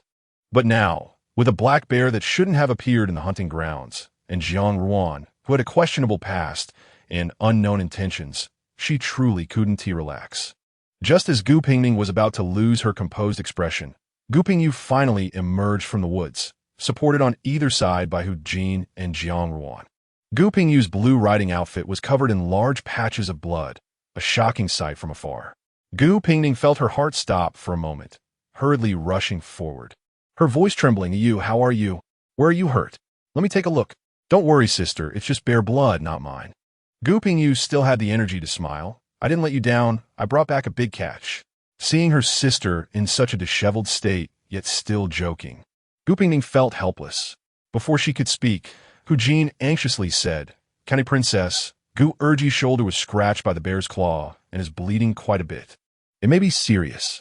Gu Pingning had just relaxed a bit seeing her sister joking, but upon hearing this, her heart tightened again. Noticing Gu Pingyu still glaring at Hu Jin, who had spoken, Gu Pingning was almost angered to laughter. As she examined the injury, she said with concern, "I've already sent someone to fetch the doctor, but we need to remove the fabric from the wound first to prevent it from scabbing and causing more pain." Qiu Jinx raised her hand weakly. "I know some medicine. Let me do it." Gu Pingyu, feeling the weight of her sister's worried gaze, obediently followed Qiu Jinx to the tent. Gu Pingning glanced at the silent Jiang Ruan, who had her head down as if frightened, and thought of the bloody wound on a Yu's shoulder. For the first time, she couldn't hold back her anger, saying coldly, "Miss Jiang, I hope you haven't done anything today that I will find out about." After saying this, she didn't look at Jiang Ruan's expression and pushed her wheelchair into the tent. Qiu Jinx was quick and nimble, cutting away the blood-soaked fabric from Gu Pingyu's shoulder while softly saying, "This wound is not shallow. It will hurt a bit, so bear with it." Gu Pingyu gritted her teeth and didn't make a sound, only sweating profusely from her forehead without showing any sign of pain. Seeing this, Gu Pingning couldn't help but worry about her sister. Could it be that she had lost her sense of pain like herself? As Gu Pingning's thoughts raced, she didn't expect Gu Pingyu to change her expression drastically upon seeing her enter. Ignoring the blood still flowing from her shoulder, she hurriedly grabbed a cloak nearby to cover herself, almost cutting Qiu Jinx's hand with the scissors in her urgency. Seeing this near injury made Gu Pingning's heart race, and she pushed her wheelchair closer to remove the cloak, her face cold as she whispered, "You, what are you doing? Do you want to lose your shoulder?" Gu Pingyu stubbornly clutched the cloak, and, seeing Gu Pingning genuinely angry, finally awkwardly said, "Sister, why did you come in?" "I'm really fine. It's just that the smell of blood is heavy here. You should go out first." Gu Pingning didn't understand her sister's stubbornness, and seeing her trying to hide her injury, she didn't want to say any more. She directly took the scissors from Qiu Jinx. "You, do you want me to help you with your wound? But I might not be gentle." This made Gu Pingyu shake her head repeatedly, only able to turn away, reluctantly removing the cloak and saying, "Let's let Miss Qiu do it." Gu Pingning handed the scissors back, and seeing her sister sneak glances at her, she moved her wheelchair closer, perplexed. "You, what's going on?" Before she could finish her sentence, Gu Pingning froze. Just like her, Qiu Jinx had just cut open the fabric of Gu Pingyu's back. A long scar ran across Gu Pingyu's entire back, starting from her right shoulder and extending to her left waist. It was a knife wound, deep and vicious. Gu Pingyu's skin was pale, and her back, rarely exposed to sunlight, was as white as jade. This scar, which was as long as an arm, looked like a crack on a precious jewel, shattering a rare treasure and leaving a shocking sight that made one's heart ache. "What? When did this happen?" Gu Pingning felt her voice dry and almost couldn't speak. She raised her eyes to look at Gu Pingyu, who was struggling to cover it up. "Why have you never told me?" Such a terrifying scar showed how severe Gu Pingyu's injury had been. It must have been life-threatening, yet she had been completely unaware. What was she doing when her twin sister was hanging by a thread, enjoying flowers and wine, or leisurely reading and napping? Gu Pingyu was afraid her sister would show such a red-eyed expression that she had joined the family in keeping this matter secret. Now that she saw there was no way to hide it, she could only deliberately speak in a light tone. "It happened last year. Sister, don't think I'm hurt just because of a little injury. I actually took the life of a general from the barbarian nation." Indeed, the Pearl of the Gu family became famous from that battle. At the age of 15, Gu Pingyu led a small team for a surprise attack. shooting down the enemy's right general amidst the army, thus gaining fame and leading to the saying that a tiger father does not raise a dog daughter. But when Gu Pingning first heard the news, she was so delighted and proud, and now seeing this life-threatening scar, her heart ached even more. Their family is bright and beautiful, you shouldn't be looking so pale and weak now, like a piece of beautiful jade with cracks. She should always be smiling brightly, full of spirit, shining like a true pearl, forever radiant. Hu Jin was also shocked by the scar and almost shed tears. She hastened to bandage Gu Pingning's wound and tie her cloak before hurriedly exiting the tent, leaving the space for the two sisters. Perhaps Gu Pingning's expression was too grim at this moment. Gu Pingning couldn't help but lower her cheerful tone, saying softly, "Sister, don't be like this. In military operations, who doesn't get hurt? I'm already fine, really. Don't worry. Your shoulder is still dripping blood. How can you be fine?" Gu Pingning wiped the cold sweat from her sister's forehead with a handkerchief, finally managing to rein in her tumultuous emotions. She then asked, "What exactly happened today? What were your original intentions, and what went wrong?" "I just wanted to scare Jiang Ruan a bit. I knew there was a wild boar in the woods, so I sprinkled some stuff on her. Jiang Ruan has some skills, and I was following closely behind her, so I didn't think anything serious would happen." Gu Pingyu also found the situation strange and, feeling perplexed, said, "There shouldn't be bears in the hunting ground, especially such a fierce black bear. I was right behind Jiang Ruan when I saw the bear charge straight at her." Gu Pingyu felt embarrassed as she glanced at Gu Pingning and continued, "I know Jiang Ruan has harmed my sister before, but the situation was urgent at that moment, and I didn't have much time to think. She just rushed out. In the end, Jiang Ruan was unscathed, but Gu Pingyu was scratched by the bear, which caused her sister to worry so much that she didn't know how to criticize herself. She had initially wanted to take revenge for her sister. Gu Pingning reached out to smooth the stray hairs on Gu Pingyu's forehead, her brows softening as she smiled gently, and said, "I know. If you could watch her die at the bear's hands, you wouldn't be our Guyu anymore. However, you got hurt. Did Jiang Ruan do anything to provoke it? I don't know about the rest, but she put in a lot of effort when we were taking down the black bear. If it weren't for her skills and her keeping the bear occupied, I fear I wouldn't have just sustained this little injury." Gu Pingning asked a couple more questions and noticed that aside from being pale for blood loss, Gu Pingyu didn't show any signs of pain. The doubts that had been swirling in her mind couldn't be suppressed any longer, and she couldn't help but reach out and poke lightly at Gu Pingyu's shoulder. Caught off guard, Gu Pingyu gasped in pain and looked at her sister in confusion. Ahem. Gu Pingning glanced away, feeling embarrassed, faced with her sister's puzzled gaze. She couldn't explain her childish action and had to force herself to maintain the demeanor of an elder sister, saying, "Let this be a reminder for you. Don't think you're truly invulnerable and can stand in front of everything." With a sigh, she added, "Today's incident was aimed at Jiang Ruan, but it inadvertently brought you an undeserved disaster." Chapter 30, A Black Bear, Unknown to Everyone, appeared in the hunting ground specifically meant for the highborn ladies of the capital, nearly costing the lives of the young women from the Jiang and Gu families. This incident not only angered Gu Pingning, but even the Empress Dowager in the palace was furious upon hearing the news and ordered a thorough investigation. The officials tasked with the investigation had yet to uncover any clues when one of the main characters of this incident, Miss Jiang Ruan, arrived at the Gu residence, specifically asking to see Gu Hongguang by name. After meeting the eldest daughter of the Gu family, Gu Pingning was wronged and forced to kneel.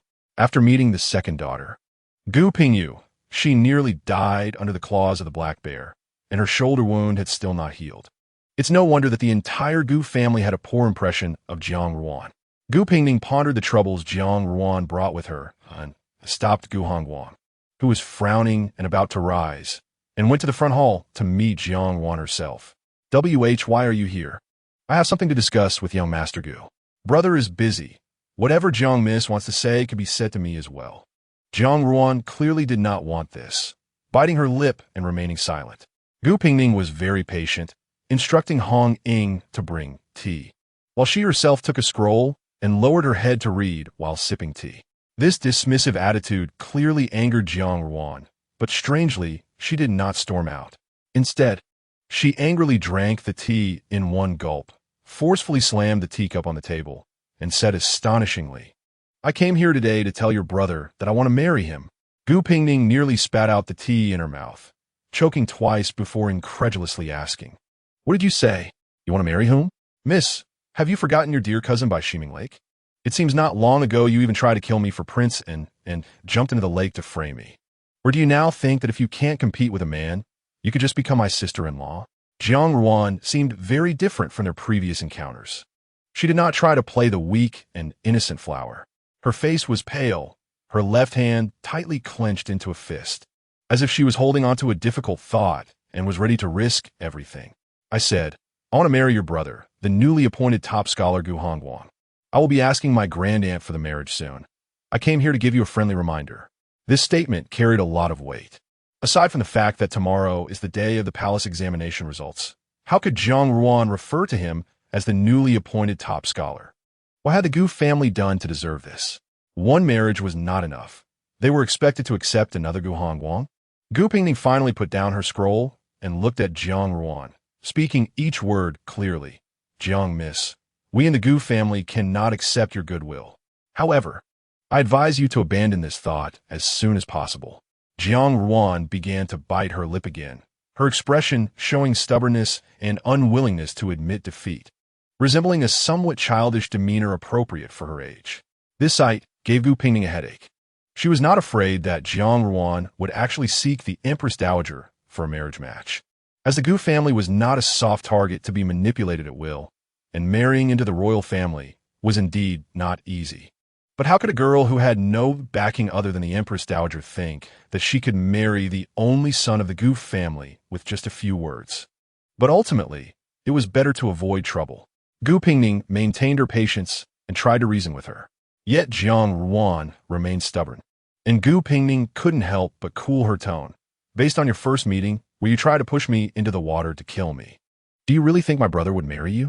Jiang Ruan clutched the edge of the teacup tightly, her nails turning pale from the pressure, mirroring her ugly complexion that even the makeup couldn't hide. Yet she insisted, "Once my grandaunt grants the marriage, it won't be about whether your brother is willing or not." "Then why did you specially come here today?" Gu Pingning said coldly. "The black bear in the hunting grounds was after you. You at least saved your life and is still lying in bed recovering. We don't expect your gratitude, but how can you still have designs on my brother? Do you really think that with the Empress Dowager's favor, you can do as you please?" These words drained the last color from Jiang Ruan's face. She stared hard at Gu Pingning, her lips moving, and after a while, in a hoarse voice, she spoke. "I have information to exchange.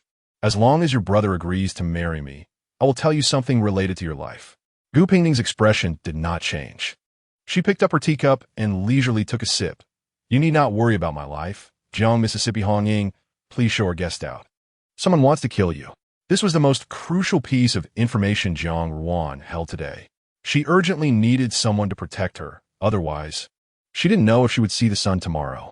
Marrying Prince and was no longer an option, and the Gu family, who held power and favor, was undoubtedly her best choice at present. Jiang Ruan took a step forward, emphasizing urgently, "It's true, someone wants to kill you. I heard it. I've already said that this matter need not trouble Jiang Mississippi." Gu Pingning stepped forward with her wheelchair, looking at the anxious Jiang Ruan, and quietly said, of course, similarly, "Whoever wants Jiang Miss's life is none of our Gu family's business, and don't even think about dragging my brother into it." Hearing this, Jiang Ruan's eyes widened in shock, revealing a mix of fear and doubt. Gu Pingning, however, returned to her previous position and instructed again. "Hongying, please escort Jiang Miss out." Gu Pingyu, who was recovering behind the screen, looked at her brother and sister with a confused expression. She had been worried about her sister, as Jiang Ruan had a history of harming others, which was why she had pulled Gu Hongguang to eavesdrop. But the information from this conversation was overwhelming, and she didn't know where to begin asking.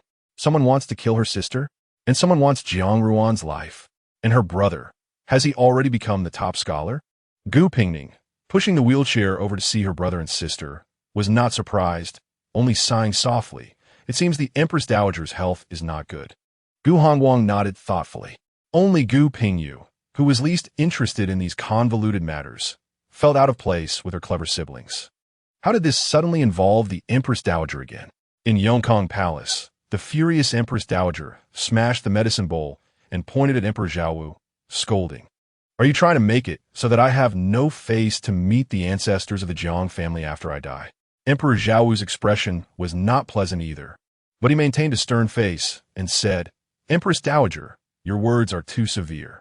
However, if the Empress Dowager wants to be fair to the ancestors of the Jiang family, I too must be fair to the ancestors of the Lin family.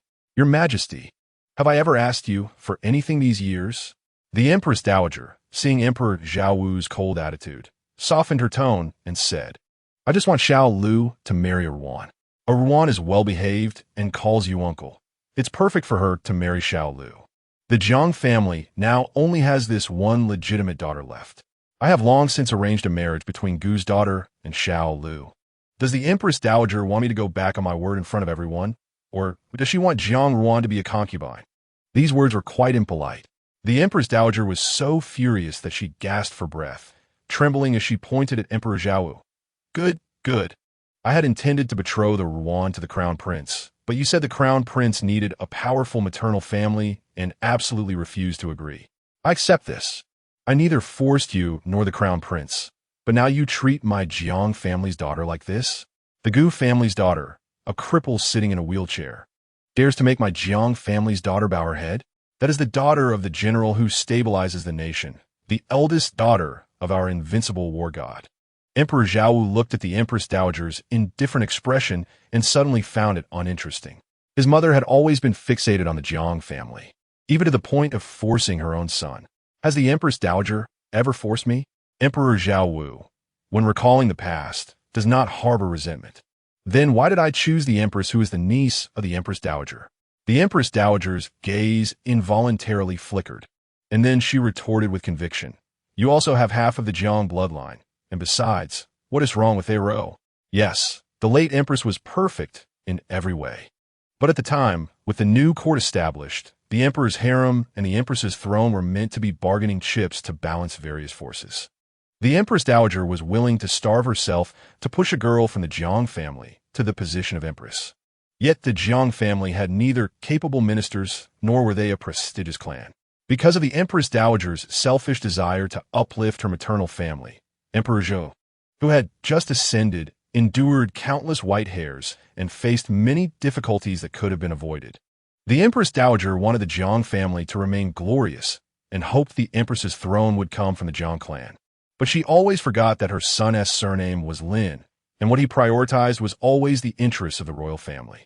Emperor Zhaowu looked at his aging biological mother, who was no longer the powerful figure that could force him to establish an empress as she once did. The traces of time had crept into the corners of her eyes and the tips of her hair, and the tenderness of the woman who eventually became his empress had long turned to dust, leaving only 2 children as his most precious treasures. He finally sighed and softly assured her, I will arrange a good marriage for Jiang Ruan. Empress Dowager, please rest and recuperate. Outside the door, Jiang Ruan tightly clutched the thin paper in her hand. She clearly heard the quarrel between the most esteemed mother and son in the world, and she knew what unspeakable things the Jiang family had done for the throne of Empress back then. The secret letters hidden in the gold lock close to her body contained memories of the past that the Empress Dowager was aware of and had intervened in. And with the unexpected occurrences around her these days, how many more times could she evade? Jiang Ruan felt despair in her heart, and, for a moment, did not know who could protect her. Seeing Emperor Zhaowu was about to exit Yongkong Palace, Jiang Ruan hurriedly hid the paper in her hand, thought for a moment, gritted her teeth, and knelt before Emperor Zhaowu, bowing her head. Your Majesty, I have feelings for the young Master Gu. I ask your Majesty to take charge. Chapter 31. The siblings in the Gu mansion were still unaware that Jiang Ruan had approached Emperor Zhaowu until the next morning when Prince and brought news of Jiang Ruan's death. What? Jiang Ruan is dead? Even though Gu Pingning suspected that Jiang Ruan had been threatened, she never expected her to die so soon, and couldn't help but ask, how did she die? Drowned in Shiming Lake. Lin Yaoyang, who had slept all night, looked pale. He was rubbing the envelope hidden in his sleeve and said softly, it was discovered at 3:10 last night. The Empress Dowager fainted on the spot upon hearing the news and hasn't woken up since. Shiming Lake, a place that normally wouldn't drown anyone. The killer behind this was audacious, openly declaring to everyone that Jiang Ruan's death was no accident, but a bold act of murder within the palace, killing the granddaughter of the Empress Dowager. And the incident of Jiang Ruan falling into Shiming Lake had caused quite a stir back then. Now that she happened to die in the same place, was the person behind this trying to implicate her? Gu Pingning's mind flashed with various speculations, and it took her a while to collect her thoughts. Ultimately, this matter didn't concern her much. What puzzled her was that Jiang Ruan had died under such unclear circumstances, and the Empress Dowager was in a coma. So why did Princeton come to the Gu mansion so early? Surely it wasn't just to inform her of Jiang Ruan's death. Since Lin Yaoyang spoke once, he remained silent afterward. Jiang Ruan's death seemed to have struck him hard. The lively smile he usually had was replaced by guilt and self-blame. Guilt? Jiang Ruan's death couldn't possibly implicate her foolish and naive future fiancé, right? Lin Yaoyang kept his head down, struggling with his thoughts for a long time before seemingly making up his mind. He looked up and said in one breath, "She came to find me last night." Jiang Ruan came to find you? She knew someone wanted to kill her, but I thought she was just being silly and didn't take it seriously. Lin Yaoyang's voice now genuinely carried regret. If I had sensed she was in danger back then, she might not have your highness. Regretting what has already happened is the most useless emotion. Gu Pingning interrupted Lin Yaoyang, looking into his eyes calmly. Your highness came to see me early this morning. Did you want to tell me something? Perhaps your feelings of regret? Lin Yaoyang finally pulled out the hot envelope from his sleeve, hesitated for a moment, and handed it over. She said yesterday that if one day she unexpectedly died, I should give this to you and make me promise not to open it myself. This truly caught Gu Pingning off guard. She had thought Jiang Ruan, since she couldn't escape the assassination, and sought refuge with Lin Yaoyang overnight. After all, the pure-hearted nature hidden beneath Prince's playful exterior was evident to anyone with eyes. As long as Jiang Ruan could make Lin Yaoyang believe she was indeed in danger. Given Lin Yaoyang's character, he wouldn't neglect her regardless of how much he disliked her. But now, what was the meaning behind this letter being handed to her through Lin Yaoyang? Gu Pingning took the letter and casually asked, Your Highness, have you read it? Lin Yaoyang shook his head. I thought she was just joking, but I promised not to open it myself.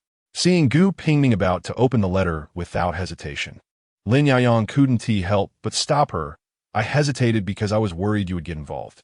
I still don't know who killed my cousin and why, or what is hidden in this envelope.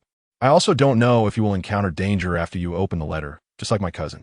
Lin Yaoyang paused, then continued, I hope you will give it to me after you open it, so you won't know its contents and won't be in danger. Gu Pingning calmly returned her hand, quickly opening the letter as she said, When danger comes, hiding won't work. The more information I have, the better my chances of being prepared. The contents of the letter were not long, just 2 short pages. Gu Pingning read quickly, but her expression gradually darkened. After finishing the letter, she slowly folded the paper back up, showing no intention of enlightening the eager Lin Yaoyang waiting beside her. Your Highness, something happened in the palace, and the Empress Dowager is in deep sorrow. I'm sure you have many matters to attend to, right? The meaning of this was too obvious, and Lin Yaoyang felt anxious and worried. He wanted to ask why Jiang Ruan sent a letter to the unfamiliar Gu Pingning before her death, and what was written in it. But seeing Gu Pingning clearly unwilling to elaborate, he ultimately didn't ask anything. By the way, Your Highness, I have something for you.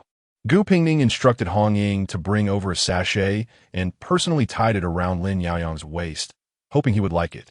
In essence, Princeton was indeed someone easy to please. The last time he had been overjoyed for quite some time because of a jar of wine, let alone something as intimate as a sachet. So even though he was feeling low now, he managed to force a smile and thanked her. After the sachet was hung, Lin Yaoyang vaguely felt that the scent was unusual, but he still nodded and promised, The sachet made by you, I will wear it every day. The sachet isn't made by me. Gu Pingning felt it necessary to clarify. Although she had learned various crafts over the years out of boredom, she could never handle needlework. If she had to make a sachet herself, it would probably end up with her fingers bleeding. However, not wanting to disappoint Princeton too much, Gu Pingning added, But the herbs inside are personally chosen by me. I'll replace it with a new one in half a month. Lin Yaoyang obediently nodded. Before getting up to leave, He couldn't help but remind her, "You must pay attention to your safety. If you need anything, be sure to let me know." Gu Pingning smiled as she sent him off. "There will be times I need your highness's help." She walked into the door, seeing Lin Yaoyang's emotions still low due to Jiang Ruan's matter. It was as if a precious jade, sheltered in the palm of one's hand for 16 years, had finally been touched by the dust and storms of the world, experiencing the myriad feelings of human love, hate, and parting. Gu Pingning ultimately couldn't bear to see him always looking guilty and sad. Before saying goodbye, she quietly assured him, "I can't tell you the contents of the letter for now, but Miss Jiang will not die in such an unclear manner." This was the biggest assurance Gu Pingning could give at the moment. After sending Lin Yaoyang away, Gu Pingning returned to her room and took out the two thin sheets of paper again.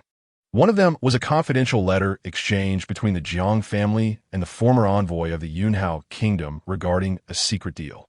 The Jiang family borrowed Yunhao's spies and Deyue to eliminate their rivals, helping Jiang Ro ascend to the throne as empress. In exchange, the Jiang family sought the protection of the Empress Dowager and the Empress to shelter the princess from Yunhao, who was about to enter the palace as a concubine. The other sheet simply contained 5 words: poisoning at the Cheonglin banquet. Gu Pingning felt complicated after reading it. She could guess that the first confidential letter might be the reason for Jiang Ruan's demise.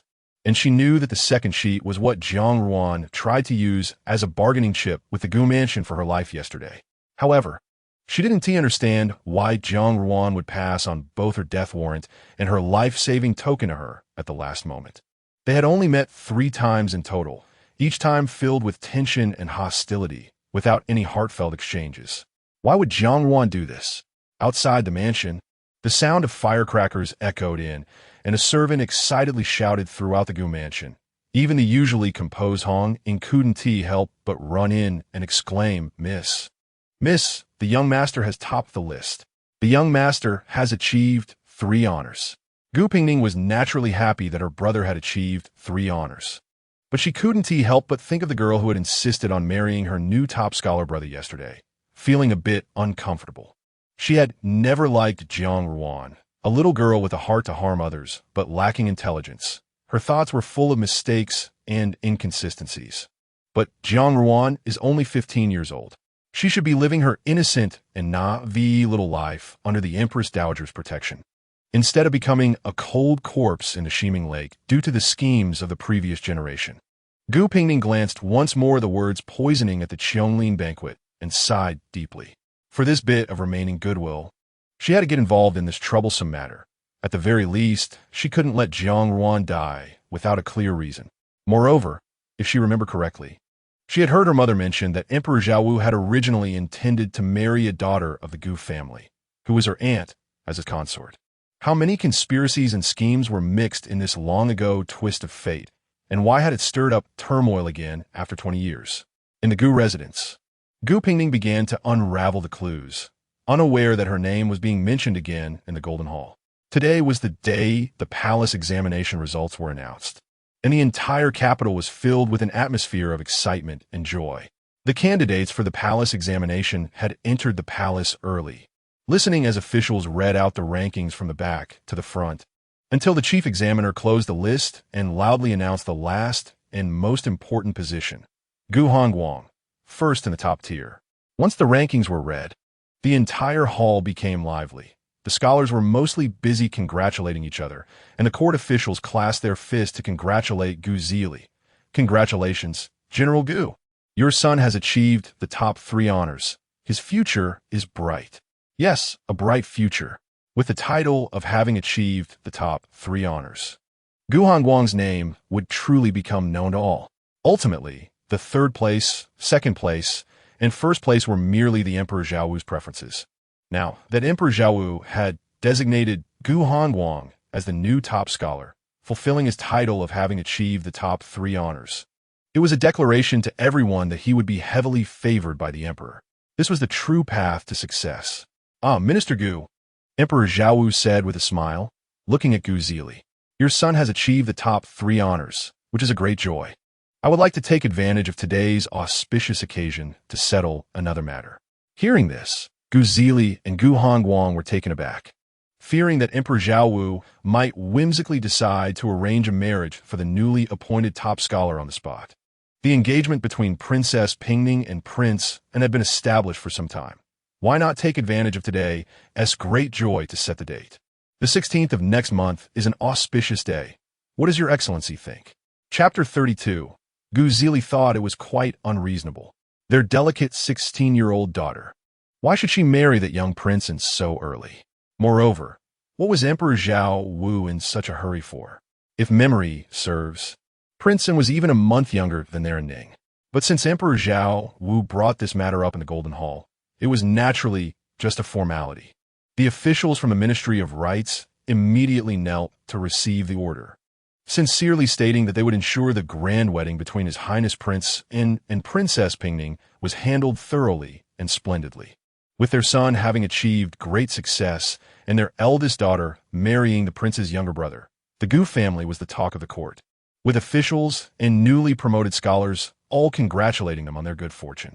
Gu Zili did not want to contradict the royal face on the spot, but after the event, he went alone to the imperial study to seek an audience with Emperor Zhao Wu. Your Majesty, is the wedding date too rushed? And Ning and Prince are still young. Gu Zili was afraid he couldn't persuade Emperor Zhao Wu, so he brought up his son to shield himself, and besides, as an elder brother, Han Guang had not yet married. How could he let his younger sister marry first? Zili, I want to hide it from you. The Empress Dowager has not been well lately, and she has always doted on the sixth prince. Having the sixth prince and Pingning marry early would also ease her mind. Emperor Zhao Wu spoke half-truthfully. The Empress Dowager was indeed seriously ill, but the root of the problem was that Jiang Ruan's death was the last straw that broke her back. The mysterious death of the only legitimate daughter of the Jiang family was a blow that could not be soothed by Prince Anne's wedding. However, having heard this, Gu Zili understood the underlying meaning of Emperor Zhao Wu's words. If the Empress Dowager's condition worsened, Prince then would have to observe a 3-year mourning period as her grandson. Even though they were already engaged, no one could predict what changes might occur during those long 3 years. But Emperor Zhao Wu could not wait. He currently had no military minister to replace Gu Zili, and he had already paved the way for Gu Hongguang, determined to place more trust in him. Under such circumstances, he genuinely needed to solidify the bond between the two families to set his mind at ease. You need not worry. Our great Yu does not have the strict rule of the first son marrying first like the previous dynasty. And the crown prince has not yet taken a crown princess either. But you are right, the sixth prince and Pingning are indeed still quite young. Emperor Zhao Wu said, uncomfortably clearing his throat, I will have the crown prince talk to the sixth prince and let them wait for a couple of years, cough. Not consummate the marriage too early to avoid damaging their vitality. This resonated with Gu Zili's heart. His objection to his daughter marrying too early was partly because he was reluctant to part with her, wanting to keep her for a couple more years. But more importantly, he truly feared that the young and impetuous prince would recklessly make Ning pregnant too early, harming her health. Seeing that Gu Zili was about to relent, Emperor Zhao Wu revealed his final bargaining chip. Moreover, the sixth prince's residence has just been chosen, and it's only a street away from your general's residence, making it very convenient for Pingning to move between the two houses. It won't make you and General Mei feel like I have taken your precious daughter away. Thus, the wedding date was practically set. If anyone was most surprised by this matter, it was undoubtedly the groom himself. Lin Yaoyang sat in the East Palace with a frown, complaining to his brother about how rushed the timing was and how he could possibly manage to renovate the prince's residence in time. The crown prince found it strange. That residence has long been gifted to you by father. Every detail was designed according to your preferences. How could it be too late to renovate it just because it's changing to a prince's residence? Lin Yaoyang glanced at his brother, genuinely thinking he asked a silly question. Before, it was my preferred style. Now that it's becoming the residence of Princeton, I naturally have to consider Pingning's preferences for the renovations. At this point, Lin Yaoyang became troubled again. All the thresholds have to go, and the gravel road must be leveled. There are quite a few steps in that residence. Changing them all to ramps is no small project.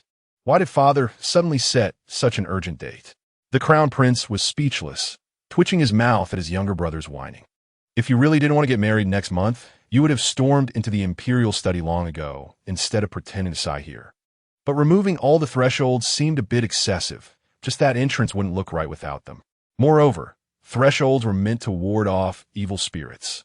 Even though many people no longer believe in ghosts and gods, such customs passed down from our ancestors can't just be discarded entirely. But having thresholds makes it inconvenient for Pingning to come and go, Lin Yaoyang argued, justifying himself while touching the sachet at his waist. This will be her home from now on. Of course, her mobility must be considered first.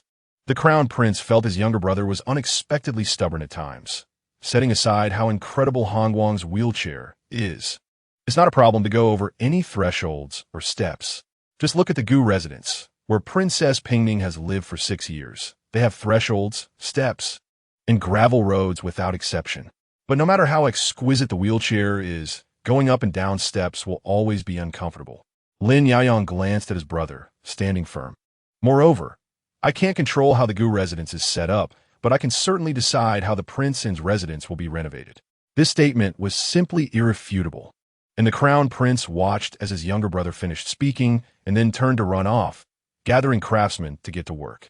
Meanwhile, Gu Pingning, who was holding Jiang Ruan's letter and inquiring about past events, suddenly learned that she would be getting married next month.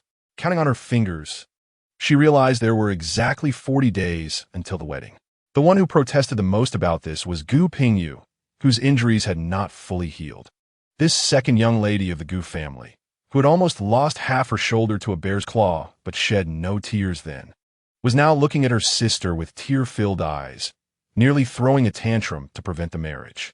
Gu Pingning found herself at a loss with her sister and could only helplessly coax. Didn't you think Prince and was pretty good a few days ago? Besides, the prince's residence is just a street away. Even if I marry over, you can come and find me anytime. It's not like we want to see each other anymore. Why are you so upset? But it's different. We have been apart for so many years. And now that we are finally reunited, I want to be with you every day. Gu Pingyu said, kicking the stones on the ground with her foot, sulking. We should be together. This sounded childish. No wonder since returning from the northern border, Gu Pingyu had been running to her sister's courtyard whenever she had free time. Want to sit with her and chat aimlessly. After years of separation, it turned out that she was not the only one regretting the time lost, and the fact that the closest person had grown up in an unseen place, ultimately becoming a familiar, yet unfamiliar figure. Gu Pingning's heart softened unconsciously. After pulling her sister to sit beside her, she slowly said, I don't want to part with you either. But no one can stay with anyone forever. Even though we were closely connected for 10 months in our mother's womb and grew up inseparable, we will still part ways. Just like you will marry your Ahuai and become the mistress of another household. After spending many days together, we will ultimately have our own lives. Gu Pingyu didn't like hearing this and sulked, refusing to respond. Gu Pingning didn't force her, but changed the subject to continue. Speaking of which, I have something I want to ask for your help with. Gu Pingyu, who always ended up causing more trouble than help, suddenly lifted her head in surprise, not expecting her sister, who was so perceptive, to ask for her help. I remember you were good friends with that girl from the Hu family, right? Hu Jin? Yes. I want to ask you to find out about the situation between Aunt and the second young master of the Hu family.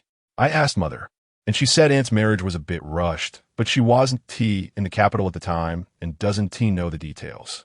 Gu Pingyu felt that this approach seemed a bit far-fetched. Since that was the case, wouldn't it be better to ask her aunt directly?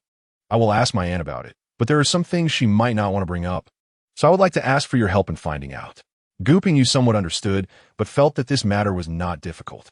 She got along well with Hu Jin, and they basically played together for everything, making them true heart-to-heart sisters. After sending off her younger sister, who had a task, Gu Pingning wrote another letter to be delivered to Princeton, asking him to help inquire about the princess who entered the palace as a concubine from the kingdom of Yunhao back then, who later became the quiet consort.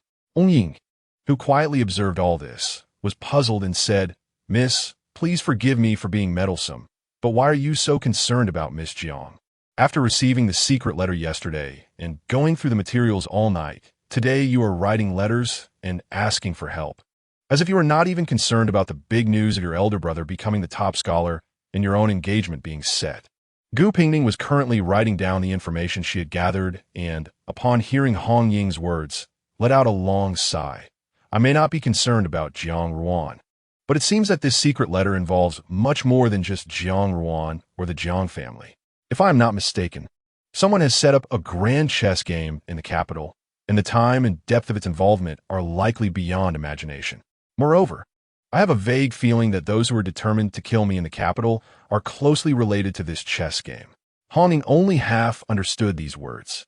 However, she truly felt sorry for her mistress in this state, as it was reminiscent of the days when they were alone in the capital, exhausting themselves with everything on their own. Clearly, now that the mistress's parents and elder brother were nearby, not to mention Princeton, Gu Pingning knew that her maid was worrying unnecessarily, and after tidying up the written materials, she waved her hand in front of her. All right, don't worry. Let us go out for a bit. Yes, but where are we going, miss? We're going to the Wei Ning Marquis' residence to have a chat with Miss Guan. Chapter 33. No one, the Guan family expected that the usually home-loving Princess Pingning would suddenly pay a visit. However, times have changed. Gu Pingning is no longer the little girl who once guarded the large general's residence alone. With her parents' remarkable military achievements, her brother having topped the exams 3 times, and the emperor personally arranging her marriage, she is destined to be the future princess, and as long as the crown prince does not marry a crown princess, no noble lady in the capital can surpass her. I came today to see Miss Guan, Gu Pingning said with a gentle smile. There have been misunderstandings between us, and due to my poor health, I have been unable to visit until now. The Guan family did not believe a word of it. The eldest daughter of the Gu family may appear frail and sickly, but her presence had a significant impact. Ever since her first outing resulted in a conflict with Guan Xinmin, the Guan family had been struggling. Their reputation was tarnished, and rumors were rampant. Moreover, the assassination incident that involved arrows marked with the Guan family's insignia had left a thorn in Emperor Zhaowu's heart. It's truly a sorrowful tale. But what could the Guan family do? Now that she was at their doorstep, they had to politely serve her tea and invite their eldest daughter, who was just about to leave. When Guan Xinmin received the news that Gu Pingning was looking for her, she felt 1,000 refusals in her heart. Really, after suffering a few setbacks, she found Gu Anning quite troublesome. She rarely went out, but whenever she did, troubles seemed to follow. And in the end, it was often others who bore the brunt of it, like Jiang Ruan and even herself. But now that the person had come, avoiding her was impossible.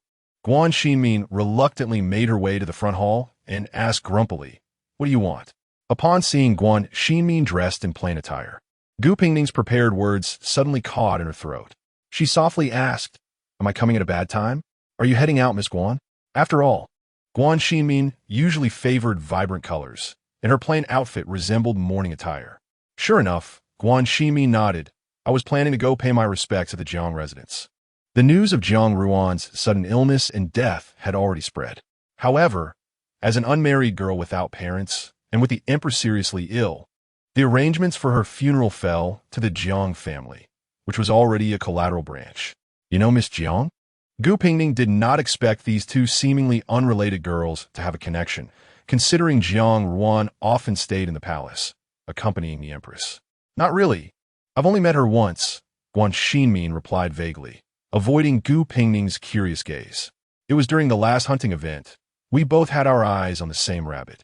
In truth, it was Guan Xinmin who couldn't stand Jiang Ruan and, with her companions, had teamed up to snatch the prey. Actually, she's quite skilled. Her archery isn't bad. It's just that she has this pretentious air.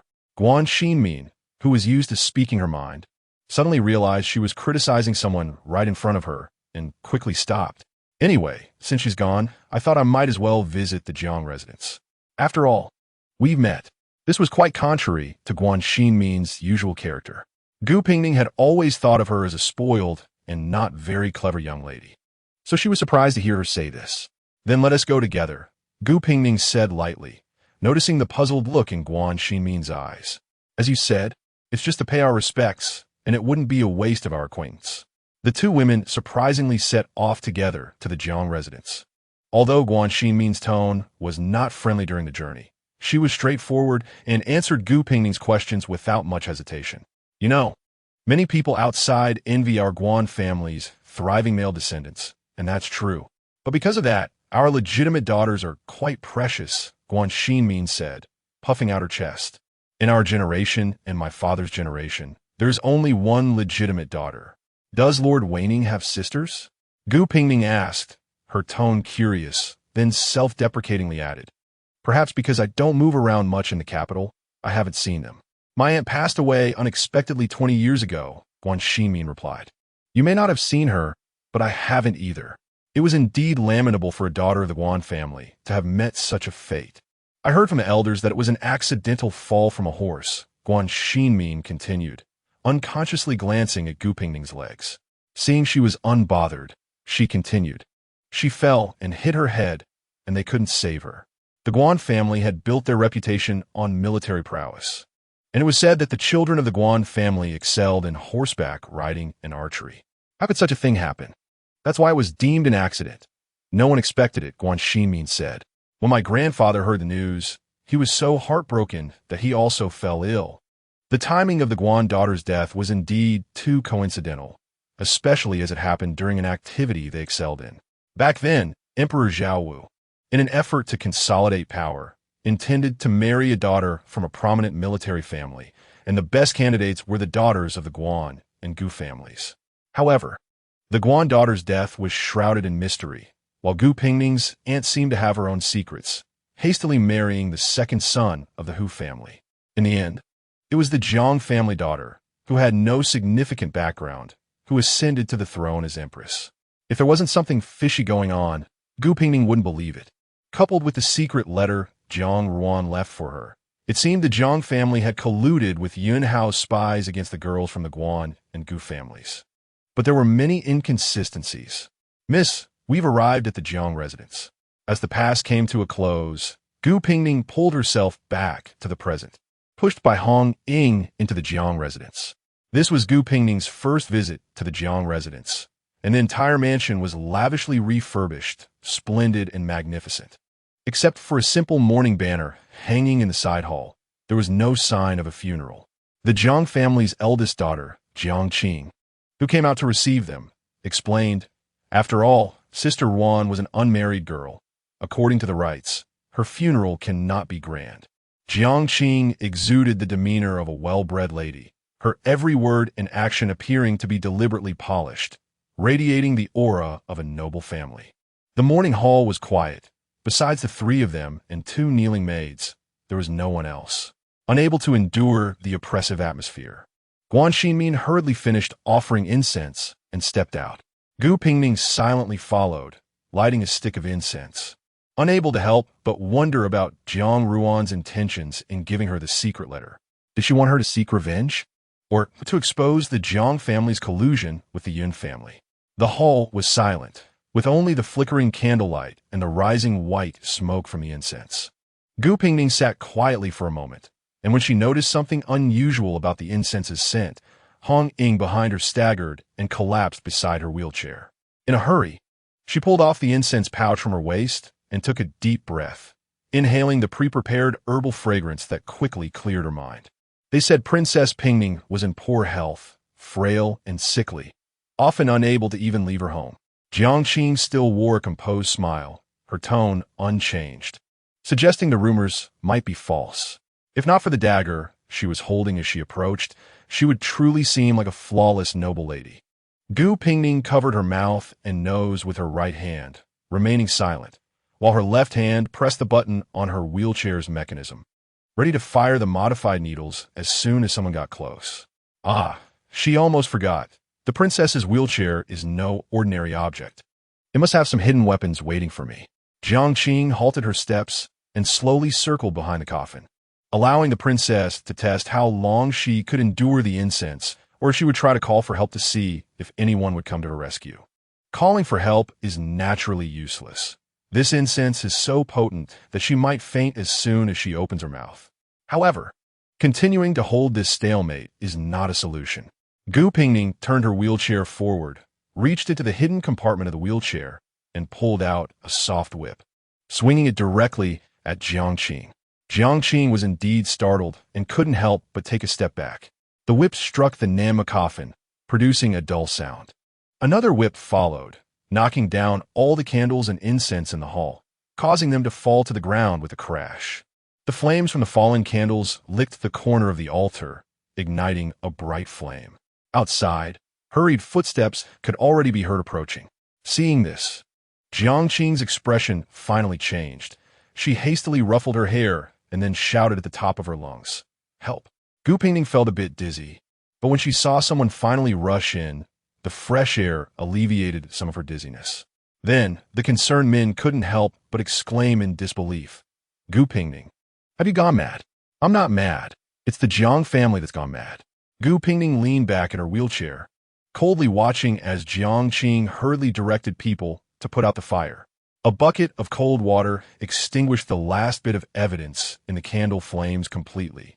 With the morning hall in such disarray, the master of the Jiang family, Jiang Sheng, and his wife, Wang, finally appeared, and as soon as they opened their mouths, they exclaimed in shock, "Princess Pingning, you may have had grievances with Erwan in life, but why must you disturb her even in death?" Jiangqing's face was pale and trembling with fear. Upon seeing her parents arrive, she seemed to finally find her backbone and stammered.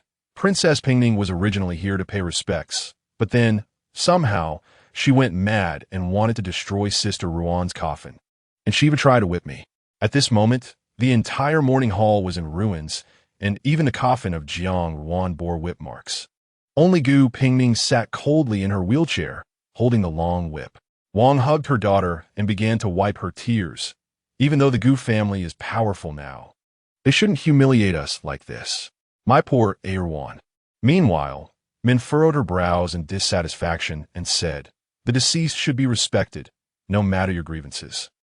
"Miss Guan," Gu Pingning finally spoke up amidst the chaotic scene, "I would like to ask you to help me send a message to the Gu residents." "Huh? Please inform my father and brothers that the Jiang family wants to kill me, and I am here waiting for them." Chapter 34. As soon as these words were spoken, everyone present was shocked. Guan Shimin couldn't help but shout loudly, "What did you say? Is the Jiang family crazy?"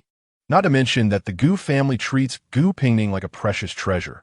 Even losing a hair would cause them deep sorrow. Just recently, Emperor Zhao Wu set a wedding date for her and Princeton. At this critical moment, is the Jiang family not afraid of provoking the wrath of the royal family and the Gu family?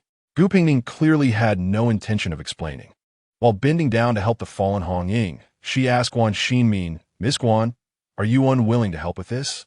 Seeing that Gu Pingning's expression was completely serious and not joking, Guan Shimin finally realized the gravity of the situation and hurriedly sent her maid and coachman to the Gu residence with a message. The expressions of the Jiang family changed repeatedly, but in the end, they did not stop the two from leaving. Jiang Sheng looked at Gu Pingning, who was sitting in a wheelchair, and said word by word, "Princess Pingning, do not bully others too much. You acted violently in my residence, destroyed our Ruan's funeral hall, disturbed her eternal rest, and now you want to slander us?" At that moment, Hong Ying had just regained consciousness and happened to hear the last sentence. Without saying a word, she directly drew her whip and lashed out. She truly did not expect the Jiang family to be so bold. Everyone knew that they had gone to the Jiang residence with Guan Xinmin. Under such circumstances, the Jiang family actually dared to take action. The whip Hong Ying swung out of anger was fierce and heavy, yet Jiang Sheng's expression did not change as he stepped forward and directly grabbed the whip, coldly reprimanding. "Who dares to act wildly in my Jiang residence? And who dares to harm Princess Pingning?" This somewhat familiar voice made several members of the Jiang family frown. They did not expect that the first to arrive would not be the troublesome father and son from the Gu family, but rather His Royal Highness, Princeton, who was favored by Emperor Zhao Wu and the Crown Prince. Gu Pingning was also puzzled and asked softly, "Your Highness, why are you here?" "Oh, I originally intended to go to the Gu residence to ask what kind of fruit trees you like, but then your brother said you want to find Miss Guan. When I arrived at the Guan residence, I learned that you had come to the Jiang residence, and it was only at the entrance that I bumped into Miss Guan's maid, who was in a hurry. After inquiring, I learned that something had happened to you in the Jiang residence." At this point, Lin Yaoyang nervously looked Gu Pingning up and down and anxiously asked, "What exactly happened? Are you all right?" "I have a problem." This time, Gu Pingning was too lazy to pretend and simply covered her mouth with a handkerchief, saying dramatically, "The Jiang family wants to kill me." You speak nonsense. It's clearly you who went crazy and whipped people and destroyed Sister Ruan's coffin. Jiang Qing seemed to be unable to contain her anger, yet she forced herself to maintain the demeanor of a young lady as she bowed to Lin Yaoyang and said, "Your Highness, I hope you can see clearly." It was impossible to see clearly, as all evidence had been completely wiped out. Now, both sides held different accounts, and it was Gu Pingning's whip marks that were clearly left at the scene. But who was Lin Yaoyang? He was the little prince raised personally by Emperor Zhao Wu and the crown prince, who had learned to protect his own and take sides from a young age. Between the distant maternal family of the Jiang residents and his future bride, who was getting married next month, Princeton did not hesitate to choose the latter. Gu Pingning was weak and not skilled in fighting. If she were not truly threatened for her life, how could she have been forced to use a whip in self-defense? This statement had a clear stance, and Jiang Sheng could not help but snort coldly. Why would our Jiang family want to kill Princess Pingning? That is a question I also want to know. Why would the Jiang family act against my daughter? The arriving Gu Zili and Gu Hongguang had no intention of being polite with the Jiang family. As soon as they entered, they coldly said to Jiang Sheng, "If you, Sir Jiang, are dissatisfied with Gu or the general's residence, you can clearly express it, now that His Royal Highness is present. It's a good opportunity to discuss how our introverted Aining offended the Jiang family, prompting you to take such ruthless action against her life. Heaven knows that General Gu and the newly minted top scholar had only reluctantly accepted the news that their beloved daughter-sister was getting married next month, and they were busy gathering rare treasures in the capital to add to her dowry. Suddenly hearing from Guan's maid that something had happened to Gu Pingning, they were almost ready to blow up the Jiang residence on the spot. How many times had this happened? In recent days, Gu Anning had not had a moment's peace around her. Why were there always people trying to harm her? Their daughter was gentle, kind, and had no desire for conflict. How long would these people continue to threaten her life? Jiang Sheng felt that the person before him was being unreasonable. Taking a deep breath, he turned to Gu Pingning and asked, "Princess Pingning, since you say someone from the Jiang family wants to harm you, may I ask who it is? And how do they intend to harm you?" Now that her father, brother, and fiancé were all present, Gu Pingning seemed to return to being that delicate young girl. Unconsciously moving closer to her brother, she softly began, "Just now, in the funeral hall, a fragrant smoke was lit. My personal maid fainted, and I also felt dizzy, which made me realize that something was wrong." Saying this, Gu Pingning looked down at the extinguished candle on the ground. Gu Hongguang understood and personally picked one up, bringing it to his nose to sniff lightly. The Jiang family present did not even frown, and Jiang Qing pretended to be puzzled, saying, "There is fragrant smoke in this side hall? Then why are neither I nor my maid affected, and the princess was still able to whip someone, while only your maid fainted?" Just by looking at Jiang Qing's arrogant attitude, it was clear that nothing would be found in the candle. Sure enough, after Gu Hongguang examined it carefully, he subtly shook his head at Gu Pingning. Gu Pingning's tone was filled with fear as she said, "At that time, I still had a bit of clarity and noticed a masked woman in black suddenly lunging at me with a dagger. In a moment of desperation, I had to whip out my whip to fend her off. The whip hit the coffin and knocked over the candlestick, making a noise. The thief heard footsteps outside the hall and hurriedly fled." Everyone present pondered upon hearing this. Jiang Sheng asked, since she was masked, and the princess did not see the thief's face, "Why do you insist it was my Jiang family who wanted to harm you?" "Because Ms. Jiang and her maid were not affected by the fragrant smoke, yet they clearly saw that the thief wanted to take my life. Doesn't that indicate that the Jiang family is in cahoots with the thief?" "You are talking nonsense. There is simply no—" "Father, your highness, I saw it clearly. The thief had a scar on her hand, and the dagger she held was exactly the same as the weapon used by the assassin in the temple." Miss Guan arrived just in time. The disguise of a masked woman in black is quite conspicuous in broad daylight. This person must still be in the Jiang residence, and I request Father and your highness to take charge. Jiang Qing clearly knew that Gu Pingning was speaking nonsense. What scarred hand? What masked woman in black? What dagger identical to the assassin in the temple? These were all baseless claims. She originally thought Gu Pingning was just saying she wanted to kill her with a dagger, and she was not afraid of that at all. Her dagger was quite ordinary and had already been taken away by the servants in the chaos. It was not on her. Even if Gu Pingning spoke out now, she could easily deny it. After all, apart from Gu Pingning's word, there was no evidence. But who would have thought that Gu Pingning would not play by the rules and fabricate a masked assassin, insisting that she was in cahoots with the Jiang family, not knowing what her motive was? Only Gu Hongguang quickly followed his sister's line of thought. He cupped his hands towards Gu Zili and Lin Yaoyang and said loudly, "Father, Your Highness, the assassination incident at the temple involved the third prince of Tianza, Shao Jia." Afterward, the Ministry of Justice further investigated and found that Tianza has planted countless spies in our Daiyue over the years. Various assassins and spies have been secretly serving him, and it has not been completely cleared up to this day. Now that an assassin has appeared in the Jiang residence, and there are countless connections with the Tianza assassins from the temple, I ask Father and Your Highness to report to His Majesty and have the Ministry of Justice and the Dali Temple investigate thoroughly. Lin Yaoyang nodded from the side. Since Pingning was almost assassinated and such an incident occurred, I will naturally report it to my father and brother, catch the real culprit, and severely punish those behind it. This matter must be handled quickly. Gu Hongguang pretended not to see the increasingly unpleasant expressions on the faces of the Jiang family beside him and continued speaking to Princeton. And Ning's visit today was a sudden decision. It seems that the thief was not fully prepared. As Ning said, the person is still within the Jiang residence. If we conduct a strict search now, we are sure to find something.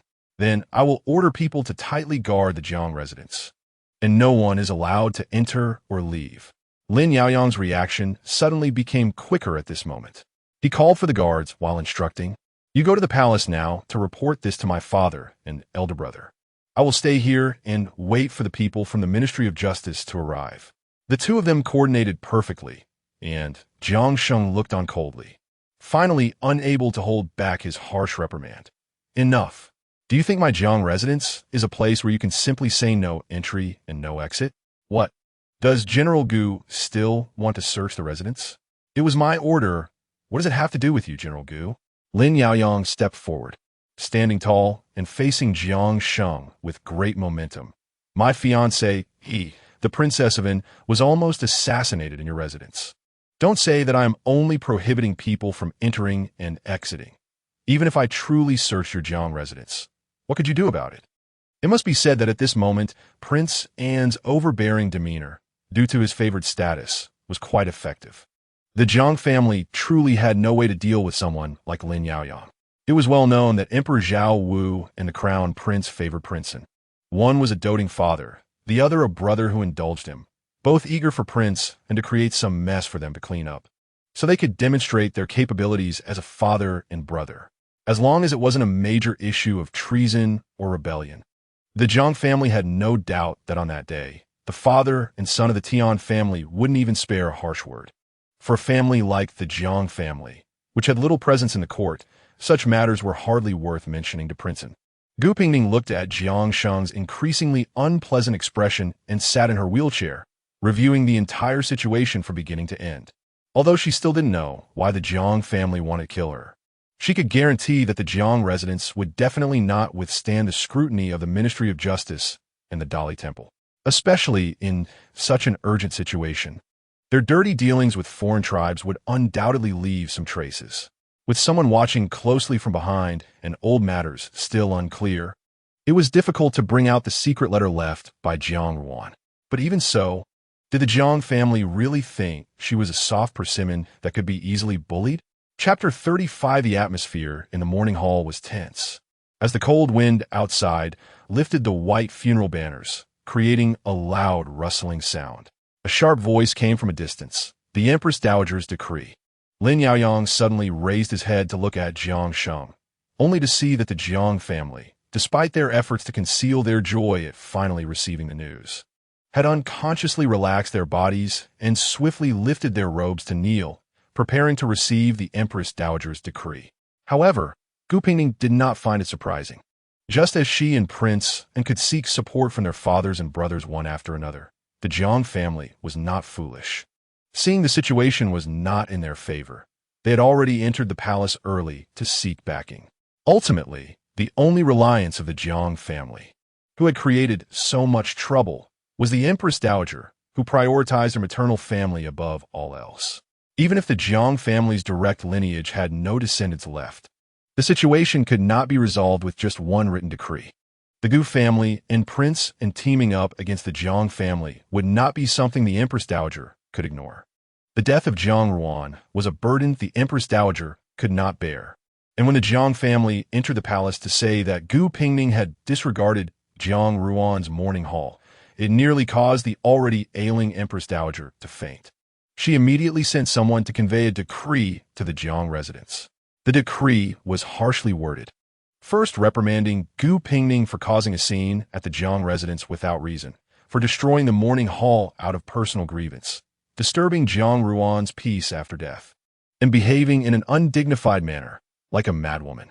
At this point, both Gu Zili and Gu Hongguang, who were bowing their heads, and Lin Yaoyang, who was kneeling upright at the front, could hardly contain their anger.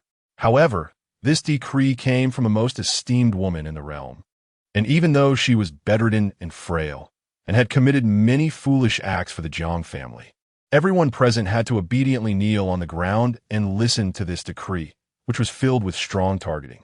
The eunuch delivering the decree continued with a sharp and thin voice. Gu Pingning and Jiang Ruan had a history of grievances. Now that Jiang Ruan had died unjustly, upon hearing that Gu Pingning had caused a disturbance in the mourning hall, the Empress Dowager felt deeply pained, suspecting her of having malicious intent, and specifically ordered the Dali Temple to detain her for a thorough investigation of the case. What? Lin Yaoyang could no longer contain himself and jumped up, incredulously asking, "Detain at the Dali Temple? On what grounds?" The eunuch Su, delivering the decree, clearly did not want to offend the most favored princein, so he clasped his hands and smiled, saying, "Your Highness, this is a decree personally issued by the Empress Dowager. This servant is merely carrying out orders. Not to mention why Pingning would want to kill Jiang Ruan. Just the fact that Jiang Ruan drowned in the western Ming lake of the palace, while Pingning was far away at the Gu residence.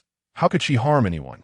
Lin Yaoyang's words were logical, and everyone present knew that Gu Pingning's reach was not that long. Nor did she have the ability to kill Jiang Ruan in the depths of the palace without leaving trace. However, the Empress Dowager was filled with anger, resentment, and hatred, and at this moment, she chose Gu Pingning as the target for her venting. They, as subjects and juniors, could not withstand it. Sure enough, Eunuch Su did not respond further, only awkwardly smiling, and then turned to Gu Pingning and clasped his hands. "Miss Gu Pingning, the Empress Dowager has commanded that this servant must personally see you enter the Dali Temple. What do you say?"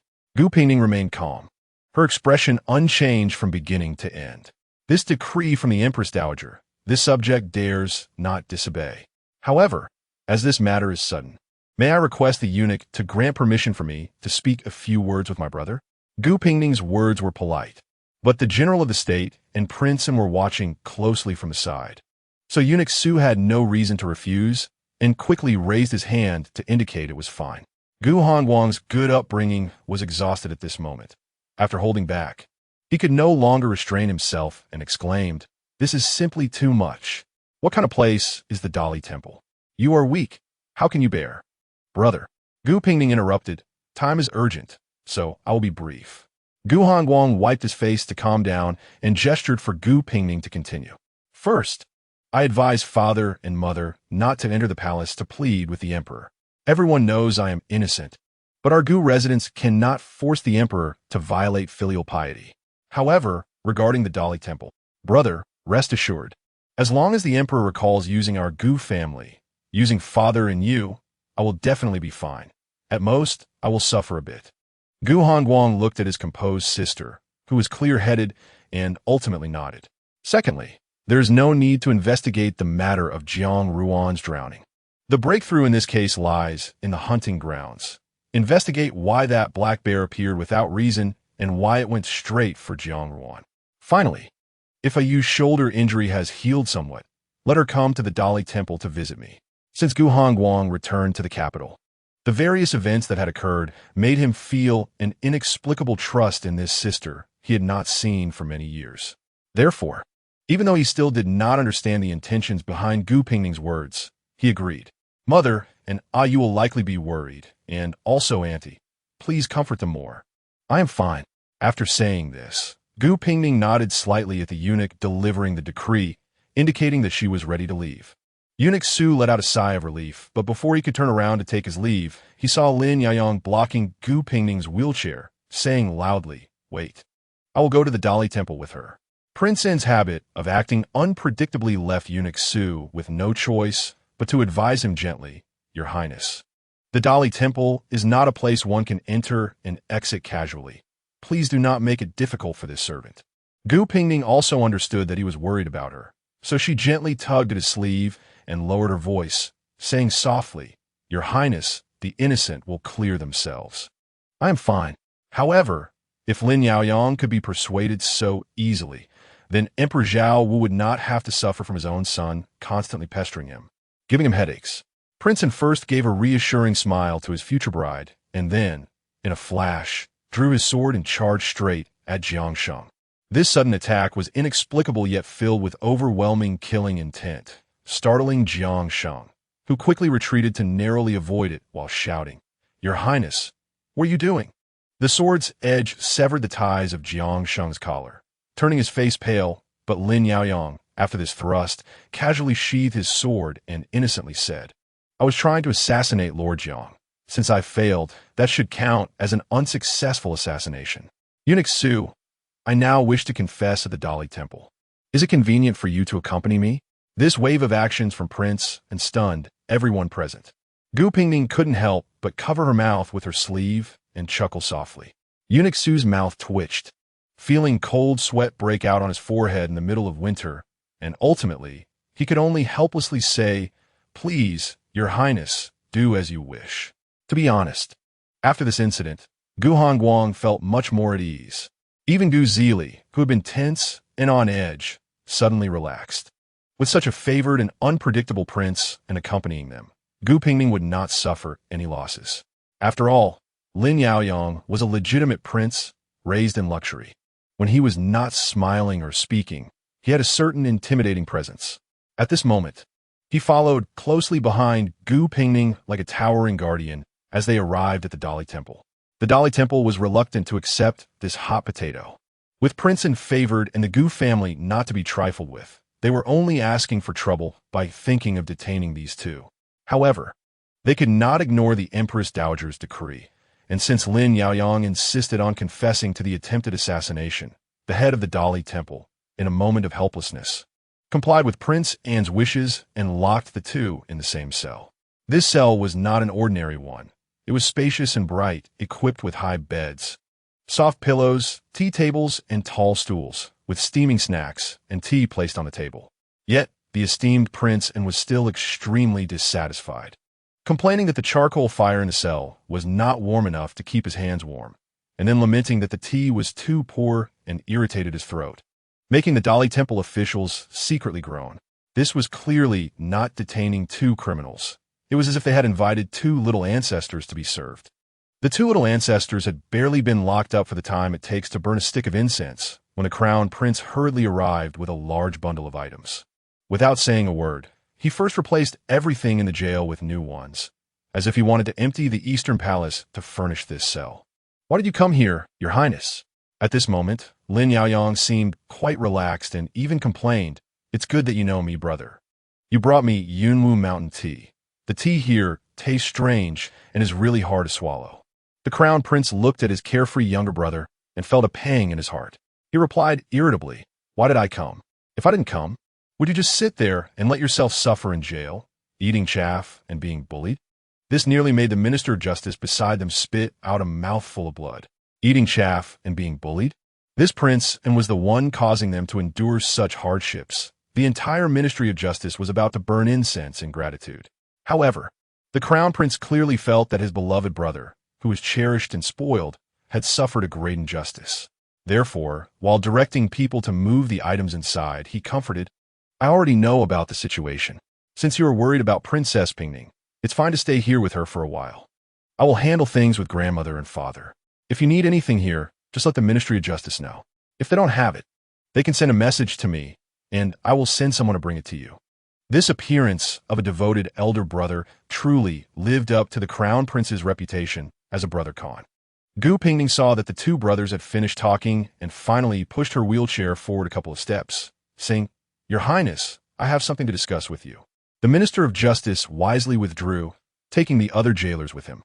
"Your Highness, I heard that you personally handled the matter of eliminating the hidden forces of Tianzi that day. Have you considered that there are not only hidden forces from Tianzi in our Deyue?" The Crown Prince looked at the delicate Gu family young lady as if he were seeing her for the first time. After sizing her up carefully, he lowered his eyes and asked, "What do you want to say?" "Your Highness, there are people whose reach is so long that they can kill invisibly in the deep palace without leaving a trace. Don't you feel alarmed?" Chapter 36. Gu Pingning did not reveal too much, not because she did not trust the Crown Prince, but because delving into this matter would inevitably involve the late Empress. The Crown Prince might disregard the Jiang family's side branches, but if he were to hear from her about how the Jiang family colluded with the old clan of Yuan how to elevate the late Empress, it would surely leave some sting in his heart. It would be better to let His Highness investigate the past himself. Therefore, Gu Pingning only hinted that Yuan Hao had a hand in Jiang Ruan's death, and then said no more. The Princess of Pingning seemed to differ from what Gu thought. Gu was curious about where she had learned such a secret matter. The Crown Prince looked at Gu Pingning, who sat calmly in her wheelchair, unable to help but worry about his foolish younger brother. The palace had been investigating Jiang Ruan's death for days, yet the Princess of Pingning, who lived deep in the Gu residence, seemed to know more about the details. Gu Pingning pretended not to see the Crown Prince's undisguised suspicion in his eyes, pushed her wheelchair to the table, and poured herself a cup of tea. Brother, I think I know why." Lin Yaoyang, who had been quietly sitting aside, had to interject before she died. Jiang Ruan handed a secret letter to Pingning. "I suppose this matter regarding Yuan Hao was mentioned in that letter." "Secret letter?" The Crown Prince was now quite distrustful of his naive younger brother and retorted, "If it's a secret letter, how did you find out? Little Six? Did the Princess of Pingning tell you?" "No, that letter was entrusted to me by Jiang Ruan to pass on to Pingning." Lin Yaoyang glanced at Gu Pingning, who was calmly drinking tea, and briefly recounted the events of that day. Seeing that the Crown Prince was about to speak again, Gu Pingning set down her teacup and said softly, "I've already burned the letter, so please don't ask me about its contents. If His Highness has any doubts, you can go to the Gu residence to find my brother." Meanwhile, Gu Hongguang, who was still engrossed in investigating the hunting grounds, sneezed twice, unaware of how skillfully his sister was setting up her brother. Without saying a word, she sold her clueless brother out. After sending off the Crown Prince, Lin Yaoyang, who was slow to realize, finally noticed that Gu Pingning seemed a bit different today. How to put it? The aura of his future princess was a bit too strong today, as if she had suddenly evolved from a vulnerable little rabbit into a commanding ruler. The ruler herself was currently sifting through a pile of items sent by the Crown Prince and found 2 books, flipping through them leisurely, then casually asked, "I previously asked His Highness to inquire about the princess who entered the palace as Yuan Hao's consort. May I ask if His Highness has any news?" Indeed, there was a princess who entered the palace at that time, known as Consort Jing. Although Lin Yaoyang did not know why Gu Pingning suddenly wanted to inquire about these past events, he still dutifully ran around the palace. He went to the noble consort's palace to gather information, and even traveled overnight to the outskirts to find the wet nurse who had served closely beside the late Empress. And he did manage to uncover some details.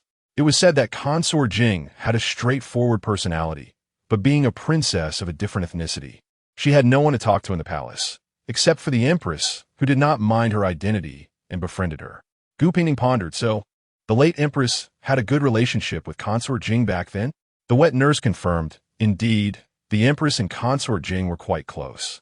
Later, both became pregnant around the same time, which brought them even closer, and they often spoke together. Lin Yaoyang noticed that Gu Pingning's gaze was still on the book in her hands, but she had not turned the page for a long time, clearly listening attentively. "I've never heard of a Consort Jing in the palace. She must have passed away. Do you know how she died?" "After Yuan Hao was defeated, he became a vassal of our great Yu, but he was always restless, constantly plotting behind the scenes to harm the emperor through Consort Jing, and even reigniting war at the border. In a fit of rage, the emperor sent troops to suppress Yuan Hao, killing the royal family. Consort Jing, who was pregnant at the time, was shocked and angered by the news, leading to a tragic outcome where both mother and child perished during childbirth. You mentioned that consort Jing and the late empress were almost simultaneously pregnant. Do you know which one gave birth first? Coincidentally, they both went into labor on the same day. After hearing this, Gu Pingning fell silent, her right hand unconsciously rubbing a string of prayer beads. Lin Yaoyang's keen eyes recognized that it was the string he had kept for many years and later gifted to Gu Pingning. This discovery seemed to give Lin Yaoyang a bit of courage, prompting him to suddenly ask the question he had long held in his heart. Pingning, are you really willing to marry me? Gu Pingning was clearly taken aback by this abrupt question, raising her head to look at Lin Yaoyang with confusion, as if she recalled having asked him the same question after being betrothed. How did he respond back then? Just as Gu Pingning began to utter a word, she was interrupted by an urgent voice. Sister, how are you? Are you cold? I didn't have time to bring anything over. It was Gu Pingyu, who had hurriedly rushed over from the Hu residence after receiving news from Gu Hongguang. You're here. Gu Pingning pushed her wheelchair to the prison door, took out a handkerchief, and handed it over. Why are you in such a hurry? Brother sent word saying you wanted me to come, so I hurried over as soon as I heard. Heaven knows how angry Gu Pingyu was when she heard that her sister had suddenly entered the Dali temple. And then Gu Hongguang urgently sent someone to the Hu residence, saying her sister specifically requested her to visit the prison. She rushed over, fearing her sister might be in danger. Brother is really something. I clearly said for you to come only after you're fully recovered. Gu Pingning silently complained about her brother in her mind, then continued, since you're here, let us talk about the matter I asked you to help with. Help? Help with what? Gu Pingyu was momentarily stunned before realizing. Sister, are you talking about Auntie and the second young master of the Hu family? Yes. But what have you found out? Gu Pingyu glanced at the prince sitting at the table, stepped closer, and whispered in Gu Pingning's ear. It said that Annie was pregnant before marriage. Gu Pingning was taken aback by this news, recalling her aunt's emotional and tearful nature, unable to guess what had happened back then, and had to lower her voice to ask, was it a mutual affection? I don't know. But Hu Jin said his second uncle seemed to have someone in his heart at that time, a cousin of the old madam of the Hu family, but unexpectedly, he married Annie without any warning, which is why the old madam of the Hu family has always disliked Annie. Gu Pingning nodded thoughtfully, advising her sister, your shoulder injury isn't fully healed yet. You should go back and rest. But sister, you're here. Is it the Jiang family's doing? All right. I'm here eating and drinking well. You can go back to the residence with peace of mind and let Mother and Annie know not to worry about me. Gu Pingyu reluctantly left, full of worry, while Gu Pingning began to organize the information she had gathered over the past few days, entering a brainstorming mode as if no one else was around. Unexpectedly, a hesitant voice sounded beside her. You still haven't answered my previous question. Oh, I almost forgot about the prince waiting eagerly. Gu Pingning tucked the silly little rabbit jade pendant in her sleeve and wore the string of prayer beads said to strengthen the body on her wrist. She looked at the bright and simple young man in front of her, sighed inwardly, and finally said seriously while looking into his eyes, if I must marry someone, that person can only be you. This statement was very much in line with Gu Pingning's usual style, revealing 7 parts and leaving 3 parts unsaid. Upon hearing this, Lin Yaoyang lowered his head and fell silent, not knowing what he was pondering. I once asked you this question, and you answered it quickly and definitively. Gu Pingning's fingers unconsciously tapped on the armrest of the wheelchair, but now you should have noticed that I might be a little different from what you initially thought. Indeed, Lin Yaoyang's preferences are completely contrary to the current mainstream aesthetics. He has a youthful heart and has always liked delicate-looking beauties with a hint of resilience in their character. When he first saw Gu Pingning, the eldest daughter of the Gu family, she always presented herself as a frail and timid figure, like a weak willow swaying in the wind. What's even rarer is that this seemingly delicate beauty possesses a sense of righteousness. When facing the relentless pressure from the 5th princess by Westlake, she remained neither humble nor arrogant. And even though she had to sit in a wheelchair due to a leg ailment, there was no sign of despair. All of this perfectly and precisely hit Lin Yaoyang's sweet spot, which is why he conveyed his feelings to Emperor Zhao Wu. Of course, It cannot be denied that he did harbor a slight selfish motive to help his royal brother after eavesdropping on the conversation between his father and elder brother. But the true reason for this marriage was more about the joy of his sudden infatuation. However, ever since the marriage was granted, so many things have happened to Gu Pingning that even if Lin Yaoyang were to be oblivious and pretend not to see, he could sense that his fiancée seemed to be quite different from what he had imagined. From her unexpectedly calm demeanor during the first assassination attempt to her lies to cover up the incident at the temple, and later her clear and methodical counterattacks during the West Ming Lake drowning incident, including her calmness when suddenly imprisoned today, even comforting Gu Hongguang with composure. All of these show that Gu Pingning is not a delicate beauty that needs protection. But how should one put it? You meet your ideal type. You start to like her, but as you gradually spend time together, you realize she is becoming more and more distant from your original ideal. Only then do you realize that you like that person, and it has nothing to do with whether she resembles your ideal type. You like her simply because she is who she is. This is the gradual change in mindset of His Royal Highness, the Prince of An. Whether it is the seemingly fragile Gu Pingning or the strategic Gu Pingning, what he likes is simply this person. But the problem now is, he is 100% sure that he likes Gu Pingning, but it seems that she doesn't have any feelings for him. Brother, father, mother. It seems there is a bit of a problem with your younger son's romantic journey. Chapter 37 in the luxurious prison. Only the occasional sound of Gu Pingning turning pages could be heard. To be honest, if Gu Pingning were to speak her mind, their marriage had already been granted, the wedding date set. As long as the royal family did not intend to destroy the Gu residence, or the Gu family did not harbor thoughts of rebellion, they would likely be bound together for life. Whether they liked it or not, whether they were willing or not, there was no need to rush into it. After all, they had plenty of time ahead of them. Of course, Gu Pingning felt too embarrassed to say this to Lin Yaoyang, who seemed to attach great importance to the matter. Although she usually could talk a blue streak and fool him with her words, in this atmosphere, she felt that anything she said would be inappropriate. After an unknown amount of time, Lin Yaoyang, who had been hanging his head like a stone lion at the gate of the royal mansion, finally spoke. I am certain now that I want to marry you, and I only want to marry you. Lin Yaoyang's voice was not as bright and soaring as usual. Instead, it was low and solemn, as though he was making a serious promise in this ill-timed prison. Gu Pingning felt a mix of emotions that she couldn't quite articulate, and she only mumbled an in response. You might not like me that much right now, and I can understand that. Gu Pingning thought to herself that she actually quite liked him. The reckless and flamboyant young man, with stars shining in his eyes when he smiled, seemed oblivious to the wealth surrounding him and dared to face injustices. Who wouldn't like such a person?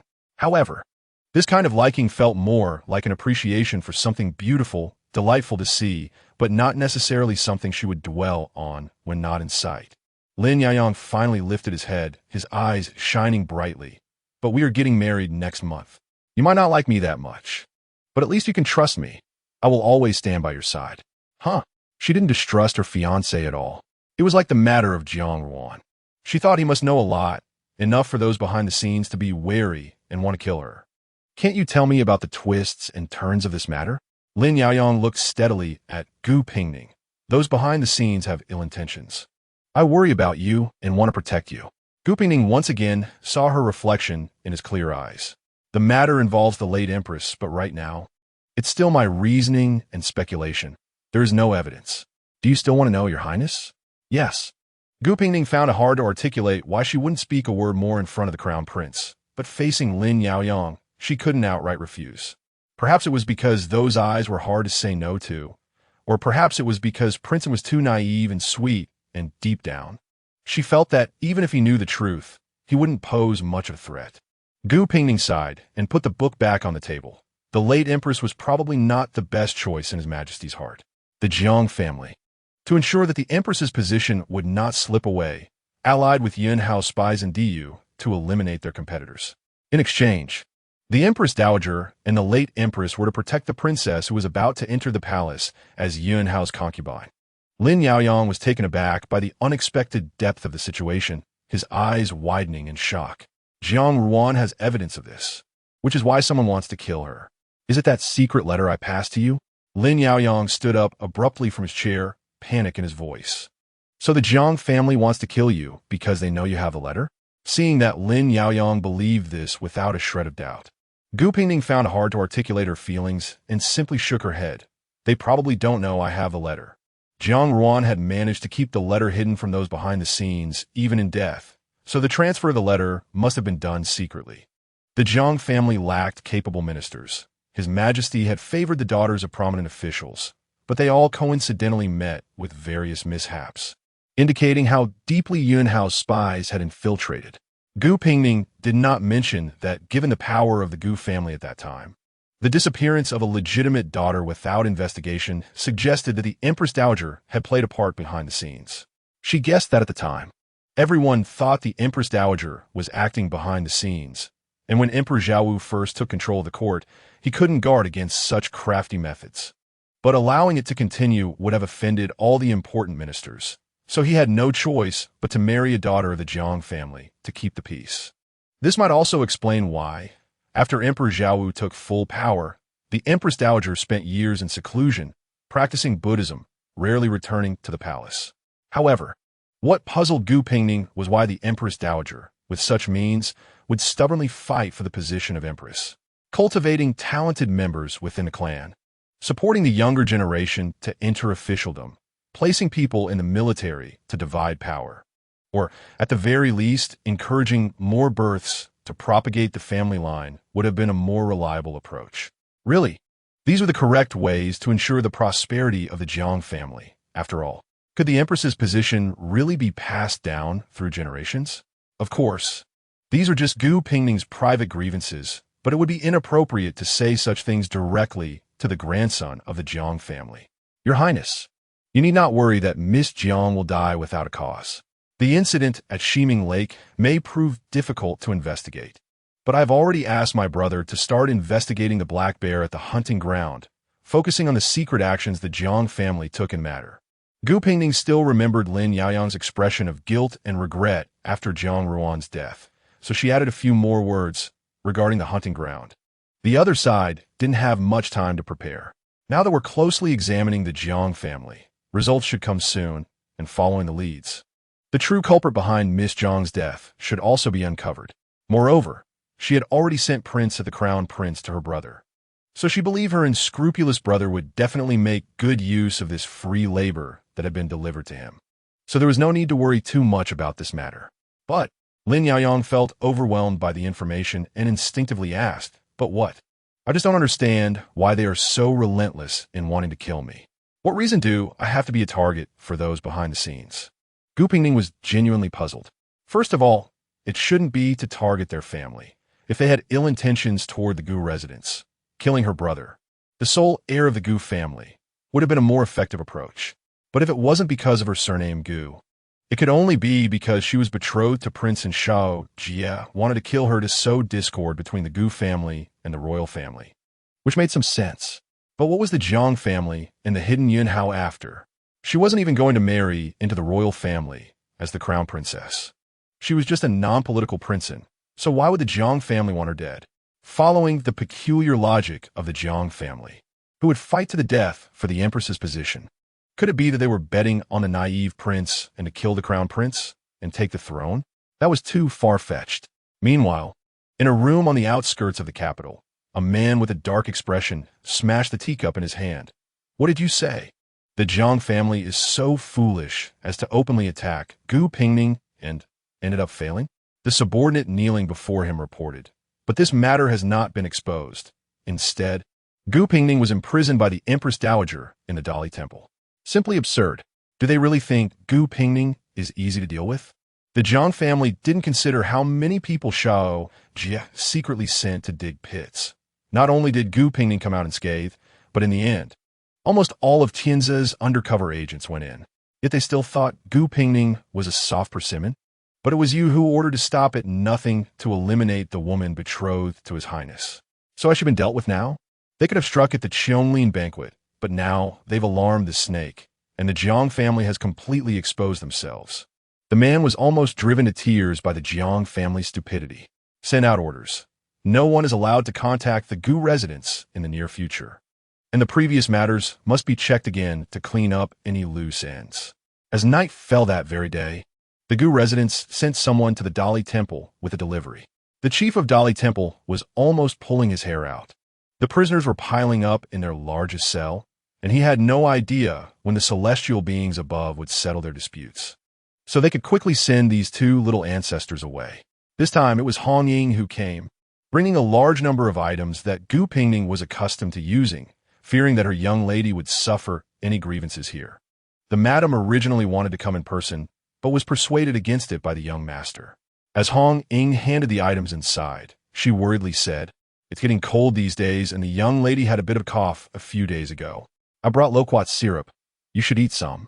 Hearing this, Lin Yaoyang couldn't help but furrow his brows, pondering whether he should have someone add more charcoal to the fire. Hong Ying continued to chatter beside them. The doctor also warned that this season is the easiest for cold air to enter the body. "I brought the foot bath bucket you usually use along with the prepared herbs.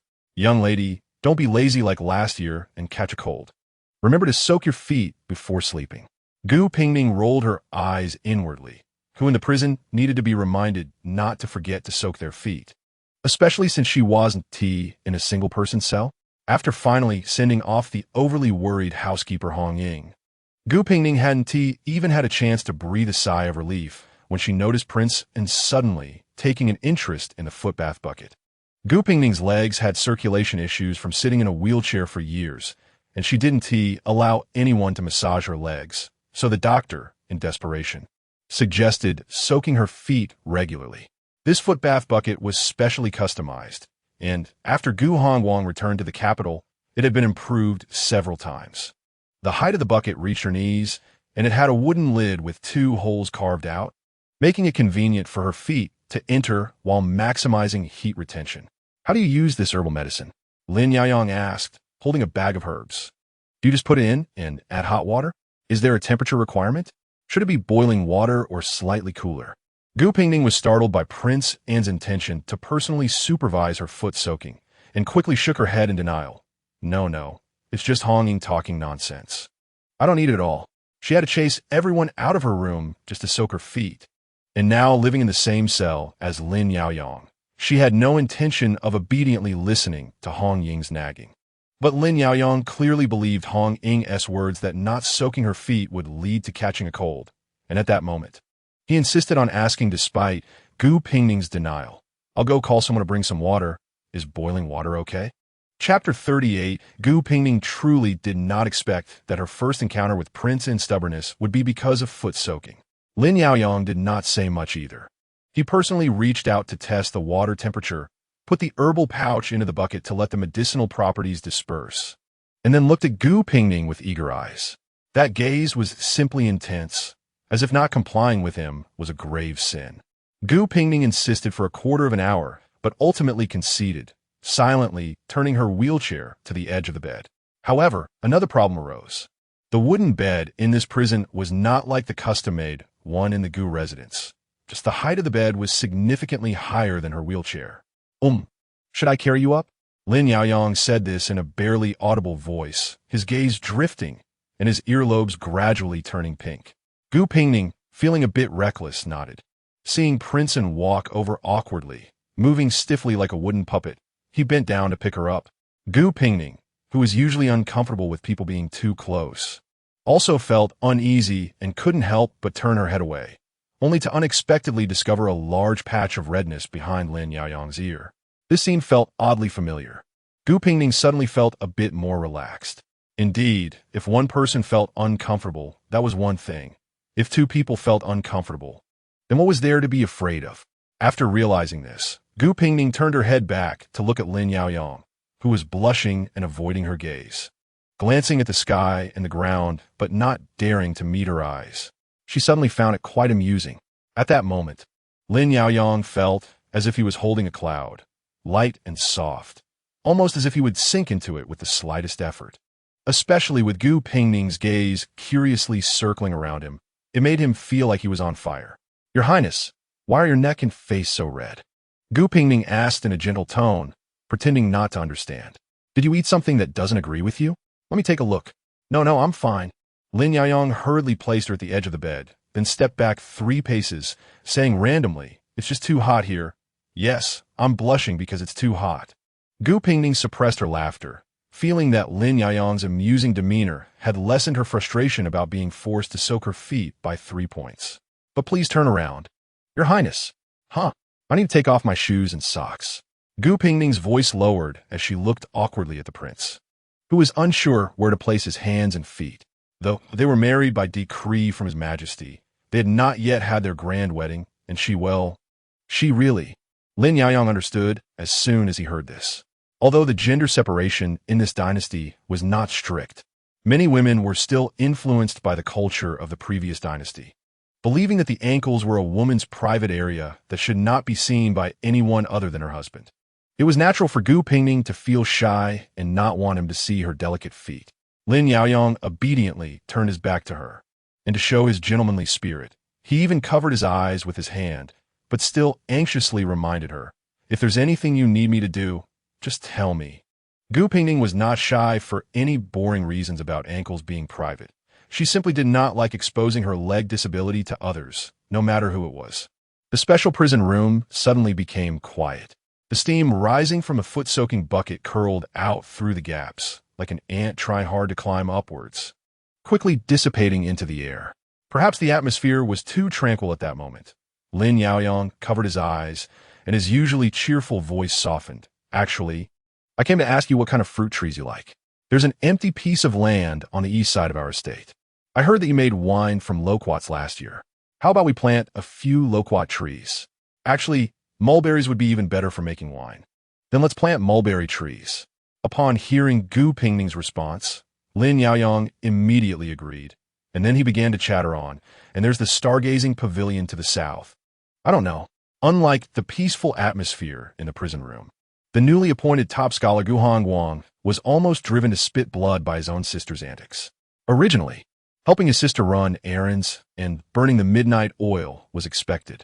But now this sudden appearance, with a face that said he knew everything but told him nothing, was truly not brotherly behavior for the crown prince. What secret investigation of Yun Hao and collusion with the Jiang family? He really did not know. He was just a free laborer helping his sister. "Hongguang, we lived and slept together in the northern border for 2 years, sharing everything. And I thought you always trusted me." The crown prince's expression was despondent, as if his best brother had broken his heart. "Even if the Jiang family is my maternal clan's collateral, if you found out anything, would I not trust you?" Gu Hongguang expended a great deal of effort to learn from the sorrowful crown prince about the good deeds his sister had done. Although he was utterly confused at the moment, he still dutifully took the blame and bowed to the crown prince. "It's really a serious matter at this time, and I don't have any real evidence, so I dare not casually inform your highness. But now you have a lead, and you want to investigate alone? Am I just a decoration, someone who is supposed to painstakingly find out the truth and then notify you as an unrelated person?" This statement was exactly what Gu Hongguang was thinking, wishing he could pull Gu Pingning out of prison right now to let her hear it. Was he just a decoration? Did she really need to bear all the burdens and end up exhausting herself to the Dali Temple? But clearly, this was not the time to complain about his sister. Gu Hongguang briefly mentioned the suspicions surrounding the hunting ground and specifically pointed out that the owner behind this hunting ground was Wang Haiqing, the younger brother of Madame Zhang's family. With the crown prince's involvement, the efficiency of the investigation increased by more than 1 or 2 times. In just 1 day's time, they discovered that Wang Haiqing had been tampering with things behind the scenes at the hunting ground. He was not a hard nut to crack.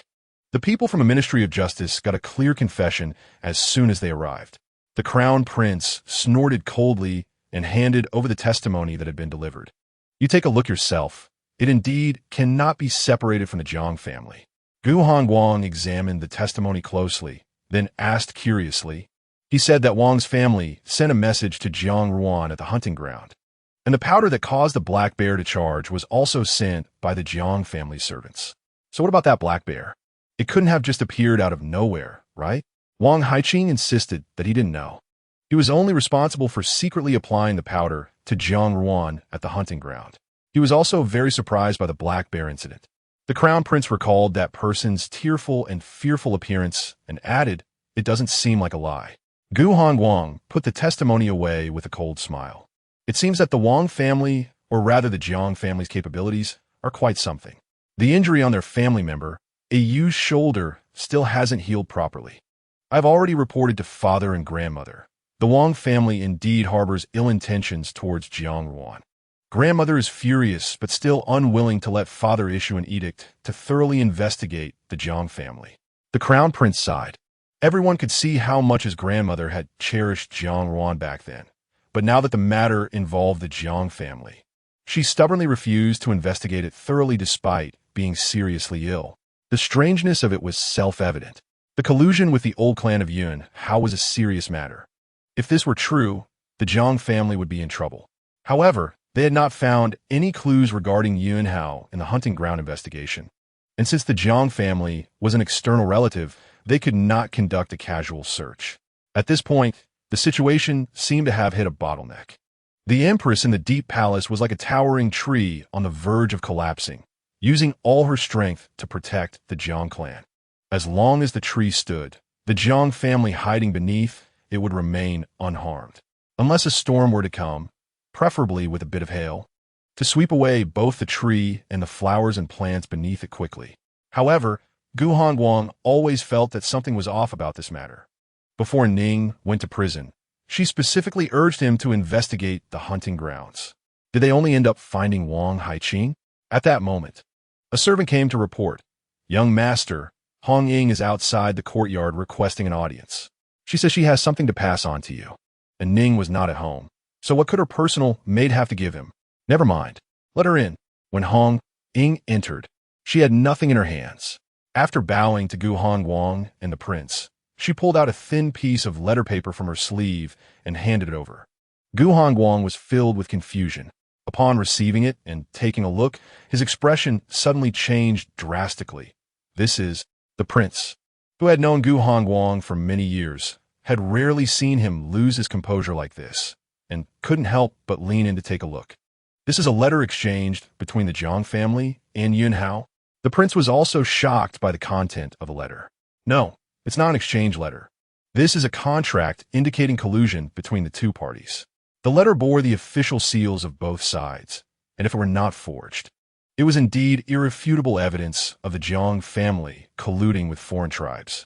Hong Ying stood with her hands down to the side, and upon hearing this, she did not respond, only softly said, "This is a secret letter from Miss Jiang to the young lady. The young lady asked me to deliver this letter to the young master. The timing of this delivery is quite perfect." The prince sneered. "Didn't your young lady say she had already burned this secret letter?" Hong Ying bowed again and answered calmly. There were two secret letters. One concerned a young lady's private matter, which the young lady burned after reading. This is the other one. If that's the case, then why was it not brought out earlier? What exactly is Gu Pingning planning? This question was somewhat heavy. Gu Hongguang, recovering from his shock, tried to ease the prince's anger and interjected. "Hong Ying is just a maid." The young lady said that this letter bears the great seal of the head of the Jiang family. 20 years ago, the head of the Jiang family was. The prince's expression darkened once again. The head of the Jiang family 20 years ago was the emperor's late brother, his own maternal uncle. The young lady believed herself to be just a sheltered girl, and after receiving the letter, she was filled with fear and anxiety, worried that the letter was forged or that its contents were true. She truly did not know what to do.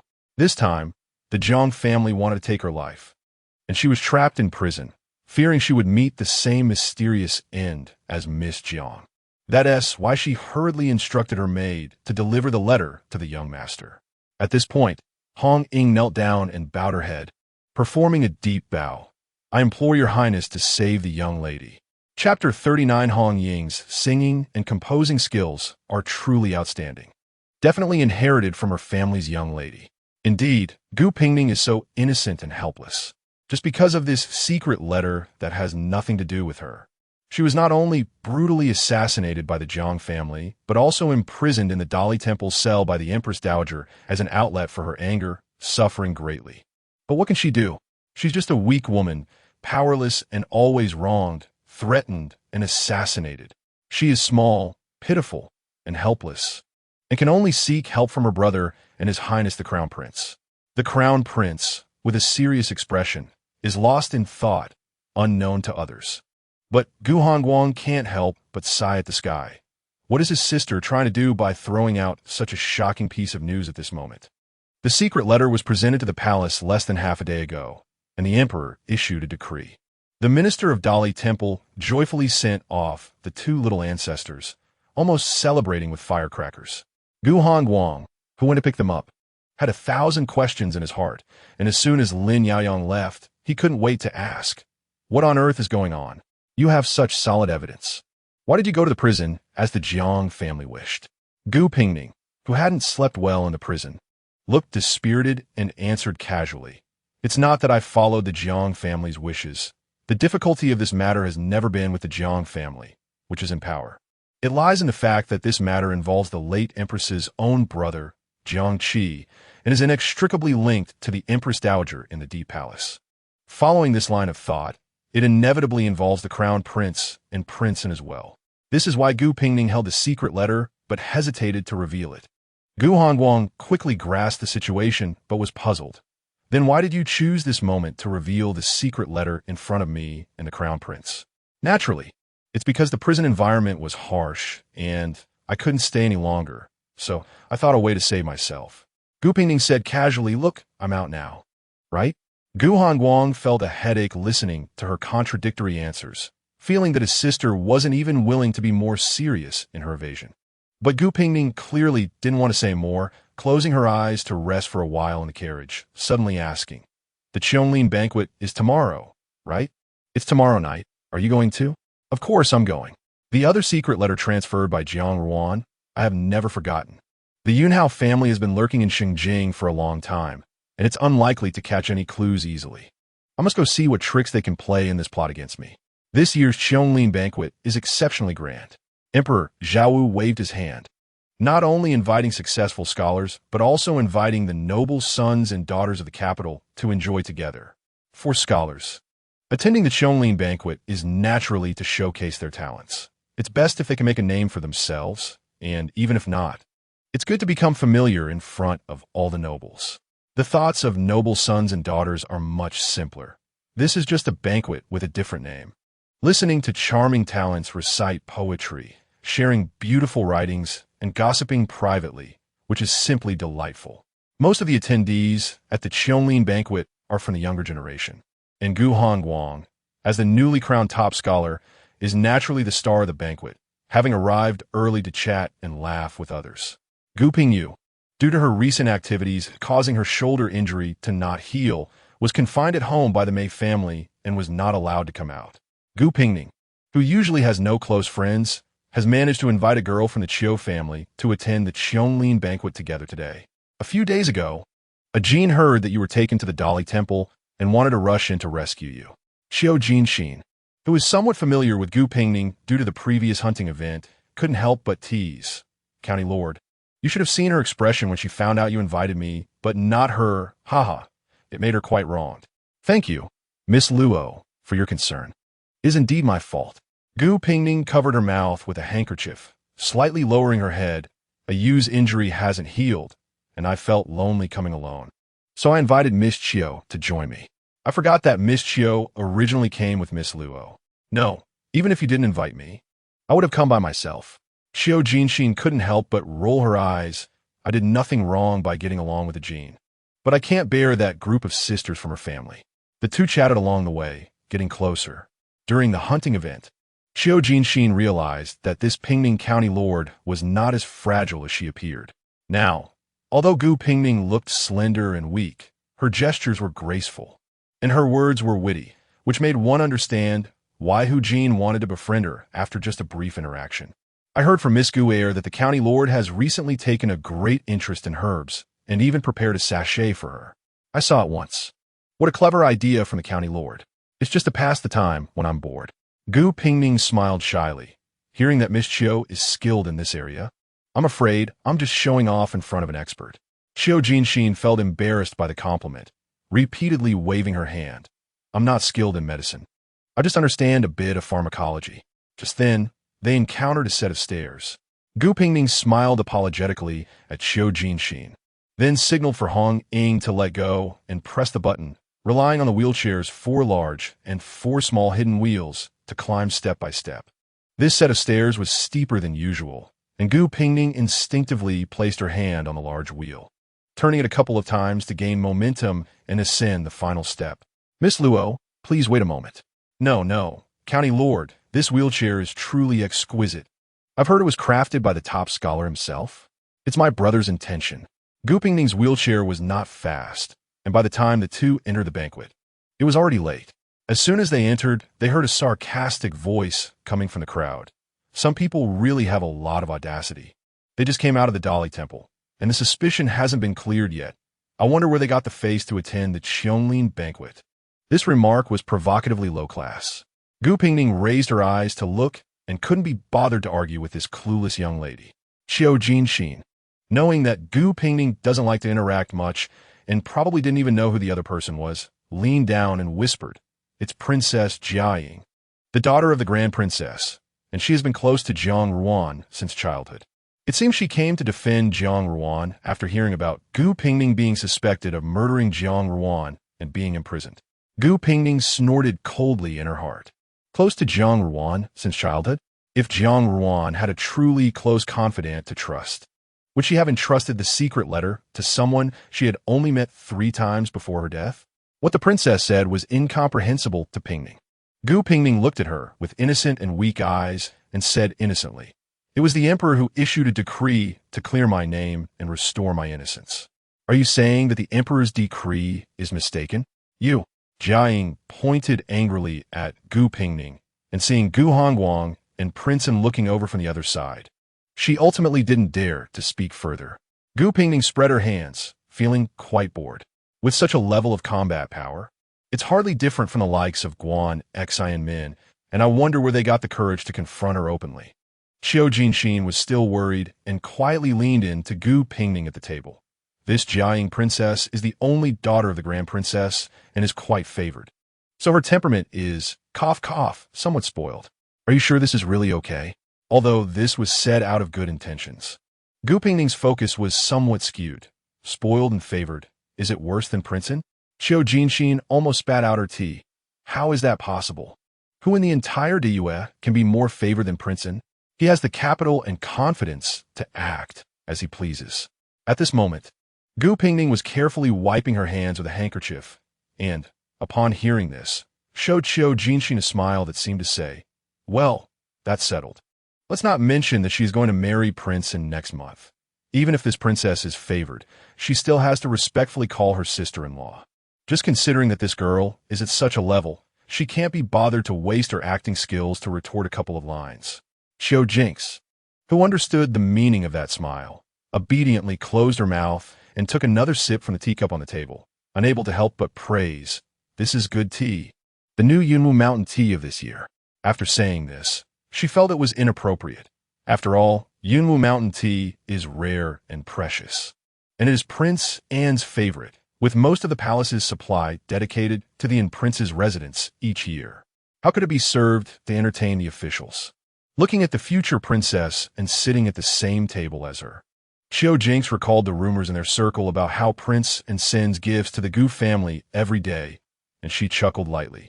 "I am just borrowing the county lord's light, enjoying the goodwill prepared by certain people. You like this tea, which is good, but I've been taking medicine recently, and the doctor specifically advised me not to drink tea." Gu Pingning is known throughout the capital for her delicate health. So Xiao Jinx was not surprised to hear that she was taking medicine, but she expressed her concern according to the customs of the Cheonlin banquet. The emperor will grant wine to everyone present after his arrival. Can your body handle it? I'm also worried about that. I originally came to the Cheonlin banquet just for the excitement, but I forgot about this matter. This was certainly not Gu Pingning's true feelings. She had pondered over today's Cheonlin banquet for a long time, yet still did not know what methods the people behind the scenes planned to use against her. In fact, the so-called poisoning could be done in 2 ways. One is through inhalation of a scent. However, this grand hall is spacious with many people. If Yin Hao had the ability to create a large-scale hallucinogenic poison gas at the Cheonlin banquet, why would he bother to kill a young lady like her? He could directly eliminate the emperor and the crown prince to take revenge for the destruction of their Yin Hao royal family. The other way is to poison through food. But Gu Pingning usually doesn't eat much, so how could the other party guarantee that she would consume the poisoned food? After thinking this through, the only thing she would have to drink at this banquet will be the cup of wine granted by Emperor Zhaowu. However, Gu Pingning always felt that things were not that simple. Is the person behind this truly so capable of extending their reach to poison the imperial wine? Has Emperor Zhaowu's control over the people in the palace weakened to such an extent after sitting firmly on the throne for many years? Chapter 40 at this moment. The hall hosting the Qianglin banquet was brightly lit. The Emperor Zhaowu had not yet arrived, but several princes had already entered the venue early, occasionally chatting with the candidates. Among the four princes, the crown prince was still worried about the secret letter and the Jiang family's affairs, and naturally appeared somewhat preoccupied during conversations. The third prince had always suffered from a speech impediment. He preferred not to speak in public unless absolutely necessary. And when asked a question, he could only respond with brief phrases like acceptable or not good. As for the youngest Prince An, no one had high expectations. Everyone knew that Prince An was skilled in archery and horseback riding, but had never shown an interest in literary pursuits. More importantly, Prince An did not involve himself in court politics, so his value in currying favor was not as great as that of the other princes. Thus, the only ones left to engage in lively conversation were the fourth prince, who excelled in literature, and the candidates. Gu Pingning kept her head down, contemplating the methods of the person behind her.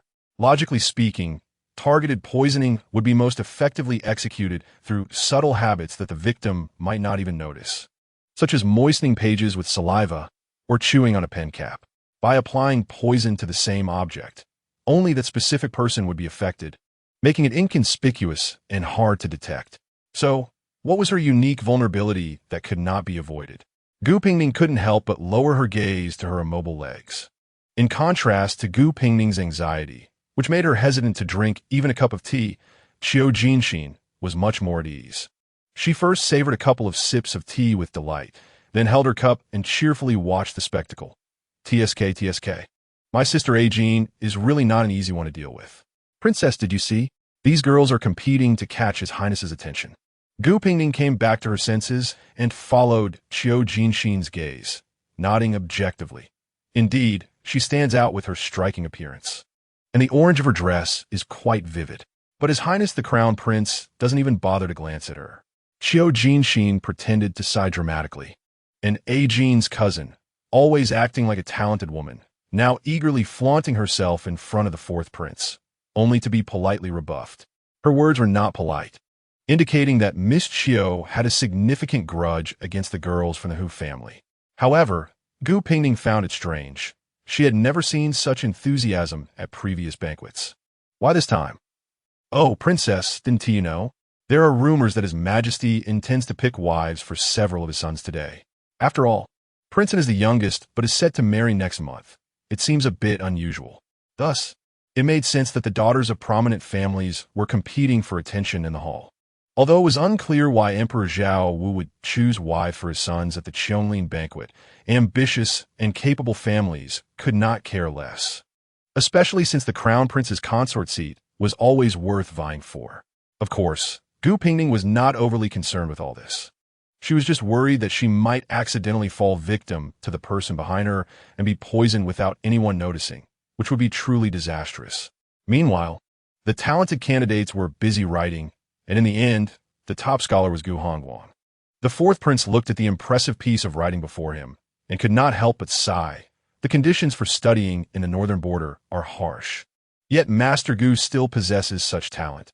It truly makes us feel inferior. Ha ha! Hongguang's talent is not just in his beautiful writing. Emperor Zhaowu had finally arrived and was evidently pleased with Gu Hongguang, openly expressing his admiration, now that Hongguang has achieved fame. It seems it's time for me to remind General Gu to consider his son's lifelong matters, to establish a family and build a career. Gu Hongguang put down his pen and bowed to Emperor Zhaowu. Your Majesty flatters me. I feel unworthy. As for marriage, I will naturally heed my parents' wishes.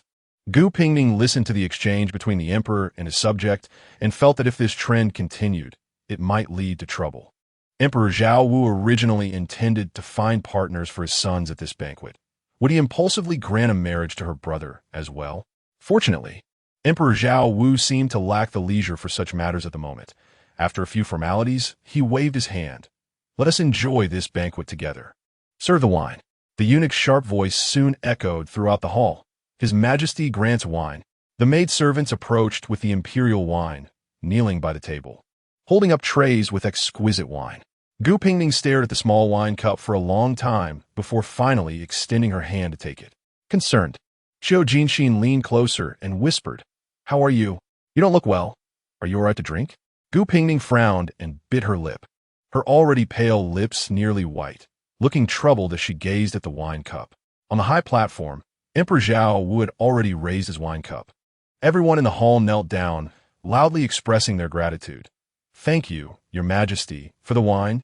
In the vast hall filled with kneeling people, Gu Pingning, sitting in her wheelchair, appeared particularly conspicuous. After the thanks were given, everyone raised their cups and drank heartily. Only Gu Pingning remained gripping her wine cup, her face pale as she seemed extremely uncomfortable and delayed drinking. Crash! The sound of the wine cup shattering on the ground was strikingly clear in the hall. All eyes turned towards the source of the sound. They saw the usually frail Princess Pingning clutching her chest, coughing violently, her lips turning an unnatural pale, looking quite alarming. Qiu Jinxin, who had just drunk the imperial wine, was nearly scared to death. She hurriedly put down her wine cup, supported Gu Pingning's back with one hand, and took her pulse with the other, then exclaimed in disbelief, "You've been poisoned." At these words, the entire hall was shocked. Emperor Zhao Wu's face darkened, and he coldly commanded, "Call the imperial physician." Among the crowd, some timid girls could not help but glance at the empty wine cup, their hearts filled with uncertainty. Fortunately, everyone soon realized that Gu Pingning had not been poisoned after drinking the wine, and they all breathed a sigh of relief. However, Gu Pingning, despite feeling extremely unwell, managed to clasp her hands and say, "Your Majesty, it should not be a deadly poison. There is no need to let this disturbance ruin the splendid Qianlin banquet." Seeing her still able to speak, Gu Hongguang and Princein, who had rushed over, felt somewhat relieved. As long as it wasn't a deadly poison, that was good. Emperor Zhao Wu's face remained somber, revealing nothing of his thoughts. But it was rare for Gu Pingning to be so considerate of the overall situation. So Emperor Zhao Wu waved his hand, agreeing to her request. Qiu Jinxin, still uneasy, bowed and hurriedly left. The Qianlin banquet continued in the hall, but everyone's thoughts were different. Experienced palace attendants had already approached cautiously to collect all the utensils and tea from Gu Pingning's table, preparing for the medical clinic to conduct a thorough examination. Meanwhile, the inner chamber was in chaos. The imperial physician arrived swiftly, checked Gu Pingning's pulse, and reported to Prince and Princess Pingning has been poisoned with bone-biting poison. The name alone sounded ominous, and Lin Yaoyang's heart nearly leapt out of his chest as he anxiously asked, "What is bone-biting poison? How is Pingning? Is it serious?" This poison does not cause major harm to the body, but causes unbearable pain, as if thousands of ants were gnawing on the bones, hence the name. The person who poisoned her did not intend to kill her, but wanted to torment Gu Pingning, which is why such a sinister drug was used. Lin Yaoyang, hearing that it was not serious, had not yet had time to breathe a sigh of relief before becoming tense again. "Then what should we do? Why are you just standing there? Hurry and treat her." Although this poison is indeed devious, it actually does not require an antidote, as it does not damage the body. It just needs to be endured for a couple of hours. Once the pain passes, she will be fine. The imperial physician did not mention that this poison is usually used in the inner chambers, capable of tormenting a person without leaving any traces.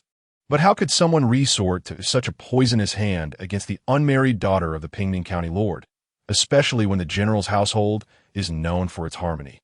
Gu Hongguang really couldn't understand why his younger sister was suffering so much. This bone-biting pain was not something Gu Pingning's delicate body could endure.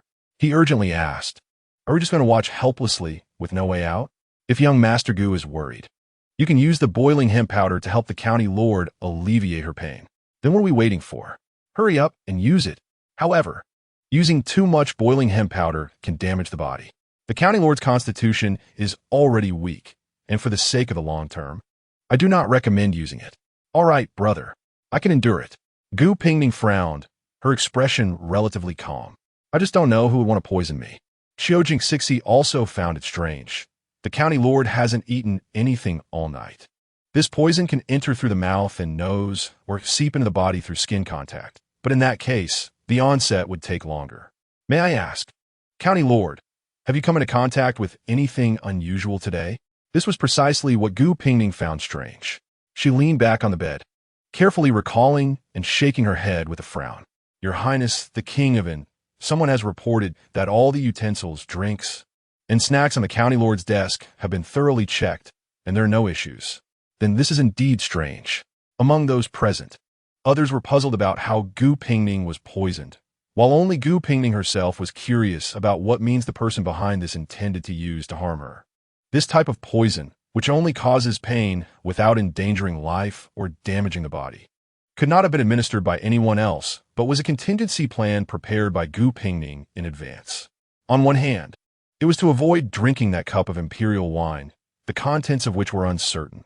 On the other hand, it was to allow the imperial physician to examine her openly and see if there was anything amiss that she had not discovered. But now the wine was fine, and the physician had not detected any problems. Could it be that Jiang Ruan's information was incorrect, or that the person behind this had abandoned the idea of poisoning her at the Qianglin banquet? Wait, the imperial physician, who was packing up the medicine box and preparing to leave, suddenly spoke up, his expression serious, as he said to Gu Pingning, County Lord, please extend your hand. Chapter 41. The sudden and startling demeanor of the imperial physician frightened everyone present. Gu Pingning was taken aback for a moment and slowly extended her hand. The physician observed closely and took out a small brush from the medical box to carefully brush Gu Pingning's palm, surprisingly brushing off quite a bit of powder. The powder was finely textured, closely resembling human skin color, much like a young lady's perfume. But the problem was, Gu Pingning never used perfume. The physician pinched some with his fingers and held it to his nose for a careful sniff, then felt something was off and instructed the maid to bring more candle flames for a better look. This whole display clearly indicated he had sensed something amiss. But despite examining it repeatedly, the physician remained frowning and silent.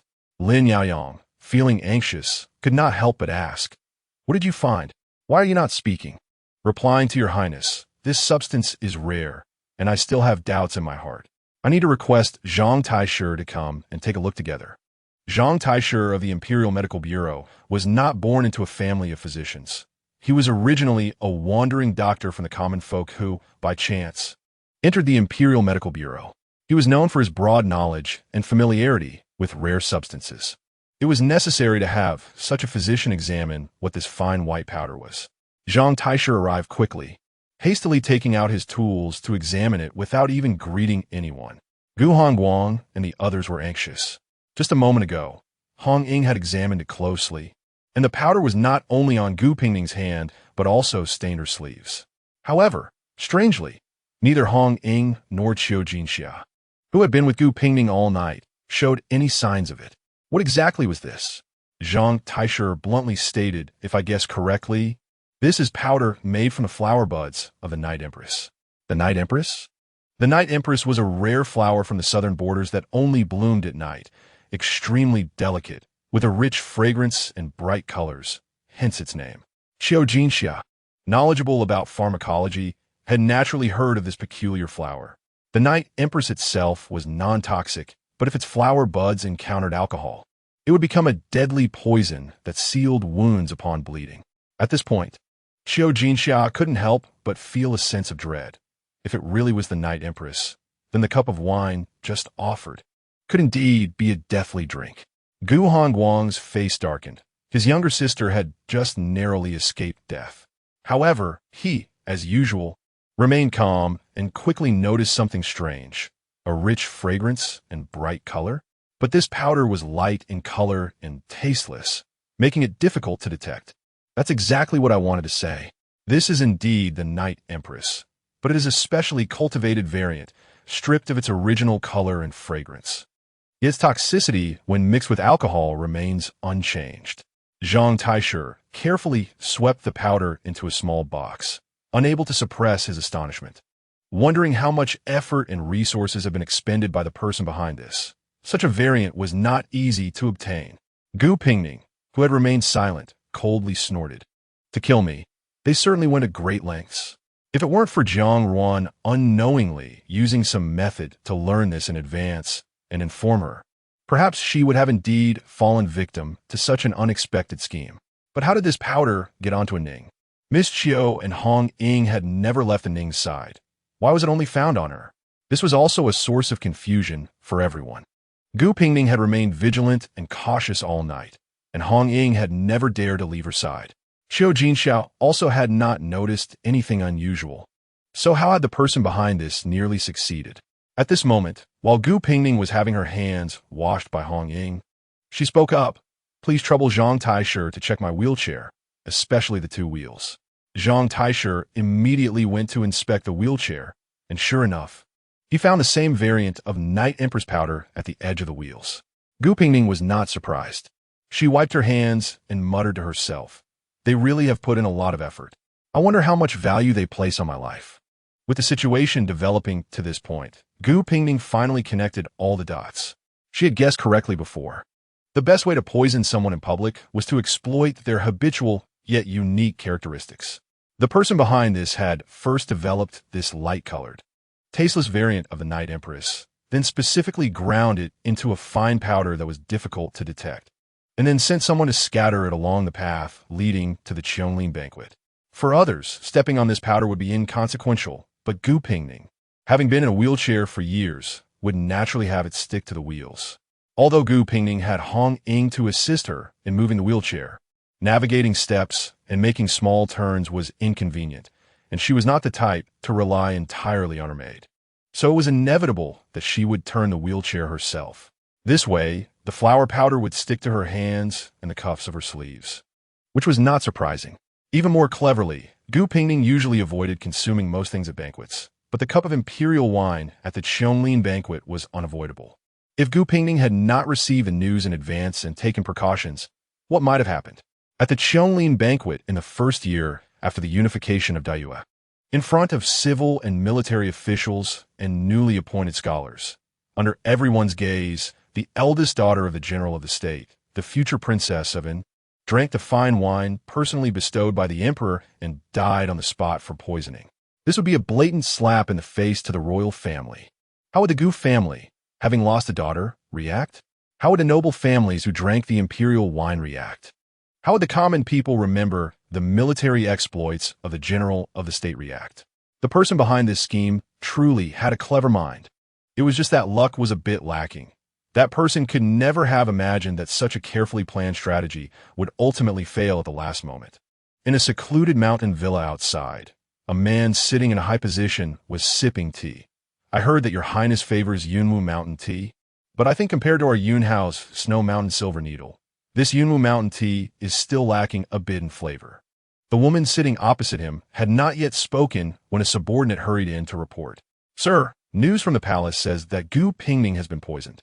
The man leisurely took another sip of tea and said, "It seems my exquisite Night Empress was not wasted, but what a pity it was nurtured for 5 years, only to be used this once." What, sir? The news says Gu Pingning shattered the wine cup and did not drink the imperial wine. What? The calm and composed expression on the man's face finally faltered, and he asked, word by word, "What poison did she take? Is she dead?" The kneeling subordinate felt a cold sweat trickle down. "We still don't know what poison she took, but she should still be alive." The man could no longer contain himself and smashed the teacup in his hand again. How much time and effort had he expended? And now he had even sacrificed a variant of the Night Empress that could kill invisibly? Such a rare opportunity had been interrupted by another poisoning? If it was interrupted, so be it. Who told Gu Pingning to be so hated? But could the person who took the initiative to poison her be a bit more considerate? Now that the poison was successful, couldn't they just finish the job and kill her? Simply frustrating, seeing him so angry. The woman opposite tried to divert his anger. Could it be Jiang Sheng's doing, acting on his own like last time and disrupting your plans?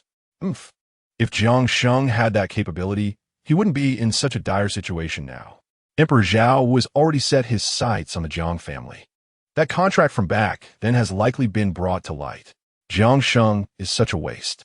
He has wasted my hidden efforts to help him eliminate Jiang Ruan multiple times, and he can't even handle this little matter. No wonder the Jiang family has such a great opportunity, but remains so ineffective. After a round of complaints, the man's anger had evidently dissipated somewhat. After having the pieces of the shattered teacup cleaned up, he regained his calm tone. Gu Pingning is fortunate this time, but there will still be opportunities to strike again. The Jiang family will likely not be able to hold on now. Everyone should pay attention and not leave any traces behind. Meanwhile, several people in the palace were also troubled.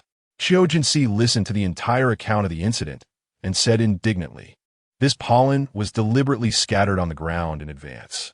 If the matter is done so secretly, won't we let the real culprit behind it go free?" Gu Pingning closed her eyes, allowing Hong Ying to massage her temples.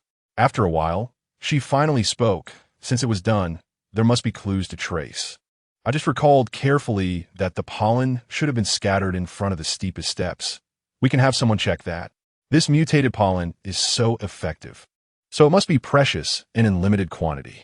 Today, there are many people attending the Qianglin banquet. They wouldn't have scattered the powder long in advance. Have someone investigate if there were any suspicious individuals lingering there from the time I got off the carriage until I reached the steps. Additionally, we can also find something from a Night Queen's actions. Didn't Dr. Zhang say that this pollen is delicate and hard to preserve? It should be stored properly in a sealed bottle? Such things are not common. If we investigate carefully, there should be at least some clues. In this world, if one wants to keep something secret, one must not act. Let's follow the clues and investigate further. I don't believe the person behind this can hide for long. This line of reasoning was clear and logical, and Qiu Jinxi, who had just felt at a loss, nodded in agreement. After studying the mutated Night Queen, Dr. Zhang finally sensed something was off and weakly raised his hand to ask, "Wasn't it said that the county lord was poisoned with bone-eating poison?" Her calm demeanor and methodical analysis on how to trace the culprit really don't seem like someone who has been tormented by such a drug. These people should not try to deceive him. Although he had read little, he had truly seen the tragic state of those who were afflicted by this poison, writhing in pain on the ground. Gu Pingning was just pondering how to follow up on today's events when she suddenly heard Dr. Zhang's question. She paused for a moment before biting her lip and replied, "My tolerance for pain is higher than that of an average person." Dr. Zhang wanted to argue, but suddenly recalled the rumors about the county lord of Pingning that had been circulating recently. Someone who could endure the pain of a broken leg at the age of 10 and still ride through the night. Not someone to provoke, indeed. Chapter 42, the Qianglin banquet of this year, has finally come to a close. Emperor Zhaowu seemed unaffected by the incident of Gu Pingning being poisoned, as he not only arranged marriages for all three of his single sons, but also did not spare the newly appointed top scholar. Interestingly, the daughters of the Hu and Guan families, who had previously been at the center of contention, were not selected at all. All the royal wives came from the families of civil officials. The position of crown princess, which was eyed by many noble families, fell to the granddaughter of an inspector from the supervisory court. Through the marriages of his three sons, Emperor Zhaowu subtly conveyed a shift in the political landscape to the court ministers. Some with foresight had already discerned the underlying meaning, while others were baffled and indignant. Like the pouting Miss Guan, "What is going on? I was hoping to see that pretentious Gu Pingning call me sister-in-law." Guan Xinmin's close friend was nearly amused to the point of anger by her unaccomplished demeanor, shooting her a glare before leaning in to whisper, "But this is better.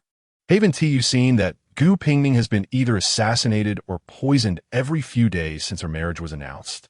With her frail body, she can't withstand such torment, and who knows what she will be reduced to. It's clear that being a royal wife is no easy task." Guan Xinmin genuinely hadn't thought of that layer of meaning and was puzzled by the remark. Is it because of her marriage to Prince and that she keeps running into trouble?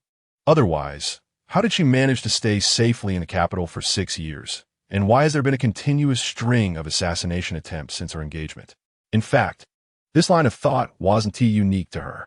Today, everyone witnessed Gu Pingning being poisoned at the Qianglin banquet, and many in attendance recalled that the frail Princess Pingning had only begun to experience such incidents after her engagement.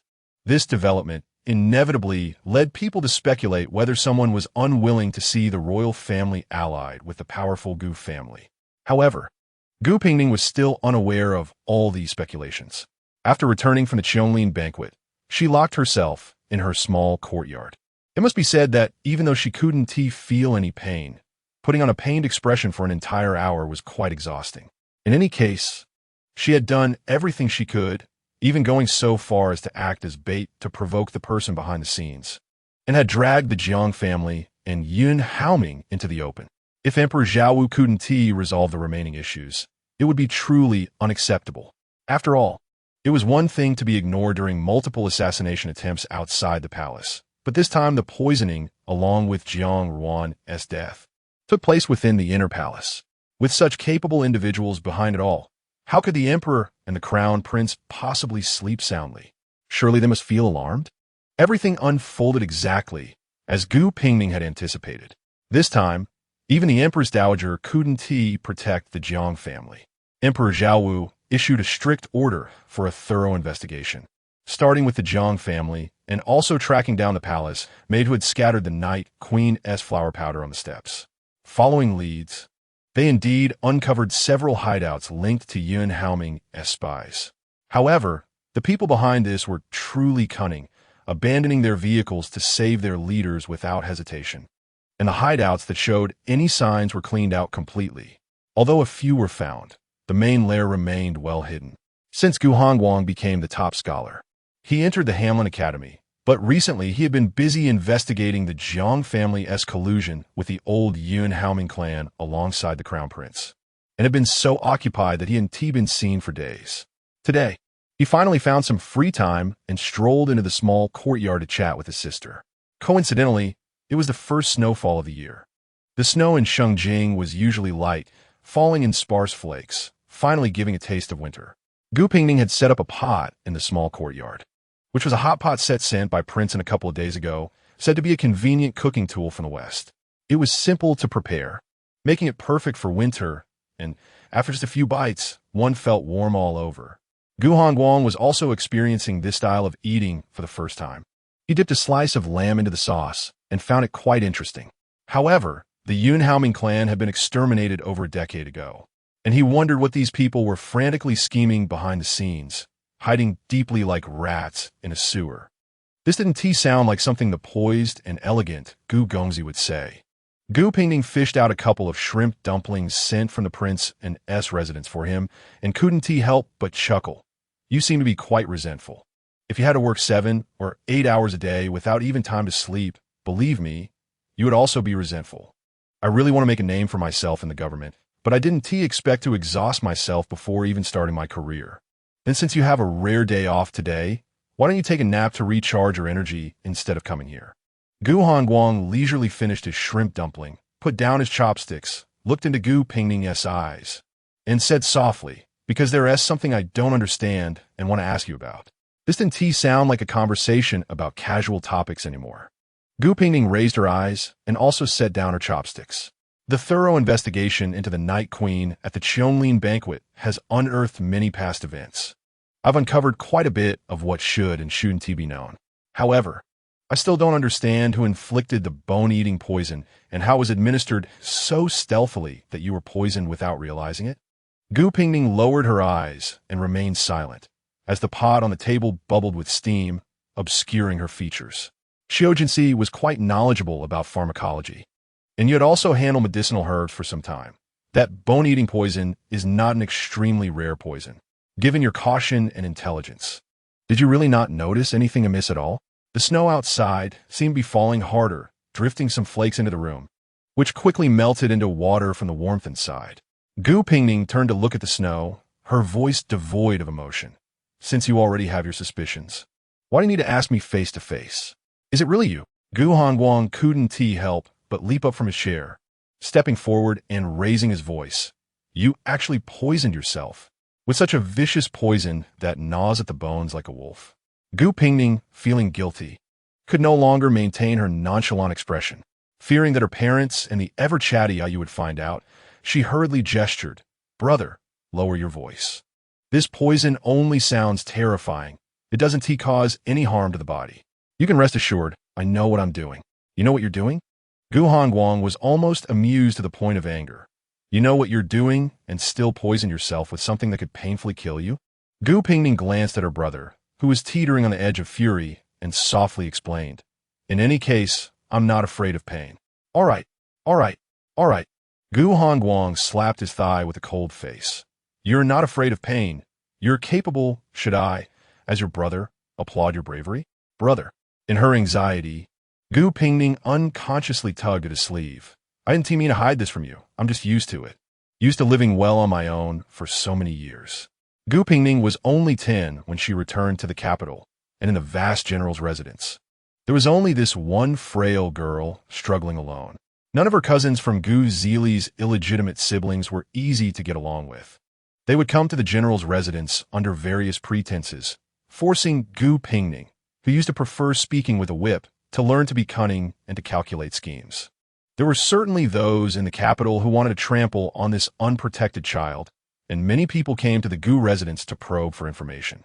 If Gu Pingning hadn't changed her mind, pretending to be ill and shutting herself off from guests every few days, who knows how many troubles would have arisen over the years. Her once bright and lively smile had been cut in half due to her leg ailment, and the remaining half had been worn away in the long, grinding days. But what could she do? Her parents and siblings are far away in the northern border, fighting desperately against the enemy. The best help she can provide them is to live steadily and safely in Shengjing, stabilizing the suspicious emperor on behalf of the Gu family. So they no longer have any worries. She has just gotten used to it, used to bearing everything alone, thinking of strategies alone, and facing challenges alone. Because for the past 6 years, that's how she has been. Gu Hongguang, standing beside her, almost shed tears upon hearing her say she was used to it. His sleeve was tightly gripped by Gu Pingning, just like the little girl who got into trouble years ago, clinging to his sleeve and acting spoiled behind him. His younger sister, who used to love to laugh, play pranks, and be mischievous, has finally grown into someone so independent and wise in the treacherous Shengjing, able to endure pain and withstand poison, yet no longer shedding a single tear. Gu Hongguang's eyes felt sore, but he eventually softened his tone and brought up the time when they had a falling out. Aiming, do you remember what you said to me back then? You said that even if I plotted and calculated meticulously, things wouldn't go exactly according to my plan. Now I want to say this back to you. You are indeed very smart, knowing that someone wants to harm you, and then using their own schemes against them to draw out the person behind it step by step. But have you considered the what if? What if that night the Empress didn't need to be poisoned through wine, but rather the poison directly infiltrated the body upon contact? You have certainly done your best within your capabilities. But Aining, have you thought that you actually had other choices? Gu Pingning had been listening silently without speaking, but finally couldn't help but say, do you want me to hide in the Gu residence? Not going to the Qianlin banquet and not giving anyone a chance to act? But can I hide once, twice? Can I hide for a lifetime? Gu Hongguang saw her defiance and couldn't help but ruffle her hair like when they were younger. It's not about hiding, but rather telling me everything. Telling father and mother, even His Royal Highness, the Prince of Aining, you always forget that you have family to rely on. You are not alone anymore. You don't need to gamble with yourself or be a bait. You have us. Chapter 43. Habits and dispositions developed over the years cannot be changed overnight. Gu Hongguang ultimately couldn't bear to pressure his younger sister, so he merely set 3 rules for her. She must never use herself as bait again, and she must not even think about harming her body with self-destructive actions. After listening to her brother's lengthy admonition, Gu Pingning felt somewhat guilty. So she cautiously smiled and tried to change the subject. Brother, you mentioned finding out about the Jiang family's collusion with Yuan regarding many past events. Is there also the matter of the only legitimate daughter of the Guan family falling from her horse? Gu Hongguang was genuinely impressed by his sister. She rarely went out, and in recent days had either been fiddling with herbs or reading novels. Yet somehow she seemed to know everything, as if she could foresee events. The incident of the Guan family's daughter falling from her horse, which had actually been orchestrated by Yuan over 20 years ago, was something Jiang Sheng had only confessed yesterday. His sister appeared not surprised at all, as if she had known all along, which was quite eerie. At that moment, Gu Hongguang sincerely asked Gu Pingyu the same question. How do you know everything? After realizing he had asked a foolish question, he helplessly added, What else do you know? What else do you want to ask me? Coughing, he continued, After all, my aunt is an elder, and I shouldn't pry too much into her past with the second son of the Hu family. Gu Pingning, with her innocent big eyes, replied, I'm just a bit curious about the Guan family's daughter's fall. I heard from Guan Xinmin that her aunt, whom she never met, was skilled in horsemanship. How did she end up falling and dying? It was something called seven-star grass, Gu Hongguang explained. It said that this grass has a very faint smell. Under normal circumstances, humans can't smell it, but horses are very sensitive to it. If they smell it too much, they become agitated and uncontrollable. This was a herb Gu Pingning had never heard of before, but her focus was elsewhere. It only takes effect if they smell it too much. Yes, Gu Hongguang confirmed. According to Jiang Sheng, this herb was passed on by Yun Hao.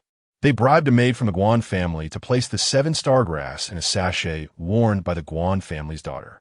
Therefore, under normal circumstances, the grass wouldn't take effect. It would only agitate the horse if they rode for an especially long time, causing an accident. The Guan family's daughter loved horseback riding, which is how she met her end. The method was so covert and hard to detect, and the most crucial part was that after the incident, everyone's gaze would be on the horse, with no one paying attention to the sachet worn by the deceased. Gu Pingning couldn't help but applaud such a clever tactic. It was truly a brilliant scheme.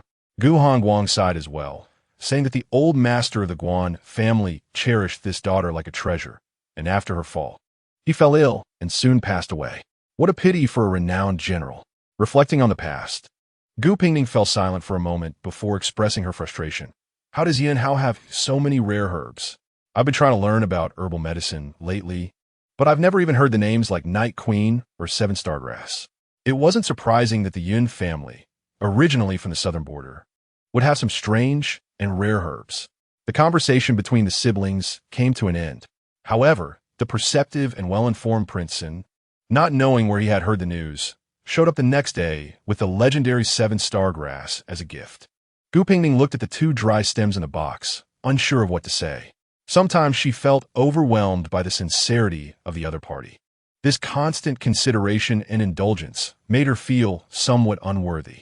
Sitting across from her, Lin Yaoyang had no idea about Gu Pingning's complex feelings. Seeing her staring at the dry grass in silence, he thought she was dissatisfied and hurriedly explained. The imperial physician said this seven-star grass only grows in the southern border. The climate and soil in the capital cannot sustain it.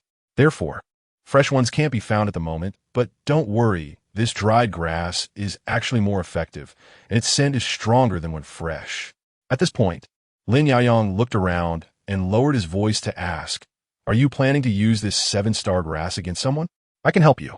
No, I'm not. Don't say that. Gu Pingning denied halfway, only to see the expression on Prince N's face clearly indicating that he thought she was hiding something, and she felt her temples throbbing. She didn't know how her brief confession in the Dali temple had been misconstrued by him. Although she wasn't as delicate as Prince N had once thought, that didn't mean she was a cunning person ready to deceive others. Your Highness, I really didn't intend to use the grass for anything. Gu Pingning looked into his eyes sincerely and said, I've been studying herbal medicine lately, and when I suddenly heard about this miraculous herb, I was just curious to research it. Lin Yaoyang's expression was unreadable, and Gu Pingning didn't feel like explaining any further. She just lowered her head to examine the seven-star grass in the box. One of the herbs in the box had been so badly damaged that it was almost unrecognizable, leaving only a bare stem and a tattered leaf at the top. The other plant was better preserved, with two leaves still retaining their pointed shape. Gu Pingning counted the points on the leaves, and there were exactly 7, which must be the origin of the name seven-star grass. This grass truly did not have any special smell, as Gu Hongguang had said. Only when brought close to her nose could she faintly detect a hint of grass scent, and it was very subtle. Gu Pingning stared at the two uniquely shaped leaves, muttering to herself, Strange, why do I feel like I've seen this before? Have I encountered this grass? Just then, Lin Yaoyang, seeing her so absorbed, refrained from interrupting her. Now, upon hearing her words, he was also surprised. Seen it before?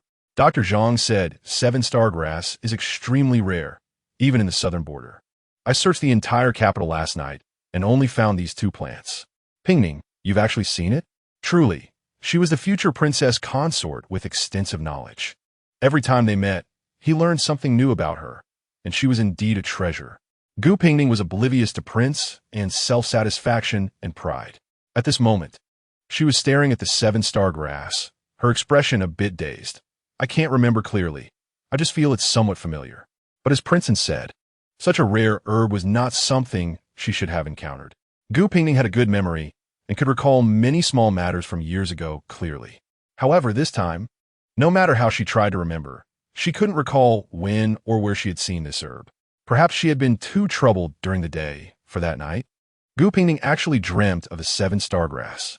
It was still that night she wanted to forget, but could never truly erase from her memory. The ink-black night sky held no starlight, and the biting cold wind carried the sand from the northern border against her face, leaving only the dull, incessant sound of hooves, thud, thud. Usually aloof and composed, the strategist Qi Junshi sat beside her on horseback, lowering his head to reveal a rare, gentle expression. Ning, are you cold? Just hold on a bit longer. We'll soon meet up with your father. Little Gu Pingning sat in front of him, feeling underestimated. So she rolled her eyes ungraciously and muttered, I'm not afraid of the cold. I know what father is doing. I know we're about to win. The cold. Armored Qi Junshi seemed to chuckle lightly. Then little Ning, hold on tight. We're going to speed up. The change occurred at that moment. The well-trained military horses suddenly neighed loudly, shaking their heads violently and losing all control. Gu Pingning, small and light, was caught off guard by this sudden change and was thrown off the horse. Qi Junshi desperately pulled on the reins to control the horse, but seeing her fall, his eyes widened in horror as he leaped forward to try to catch her. Ning! But Qi Junshi ultimately couldn't save her, and he nearly got injured by the horses behind them as well. Gu Pingning felt her body lift lightly into the air, only to come crashing down heavily onto the ground. Her vision went dark, and when she opened her eyes again, she saw countless 7-star grass appearing suddenly on what should have been a desolate land. The faint smell of fresh grass rushed into her nostrils, and then Gu Pingning woke up. At that moment, it was still dark outside, and the entire room was so quiet that she could hear her own heart pounding. The first half of the dream felt too real, while the second half was too absurd. She couldn't help but wonder if it was because of her daily thoughts that she dreamed at night. But once this doubt took root in her heart, it was hard to completely uproot it. The incident of her falling from the horse was not without its mysteries. That horse was a military steed often used by General Qi. How could it suddenly go wild for no reason? After the incident, her parents investigated, General Qi investigated, and the military doctor also looked into it, but in the end, no one found any clues. It could only be explained as the wild nature of a spirited horse, combined with a long journey that led to the sudden loss of control. Such precedents were not unheard of, but they were rare. The fall was ultimately treated as an accident, and over the years, Gu Pingning had never considered that there could be human factors involved, thinking it was just her lack of skill and that it was her fate.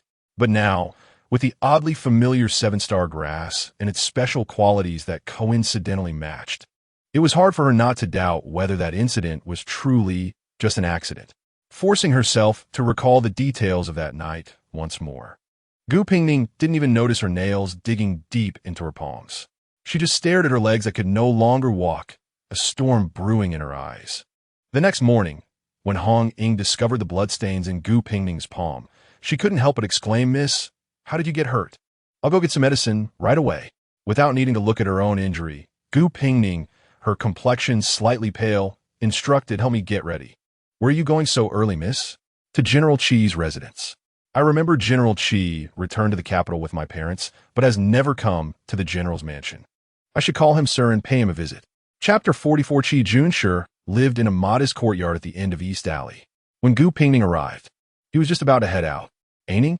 Qi Mingji clearly didn't expect to run into Gu Pingning here. His usually calm face showed both surprise and joy. What brings you here? It's cold outside. Come in quickly. This was the first time Gu Pingning had seen the man who taught her to read and write and often got exasperated with her after 6 years apart. Once, He had chased her around the military camp with a stick when he was pushed to his limits, but now he had silver strands in his hair. Gu Pingning felt a pang in her heart and looked away, speaking softly. But it seems I've come at an opportune time. You're just about to leave? Qi Mingji instructed someone to prepare tea and charcoal, waving his hand dismissively. It's fine. I'll have someone inform the school I'm taking a leave. Are you teaching at the school now? Just the 4 books and 5 classics. The rest, these kids aren't interested in learning anyway. Qi Mingji naturally knew more than just the 4 books and 5 classics.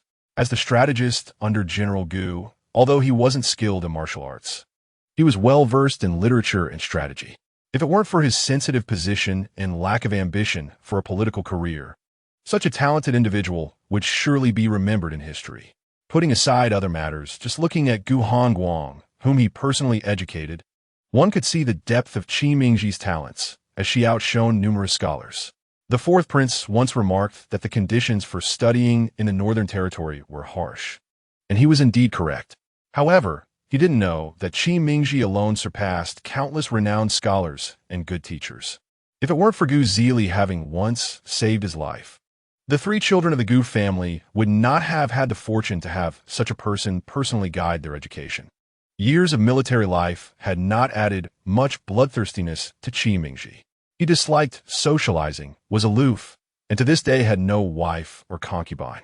Only when teaching the 3 siblings of the Gu family did he reveal a bit of liveliness. At this moment, the pair, who had spent many years together but had also been apart for many years, sat across from each other at a small square table, drinking tea.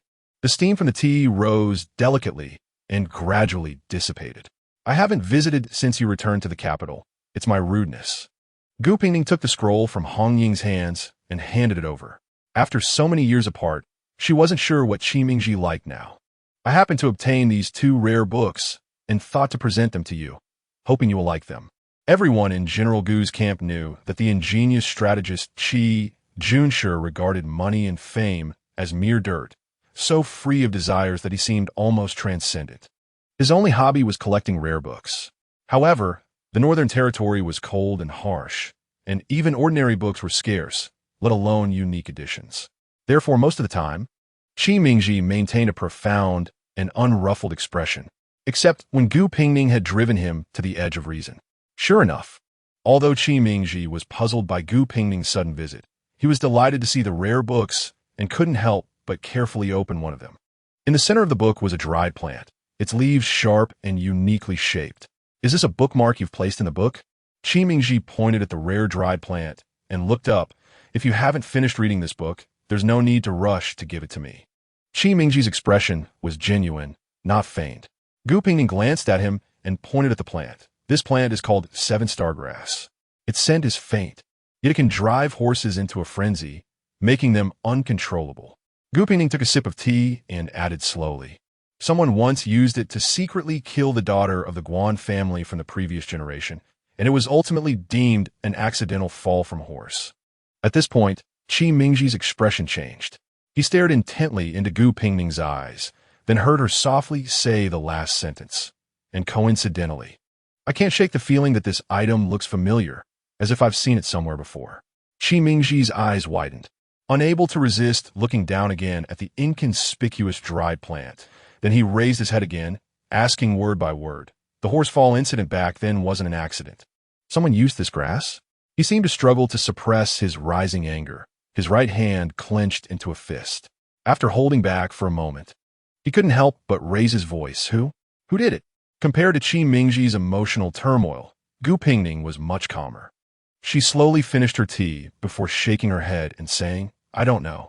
I even wonder if this is just an illusion born from my unresolved feelings. Gu Pingning briefly recounted what had happened to her the previous day and the dream she had that night, then added, I have my doubts. I shouldn't have recognized the 7-star grass, yet I feel it looks familiar, and its effects align too closely with what happened back then. I truly can't dismiss it. At this moment, Qi Mingji finally calmed down. After listening to Gu Pingning, he pondered carefully. This 7-star grass is rare and tasteless. It indeed makes it hard to guard against. However, after the incident, both your parents and I investigated thoroughly. The horses showed no abnormalities, and we didn't find this peculiar grass. Did we check the items we carried? We checked everything. General May is meticulous and feared someone had tampered with our clothes. So he personally inspected everything, but found nothing. Gu Pingning fell silent. She believed her parents hadn't overlooked any suspicious details, but the matter was puzzling. She had no evidence now, yet she truly couldn't believe it was a complete accident. Seeing her frowning and troubled expression, Qi Mingji recalled how lively and mischievous she had been back then, and felt a deep pang in his heart. Don't worry too much. As long as something has been done, there will always be traces left behind. Based on what you say about the 7 Stargrass's properties, I lean towards the idea that someone tampered with the items on you and me. As for why nothing was found in the end, it's because the tampered items were taken back. Gu Pingning's words echoed Qi Mingji's suspicions. I remember the events back then vividly. I didn't lose anything afterward. Moreover, Qi Mingji disliked socializing, taking care of all his clothes and armor personally. The likelihood of someone tampering with them and then quietly destroying the evidence was quite low. Gu Pingning nodded. It's something on me. Otherwise, I wouldn't feel the 7-star grass was familiar. Teacher, do you know who came close to me after the incident? You didn't make a sound after your fall. I was the one who picked you up, thinking you weren't seriously hurt, and continued riding. This was the one regret Qi Mingji had in his life. If only his riding skills had been better. If only after the startled horse incident, he hadn't rushed to control the reins, but had held Gu Pingning tightly. If only he had noticed something was wrong with her leg at that moment. Countless ifs, but this world has no ifs. Qi Mingji managed to suppress his swirling emotions and continued recalling. When we met up with the army, you fainted in my arms. At that time, your parents were in battle, and the field doctor hurried over to treat you. Your aunt took care of you, and Hong Guang and Ayu were also there, never leaving your side. Then there was Hong Ying. She barged in to see you after hearing about the incident. That was all, no one else? Yes. I stayed at the door until your parents returned. At this point, the two fell silent again. These people were the elders who had watched Gu Pingning grow up, her blood-related siblings, and her most trusted maid. If their suspicions were indeed correct, then no matter who had acted, it would be unbearable for Gu Pingning. Gu Pingning felt her heart racing, as if it would leap out of her throat at any moment. Should I continue? Her gaze, when she looked up, unconsciously carried a plea for help. My reason tells me I shouldn't investigate further, but this 7-star grass might involve the Yunhao old clan. Moreover, I still feel aggrieved. Teacher, if this matter remains unclear, I fear I will never find peace again. During the prayer, after 6 years, he once again heard the word teacher, and he almost couldn't maintain his expression and lost his composure on the spot. She was the student he had once held in the highest regard, investing countless efforts in her. He had punished her by making her copy books, hit her palms, chased her with a ruler around the barracks, and honed her temperament. He had dreamed of teaching her to become the person she was now, possessing depth and composure, able to face changes without panic, believing that only in this way could her rare talents not be wasted. Now, the grown-up Gu Pingning had truly become the person he had hoped for, calm and composed from beginning to end, with clear logic, suppressing all overwhelming emotions deep in her heart without showing a hint of it on her face. Yet seeing such a Gu Pingning made him feel a deep sense of sadness, wishing he could turn back time to keep this cheerful and lively child forever innocent and straightforward. And Ning, if you want to investigate, then go ahead. It's not because this matter involves Yunhao, but simply because you have the right to know the truth.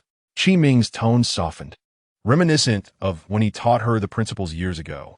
I know what you're worried about, but only by knowing the truth behind it can you have a better way to cope. If you don't want your family to worry about this, the teacher will always be here. Gu Pingning did not speak again, as if the emotionally charged words she had just said had already reached the limit of what she could allow herself to be uncalm and irrational. Teacher, please do not mention today's matter to others. Pingning will take her leave now. As Qi Ming stood to see her off, just as she was about to step out the door, he suddenly spoke without warning. And Ning, don't you doubt me? Thinking carefully now, I might actually be the one with the greatest suspicion, right?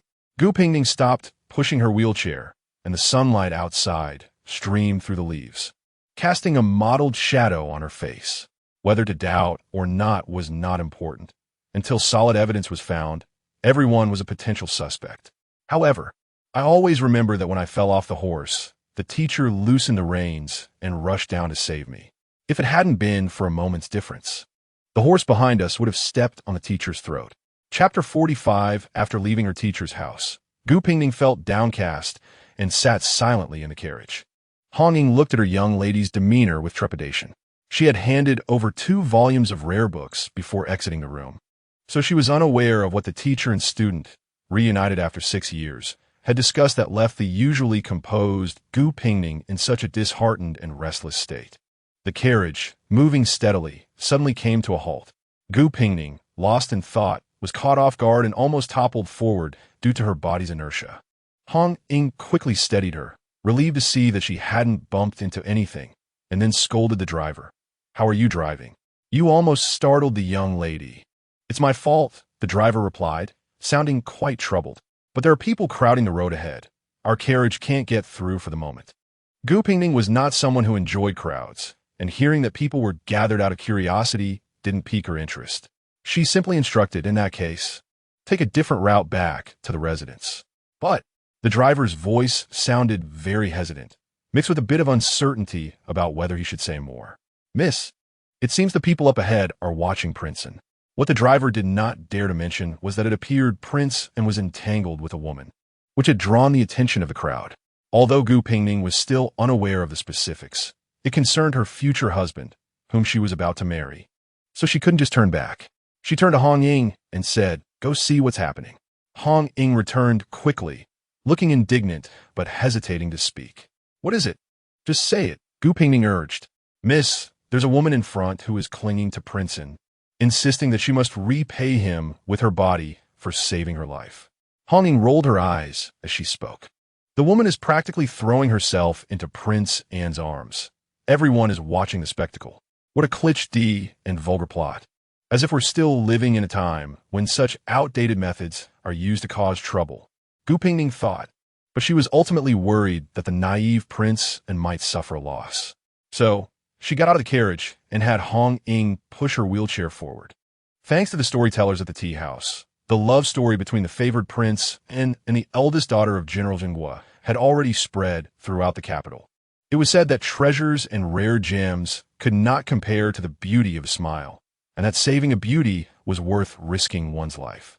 In short, the two were said to be a match made in heaven. Now, the male protagonist of the story was entangled with a young woman in the street, while the female protagonist was making her entrance in her unique wheelchair. The citizens of the capital instinctively made way, waiting to see the drama unfold. Before Gu Pingning could approach, she heard a delicate and timid voice with a hint of tears. "Just now, Your Highness touched my waist. If you don't want me, I truly can't face marrying anyone else." This was truly absurd, and Gu Pingning couldn't help but press her hand to her forehead. Then she heard Lin Yaoyang's almost desperate voice. "I was trying to save you. Can you please be reasonable? You could have been hit by the carriage. I accidentally touched you while trying to help. But my purity..." At this point, Gu Pingning finally confirmed that this was a cliché and unoriginal scheme to extort. In this day and age, claiming one's purity could be ruined by just a touch on the waist. Was that a relic of 100 years ago? Gu Pingning's wheelchair was conspicuous, and as she entered the scene, all eyes were drawn to her. Lin Yaoyang was even more shocked, rushing over to explain in a flustered manner. "Pingning, I really didn't mean to. Just now, a carriage lost control, and I was trying to save someone. Who knew she would accuse me?" The woman clearly did not appreciate being labeled as an accuser, immediately bursting into tears like a rain-soaked pear blossom. "Your Highness, how could you?" Lin Yaoyang felt so wronged that he almost wanted to cry with her. His fiancée, he already didn't like him much, and now before they were even married, he had to deal with such a situation. He couldn't help but wonder how many points he would lose in her eyes. That pitiful look in his eyes was simply heartbreaking. Gu Pingning pressed her temples and looked up at the woman. "So, you claim that Prince An touched your waist when he saved you, and therefore you must repay him with your body?" The woman stopped crying, sniffling as she nodded. "Yes. I am from Tianza, and we have an open culture. We don't cling to such trivial matters. It's common for men and women to bump into each other while playing kuju, especially when it was to save someone. Don't you think your reasoning is a bit forced?" I am from Tianza. That's just how it is." The woman looked tearfully at Lin Yaoyang, her tone pitiful. If the young master doesn't want me, then I have no face to see anyone else. That gaze made Lin Yaoyang's skin crawl. He used to like delicate and timid beauties. But now he had someone he cared for. Could they leave him alone? Gu Pingning, however, was quite intrigued by the woman's theatrics. Watching her cry until she almost felt pity. Then she slowly said, Tianzi, huh? But I recall that women from Tianzi are not allowed to show their faces in public. Unmarried girls must veil their faces when they go out. Yet here you are, without a maid and without a veil, on the streets alone. It truly doesn't seem to fit the customs of Tianzi. My veil fell off, and my maid got lost, the woman stammered. How fortunate that is. While I believe that when into you, one should follow local customs, the you is indeed open and inclusive. If you wish to uphold the customs of Tianzi, that is fine. But you should either stay true to your Tianzi traditions and not step outside, or don't take advantage of the situation, claiming to be wronged after being saved. Gu Pingning was in a bad mood today and was not in the mood to put on airs. Her words were sharp and irrefutable, and the surrounding citizens began to applaud in agreement. Exactly. If you want to go back to Tianzi, then go ahead. We and you have never had such rules. Some citizens whispered among themselves. What kind of small country is Tianzi? I've never heard of it. It's a barbarian country. They call themselves Tianzi. A barbarian country? No wonder they act so shamelessly and petty. The woman in the center of the crowd was losing her ability to maintain her helpless and timid expression and could only lower her head, repeatedly saying, The county lord has humiliated me so. I truly can't face anyone, nor can I bear to live on. She thought that since Prince and County Lord Pingning could never bear the bad reputation of being cruel to a weak woman in public, if she kept insisting on this point, they would eventually relent. Unfortunately, she had run into Gu Pingning, who was in a bad mood and had nowhere to vent her frustration. Gu Pingning glanced at the woman from top to bottom, and although she was in a wheelchair, her aura was more powerful than anyone else's. Since you say that, please stand back in the middle of the road. Ying, go tell the driver to drive the carriage toward this lady. Her words were calm and light, but they sent shivers through those who heard them. Did the county lord intend to kill her in public? No, I'm just preserving the lady's purity, Gu Pingning said, her expression unchanged, with a hint of mockery in her tone. You said that Prince and ruined your purity, right? Then let's pretend he never saved you. And I'll help you die under the carriage with your innocence intact. Gu Pingning was not joking. The Gu family's carriage was truly heading in that direction. The surrounding citizens were stunned by her decisive manner and quickly moved aside to make way. Meanwhile, the driver from a military background strictly followed his young lady's orders. The woman watched helplessly as the carriage sped up, getting closer and closer, with no way to escape. Just as it seemed inevitable that she would be hit, she couldn't help but scream, "No help!" At that critical moment, Honging pulled out her whip and hooked it around the woman's waist, yanking her out of the way of the horse's hooves. The woman, having narrowly escaped death, was disheveled and in shock, tears streaming down her face. This farce was about to come to an end. Gu Pingning adjusted her sleeves, turned her wheelchair slightly, and said lightly, "The princess of Tianzi truly has such a demeanor. It really opens my eyes. With such behavior, it's no wonder your country would send a war god as a hostage and a princess as a concubine." After dropping this sarcastic remark, Gu Pingning did not pay any more attention to the people behind her and let Honging push her towards the carriage. Lin Yaoyang hurriedly followed behind her, quietly asking, "She is actually the princess of Tianzi? I saw her once at the state banquet, following Xiao Jia. Your memory is impressive. I didn't even notice." Lin Yaoyang glanced at Gu Pingning, whose demeanor was quite different today, and cautiously asked, "Are you in a bad mood today?" Gu Pingning suddenly stopped her wheelchair, looking up into Lin Yaoyang's clear eyes. "Your Highness, it is certainly commendable to be kind and righteous in saving others. Living a pure life without being tainted by darkness is also great. I hope you can always remain this way. But the premise of all this is that you can ensure your own safety." Lin Yaoyang was clearly taken aback by this statement, stammering, I'm fine. Even if you hadn't shown up today, I wouldn't agree to any ridiculous notion of sacrificing myself. Not just today. The old clan of Yun House still harbors ill intentions towards me, and I will soon be marrying into the Duke and's residence. If you continue to be so simple and straightforward, I fear it will one day implicate you. Chapter 46. Lin Yaoyang, who remained in place. belatedly sensed a hint of disdain from these two sentences.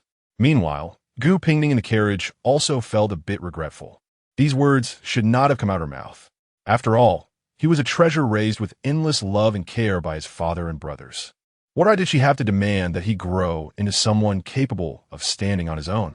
However, she was truly unhappy today and had just seen someone using such clumsy methods to entangle Lin Yaoyang, nearly succeeding.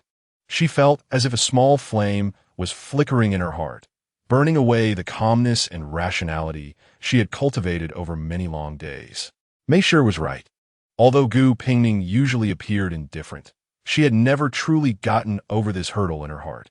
The pain of her broken leg, along with the days she was forced to be bound to a wheelchair, was a scar that would never heal in her heart. Everyone hoped that time would gradually heal everything. But now, Gu Pingning suddenly learned that her inescapable nightmare might not be an accident, but rather the result of human malice, likely perpetrated by someone close to her. It felt as if her wounds were being ripped open, salt was being poured in, and then someone was stepping on a heart.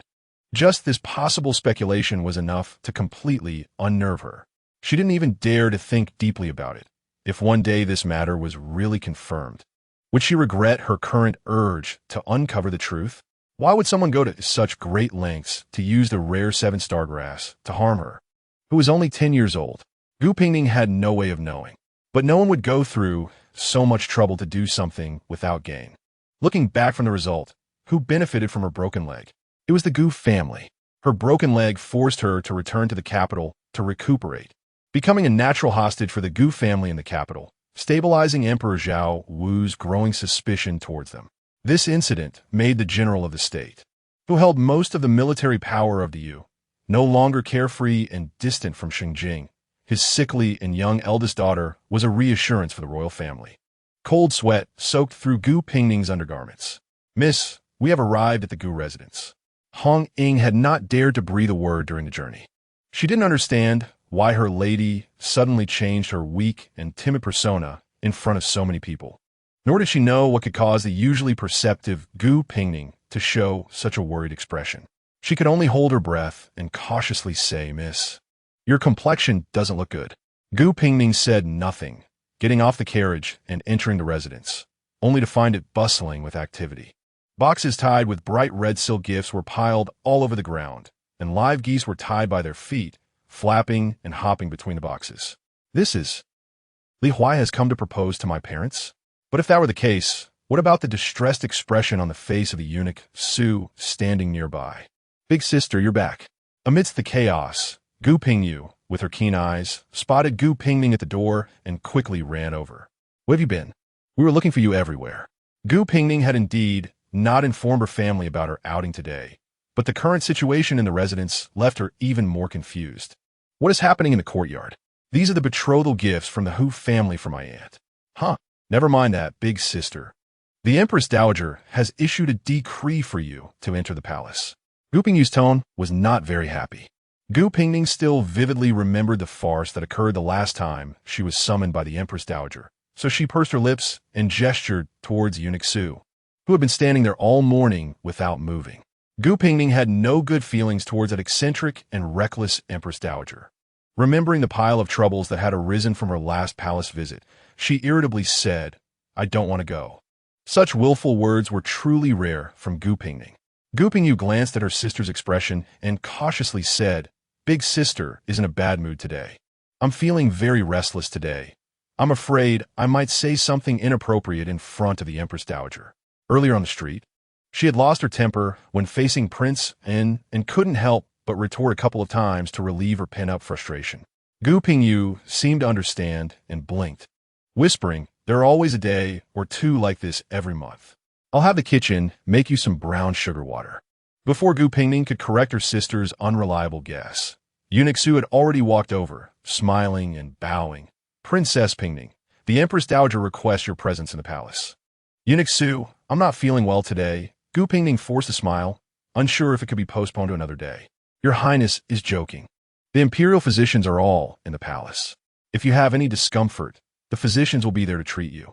As soon as those words were spoken, Gu Pingning knew she had no choice but to go, So she pushed her wheelchair into the courtyard while saying nonchalantly, if someone is feeling unwell, their temper is inevitably not good. If I offend anyone later, I hope Eunuch Su will be forgiving. Gu Pingning followed Gu Pingning back to her room to change. Unable to help but mutter, "Big sister, you mustn't suffer grievances in the palace like last time. No, I should send someone to inform Princeton. Having him, that will make me feel more at ease. No need." Gu Pingning thought about how she had just said some unkind words to him and really didn't want to seek help now. So she changed the subject. "You said the Hu family came to propose to Aunt. Which son of the Hu family is it?" "It's Ah Jin's second uncle. Our former uncle-in-law." "Yes, that's him." Gu Pingyu lowered her voice and whispered to her sister. "He has regretted it since the divorce and now wants to reconcile. Since this was a matter of the elders." Gu Pingning didn't want to ask too much. Outside, Eunuch Su was urging them to hurry, so she could only suppress her curiosity and enter the palace. Princeton's news was evidently well informed. Even without Gu Pingyu's tip-off, he was already waiting at the gate of Yongkong Palace. Gu Pingning felt awkward seeing him and couldn't think of what to say, so she hurriedly greeted him and entered Yongkong Palace. The news of the Empress Dowager's severe illness had been spreading for some time, and now that she saw her in person, her complexion was not bad at all. Although she appeared somewhat weary, her spirit was surprisingly good. Gu Pingning was actually very curious about the Empress Dowager's purpose in summoning her. Surely it couldn't be that since the Jiang family was about to fall, she intended to kill her, the innocent messenger of secret letters, as well. However, perhaps the Empress Dowager could act recklessly without concern for the Gu family, but there should still be some clear-headed individuals in the royal family. Sure enough, the next moment, a eunuch's voice echoed from outside. "The emperor has arrived." High in the main hall, the Empress Dowager glanced at her son and grandson and coldly snorted. "You all arrived quite timely. What? Are you afraid I will eat her?" Lin Yaoyang, unable to contain himself, stepped forward and said, "Grandmother, Pingning." He was interrupted mid-sentence by Emperor Zhao Wu. "Empress Dowager, I have come to inform you that the matter concerning the Jiang family has been clarified. Jiang Sheng's children were all involved in colluding with Yun how to betray the country, and none of them are innocent." The expression on the Empress Dowager's face could no longer be maintained. She slammed her right hand on the armrest in anger and said, "You, but the child is innocent. The eldest grandson of the Jiang family is almost 5 years old, right? I remember he is a clever child." This statement struck a sore spot for the Empress Dowager. The Jiang family was certainly doomed, but according to her nature, she would definitely want to protect this child who bore the Jiang bloodline. "What does the emperor want?" "I just wanted to remind you that Pingning is weak. Although she will soon become your granddaughter-in-law in half a month, please take her health into consideration and don't keep her talking too late." For the mother and son of the royal family, after 20 years of back and forth, their conversations had ultimately boiled down to veiled probing and threats. The Empress Dowager coldly stared at the emperor, her lips moving. In the end, she turned her head away, helplessly waving her hand. Emperor Zhao Wu achieved his goal and gracefully took his leave, casually taking away his foolish little son who was standing aside. The Empress Dowager dismissed the maidservants, leaving only Gu Pingning, who was sitting in a wheelchair in the grand hall. If it were half a year ago, I would never have imagined that a cripple like you would snatch away Erwan's husband and ruin the entire Jiang family. The Empress Dowager rose from her high seat and approached Gu Pingning step by step. The daughter of the Gu family is indeed remarkable. Back then, Gu Biqin captivated the emperor to the point of losing his senses, and you too, with your pitifully delicate face, made my dear grandson disregard his own dignity and cause such troubles. Hearing suddenly that her aunt had a past with Emperor Zhao Wu, Gu Pingning felt a surge of doubt in her heart, but her expression remained unchanged. "The Empress Dowager is truly flattering me. My marriage with Prince and was bestowed by His Majesty. And, as a young lady of the boudoir, how could I have the ability to ruin the Jiang family? Do you dare say that the secret letter was not handed to the Crown Prince by you? It is true that I passed on the letter, but it was not I who had the Jiang family collude with the old clan of Yun Hao, nor was it I who secretly killed the daughter of a high minister. And it was certainly not I who committed countless filthy deeds for the sake of a position among the relatives. The Buddhist saying goes that all phenomena are empty, and cause and effect are not false. Do you truly not know who destroyed the Jiang family? Empress Dowager? Good, good, good. What a sharp-tongued girl. A mere girl from the Gu family. Do you really think that I cannot do anything to you? The Empress Dowager, being of the highest status, can naturally do as she pleases. I just wonder if the young child of the Jiang family, under the Empress Dowager's protection, also possesses such noble fortune. The Empress Dowager stopped just a step away from Gu Pingning. Gu Pingning did not know what the Empress Dowager's original plan was, but she knew that from the moment Emperor Zhao Wu grasped the Empress Dowager's weakness, she would surely be able to leave Yongkong Palace safely today. So, she pushed her wheelchair forward a step according to her own intention, looked up at the Empress Dowager's murky eyes, and softly said, "However, if Miss Jiang Ruan were to know in the afterlife that her most trusted and closest grandaunt is so protective of the true murderer who killed her, I wonder if she would stand by the bed, weeping every night. Grandaunt, the water of Shiming Lake is so cold. Erwan is so cold." Chapter 47. Gu Pingning looked at the pale-faced Empress Dowager, politely bowed, and took her leave. Unexpectedly, as soon as she stepped outside, she saw Prince and standing straight like a young pine tree outside the hall. He hesitated for a moment upon seeing Gu Pingning come out, then walked step by step towards her. The rumors in the capital might not be wrong. Ever since the marriage was bestowed upon her, she had been entangled in various disasters, and her previously peaceful life had been completely shattered. However, even if everything truly stemmed from the arranged marriage, I still want to marry you. I will work hard to become reliable and strong, able to protect myself and also protect you. So, Pingning, please don't be unhappy. And don't ignore me, okay? Lin Yaoyang's voice was clear, his tone cautious, yet there was a stubbornness typical of youth in his words. The sunlight after the first snowfall poured down from behind him, with specks of light dancing on his shoulders like a vivid and beautiful painting. Gu Pingning felt regret. She was already feeling flustered, and hearing Lin Yaoyang's words made her show a rare moment of being at a loss. "I'm not ignoring you." She just didn't know what to say.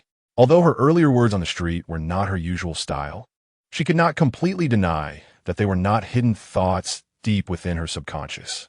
Lin Yaoyang's pure passion and youthful vigor were delightful, as they were things she once possessed but had long since worn away. If Lin Yaoyang were just a stranger completely unrelated to her, Gu Pingning would have gladly watched him maintain that pure smile in his ivory tower forever, until one day, a sudden change shattered him, extinguishing the innocence he had never faced. Because in this world, no one can remain safe under someone else's protection for a lifetime, even if he carries the most noble blood, even if the rulers of this generation and the next are his father and brothers. But this person is her soon-to-be husband, the one she will accompany for the rest of her life. She both hoped he would remain as passionate as before and feared that one day he would lose the ability to cope with harm because he was too well protected. This contradictory mindset made the 16-year-old Gu Pingning feel as if she was a mother, cough, with worries. "Forget it, Your Highness, what I said on the street just now. You could just hear it and not take it to heart."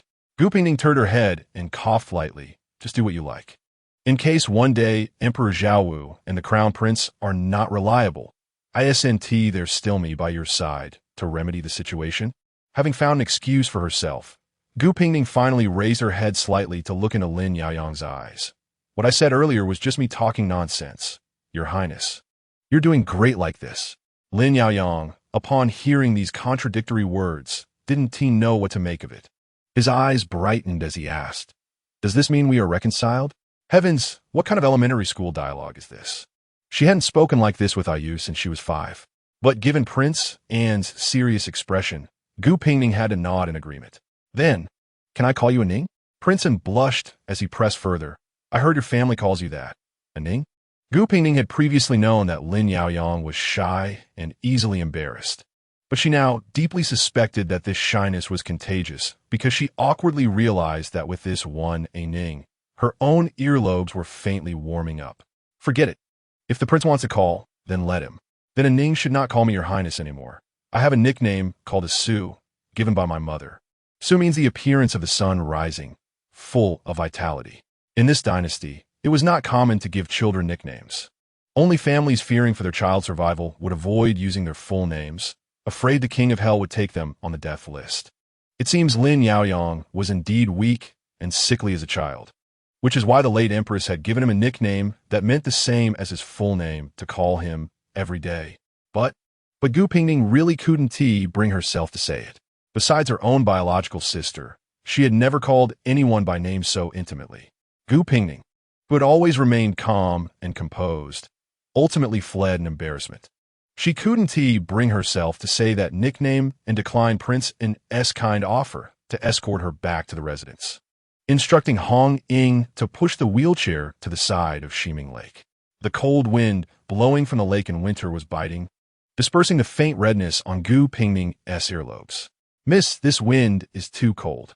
Hong Ying, unsure of what was so beautiful about the bare lake water in winter, worriedly said, "You will catch a chill like this. It's fine, I just need to say one thing and then leave." "Say something? Who are you talking to in this deserted place?" Gu Pingning's gaze drifted over the shimmering lake water, looking towards an unknown place, and softly said, "The Jiang family has united with Yun how to bury spies in the palace. Now the murderer has been brought to justice. So I guess that pays back your reminder." After saying this, Gu Pingning did not linger any longer. She left the palace and boarded the carriage back to her residence.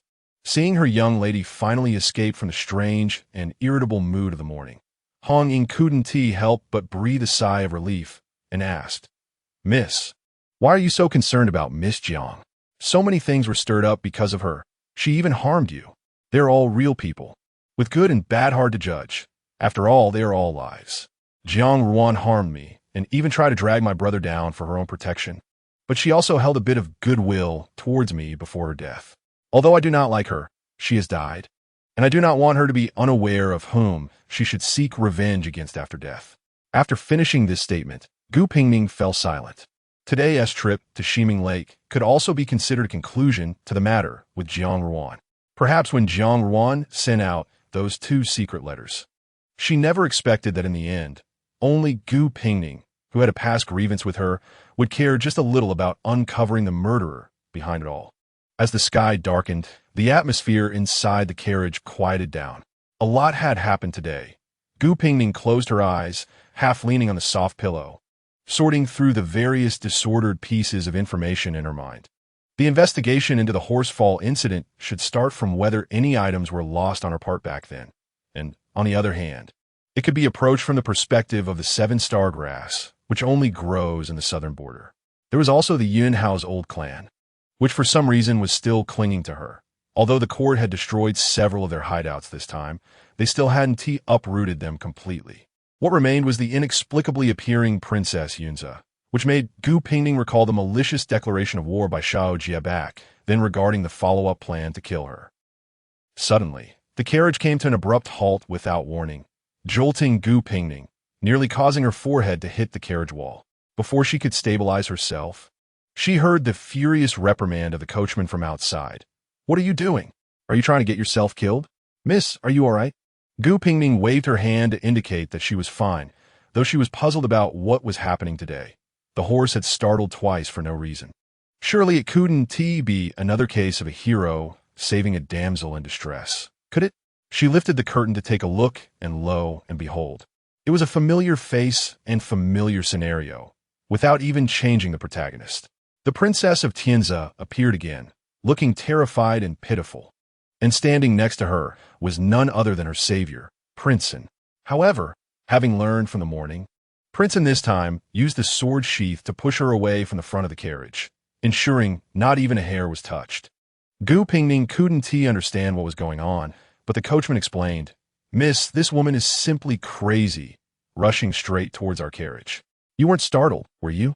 Upon hearing this, Lin Yaoyang nervously looked over. Gu Pingning shook her head. "I'm fine." This time, the Tianza princess, saved from under the hooves, did not cry again. Instead, she looked at Lin Yaoyang with her soft, helpless eyes, wishing for something. "If you truly want to die, no one would stop you. It's just that I meddled during the day to save you unnecessarily." Lin Yaoyang's voice was so cold it could freeze shards of ice. "Just please don't involve others when you die. Especially keep your distance from our Ning's carriage. Do you understand?" He had just seen clearly that this woman had deliberately crashed into the carriage. If he hadn't been worried and secretly followed his wife's carriage, that collision would have definitely startled the horses and Gu Pingning in the carriage would have inevitably been jolted. No, there are countless ways to die in this world. Why does this seemingly dim-witted woman insist on targeting the carriage? After saying this with great authority, Lin Yaoyang walked back to the front of the carriage and asked again anxiously. Ning wasn't startled, right?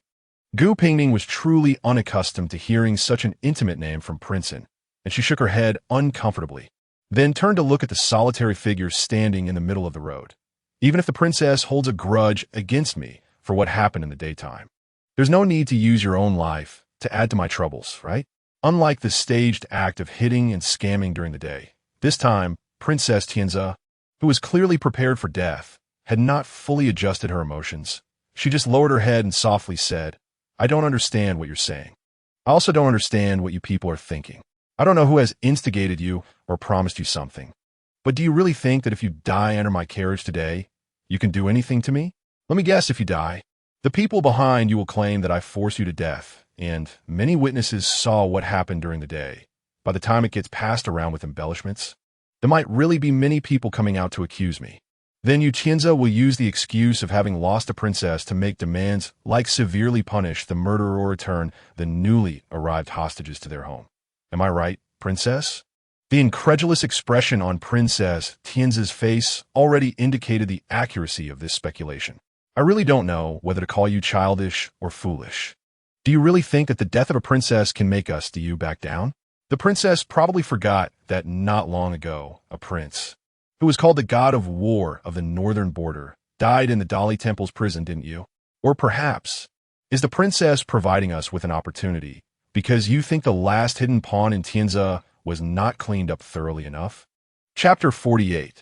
The Princess of Tianze is named Wency. Hearing Gu Pingning's words being thrown at her, she suddenly chuckled softly.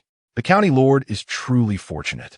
With capable brothers and a family that supports her, despite her disability, she can still marry Prince and with great fanfare, making her the envy of women everywhere. This sentiment sounded familiar. When Jiang Ruan first expressed it, Gu Pingning found it refreshing, but now it felt rather dull. Standing before the carriage, Wency was unaware that a deceased girl had once shared the same sentiment. She sneered a couple of times, then suddenly raised her head. Her innocent and gentle eyes now filled with unwillingness and resentment. But what about me? I am clearly the precious princess of Tianze, with the purest royal blood flowing in my veins. Just because Tianze was defeated, I have to come to the Yue and endure such humiliation? This line of reasoning was strikingly similar to Jiang Ruan's. Gu Pingning recalled how this person had trembled in fear under the hooves earlier in the day, begging for help. Yet now she was recklessly throwing herself against the carriage. Gu Pingning couldn't help but guess that this contradictory behavior wasn't entirely voluntary. Looking at Wency, who resembled another Jiang Ruan, she ultimately couldn't continue to confront her and simply sighed. How the princess thinks is beyond my jurisdiction. I just hope the princess cherishes her life, which is precious yet fragile. After leaving this remark, Gu Pingning once again declined the kind offer from Lin Yaoyang to escort her, lowered the carriage curtain, and instructed to return home. She wanted to see what other schemes those who did not want her to live a peaceful life had. Given the assassination in the temple and the poisoning in the palace, now even the street scams were coming to light. However, to her disappointment, the latter part of the journey back was calm, with not even a bump in the carriage. After a day filled with unexpected events, Gu Pingning was indeed a bit tired. Seeing her pale face, Meisher insisted on sending her back to her room to rest, not even allowing her to ask about the time for the Hu family to send the marriage proposal to her aunt. Fortunately, early the next morning, the restless Gu Pingyu came bouncing into the small courtyard, calling out loudly, "Sister!" Gu Pingning was having her breakfast at the time. Upon seeing her sister enter, she personally served her a bowl of lily soup and smiled, asking, "Why are you here so early?" "Sister, I heard you taught that Tianze princess a lesson yesterday on the street. They say your words were like thunder, leaving that woman who tried to take advantage of our future brother-in-law speechless." Gu Pingyu's eyes sparkled, though her tone carried a hint of regret. "It's a pity I couldn't see the scene of sister's grandeur yesterday. Just hearing about it is not enough." Gu Pingning didn't think there was anything grand about the incident and had no idea how it had been exaggerated on the streets. She could only change the subject. What happened with the Hu family's marriage proposal yesterday? The date has been set for the 19th of the first month. So soon? The date is already set? In fact, Gu Pingning also found the matter sudden, but since it involved the elders, she didn't want to comment too much. She leaned in and whispered. Father and mother asked my aunt for her opinion, and it was my aunt who agreed. This was somewhat strange. Gu Pingning swallowed the soup in her mouth, furrowing her brow in recollection. Since my aunt went to the northern border, she has never mentioned this second son of the Hu family. Why did she suddenly agree so readily now? Do you know the reason for my aunt's previous separation? I've heard a G mention it a bit. It said that, Miss, the people from the Dali Temple are asking to see you outside. Ying, who rushed in, was so anxious that she didn't even bother to interrupt Gu Pingning and urgently said, Miss, that Wenxi princess from Tianzi died last night. Having nearly finished her breakfast, Gu Pingning set down her spoon, wiped her mouth with a handkerchief, and asked, How did she die? She swallowed gold to commit suicide. Han Ying paused for a moment before continuing. Before she died, she left a blood letter, saying that you forced her to lose the face to live. What nonsense! Gu Pingning hadn't expected that she had just mentioned her sister's impressive act yesterday, and now within less than a TS time, a bucket of dirty water was thrown onto them. She was so angry that she didn't care about her demeanor and scolded. How dare she blame my sister for her own self-pity and suicide? This princess of the barbarian nation has such a big face, swallowing gold and leaving a blood letter. What kind of grudge was this? Was she trying to ruin her sister's reputation? In comparison, Gu Pingning remained much calmer. She only felt a bit regretful about her last words yesterday, realizing they were useless and made her seem overly sentimental. Let us go to the front hall and take a look. The Dali Temple is practically an old acquaintance. Unexpectedly, as the three were about to leave the courtyard, they ran into Mei Shi's personal maid coming back with a message. Madam says the eldest young lady should stay in her own courtyard. There's no need to pay attention to the slander of such small people. Madam will handle it. Though her mother's words sounded forceful, Gu Pingning was still not at ease, so she pulled her sister to hide behind the rosewood screen in the hall to eavesdrop. At this moment, the Dali Temple's minister was almost pulling his hair out in frustration. He had just managed to send off the county lord and princeton, hoping to avoid further encounters with these two little ancestors. But as fate would have it, the Tianzi envoy arrived at their door with the princess's blood letter, and the Dali Temple couldn't just ignore it. They had no choice but to harden their heads and enter the general's residence. He had no intention of doing anything to Gu Pingning, but just to go through the motions to give Tianzi an explanation. To his surprise, Mei Shi was sitting in the main seat, leisurely sipping tea and saying, Our An Ning is weak. She was exposed to the wind last night. Please do not disturb her over such trivial matters. The Dali Temple minister nearly wanted to kneel before the only female general of Dayue. Trivial matters? How could a princess's death be considered trivial? Although the princess sent from Tianzi was not worth much, the reputation of a living being who was forced to swallow gold and left a blood letter would be a scandal that no one could afford. General Mei, I have no other intentions. The Dali Temple minister stood up and cupped his hands. I just want to ask the county lord to recall yesterday's events, to give Tianzi an explanation. How interesting, Mei Shi replied. The princess of Tianzi committed suicide, and yet we in Dayue need to provide an explanation. I didn't know this was how things worked. What General Mei says is true. We should not have come to disturb you. It's just that the blood letter mentioned the county lord's name, and I had no choice. Mei Shi casually glanced at him and interrupted. There are many witnesses to yesterday's events. If you ask around on the street, you will know. If you want to find people to testify, there are plenty. Why bother to make things difficult for the innocent young lady? Do you really think my Gu family's daughter can be bullied without support? Cold sweat dripped from the Dali Temple minister's forehead as he struggled to respond. It's truly my duty. I hope General Mei can be accommodating. Smack! Mei Shi heavily placed the teacup down, her face stern as she coldly said, The last time that a Ning suffered an innocent disaster at the Dali Temple was already our Gu family's incompetence. If you want to add a crime, there's no shortage of excuses.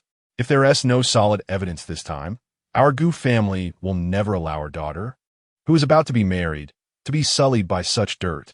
General Mei, I am doing this for the sake of the county lord's reputation. Mei Shi's Nird. Every word Ning said yesterday made sense. You can ask those loudmouthed barbarians which of her words forced their precious princess to swallow gold and commit suicide. Otherwise, my husband and I can also go to the Dali Temple and argue with them, so that the whole capital doesn't think our Ning is a soft persimmon who can be bullied.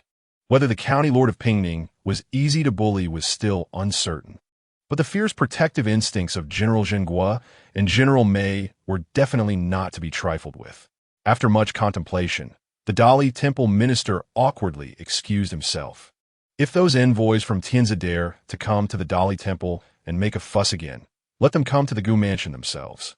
I believe the two generals who recently defeated them and made them cede land, pay reparations, and submit will teach them a good lesson on how to behave. Wow! Gu Pingning peeked out from behind the screen and cheered.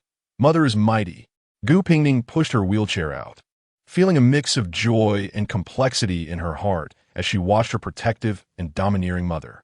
After hearing the news of Wenxi's suicide, she had actually prepared herself to argue a few rounds with the Dali Temple, the Tianzi envoys, and the clueless onlookers. She was not afraid of verbal battles at all. But how to put it, being so thoroughly protected under someone's wings felt incredibly good. So much so that her heart was both sour and soft. And she vaguely recalled her brother's rambling words that day. He said, "You're not alone anymore. You have us." Gu Pingning took a deep breath, as if she suddenly understood something at that moment. She turned to Mei and Gu Pingyu and said seriously, "Mother, I have something to ask you." She paused, unconsciously gripping the armrest of the wheelchair tightly, and spoke each word clearly about the details of my fall from the horse back then. As soon as she said this, not only did the still young and impulsive Gu Pingyu change her expression, but even the usually calm Mei widened her eyes, unable to help but look at her daughter.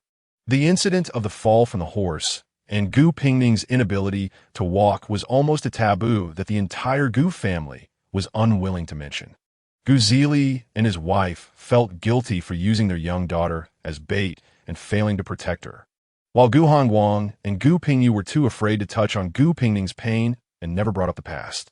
The Gu family had done their utmost to let time fade the old events, but they did not expect Gu Pingning to suddenly bring it up now. Mei waved away the servants and personally poured a cup of tea for her daughter. What does Ning want to ask? Gu Pingning held the teacup, using the faint steam to mask her unsteady voice. I want to ask, after my fall from the horse back then, did I lose any belongings? Compared to before I set off on horseback, when I was injured and fainted upon returning to the camp, were there any missing items from my clothes, accessories, or what I was wearing and carrying at my waist? Chapter 49. Gu Pingning's question was abrupt and strange, causing Mei's heart to rise with an uneasy suspicion. As she recalled the events of that year, she couldn't help but ask, why did Ning suddenly think of this? It's nothing. I just dreamt about things from back then a couple of days ago. I keep feeling like I lost something at that time, but I can't remember what it was. It's been bothering me, Gu Pingning said. In the end, Gu Pingning did not express all her doubts. It wasn't that she didn't trust her mother and Au, but she didn't want her family to worry and suspect anything without concrete evidence. Mei knew her daughter was thoughtful and, seeing her reluctance to say more, did not press the issue. Instead, she followed the thread of Gu Pingning's question and recalled her daughter's attire and accessories from that day. When I checked your clothes, I didn't find anything amiss. Your hairpin, jade pendant, and the longevity lock you wore close to your body are all there. And the safety talisman your aunt had prayed for you is also intact. Mei had indeed suspected that someone might have tampered with things. She could never forget the sight of her fearless, quirky, and intelligent daughter, who upon learning she could no longer walk, had an empty expression and silently shed tears. If she had noticed even a hint of something being off, even the slightest possibility of foul play, she would not have let it go. Even if it meant causing a ruckus, she would have sought justice for her daughter. But there was nothing. Everything was perfectly normal, and she couldn't find a single clue. In such circumstances, Gu Pingning's fall from the horse had to be deemed an accident. The harsh conditions of the northern borders, whether for medical treatment or recovery, were extremely unfavorable. Gu Zili and Mei had no choice but to endure their heartache and send their young daughter back to the capital to recuperate. Now, that Gu Pingning was solemnly bringing up the matter again, did it mean there was something she had overlooked back then? Gu Pingning was not surprised to hear there were no discrepancies. If this matter was indeed man-made, the person behind it must have acted very discreetly. Otherwise, no one would have noticed anything unusual over the years. With this result, Gu Pingning was unsure whether to feel relieved or frustrated that this lead had been cut off. Just as she was about to change the subject and gloss over the matter, she heard Gu Pingyu, who had been silent until now, hesitantly speak up. That safety talisman. I remember it wasn't T on Asia. This statement was like a thunderclap, causing Gu Pingning's heart, which had just begun to calm down, to race again. What? Ayu? Say that again. Gu Pingyu now realized the seriousness of the situation and nervously swallowed hard before continuing. That safety talisman is delicate, and Asia usually ties around her right wrist. When Asia was injured and unconscious, I was scared and couldn't help but secretly grab Asia's hand. I remember. At that time, Asia's hand didn't have the safety talisman. At this point, Gu Pingyu's face had turned pale. She slowly turned to look at Gu Pingning beside her. That safety talisman has a problem, right? The reason Asia fell off the horse is that I switched the safety talisman with Asia. Seeing Gu Pingyu become so flustered over such a guess, Gu Pingning hurriedly reached out to gently pat her hand. No, this has nothing to do with you. Ayu, don't overthink it. How could it have nothing to do with me? That safety talisman, I insisted on switching with you. Gu Pingyu recalled that the atmosphere in the camp at that time had been strange. She was still young and didn't understand why her father was clearly not in the camp. Yet everyone had to pretend he left. But she was scared. So her aunt gave her and Asia a safety talisman each, reminding them to carry it close for peace and calm. The two safety talismans were exquisitely crafted, with identical patterns, but one was red and the other white. Gu Pingyu loved red since she was little and secretly thought Asia's red safety talisman looked better. So she had asked Gu Pingning to switch. She said if the tragedy from that year stemmed from this tiny safety talisman, then Asia had suffered in her place. Perhaps it was supposed to be her, Gu Pingyu, who fell from a horse and returned to the capital with a broken leg. Ayu, madam, there are people outside carrying a coffin, and they just ran into the recently returned young lady. The conversation between the three women was abruptly interrupted. Hearing this outrageous news, May's already poor mood flared up, and she barely suppressed her anger, saying, "You two stay in the house. I'll go see what those barbarians are up to." Gu Pingning knew this incident was most likely aimed at her. The other party had even sent a princess and disregarded all decorum to bring a coffin to their door, indicating they would not let it go easily. "Mother, I'll go with you. Since it's aimed at me, it's not right for me to hide in the house." She didn't like to cause trouble, but since it was unavoidable and had reached her, she was never afraid of it. At this moment, the entrance of the Gu residence was surrounded by people, and a dark Nama coffin was positioned directly in front of the Gu residence's main gate.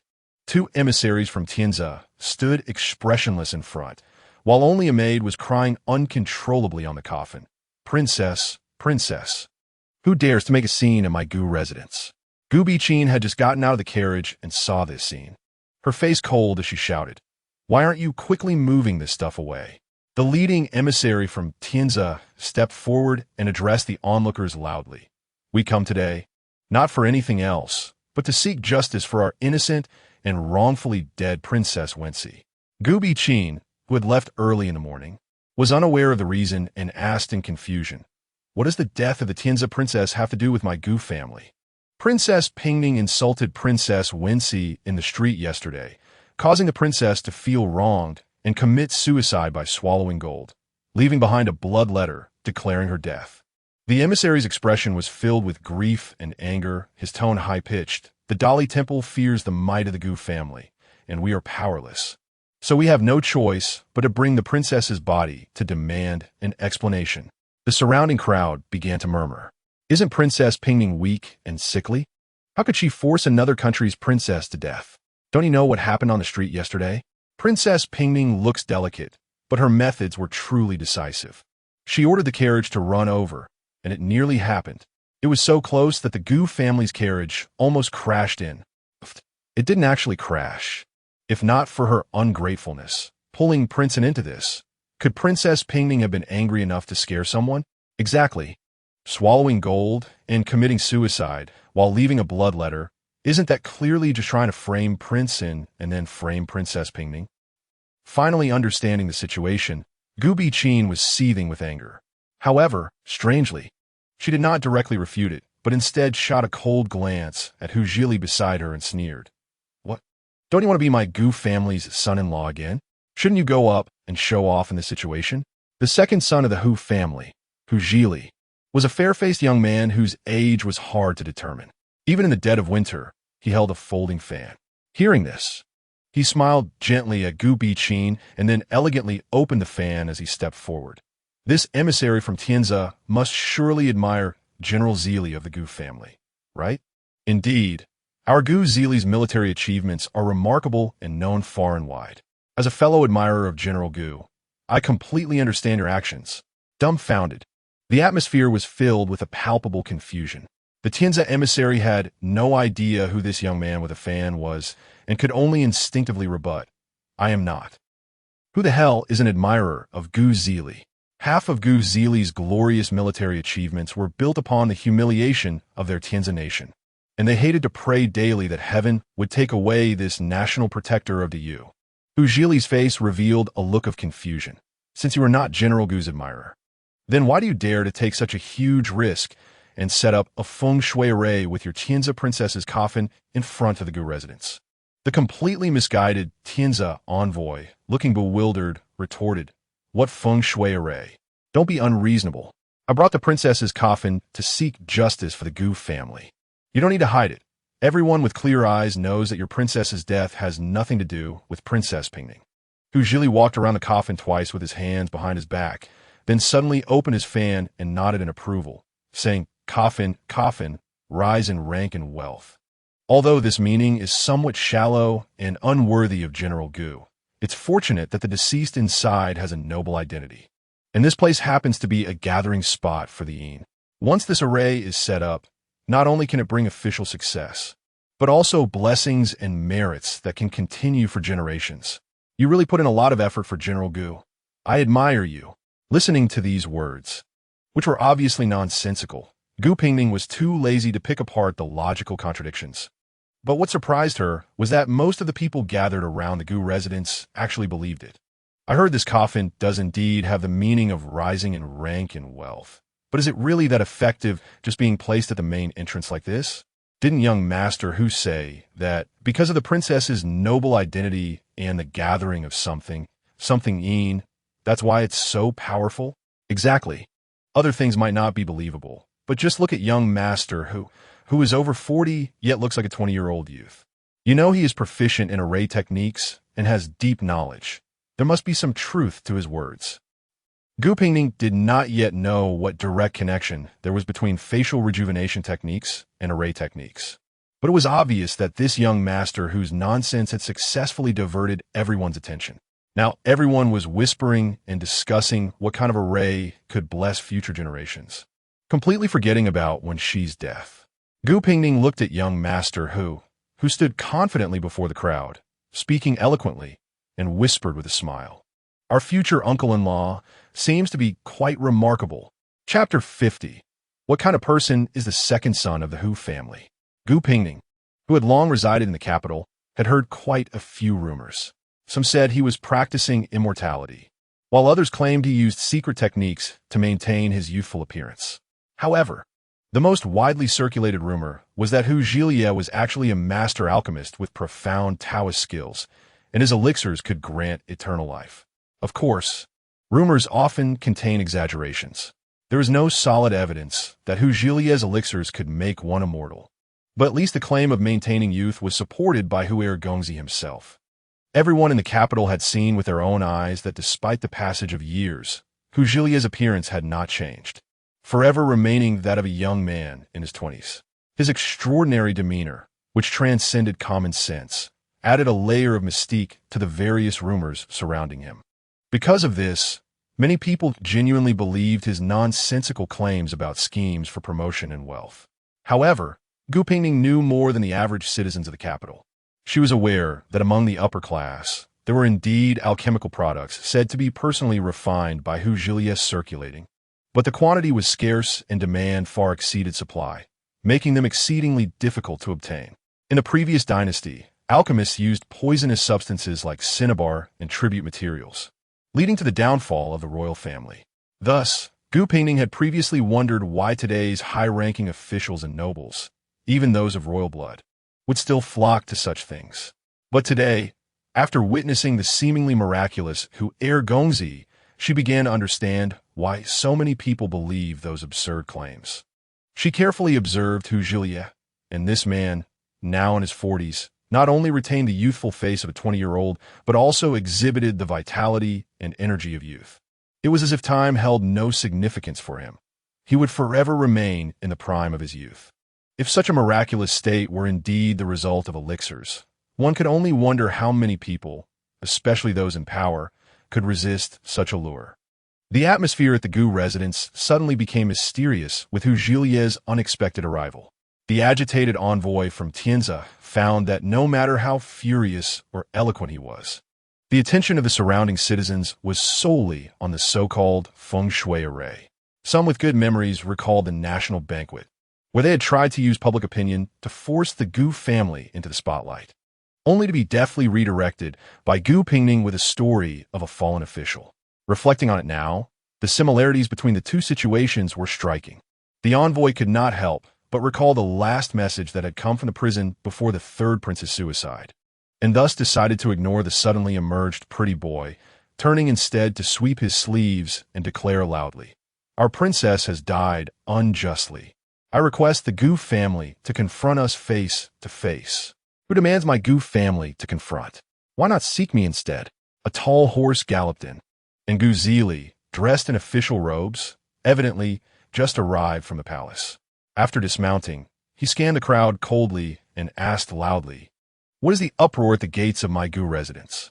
Gu Bichin stepped forward and briefly recounted the situation, then whispered, "Brother, the people from the barbarian country have ill intentions. They are determined to ruin Aining's reputation." Gu Zili snorted coldly and said to the leading Tianzi envoy, "Since you believe there are doubts about the princess's death, I will accompany you to the Dali temple." "Thank you, General Gu, for your understanding. We wish to ask Pingning.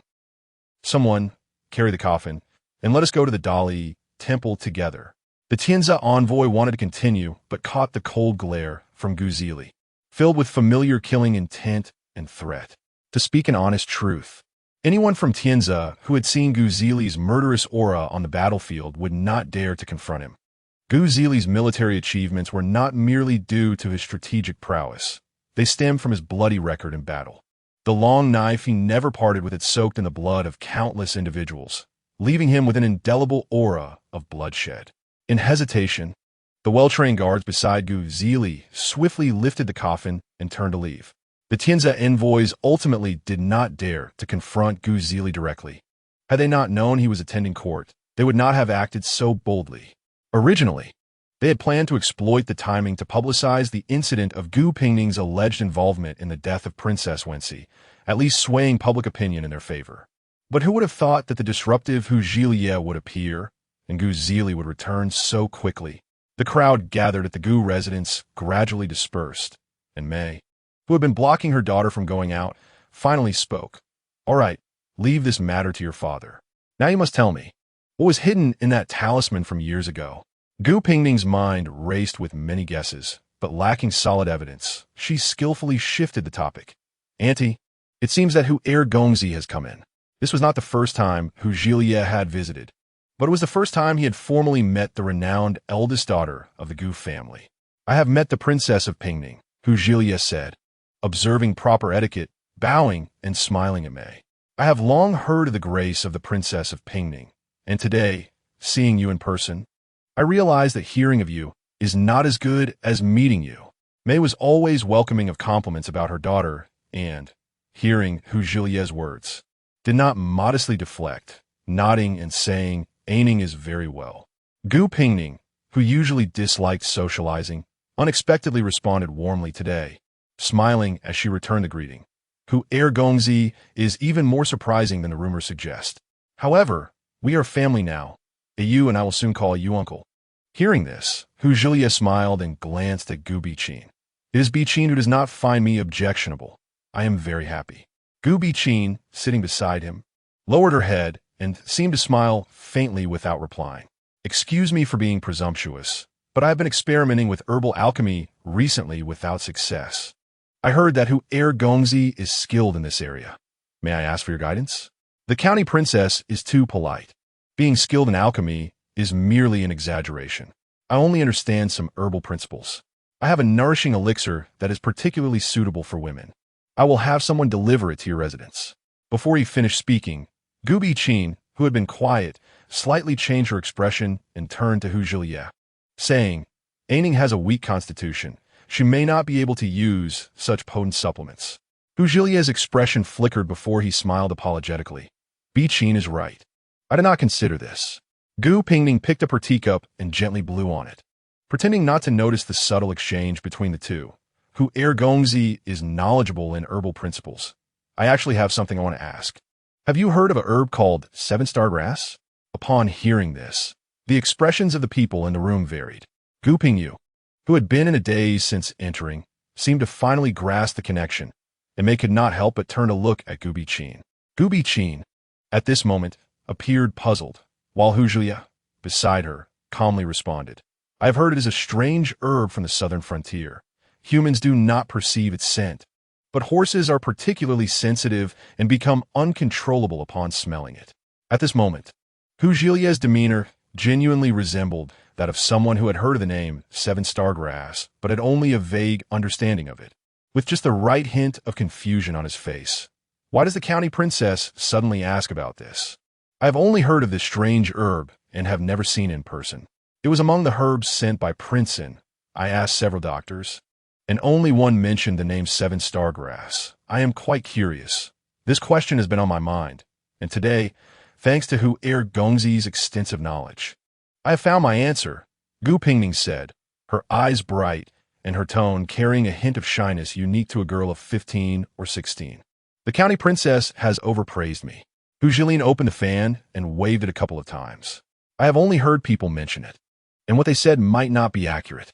After chatting idly for a few more sentences, Hu Zhilie clasped his hands to take his leave.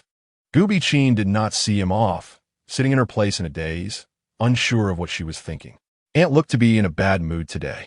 Gu Pingning pushed her wheelchair closer and asked, Is there something bothering you? No. Gu Pingning forced a smile and reached out to smooth Gu Pingning's bangs, explaining that she was a bit worried because they had just encountered a group of ruffians in front of the mansion who were shouting her name while carrying something ominous. The concern in her words was genuine, and the familiar warmth of her hand almost made it difficult for Gu Pingning to continue speaking. However, the events from years ago were becoming increasingly tangled, and the sudden appearance of the talisman that had disappeared without a trace in front of the May family made her think.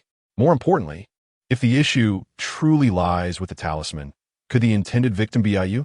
At this point, Gu Pingning could no longer choose whether to pursue the matter or not. She steadied her swirling emotions and sighed softly. Aunt, you're right. Recently, I've indeed been facing a series of troubles. I don't know which petty person I have offended. As she said this, Gu Pingning seemed to suddenly recall something. I remember you used to give me and IU talismans. I wonder where you got them. Could you please give me another one? It might help ward off the recent misfortunes. Since returning to the capital, Gu Pingning had rarely heard her niece speak in such a spoiled tone, and upon hearing it, she instinctively agreed, All right, I will. But as soon as the words left her mouth, she realized and quickly corrected herself. After giving you the talisman last time, you got into trouble. So we should avoid that. I know there's a temple outside the city where the abbot blesses prayer beads to ward off disasters and ensure safety. I will go ask for one for Anning tomorrow. Gu Pingning maintained her smile, holding Gu Ping's hand, and whispered, Thank you, Aunt. Chapter 51. By the time Gu Zili returned to the manor, it was already late, and he happened to run into Gu Hongguang, who had just returned from the Hamlin Academy. Father, I just heard that someone caused trouble at home today. How is it? Aining is about to get married. Is she unharmed? Gu Zili's expression was unreadable, but he turned his head to glance at his son and said, Let's talk inside. The Gu family members were all in the front hall. When they saw the father and son coming back together, Meisher personally welcomed them and had them sit down. Come, let's eat first. Gu Pingning, recovering from the shock, couldn't help but speak up first. Father, what is going on with those ruffians? They really have the audacity to throw mud at us? Gu Zili did not reply, but Gu Hongguang had already guessed most of it. Could it be because of the hostage exchange? They had indeed made this demand today, implying that if they could agree to send another hostage to the capital, they would no longer pursue the matter of Princess Wenxi's death. Otherwise, they would inevitably return to the Gu manor to stir up trouble and ruin Aining's reputation. Gu Pingning swallowed his food and said slowly, "They have a good plan, but the person who came up with it is a bit foolish. The new crown prince of their family seems to not understand the situation and thinks that Tianzi can still negotiate terms with our Dayue." The origin of this matter traced back to Shao Jie's suicide. The hostage sent to the capital by Tianzi died after being confirmed as the mastermind behind the assassination of Princess Pingning, leading to his suicide out of fear of punishment. They were in the wrong, so under the clear indication from Dayue, Tianzi had no choice but to send the neglected seventh prince to the capital. However, unexpectedly, as soon as this seventh prince arrived in the capital, the Tianzi royal family experienced shocking upheaval. First, the former crown prince suddenly fell ill and died. Then the fourth and fifth princes were assassinated. Although their lives were saved, one lost an eye and the other a leg. The only prince who was safe and sound, the second prince, ascended to the throne. The Tianzi emperor was elderly, and the first action of a newly crowned Tianzi crown prince was to try to retrieve his younger brother, the seventh prince, who was in Shengjing as a hostage. The method may have been foolish, but if this continued, it would inevitably affect Aining's reputation. Mei Shi put down her chopsticks and turned to ask, "How did things go when you went to the Dali Temple today?" When I arrived at the Dali Temple, Princeton was already waiting there. Princeton? Princeton requested to open the coffin for an autopsy and brought along a famous scholar skilled in calligraphy to verify the handwriting of the blood letter. Upon hearing this, Gu Hongguang began to piece together some of Lin Yaoyang's reasoning. Does Princeton suspect that the Tianzi princess did not commit suicide? Or is it that someone forced her to commit suicide and forged the blood letter? Not only that, but Princeton also mentioned that Princess Wenxi had sought his help the day before, saying that Tianzi wanted to kill her and use her death to negotiate with Dayue. At this, even Gu Pingning couldn't help but frown. Did he say that Princess Wenxi sought his help? Yes, but Princeton said this was ultimately a matter for Tianzi, and his identity made it difficult for him to interfere. However, he didn't expect Tianzi to have such ulterior motives and to smear Aining. Gu Zili turned to look at his daughter. Princeton's attitude was very firm, and the crown prince arrived at the Dali Temple after hearing the news. Now, this matter was no longer about whether Tianzi wanted to seek justice, but rather that Tianzi dared to falsely accuse the daughter of our general of the state, the future princess and of Dayue. At this point, the matter had little to do with Gu Pingning herself. Tianzi was weak and only dared to create trouble through public opinion when they were in the right. Now, Princeton had turned the tables and was pulling the crown prince to find trouble with Tianzi. Tianzi absolutely did not have the courage to confront the crown prince and Princeton, as well as the general of the state. However, Gu Pingning understood that while there might be something suspicious about Princess Wenxi's suicide, seeking help from Lin Yaoyang was definitely a fabrication. For some reason, Gu Pingning recalled how Lin Yaoyang had resolutely said that he would protect her that day. Aining? Gu Hongguang rarely saw her dazed like this in front of others. He called her twice and pulled out a blue jade bottle from his sleeve and handed it over. "This is a health pill that the Hu family sent to the Hamlin Academy today, asking me to pass it on to you." Gu Pingning reached out to take it, but unexpectedly, it was snatched away midway by a hand. Gu Biqin, who had hardly spoken all night, casually took the jade bottle and smiled. "Zili is really something. Didn't I say during the day that Aining's constitution is weak? Too much supplementation is actually not good." This statement was not problematic, but, "Auntie, do you understand pharmacology?" Gu Hongguang curiously asked, then explained, "Before I returned, I made a trip to the Imperial Medical Department. The Imperial physician who treated Aining said that this health pill has a mild medicinal property, although there are some ingredients he couldn't identify at the moment. It should be a secret medicine from second young master who, but it is absolutely harmless to the body and very suitable for Aining to take long-term to nourish her health." In theory, Gu Hongguang had explained it clearly, but for some reason, Gu Biqin was very insistent on this matter, clutching the jade bottle tightly and vaguely rebutting, since the imperial physician said there are unidentifiable ingredients. then it shouldn't be given to Aining. At this point, even the slow-witted Gu Pingning noticed something was off. But, Auntie, isn't this health pill sent over by second young master who? Gu Pingning said, looking at Gu Biqin in confusion. And isn't second young master who about to become our uncle soon? This was the strangest part for everyone. In the Gu manor, anyone could distrust Hu Zhili, just as Gu Hongguang's first reaction upon receiving the health pill was to have the imperial physician verify it, because to them, Hu Zhili was a completely unfamiliar person.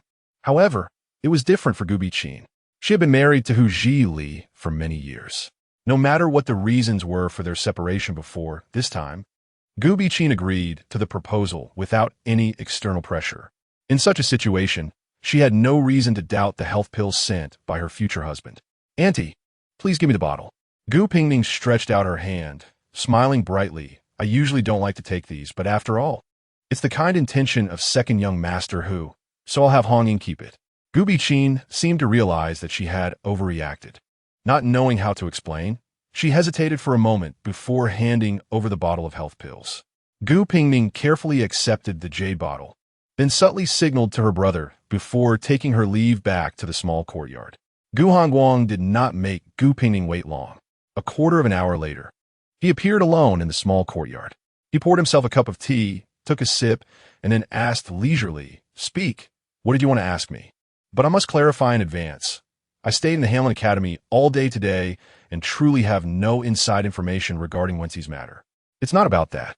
Gu Pingning even sent Hong Ying away today, leaving only the two siblings to talk. When you investigated the Jiang family and Yun Hao's matter, I didn't ask too much, but now I have some other speculations in my heart. So I have to ask, why did Annie marry second young master who in such a hurry back then? Was there any involvement from Yun Hao? And what was the reason for Auntie's divorce back then? Gu Hongguang had always been very fond of his sister. This kind of affection was different from the indulgence of ordinary families where they would give whatever they wanted. It was reflected in how Gu Hongguang, who was so proud and liked to control everything, was willing to obediently act as an emotionless tool in front of Gu Pingning, gathering intelligence and conveying messages, and sometimes even consciously taking the blame. For things that his sister was unwilling to elaborate on, he had to suppress his curiosity and not ask. Just like now, something must have happened to make Gu Pingning suddenly dig into Annie's past, but for various reasons, Gu Pingning clearly did not want to elaborate. Therefore, Gu Hongguang glanced at her, but did not ask more. The matter of Annie marrying second young master, who indeed involved the Jiang family. At that time, the Jiang family wanted to protect Jiang Ro as the consort, and the biggest obstacle was Gu Biqin, the only daughter of the Gu family in the capital. At that time, Emperor Zhao had already developed the intention to marry Gu Biqin as his empress, whether it was true love or a way to appease the Gu family, who had a strong military presence. Many people were aware of this matter. Before Jiang Sheng died, he confessed everything clearly to ensure a future for his legitimate grandson. He originally intended to kill Gu Biqin to clear the way for Jiang Roqing, but Jiang Qi feared that if Gu Biqin truly died, Gu Zili, who was far away in the northern border, might have unpredictable thoughts. Therefore, he obtained a specially formulated aphrodisiac from their partner Yun Hao and secretly administered it while Gu Biqin was at the temple praying for blessings. However, Hu Zili turned out to be an unexpected variable not included in their plans. The Jiang family never intended to have the Hu family, also composed of military generals, marry into the Gu family, but for some unknown reason, the servant they prepared ended up being the second son of the Hu family, Hu Zili. Gu Biqin lost her innocence and, after becoming pregnant, had no choice but to hurriedly marry Hu Zili, giving birth to a son 7 months later. Now that Gu Biqin was married, it naturally posed no obstacle to her becoming empress, and the Jiang family and Yun Hao shifted their focus away from her. Later, the legitimate daughter of the Guan family fell from her horse, and Jiang Roqing ascended to the empress position, which was just a topic of casual conversation for Gu Biqin, who had become Madame Hu. As for the reason for the aunt's divorce, the most direct catalyst should be the death of her cousin. When it came to this, Gu Hongguang's tone unconsciously lowered. Her cousin suddenly passed away at the age of 5, and the news from the Hu family was that he had fallen ill suddenly. It was after this that the aunt's relationship with the second son of the Hu family became strained, and she was determined to divorce. In fact, before this, Gu Pingning knew that her aunt had once had a child. But over the years, neither her aunt nor her parents had ever mentioned this cousin she had never met. So Gu Pingning wisely never asked, afraid of touching her aunt's sore spot. But the current question is, if Gu Biqin really divorced because of this incident, then why did she agree to Hu Ji Li's marriage proposal now? Could it be that time truly heals all wounds? Gu Hongguang took a sip of tea to clear his throat and then hesitated before adding. There's also a saying that the second son of Hu had a childhood sweetheart cousin, who was already recognized as a daughter-in-law by the old lady of the Hu family. After the second son of Hu married the aunt, the old lady kept making things difficult for her, which might also be one of the reasons why the aunt wanted a divorce back then. Chapter 52, the content spoken by Gu Hongguang, is somewhat similar to what Gu Pingning learned from Hu Jin, but it is even more detailed and specific. With a high degree of credibility, Gu Pingning thoughtfully tried to supplement new information in her mind, attempting to connect the cause and effect of the situation. She was reluctant to doubt her relatives, but upon careful reflection, if someone truly hid the 7-star grass in the peace talisman back then and then discreetly took it away after the incident, the only person who could have done this without leaving a trace would be Gu Biqin, who had been taking care of her after the incident. Moreover, Gu Pingning had confirmed with her sister that no one else had touched the peace talisman during the time from when Gu Biqin sent it to her until they exchanged it. This meant that if the talisman they carried closely had indeed been tampered with, it was most likely done before they obtained it. However, the problem now was that the relevant objects from that year had long since disappeared, and whether the peace talisman had problems or not could no longer be verified. Gu Pingning could harden her heart to test the waters because of her suspicions, but without concrete evidence, she absolutely could not confront her aunt about this matter. Another question that had been lingering in Gu Pingning's mind was why she felt that the 7-star grass looked familiar. Because even if everything was as she suspected, she shouldn't have seen the 7-star grass hidden in the peace talisman. This matter hit a bottleneck and could not be investigated further. Gu Pingning isolated herself in her room for several days before going out to visit the Qi residence. When Qi Mingji saw Gu Pingning again, his expression was no longer one of surprise, but rather slightly serious. "Have you found anything?" Gu Pingning, filled with suspicion that she was unwilling to share with her family, felt a little relieved upon seeing her teacher. "I have some guesses." However, 6 years had passed since the events of that year, and even if there were some clues left at the time, there were no traces to be found now. Qi Mingji wanted to ask what this so-called guess was, feeling guilty for not having dared to see Gu Pingning for many years. In the end, if all the matters were not beyond human reach, how could he not be angry? How could he not feel unfair for his student? However, Gu Pingning did not seem inclined to say more. This time she still brought 2 rare books and discussed a few historical anecdotes with Qi Mingji, who felt a sense of nostalgia in his heart. "When I used to hit your palms with a ruler, I always thought about turning you into the person you are today. But perhaps I'm old now.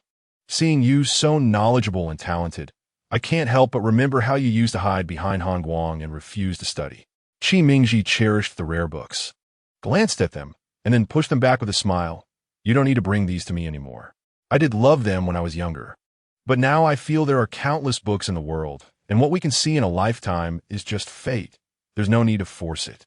Is the teacher unwilling to accept my gift?"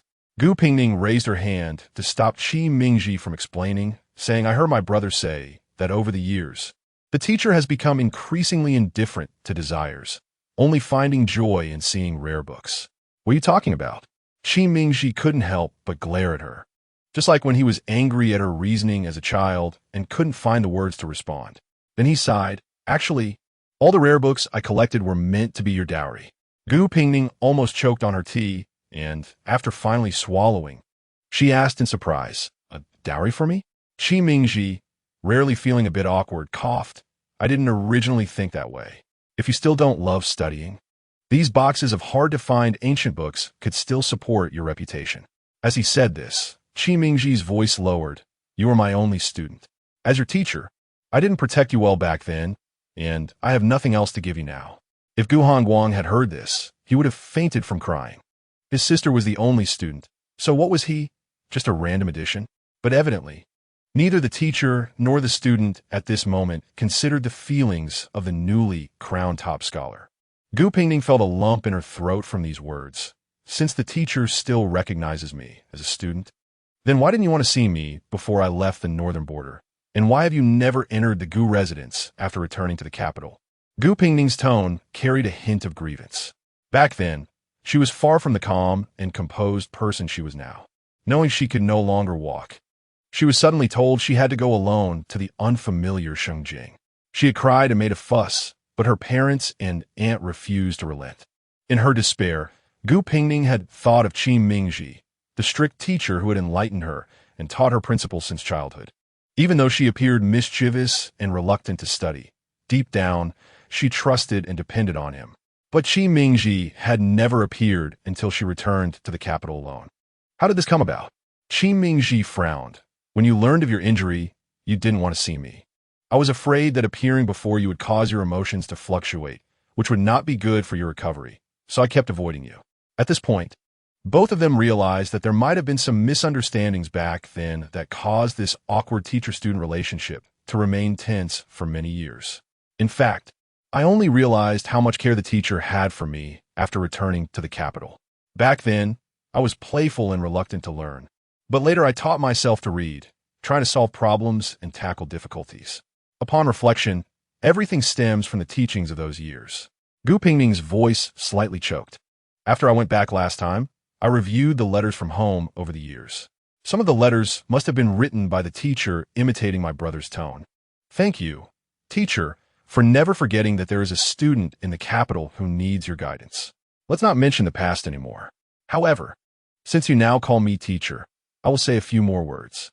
Gu Pingning sat up straight, slightly nodding to indicate she was listening. You don't want to talk about the events of that year, and I won't force you. But you mentioned hitting a bottleneck. I think you must have some key clues, but have hit a dead end and can't continue your investigation. Qi Mingji's tone was calm, as if he were still teaching his student how to read and write. Since you have hit a dead end, don't fixate on one thing. What are the motives of the person who harmed others? Where did the 7-star grass come from? How did they seize the opportunity to act without being suspected? What benefits could they gain after accomplishing their goal? If you have a suspect, there are more things you can investigate about them. Their past, their family, their connections. A person wouldn't take great risks to do something without reason, and the reasons often trace back to their past experiences. It must be said that the teacher's guidance helped Gu Pingning broaden her thinking.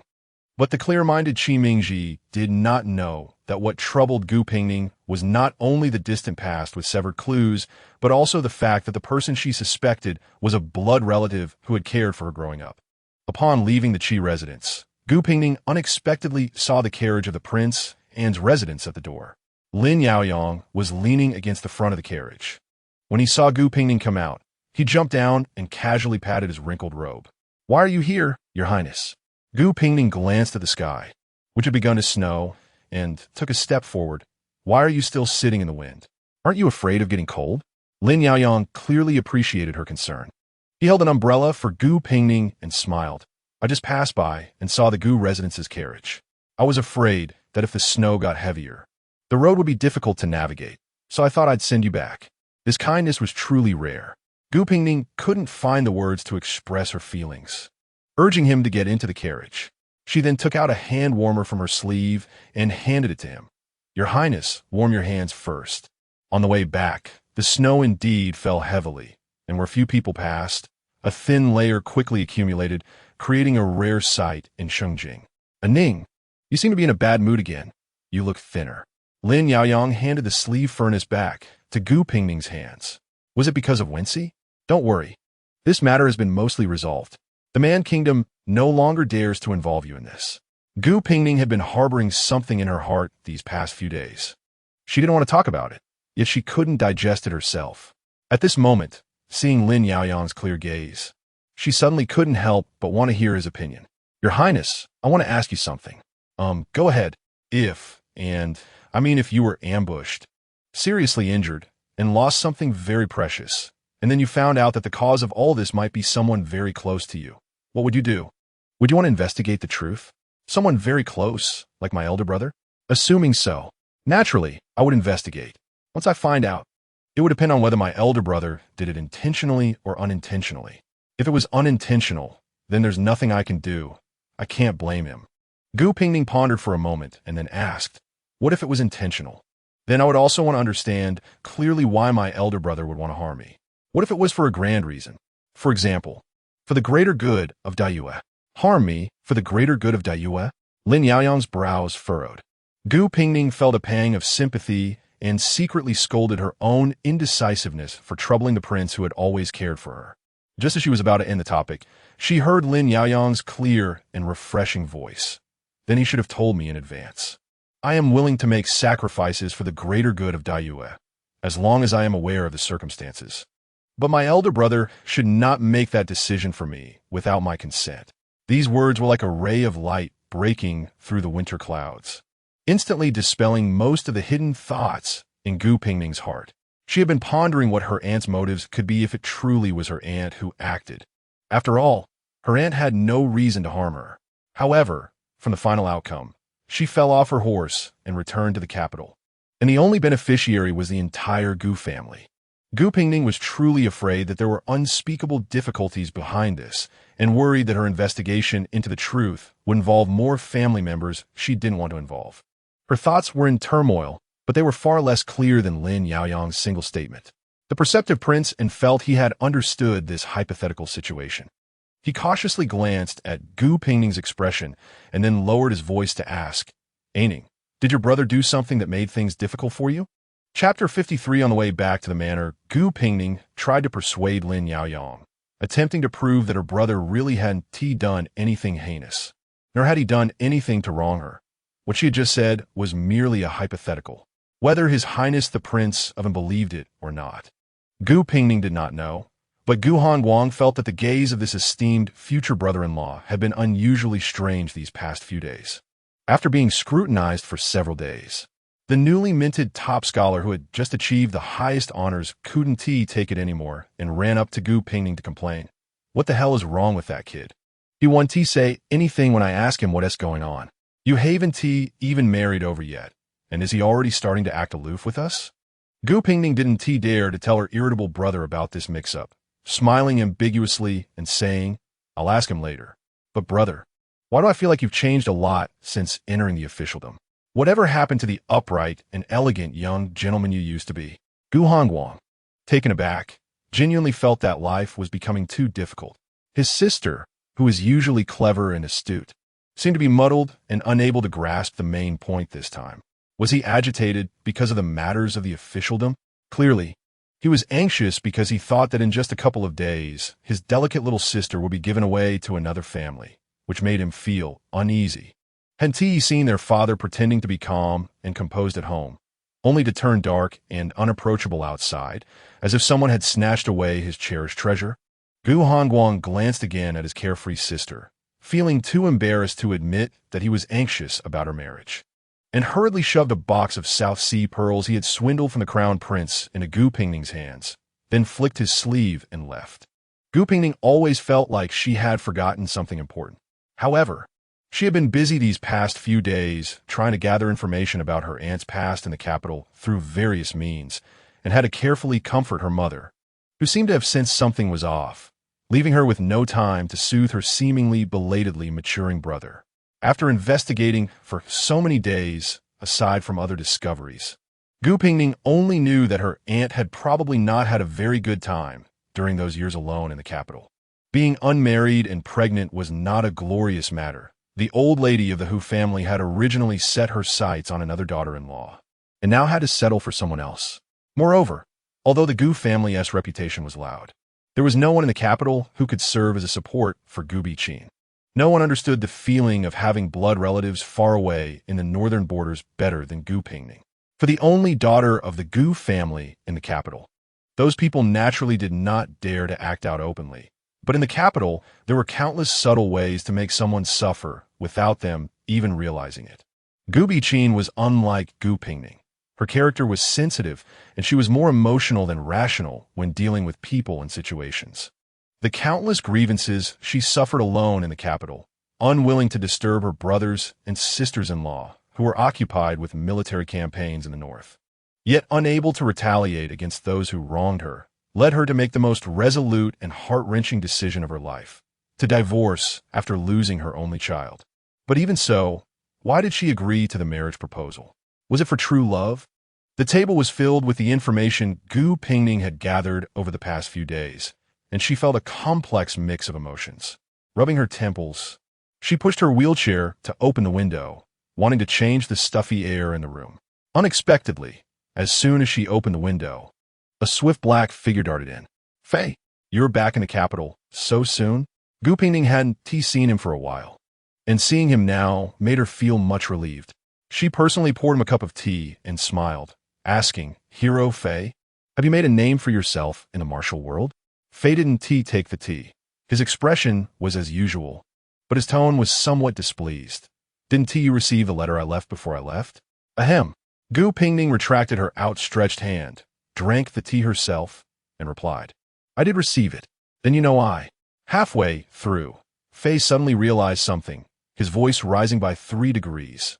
"You didn't read it?" Gu Pingning knew she was in the wrong, so she eagerly pointed to the stool in front of the table, smiling and inviting, Come, sit down and calm down." Faye maintained a stern face, radiating a childish displeasure. "All right, it's my fault. I shouldn't have ignored your letter. What kind of bad habit is this? What if I left something very important in the letter? Important things should be said face to face, right? Who puts something important under a tassel?" Seeing Faye's expression almost break, Gu Pingning raised her hands in surrender. "I just don't like to read farewell letters. They're meaningless and only add to the unhappiness." This light-hearted statement somehow allowed Faye to accept her explanation, and he snorted lightly. "If you don't want to read it, then don't. But I have to keep my promise. I said in the letter that I would give you another chance to regret. What opportunity? You're getting married in 3 days. If you don't want to marry now, I can help you." Gu Pingning slapped her forehead. "No wonder I kept feeling like I forgot something. I've been busy and confused these past few days. Thanks for reminding me." "Wait, how can you casually forget something as important as a marriage?" Faye was utterly exasperated by her dazed demeanor and sternly asked again, "Do you want to get married or not?" "Of course I want to marry." Gu Pingning knew he meant well, smiling with her eyes narrowed. "I already said that, didn't I?" Faye turned to look into Gu Pingning's eyes, seemingly wanting to confirm whether this statement was sincere. After a long pause, he finally turned his gaze away, pulling out a silver bottle from his sleeve and tossing it to her. "Here, a wedding gift for you." Gu Pingning caught it, opened the lid while complaining. "Even if you change the packaging, sending dried fruit and candied fruits for my wedding is too perfunctory. Watch out." Faye quickly adjusted the bottle he had opened, exclaiming, "What dried fruit? Be careful." Gu Pingning then noticed that the bottle contained a dark brown liquid. As soon as the lid was removed, a pungent smell wafted out. "What is this? You're giving me poison for my wedding?" "It's a corpse-dissolving fluid extracted from snake venom." "Don't make that face. This thing can dissolve everything except silverware. Since there have always been troubles around you, this might come in handy."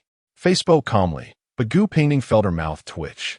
This wedding gift was a bit too ruthless. Nevertheless, considering it was a thoughtful gesture from a good friend, Gu Pingning, despite her inner complaints, carefully accepted the bottle and casually asked, "How long will you stay in the capital this time? Are you leaving after drinking my wedding wine? Or will you stay for a while?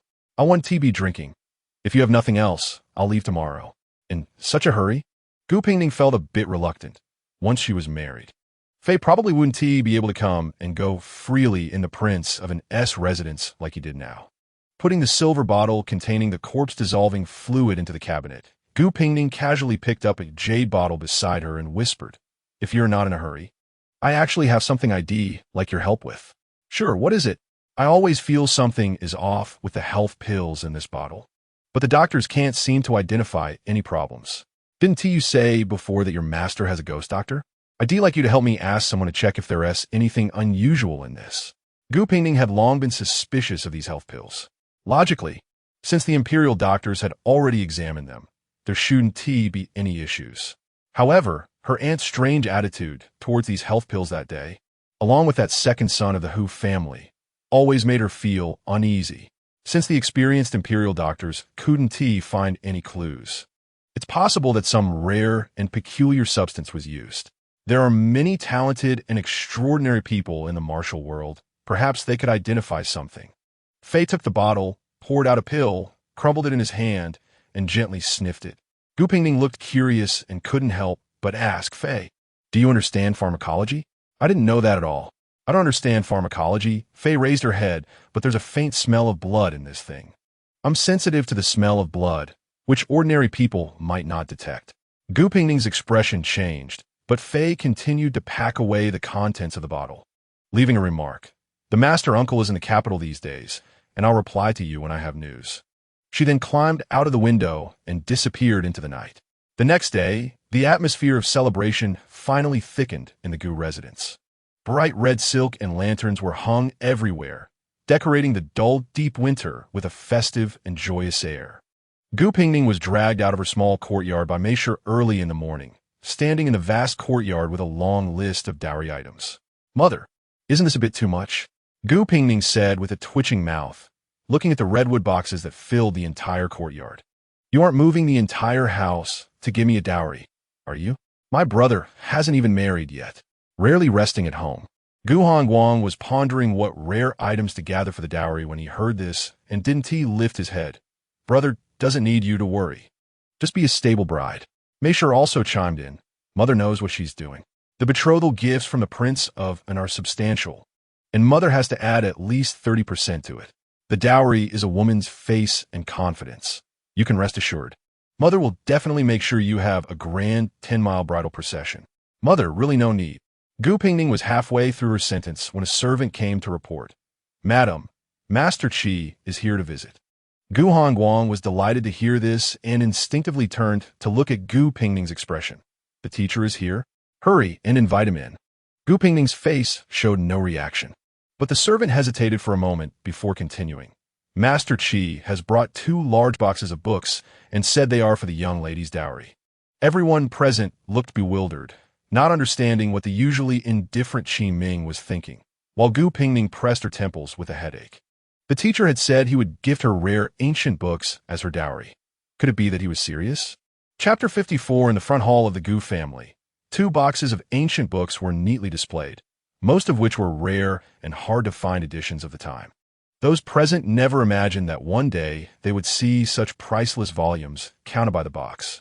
If there were any fellow book lovers who saw these 2 neatly stacked boxes of books, they would probably want to rush over to kiss them, and then carefully take them home to treasure, just like the top scholar standing beside them.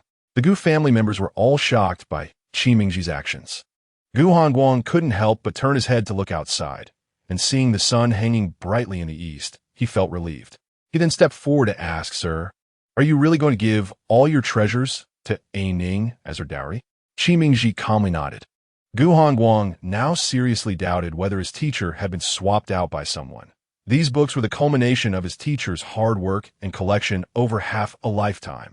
Before today, Gu Hongguang had never doubted that the childless and desireless Qi Mingji would grow old with these ancient books.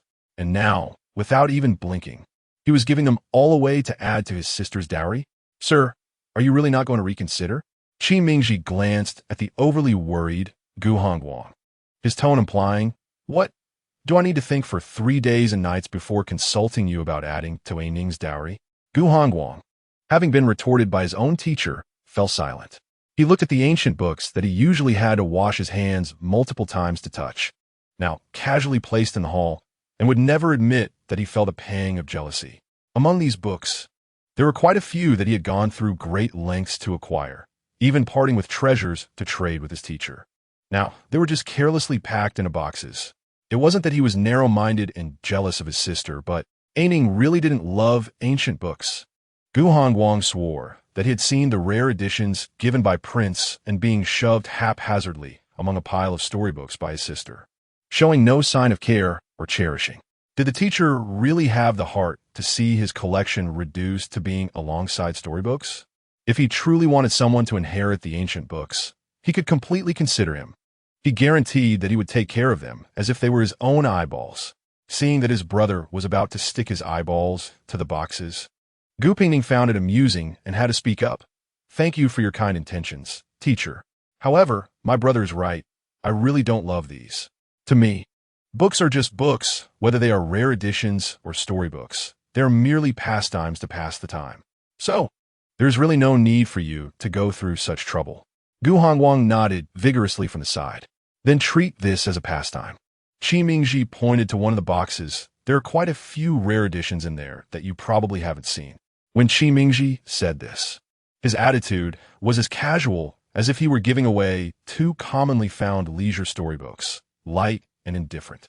Gu Hongguang could now basically confirm that he was just a filler picked up by his teacher halfway through. Not allowing him to call him teacher was one thing, but this favoritism was too obvious. He silently swallowed the blood in his throat and retreated to the side, completely shutting down. In the following days, the news that 2 boxes of rare ancient books were to be the dowry for Gu Pingning spread somehow. Originally, the Gu family had risen through bravery and military achievements, being a pure martial family. But now, the only son of the Gu family not only topped the examinations, but also presented a large number of hard-to-find ancient books as dowry for his eldest daughter. The onlookers were a bit bewildered, but the storytellers in the tea houses at the forefront of the gossip refused to give up, and in just one night, they had already written a story titled The Martial and Literary Stars Fall Together at Gu's Mansion. Heroes and beauties joyously unite, which both picked up on the current trends and flattered. Upon hearing this news, His Highness Prince immediately turned to the imperial study. The Emperor Zhao Wu, who was busy reviewing memorials, waved his hand without looking up, instructing someone to fetch the key to the private treasury, and then began to hurry people along. I am busy. Take what you want yourself. His tone resembled that of a wealthy father who was engrossed in work, using money to dismiss his son. Holding the key to the private treasury, Lin Yaoyang felt accomplished and happily assured. Father, rest assured. This time I'll only take a few books, nothing else. The son, who had always loved wielding knives and guns and disliked reading, suddenly wanted to go to the private treasury to find books, coupled with the recent uproar in the capital about the Gu family's dowry. The Emperor Zhao Wu didn't need to guess to know that his youngest son was making this trip for whom. However, once the son was married off, cough, cough, the water that has been spilled can't be retrieved. As a father without much principle, what else could he do but indulge him?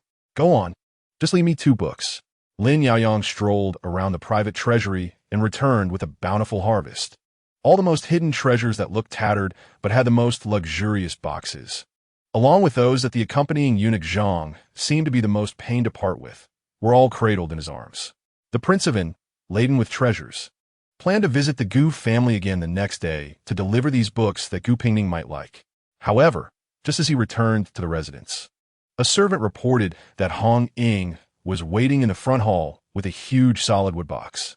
Regarding the mysterious box brought by his personal maid just 2 days before the wedding, Lin Yaoyang had speculated countless times in his mind as he walked to the front hall. But when he opened the box, he finally discovered that his understanding of the future princess was still too shallow. Inside, the half-height box was filled to the brim with whips, single, double soft, hard, copper, iron, leather, silver, 7-section, 9-section, 13-section. Everything you could imagine was there, a dazzling array resembling a large whip exhibition. This is what the young lady had the maid deliver.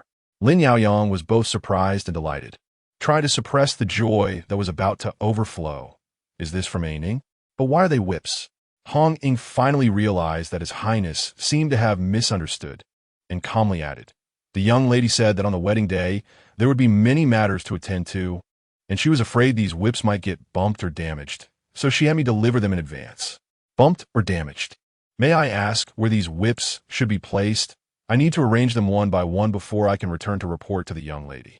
Lin Yaoyang watched helplessly as Hong Ying carefully took out the whips, wiped each one with a cloth, and then pulled out a large number of bottles and jars to apply various substances, her movements gentle and her attitude cautious, as if she were about to offer incense. He glanced at the wall covered with whips and then looked down at the ancient books he had rummaged from the Emperor Zhao Wu's private treasury, feeling the things seemed a bit different from what he had imagined. Your Highness, please don't let anyone in this room. The young lady said she will come over the day after tomorrow to reunite with her treasures. I will leave it to you for these 2 days. After leaving this sentence, Hong Ying took her leave, thinking that if her young lady cared for the rare editions sent by General Chi half as much as she cared for the whips, their young master wouldn't be looking at those 2 boxes of ancient books with such a pained expression every day. A day passed quickly. On a winter's night, the air was as cool as water, and the bright moon hung in the sky, evoking a sense of parting.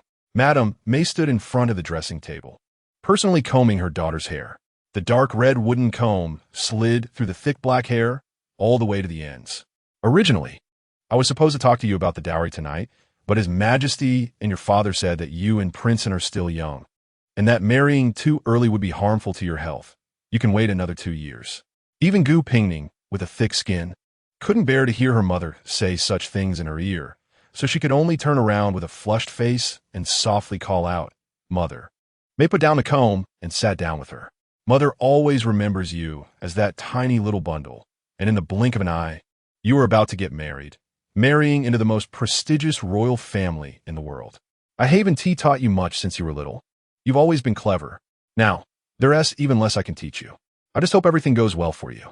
These heartfelt words made Gu Pingning's vague feelings about her impending wedding become clearer on this quiet evening, amidst her mother's gentle voice. It seemed that only at this moment did she truly realize that after tonight, she would be leaving this small courtyard to move to another unfamiliar residence. There would be no little AU following her around, no brother who loved to chat with her whenever he had free time, and no mischievous Fei Yi who liked to sneak in through the window. After tonight, no one would call her the eldest daughter of the Gu family anymore. From now on, she would be known as Princess and the mistress of the princess residence. Gu Pingning couldn't help but reach out to hold May's hand and softly called out, "Mother." May gently patted the back of her hand. "I've been watching lately, and the prince is a good boy, sincere and genuine in his feelings for you. Yes, His Highness treats me sincerely. But in Ning, I hope you remember that you will always be the daughter of the Gu family. Your father, mother, brothers, and the entire Gu family will always be your support and backing."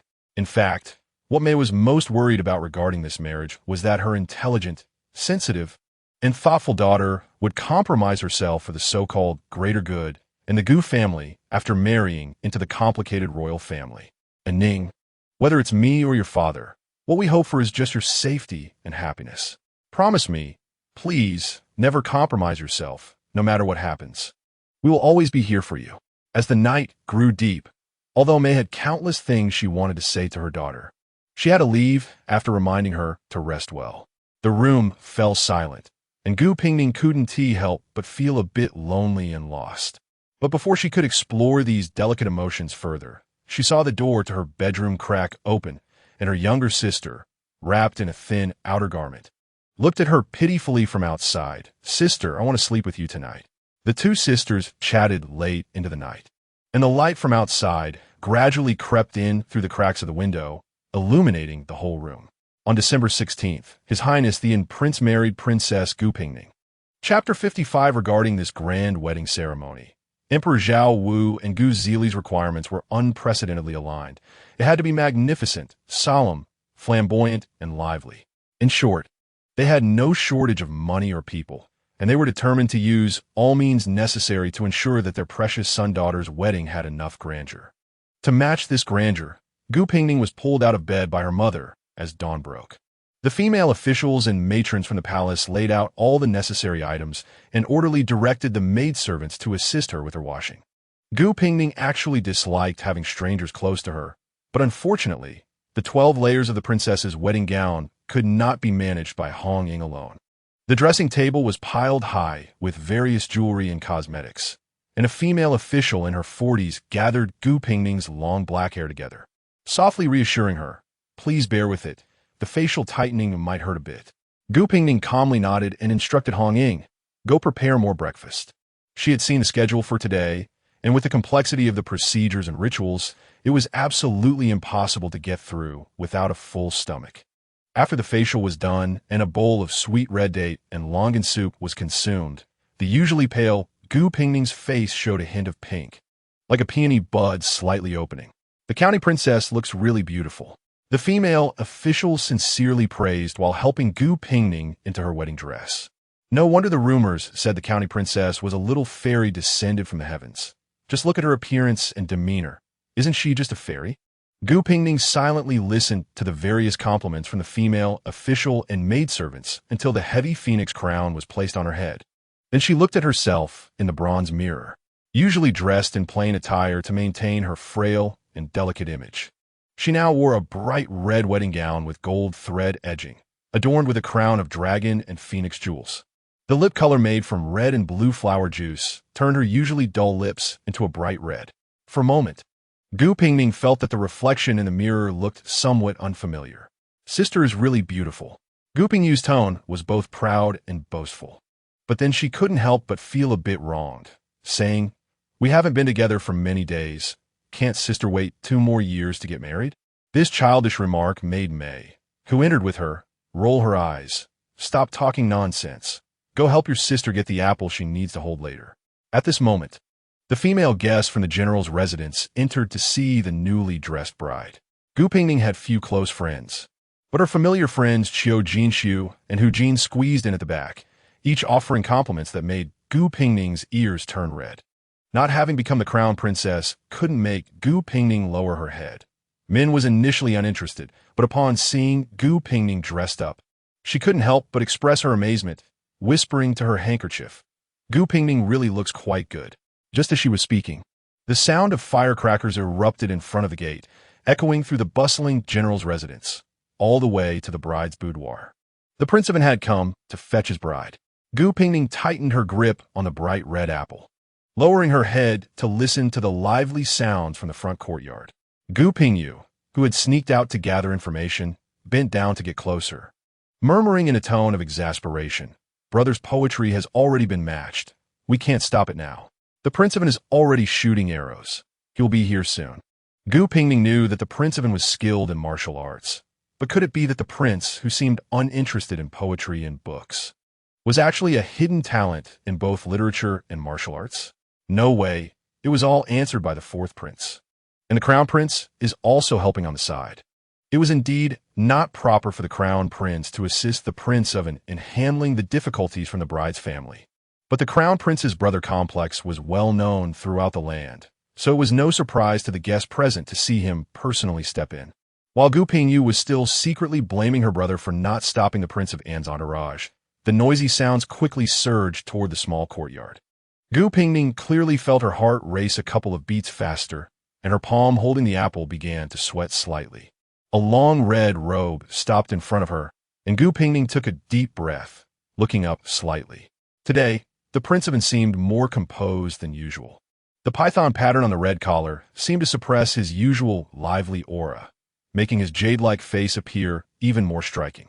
The composed Prince of An stared blankly at his bride, and only after being poked in the elbow by the crown prince behind him did he react, stammering, "Ning, you look really beautiful." The crown prince, who had worried endlessly for his younger brother, felt a mix of frustration and helplessness, while Gu Pingning, sitting in the wheelchair, smiled gently, her eyes curved as she praised, "Your Highness looks good today, too." A female official handed a red silk to both of them, and Gu Pingning held the apple in one hand and grasped the red silk in the other, with Gu Pingyu personally pushing the wheelchair step by step toward the main courtyard. Gu Zili and Mei were already seated in the high hall, and Gu Biqin stood beside them, her eyes reddening even before the newlyweds could bid farewell to the bride's elders. Mei didn't scold her daughter with the usual old sayings about being a good wife and mother. She simply repeated her instructions from the night before in the main hall. "And Ning, remember, Mother only wishes for your happiness, peace, and smoothness without worries." Gu Zili glanced at his precious daughter, then turned his stern gaze to Lin Yaoyang. "Your Highness, and Ning is the apple of her mother and my eye. I hope you will cherish her and take care of her in the future." Gu Pingning suddenly felt her nose tingle, slightly turning her head away to avoid looking at her parents on the high platform, fearing that she might accidentally let her tears fall. She heard the serious and solemn voice of the Prince of An standing beside her. "I promise for my entire life, I will respect her, protect her, and ensure her safety and happiness." After the formalities, Gu Hongguang stepped forward and squatted in front of Gu Pingning, carrying her onto the bridal sedan. Gu Pingning had difficulty walking, and Lin Yaoyang couldn't help but step forward to assist, ensuring she was steadily settled on Gu Hongwang's back. At that moment, Gu Pingning realized how reassuring her brother's shoulder was. They had been separated for many years, but Gu Hongwang's affection for her had never diminished. Whether it was the intricately crafted wheelchair or the rare treasures collected from various places, gifts and letters that had been transported from the northern border for years had never ceased. Now, her composed and self-restrained brother was carrying her, step by step, toward the bridal sedan, his lowered voice hiding countless reluctances and worries. And Ning, no matter what happens over there, don't let yourself be wronged. We are here for you. Gu Pingning gently responded with an and settled into the bright red bridal sedan. The sedan was lifted. The Prince of An's residence and the Gu residence were only separated by a street, but the wedding procession, with its music and fanfare, wound its way almost through half of the capital before joyfully circling back to the Prince of An's residence. The prince was marrying the daughter of the general who defended the nation, and such a lively event caused a stir throughout the capital. Not to mention the Gu family's dowry, which seemed endless. The common people lining the roads couldn't even count how many loads of dowry there were, only able to marvel and sigh. 10 miles of bridal procession. This is truly 10 miles of bridal procession. Lin Yaoyang, on horseback, finally remembered his elder brother's instructions, pulling on the reins to suppress his rising smile, trying to appear composed, but the joy in his eyes could not be hidden, overflowing across his entire face. The newly refurbished Prince of An's residence was right in front, and the officiating officials signaled the bearers to stop, calling out loudly, "Dismount." Lin Yaoyang dismounted, walking step by step to the bridal sedan, personally lifting the curtain of the sedan. "And Ning, I will carry you into the house." The Great Yu established itself with military might and had long abandoned the custom of brides wearing veils, which was characteristic of the previous dynasty. At this moment, Lin Yaoyang was carrying the bride down from the sedan chair, and Gu Pingning's bright and charming face appeared before the onlookers, causing the citizens of the capital to gasp in awe. The Princess of Pingning rarely went out, and no one expected her to be so beautiful. You might not know this, but it is said that this princess is a celestial fairy descended to Earth.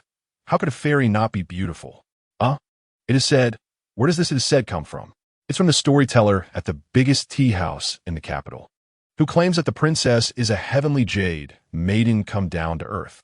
Gu Pingning, who initially felt a bit uneasy in Lin Yaoyang's arms, couldn't help but tilt her head upon hearing the exaggerated and unreliable praises from the crowd. In fact, being in the embrace of His Highness the Prince of An was quite nice. The seemingly calm and reliable Prince of An was feeling as if he might burst into flames. Unlike the last time they had a brief hug in the Dali Temple, this time Gu Pingning's delicate and soft body was completely in his arms, light and tender, as if he could smell her faintly sweet breath just by leaning down. The sun was high, and the warm winter sunlight reflected off Gu Pingning's splendid jewels, casting different glimmers. Suddenly, a sharp arrow came flying from the light, aimed directly at Gu Pingning in Lin Yaoyang's arms. "Watch out, Your Highness! Protect the princess!" This unexpected turn of events caused the scene to become chaotic, but Lin Yaoyang remained unperturbed, tightly holding Gu Pingning to his chest. With a swift turn and a kick, he snapped the arrow in half. "Ning, don't be afraid. Be careful. That single arrow was just an appetizer." Now that one arrow had been broken, 3 more arrows came flying from different directions. The angles of these arrows were tricky, leaving no way to dodge. Gu Pingning regretted not having her whip with her at that moment, and could only let Lin Yaoyang protect her while she twisted her body to evade. The sound of an arrow piercing flesh was startlingly clear at that moment. The guards finally arrived, surrounding the two of them tightly and shielding them in the center. Gu Pingning lost her usual composure, her voice trembling uncontrollably. "Where are you hurt? Let me down." Chapter 56. An arrow shot into Lin Yaoyang's left shoulder. The entire arrowhead buried deep into the flesh, with blood gushing out, dyeing the bright red wedding robe into a striking yet mysterious deep red. The prince, rushing over, was so shocked by the scene that his heart nearly stopped, seeing his younger brother still had the strength to tightly hold onto the bride. He felt his heart begin to beat again. When Hong Ying pushed the empty wheelchair through the layers of guards, the stubborn and unyielding prince and finally let go. carefully placing the person onto the wheelchair. The wedding ceremony was abruptly interrupted by the appearance of an assassin. The hurriedly arriving imperial physician examined Lin Yaoyang's injury and, with a troubled expression, reported to the anxious prince and Gu Pingning. "This arrowhead has barbs. If pulled out directly, it will surely bleed profusely. We need to use tools to cut open the wound and remove the surrounding flesh along with the arrow." Just hearing this seemed to evoke the pain of cutting flesh to retrieve the arrow. The prince could not bear it first. Their precious little brother, who had grown up in luxury, had hardly ever suffered even a bump, let alone this kind of torture. He felt an urge to take his place. "If that's the case, what are we waiting for? Hurry up and pull the arrow out." The prince scolded and then anxiously reminded, "Be gentle, don't hurt little brother." Hearing this, the physician nearly wanted to kneel before the prince. How could someone hit by such a vicious barbed arrow not suffer? It was only because Prince wanted to maintain his dignity in front of the bride that he gritted his teeth and didn't scream in pain, despite breaking out in a cold sweat. Lin Yaoyang, lying on the bed and nearly unable to hold on any longer, forced a smile and said to Gu Pingning at the edge of the bed, "Ning, you should step outside for a moment. It's not good to see blood on such a joyous day." Gu Pingning felt unhappy inside and had a displeased expression on her face. She glanced at him and said flatly, "What is not good about it? It's all red and lively, very auspicious. If you had listened to me and held me a bit longer, it would surely be even more prosperous." Prince N, momentarily taken aback, paused for a moment and changed his wording. "Actually, I'm just shy. Ning, with you here, I really feel embarrassed to let the physician pull the arrow out while shirtless. Today I'm marrying the prince as his wife. What is there to be embarrassed about? Is the prince going to wrap himself up tightly and live with me in the future?" Lin Yaoyang had once seen Gu Pingning throw a retort at when she and couldn't come up with any words, but now that it was his turn, he felt a bit overwhelmed and could only cast a pleading glance at the nearby prince. The prince, feeling sorry for his younger brother, stepped forward and said to Gu Pingning, "Pingning, Hongguang just arrived and is waiting for you in the side hall. As for little brother here, you can rest assured. I and the physician are here." Gu Pingning was also worried that Prince N, who was sensitive about his dignity, would prolong the situation and delay treatment for his injury. So she turned her head to look at the arrow embedded in his left shoulder and pushed the wheelchair out of the room. Once her wife's back was finally out of sight, Prince N, who was stubbornly clinging to his dignity while suffering, could no longer maintain his expression, hissing in pain and grimacing. The prince was both heartbroken and exasperated, watching him drink the prepared medicine while sneering. "Now you know it hurts. Weren't you quite brave when you were blocking the arrow just now?" "Your Highness, that wasn't bravery." Lin Yaoyang suddenly became serious as he spoke, slightly turning his head, not daring to watch the physician dig out the arrow from his flesh, but his tone was unusually solemn. "I was just protecting her safety. I promised her and General Gu that I would ensure Ning's peace and happiness for a lifetime." "But, was Ning a bit unhappy just now?" Gu Pingning was indeed unhappy. She believed anyone would be upset if they were attacked on their wedding day. This negative emotion peaked when she saw the bound assassin in the room.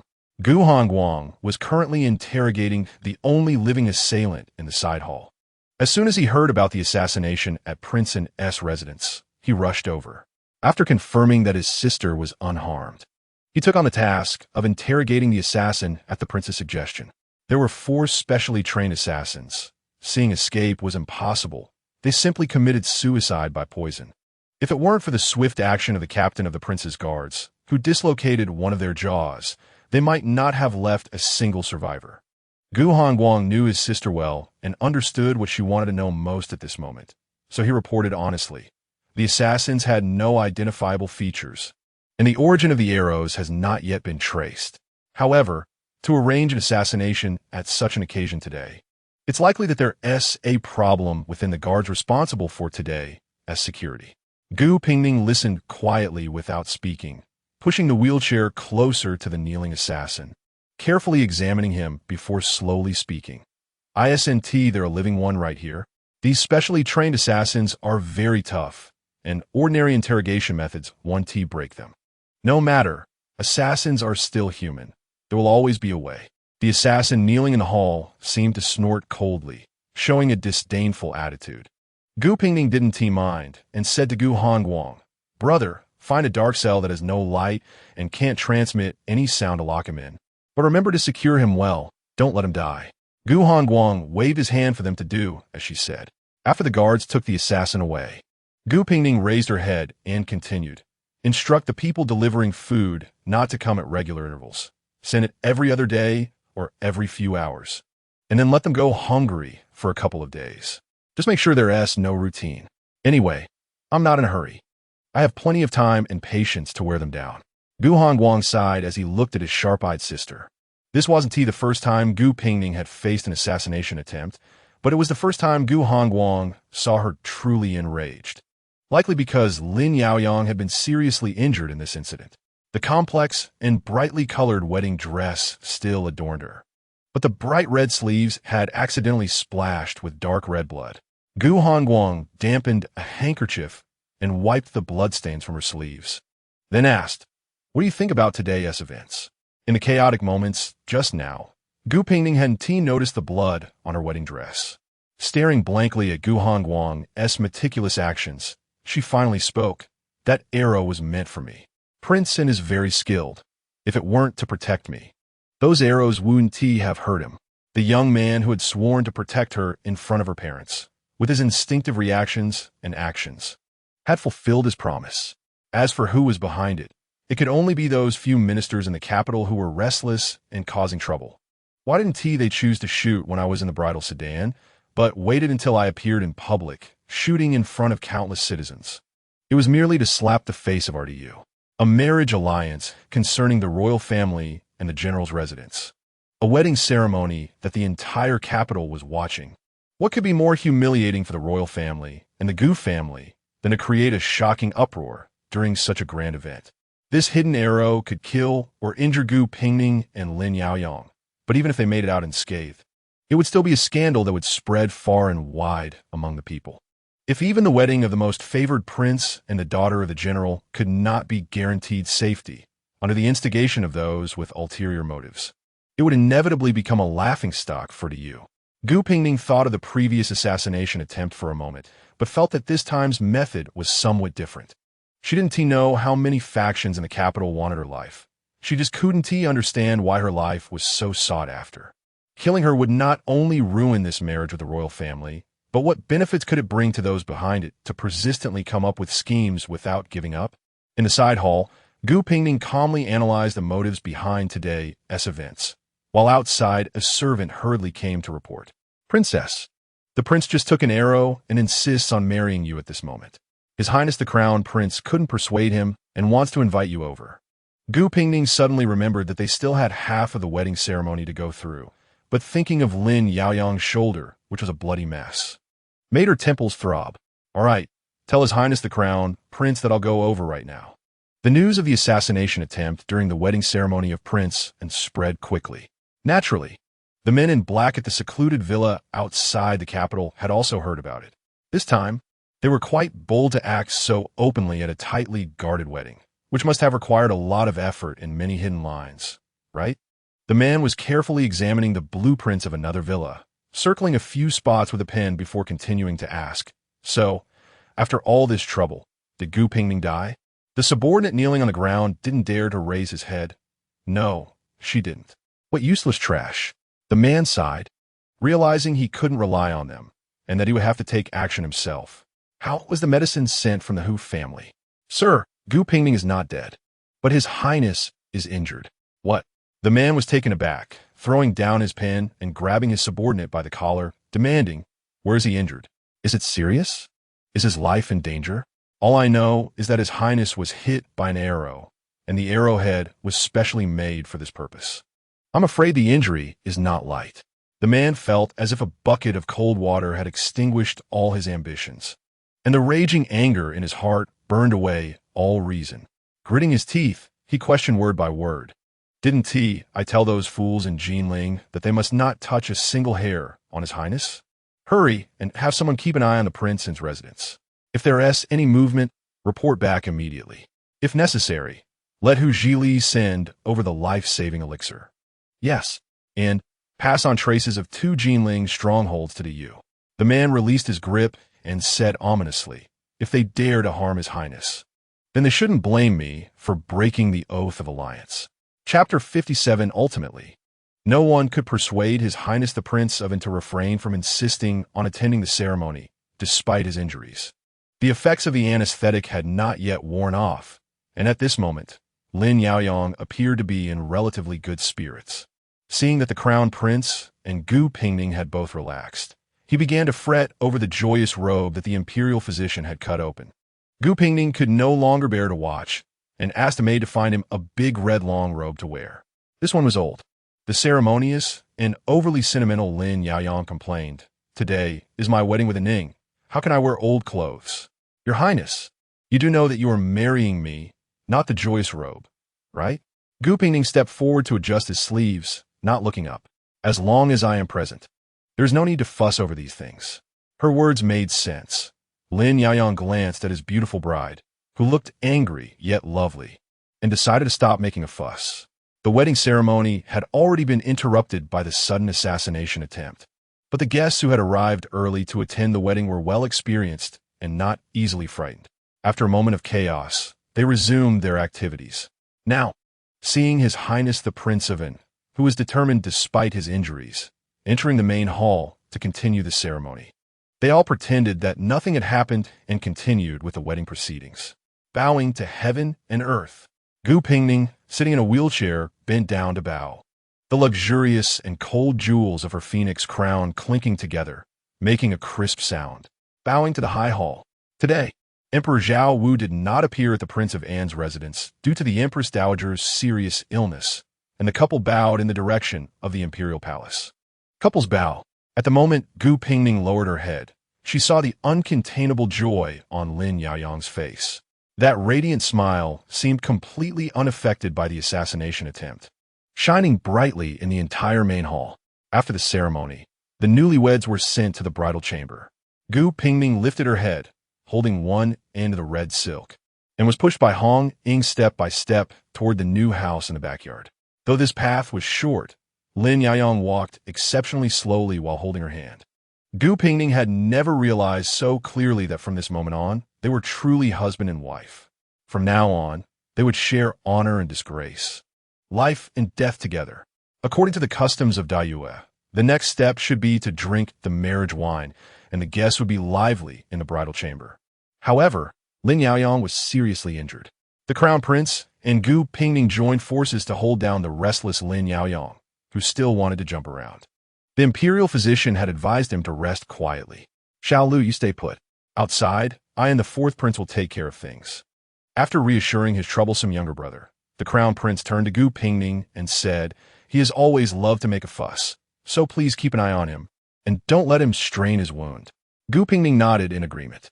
Finally, the bridal chamber became quiet. The effects of the anesthetic gradually faded, and the pain in Lin Yaoyang's left shoulder became more apparent. He felt uncomfortable and wanted to groan a little, but when he looked at Gu Pingning beside him, he swallowed it back and said in a wrong tone, "We haven't drunk the marriage wine yet. You can't drink because you're injured." Gu Pingning had always been unable to resist his little looks, especially since he had been injured to protect her today, so she softened her tone and said, "If you really want it, we can drink tea instead of wine today." Lin Yaoyang's eyes brightened, and he immediately forgot about the pain in his shoulder, instructing the servants to pour clear tea into the jade marriage cups. The two jade cups were connected on the outside and communicated inside. Gu Pingning and Lin Yaoyang were very close, and they could hear each other's breathing clearly. Gu Pingning first held one of the cups, tilted her head slightly, and drank the clear tea in small sips. At this moment, with no female official present, Lin Yaoyang quietly said, after drinking the marriage wine, "We are one body, supporting and relying on each other." After saying that, he took a sip of the clear tea. In stark contrast to the sweet and sticky atmosphere of the newlyweds in the bridal chamber, Gu Hongguang, who was chasing clues at the Dali temple with arrows, felt overwhelmed. Originally, as the brother of the bride, he should have been hosting a multitude of guests at the residence.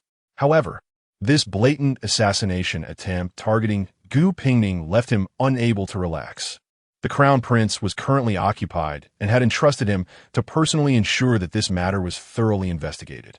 Yet before he could uncover any clues, a guard from the Dali temple hurriedly reported that someone had thrown a crumpled piece of paper at the entrance, containing clues about the assassination. Gu Hongguang opened the crumpled paper and saw only a simple sentence written on it. The assassin is hiding in the Wang family's rouge shop on East Street. The appearance of this paper was suspicious, and its content was puzzling. The 4 assassins from today had already been captured. Could the assassin mentioned on this paper be the mastermind behind all of this? After a brief consideration, Gu Hongguang decided to take his men to the rouge shop on East Street to investigate further. By now it was dark, and the guests on both sides of the Gu residence and the Prince of An's residence had gradually dispersed. Gu Pingning and Lin Yaoyang had finished their dinner and were sitting together, chatting casually while sorting through the gifts from today. There were simply too many gifts for the wedding. Gu Pingning only chose the items sent by the closest residences. As she registered them, she advised, "Your Highness, your injury is serious. You should rest in bed. Lying in bed makes me uncomfortable. Talking to Ning makes the pain go away." Lin Yaoyang was not interested in these gifts, but to avoid being urged away by Gu Pingning, he casually picked up a bottle and asked, "What is this?" "It smells medicinal. It's the health pills sent by the Hu family." Gu Pingning took the bottle back and warned him with concern, "Your Highness, be careful with your movements. Don't strain your wound." Lin Yaoyang innocently withdrew his hand and, undeterred, continued the conversation, trying to make Gu Pingning forget about his injury. "Is the Hu family the one my aunt is marrying soon? Why send health pills on the wedding day? Is Ning unwell?" "No, I'm fine, just a bit tired." Gu Pingning was truly worried about the Prince of An, whose shoulder was wrapped in bandages, continuing to poke around here and there. So she put down her pen and said, "Your Highness, would you accompany me back to the room to rest?" Lin Yaoyang happily got up, still trying to push the wheelchair with his remaining arm, but Gu Pingning swiftly stopped him, saying, "I can do it myself. And Hong Ying is here too. Your Highness, take care of your wound. But I haven't helped you push the wheelchair yet. Once you are healed, you can push it however you want, but not today." After finally returning to the room, Gu Pingning truly felt a bit tired. She instructed Hong Ying to help her take off her hair ornaments and was preparing to sleep when she turned around and found the restless Prince of An squatting on the floor, reaching into the foot-soaking bucket to test the water temperature. "Ning, the herbs have been added, and the water temperature is just right. You can soak your feet now." At that moment, Gu Pingning felt a mix of emotions that she couldn't quite describe. Initially, this marriage was a responsibility she had to bear as a daughter of the Gu family. Her dreams of traveling had been cut short, and she had no more choice in her lifelong matters. If she said she felt no resentment at all, it would be a lie. Of course, she quickly accepted this reality. The Prince of An was better than she had imagined, although he was a bit peculiar and naive in his ways. His honest and straightforward nature always brightened her mood. Gu Pingning had thought that as long as the royal family treated the Gu family well, and the Prince of An did not do anything too outrageous, she would spend her life playing the role of a qualified and standard princess of An. However, this thought had unknowingly changed at some point. Perhaps it was when he unhesitatingly shielded her from arrows. Perhaps it was when he believed in her without reason in everything.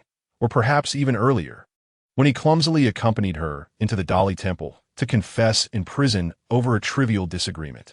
Gu Pingning, who has always been rational and calm, didn't know what that kind of passionate and straightforward liking and love looked like, but at this moment, looking at Lin Yaoyang, who was half squatting on the ground with a silly smile on his face, she suddenly felt that marrying him might not be a bad idea. This thought came abruptly, yet naturally, making Gu Pingning's heart race a couple of beats faster. She waved away the maid, leaving only the two of them in the room. Lin Yaoyang's eyes sparkled. He had no intention of avoiding her, and even seemed eager to lift Gu Pingning onto the bed with his remaining arm. "No need, Your Highness. I could do it myself." The bed in the new room was customized based on the one in her boudoir, with a suitable height and hidden clasps on the edge to secure a wheelchair. Gu Pingning used her hands to shift herself from the wheelchair to the bed. Although it was something she was used to doing on this wedding night, under Lin Yaoyang's gaze, she felt inexplicably a bit awkward. "Aren't you going to turn around? Your Highness? I need to take off my shoes and socks. We are married now." Lin Yaoyang cautiously looked up to observe the expression on Gu Pingning's face and then softly asked, "Now that we're married, do we still need to avoid each other?" Gu Pingning was really not used to exposing her legs in front of others, but she also knew that once two people were married and living together, such situations were unavoidable. So, she simply gritted her teeth and lifted her skirt to take off her shoes and socks. Gu Pingning's feet were very pale, the kind that had been covered up and hidden from the light for years, with blue veins showing prominently under the thin skin, revealing an unhealthy and lifeless appearance. Due to a lack of exercise over the years, her calves and feet looked quite weak and frail, definitely not attractive. Gu Pingning lowered her head and moved her legs into the foot bath, not looking at Lin Yaoyang's expression beside her, but staring blankly at the steam rising up. Aining. I learned a massage technique for activating meridians from the doctor recently, but unfortunately I hurt my hand today. That assassin was really annoying. Lin Yaoyang's voice floated in Gu Pingning's ears, indistinct and unreal. She felt him squeeze in to sit beside her on the edge of the bed, very close. His voice particularly gentle. The doctor said your injury might hurt from time to time. Soaking your feet and massaging them can help with blood circulation. Aning.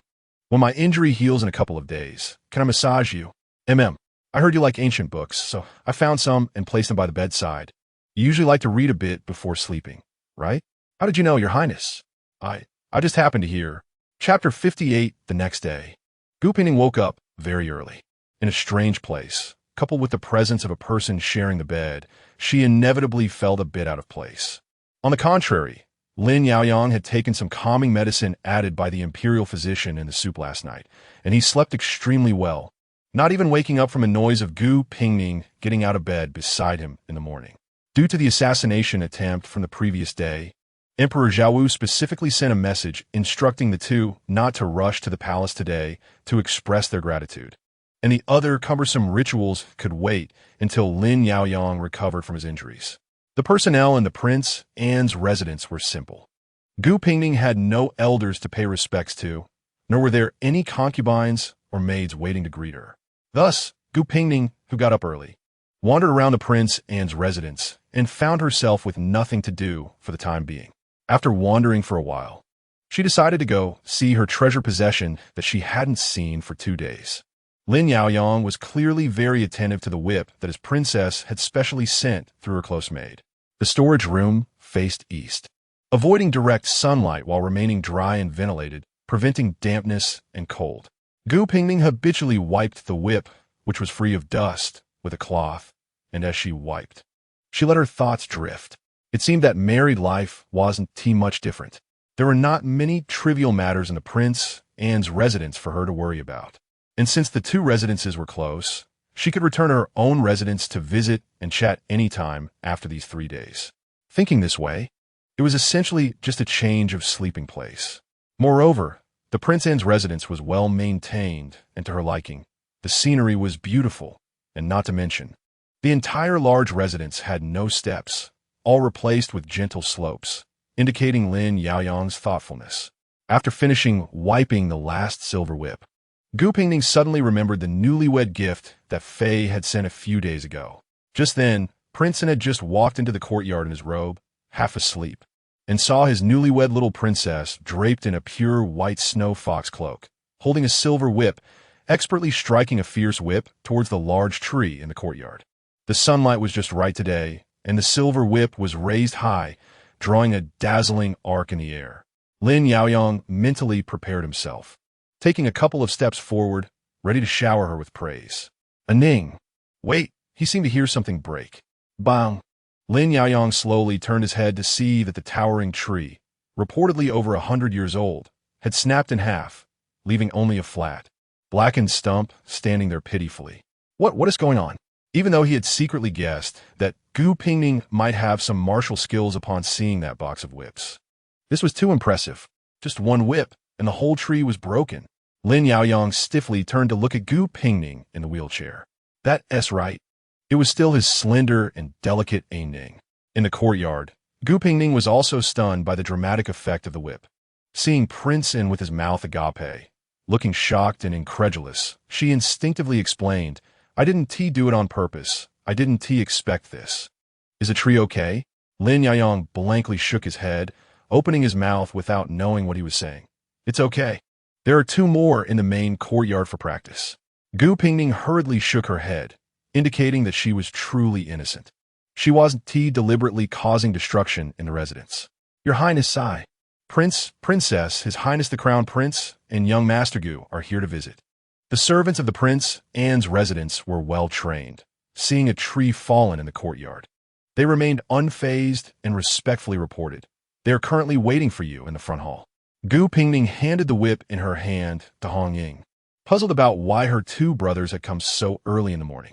Could it be that they had found some clues about yesterday's assassination? This time, Gu Pingning was correct in her guess. But she didn't expect that they not only found clues, but that Gu Hongguang had even directly led people to raid two hideouts, capturing quite a few individuals.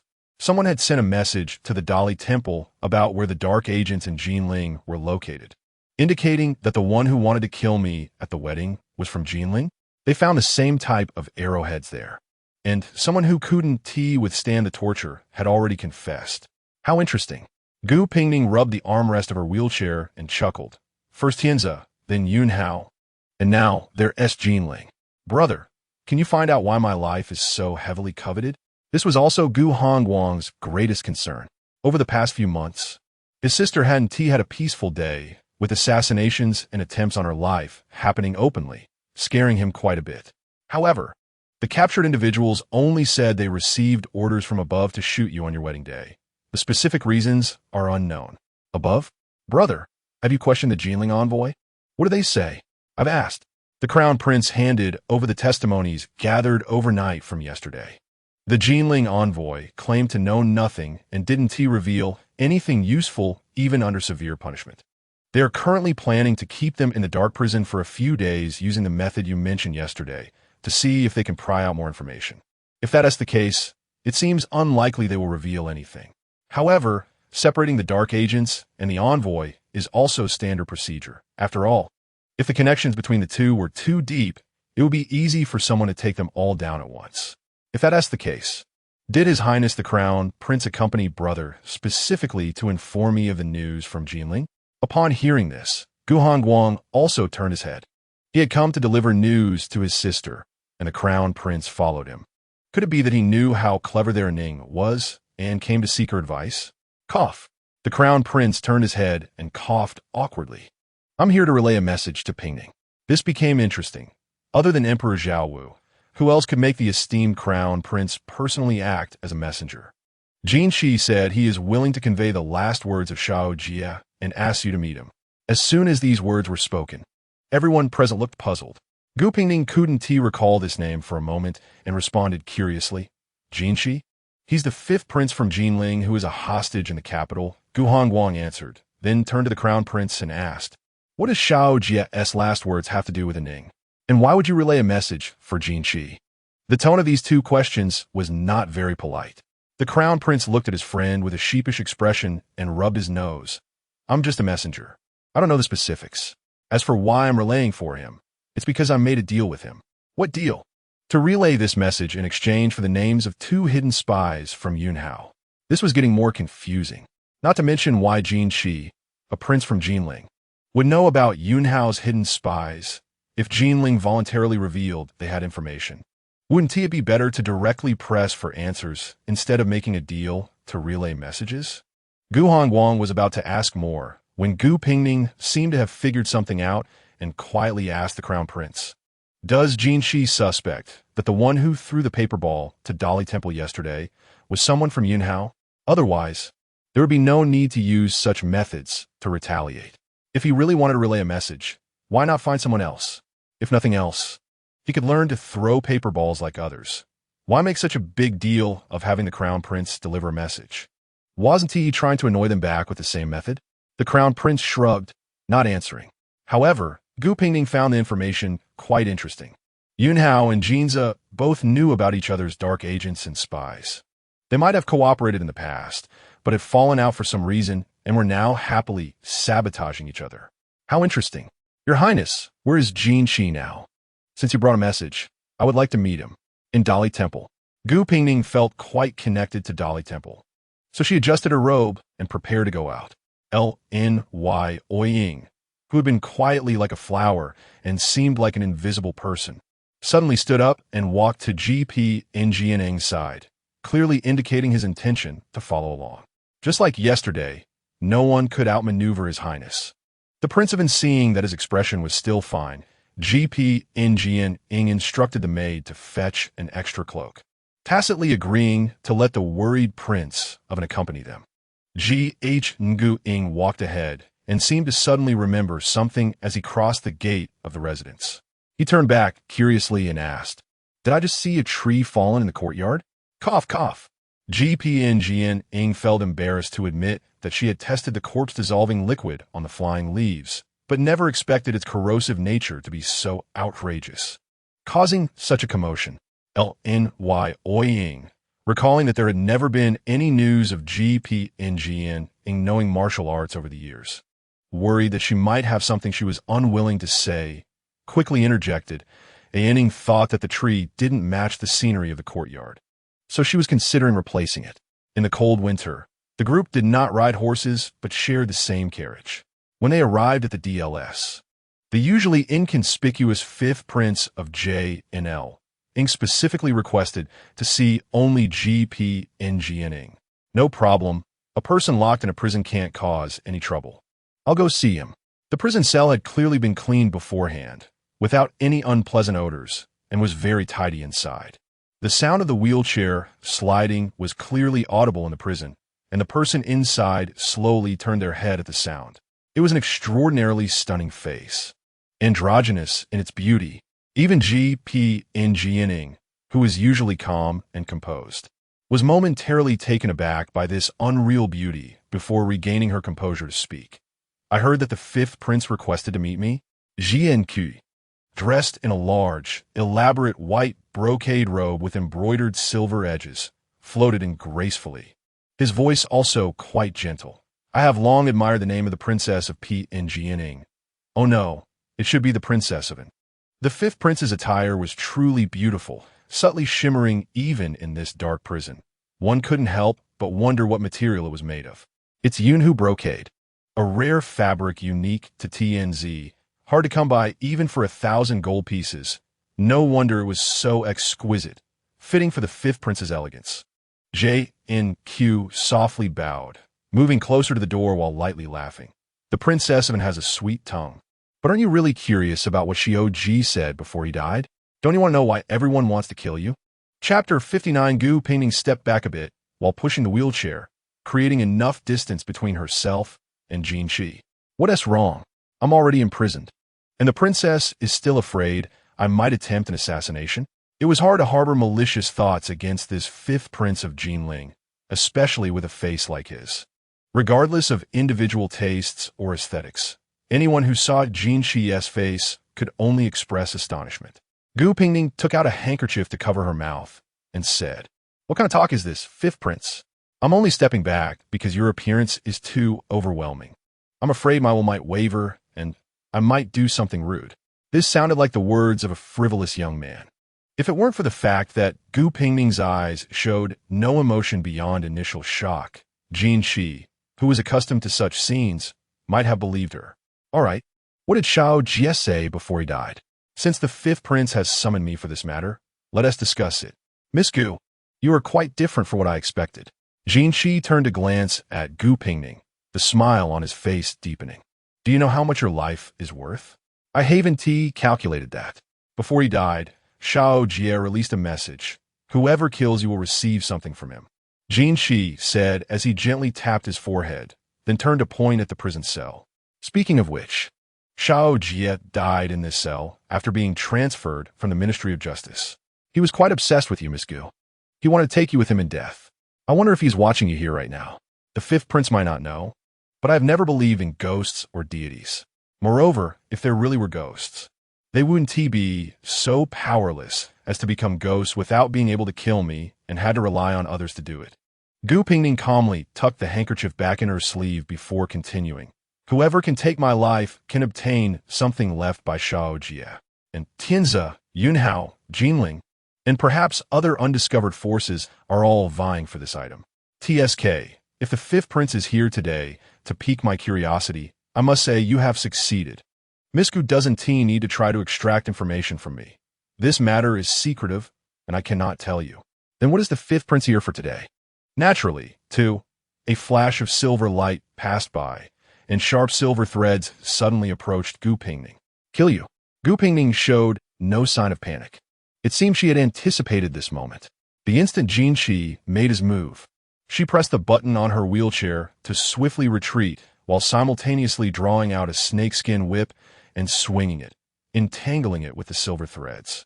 Seeing that his first strike missed, Jin Shi quickly drew a second silver thread and shot it straight out. This time, Gu Pingning did not move. She merely watched coldly as the silver thread fell softly before it reached her. Along with it fell Jin Shi, who was near the prison door. Gu Pingning casually retracted her whip and said unhurriedly, "A newly made cow hair needle, coated with some medicine. Fifth Prince, you are the first to experience its effects." You. Jin Shi collapsed to the ground, his luxurious white robe covered in dust, his tone finally losing its humor. "When did you?" "Oh, to save some effort. I combined the retreat and needle shooting buttons. It's also a new attempt." The commotion drew Lin Yaoyang, who rushed in first. "What happened?" "Ning, are you all right?" The Crown Prince stepped forward to check Jin Shi's pulse and asked sternly, "What exactly happened?" Gu Pingning glanced at the Crown Prince, whose expression was hard to read, and replied lightly, "He wanted to kill me, using silver threads wrapped in spider silk." The Ministry of Justice was quite careless in searching him before locking him up. Upon hearing this, Lin Yaoyang drew his sword and pointed it at Jin Shi on the ground, but was unexpectedly stopped by the Crown Prince. "Xiao Lu, put down your sword." "Your Highness?" Lin Yaoyang stared at the Crown Prince blocking Jin Shi, stunned in place. "Why are you protecting?" "Your Highness. He wanted to kill me, but he didn't succeed, did he? Be careful. Watch your wound." Gu Pingning hid the snake skin whip back in the secret compartment of her wheelchair, then pushed it closer to the prison door. "The fifth prince dared to attack me here with such pathetic skills. He must have something to protect his life, which is why he acted so recklessly." The Crown Prince stood silently before the prison door, seemingly acknowledging her statement. Gu Pingning didn't delve further at that moment. She tugged at Lin Yaoyang's sleeve, signaling them to return to the residence. The Crown Prince hesitated for a moment, noticing blood slowly flowing from Jin Shi's ear, and finally asked, "What poison did he take?" "It's not really poison. It will make him weak all over for a few hours." Gu Pingning didn't look back, and added as they reached the turn, "Perhaps a few places in his 7 orifices will bleed as well.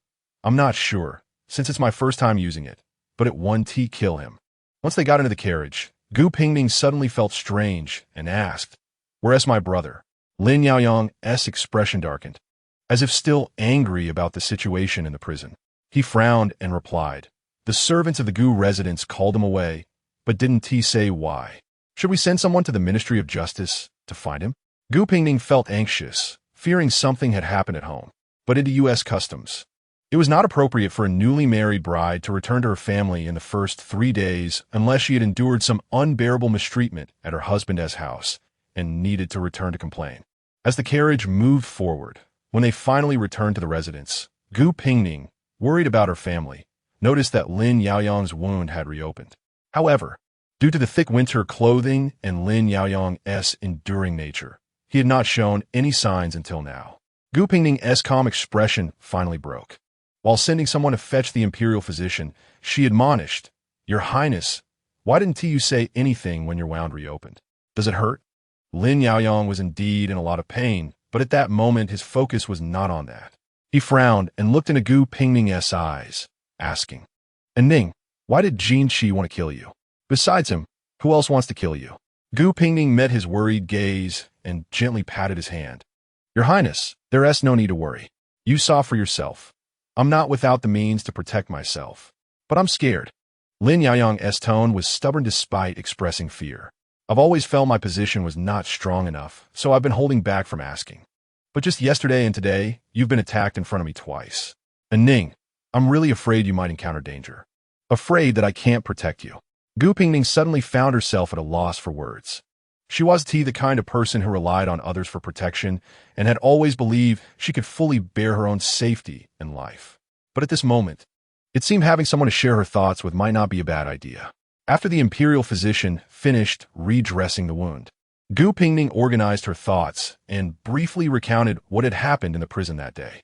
Lin Yaoyang grew more astonished as he listened, and couldn't he help but exclaim loudly, "So many people want to kill you because Xiao Jie said killing you could exchange for something?" "Yes. But what exactly is that thing that makes people go to such lengths to obtain it?" Gu Pingning pressed down on the excited Lin Yaoyang, saying lightly, "I don't have a clue about that yet." Lin Yaoyang couldn't calm down at all. The situation was far worse than he had imagined. Jin Shi's words indicated that it wasn't just one faction wanting to kill Gu Pingning, but that everyone interested in that item might be involved in this matter. This was completely unpreventable. No, what is up with Xiao Jie? What deep-seated grudges could lead him to harm others like this? This is practically an operation that aims to drag you down with him, even in death. Gu Pingning innocently replied, "Actually, I've only seen him twice. I can't say there's any enmity." But this time, Lin Yaoyang was not fooled. He suddenly remembered that Gu Pingning had specifically visited Xiao Jie when he was imprisoned, and it was he who had opened the back door to bring Gu Pingning in. On the very night that Gu Pingning met Xiao Jie committed suicide in prison. With this line of thought, Lin Yaoyang could not convince himself that there was no hidden truth behind it. The confusion and disbelief on Lin Yaoyang's face were evident, but Gu Pingning truly felt wronged. Xiao Jie had always wished for death. I merely helped him solidify that desire for death. Gu Pingning shrugged and candidly said, "I guess that after he failed to kill me, he might leave some backup plan. But I really didn't expect he would go so far as to put a heavy bounty on my head, insisting on taking my life. No, not just a heavy bounty, but something that all parties covet. What could it be?" Upon hearing this, Lin Yaoyang finally sensed something was off. His wife seemed completely unfazed by the fact that many people wanted to kill her, let alone show any signs of panic or fear. Was she a bit too calm about her own life? However, he didn't dwell on this matter and continued along with Gu Pingning's words. "That thing, Jin Shi knows about it, but the crown prince." Lin Yaoyang paused, recalling how the crown prince had scolded him to put down his sword. His tone filled with confusion. It seemed the crown prince was protecting him. The crown prince, who had been named by his own younger brother, was currently in a cell at the Dali Temple, gripping Jin Shi's delicate neck with one hand, questioning him word by word. "You dare to lay a hand on Gu Pingning here?" Jin Shi's beautiful face turned crimson from lack of air. Yet there was no panic on his face. He stared at the furious crown prince and silently gestured 2 words, "and Wang." The crown prince shot him a warning glare and released his grip. Cough, cough, cough. Jin Shi, still under the effects of the drug, collapsed to the ground, blood oozing from his ears. The crown prince's words were interesting. What was there to be afraid of? Jin Shi smirked and said lightly, "Let us leave it at that for today. If the crown prince can't control his temper, I can't guarantee that news about Wang and the Yunhao clan's past will not spread outside. TSK. I wonder how much of the filthy deeds done by the Yunhao clan in this capital will be attributed to Wang after this news spreads." Chapter 60. The crown prince's expression was as dark as if it could drip water.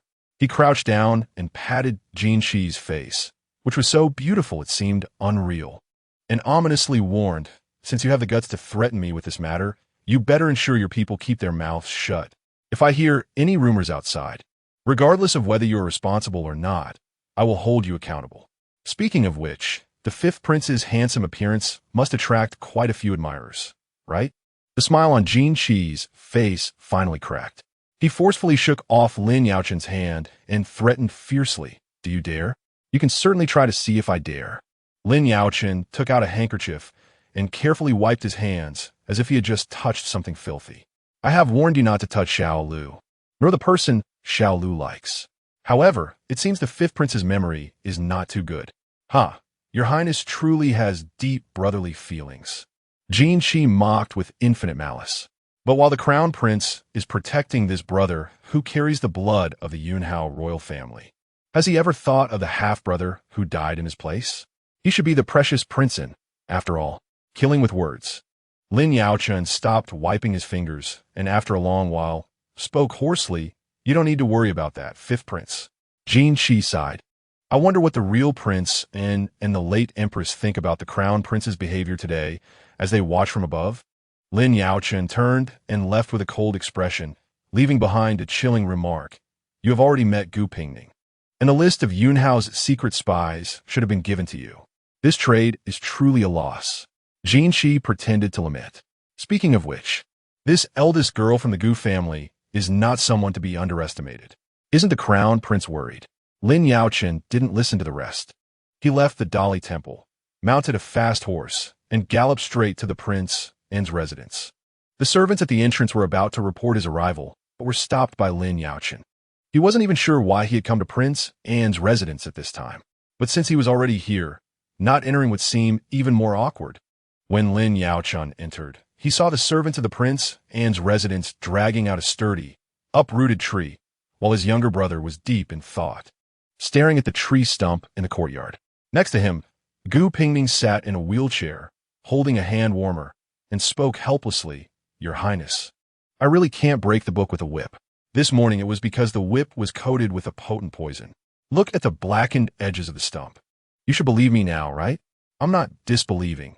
Lin Yaoyang circled the stump and said, "I'm just thinking about how to preserve this stump with its important commemorative significance while fitting it into the scenery of the courtyard." Gu Pingning once again couldn't keep up with the train of thought of their prince, looking puzzled. Important commemorative significance? What is it commemorating? Corpse water? Lin Yaoyang certainly wouldn't dare to say it was to commemorate the image of the weak little princess that had faded away in his heart. So he awkwardly changed the subject. "Ning, don't you like that pot from the west? The imperial chef just prepared a new soup base and sent it to the residents, claiming it is the best for winter. Let's go try it." Gu Pingning couldn't stop the injured but still rambunctious prince and was feeling a headache. Just as she turned around, she saw the crown prince standing at the entrance of the courtyard and immediately spoke up, "Your Highness, the prince has just reopened his wound and still refuses to rest properly," she reported without hesitation. And sure enough, the crown prince frowned upon hearing this. What nonsense. Is reopening a wounded game? Has the imperial physician come to check? How is the injury? The prince, scolded by his elder brother, drooped his ears and muttered, "The physician has come and said it's nothing serious. Just apply medicine on time." Gu Pingning seized the opportunity. The physician said he needs to rest and eat a light diet and can't eat spicy food. Deprived of the right to eat spicy hot pot due to his wife's complaint, the prince could only eat the clear broth with a pitiful expression. Taking a sniff of the fragrant spicy aroma nearby, Lin Yaoyang finally remembered to ask, "Why has the crown prince come at this time?" The crown prince lowered his head, picked up a shrimp dumpling, bit into it, and swallowed before saying, "Isn't it to prevent you from being restless and not properly taking care of your injury?" "Oh." The pitiful prince looked at the still uncooked clear broth and suddenly asked, "Why did you stop me in the Dali temple earlier?" Gu Pingning, holding a plate of vegetables, paused but continued to add vegetables into the pot as if nothing had happened. The crown prince's expression remained unchanged. Speaking to his younger brother as if coaxing a child, "Jin Shi is useful. He can't die yet. I never intended to kill him directly. If he dares to harm Ning, can't I stab him a couple of times to vent my anger? Not yet. I need him to catch a big fish." Lin Yaoyang suddenly had a realization. "Is it the item left by Shao Jia?" "What did you say?" The crown prince suddenly raised his head, his tone involuntarily rising. "What do you know?" This attitude was indeed a bit strange. Lin Yaoyang stared blankly at his elder brother, while Gu Pingning, sensing the atmosphere was off, explained, "Jin Shi told me that they want to kill me because of something left by Shao Jia, but he didn't say what it was." "Does the crown prince know the details?" The crown prince realized he had lost his composure, took a sip of tea to cover it up. "I don't know either, which is why I thought of using Jin Shi to lure out the events behind it." Gu Pingning nodded and picked up a couple of chopsticks full of vegetables into her bowl. "Did Jin Shi say anything else?" The crown prince's tone was casual. "I lack clues here, and I don't know if he specifically wanted to see you or mention other things. Jin Shi specifically mentioned that he should see me to kill me." As soon as this was said, the crown prince's expression indeed stiffened for a moment. Gu Pingning pretended not to know, feigning deep thought, then turned her head innocently to ask, "Does it count that he scared me with Shao Jia's ghost?" Actually, Gu Pingning still had a bit of speculation in her heart. Yunhao and Jinling knew each other's hidden pawns, Jin Shi wearing the unique Yinhua brocade of Tianza, and the item left by Shao Jia had led several hidden spies and assassins to take action. These factions which should have had no relation to each other, seemed too closely entangled. Could it be that all the families had united as one? However, this was merely her own speculation, and she did not mention it to the crown prince. This meal was tasteless for everyone. The crown prince claimed there were matters in the palace and left halfway through the meal. Taking advantage of Gu Pingning's distraction, Lin Yaoyang secretly scooped a meatball from the spicy pot. Chewing while mumbling, "The crown prince is hiding something from me." Even Lin Yaoyang, who was usually carefree and lacked cunning, noticed this, and Gu Pingning naturally sensed the crown prince's concealment. But what could make the crown prince, a dutiful and filial older brother, go so far as to lie to his own younger brother to cover it up? Gu Pingning waved her hand to have the spicy broth removed, pretending not to see the reluctant look in the prince's eyes, and spoke in a negotiating tone. "Your Highness, I want to see Jin Shi one more time, and it has to be without the crown prince knowing." Lin Yaoyang shook his head and refused without thinking. "No, it's too dangerous. He wants to kill you." "He can't kill me," Gu Pingning muttered, pushing the wheelchair to turn and leave. "Aning, where are you going?" "I'm going to send a message to my brother and ask him for a small favor." In the end, Lin Yaoyang compromised. The next morning, Gu Pingning returned to the Dali Temple, of course, with the still unhappy prince and following behind her. But surprisingly, the prince, who could easily pass through various places, was turned away at the door. "Prince, it's because the crown prince has given orders first. He said that the fifth prince from Jinling is deeply involved, and without his command, no one is allowed to see him." The Dali Temple truly did not want to offend Prince, but alas, the crown prince had given a death order, and they were also in a difficult position. Lin Yaoyang obviously did not anticipate this situation, but he did not make things difficult for the Dali Temple. Instead, he turned to Gu Pingning and said, "I will go to the palace to find Father Emperor. If your Highness can endure the pain, we should make a trip to the palace, but not for this matter." "Then for what? Aren't you supposed to meet Jin Shi? If the crown prince doesn't allow it, then let's not meet. Moreover, has your Highness forgotten that after our wedding, we still haven't gone to the palace to pay respects?" So the two of them returned home to change their clothes and then headed to the palace. When Emperor Zhao Wu learned that the newlyweds had entered the palace, he put down the memorial he was reviewing halfway and had someone come in. Today, they were there to pay respects to their elders. Lin Yaoyang had specially changed into a deep red embroidered python robe, which concealed his pale complexion after the injury. "Father Emperor, Aning and I are here to pay our respects." Good. How is Xiao Lu's injury?" "I heard from your brother that you reopened your wound yesterday. Why aren't you taking good care of yourself? Why are you in such a hurry to come to the palace today?" "I was eager to bring Aning to see Father Emperor." "You haven't had tea from your daughter-in-law yet, have you?" Emperor Zhao Wu was momentarily taken aback. Among his sons, this lively youngest son married the earliest, and this was indeed the first time he was drinking tea offered by daughter-in-law. Gu Pingning silently observed the father and son duo from the side and could see that their relationship was indeed very good. Emperor Zhao Wu showed no airs of an emperor towards his youngest son, inquiring in detail about his injury and then asking a few questions about his daily life, all of which were casual conversation. Lin Yaoyang took the opportunity to complain, saying that his elder brother had forbidden him from eating spicy hot pot while he himself was eating it in front of him. Emperor Zhao Wu even chimed in with a few words of agreement. After the father and son finished chatting, Emperor Zhao Wu simply reminded Gu Pingning, "From now on, Xiao Lu will be entrusted to you. He has a lively personality and is sincere towards you. I hope you won't disappoint his genuine heart." Gu Pingning bowed and replied, "Yes, I will respectfully follow Father Emperor's teachings." However, Lin Yaoyang was not pleased and kept feeling that something was off about this statement. "Father Emperor, this sounds like something said when marrying off a daughter, doesn't it?" Emperor Zhao Wu ignored his youngest son's complaint and, after finishing his advice to his daughter-in-law, began to lavish generous rewards. Then he waved his hand and said, "The Empress Dowager is unwell, so you don't need to go in. Just greet her outside Yongkong Palace." "Understood. And don't forget to bow to your mother. You got married, so she must be very happy." Chapter 61. This trip to the palace was much easier than Gu Pingning had imagined. In total, she only met with Emperor Zhao Wu and the tablet of the late empress. The Empress Dowager was unwell and did not meet her, and Emperor Zhao Wu didn't even mention the other concubines. She did meet with the two princesses, but Prince excused himself due to his injuries. and without even having a cup of tea, took Gu Pingning away. However, although she didn't meet many people, she brought back quite a few gifts, which filled the carriage when they returned to the prince and's residence. Lin Yaoyang picked and chose, selecting some good items to add to the return gifts for the next day. After a dreamless night, Lin Yaoyang accompanied Gu Pingning to visit her family.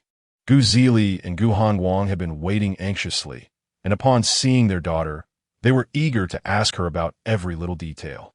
Once they entered the residence, Gu Zili and Gu Hongguang received Princeton, while Gu Pingning pushed her sister's wheelchair to the courtyard of the Mei family, where the three women sat together and spoke intimately. Did Ning get startled by the assassination attempt at the wedding? Don't worry.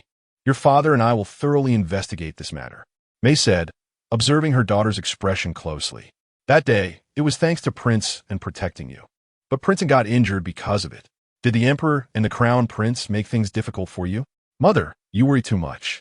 Gu Pingning knew her family was afraid she had suffered grievances in the royal family. So she detailed the careful arrangements in the Prince and S residence and her experience meeting Emperor Zhao Wu.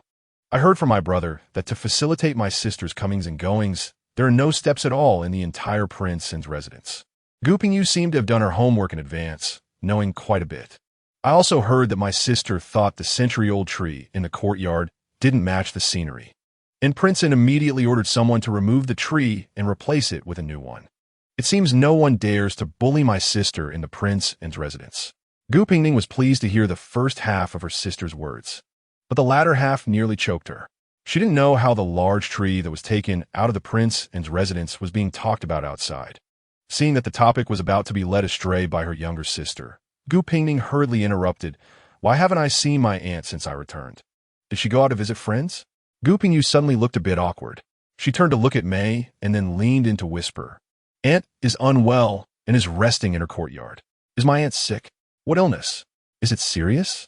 Gu Pingning asked while pushing the wheelchair. "I'll go see my aunt." "Wait, sister." Gu Pingning reached out to stop her. Seeing Gu Pingning's puzzled expression, she averted her gaze and stammered, "Aunt is not sick." Not sick? Although Gu Pingning didn't know what had happened. Just seeing her sister hesitate and struggle to speak made her guess it must be something that shouldn't be made public. "Mother, and you don't need to hide it from me. A few days ago, someone hurriedly went to Dali Temple to find my brother. What tricky business has happened in our family?" Gu Pingning didn't know whether to speak and could only look back at her mother for help. Mei hadn't intended to hide it, but she didn't want her daughter to worry just after returning home. Seeing Gu Pingning looking at her expectantly, Mei sighed and said, "Your aunt is pregnant." Gu Pingning was momentarily taken aback and instinctively asked, "Is it Hu Gongzi?" Gu Pingning nodded slightly beside her. The history is so similar.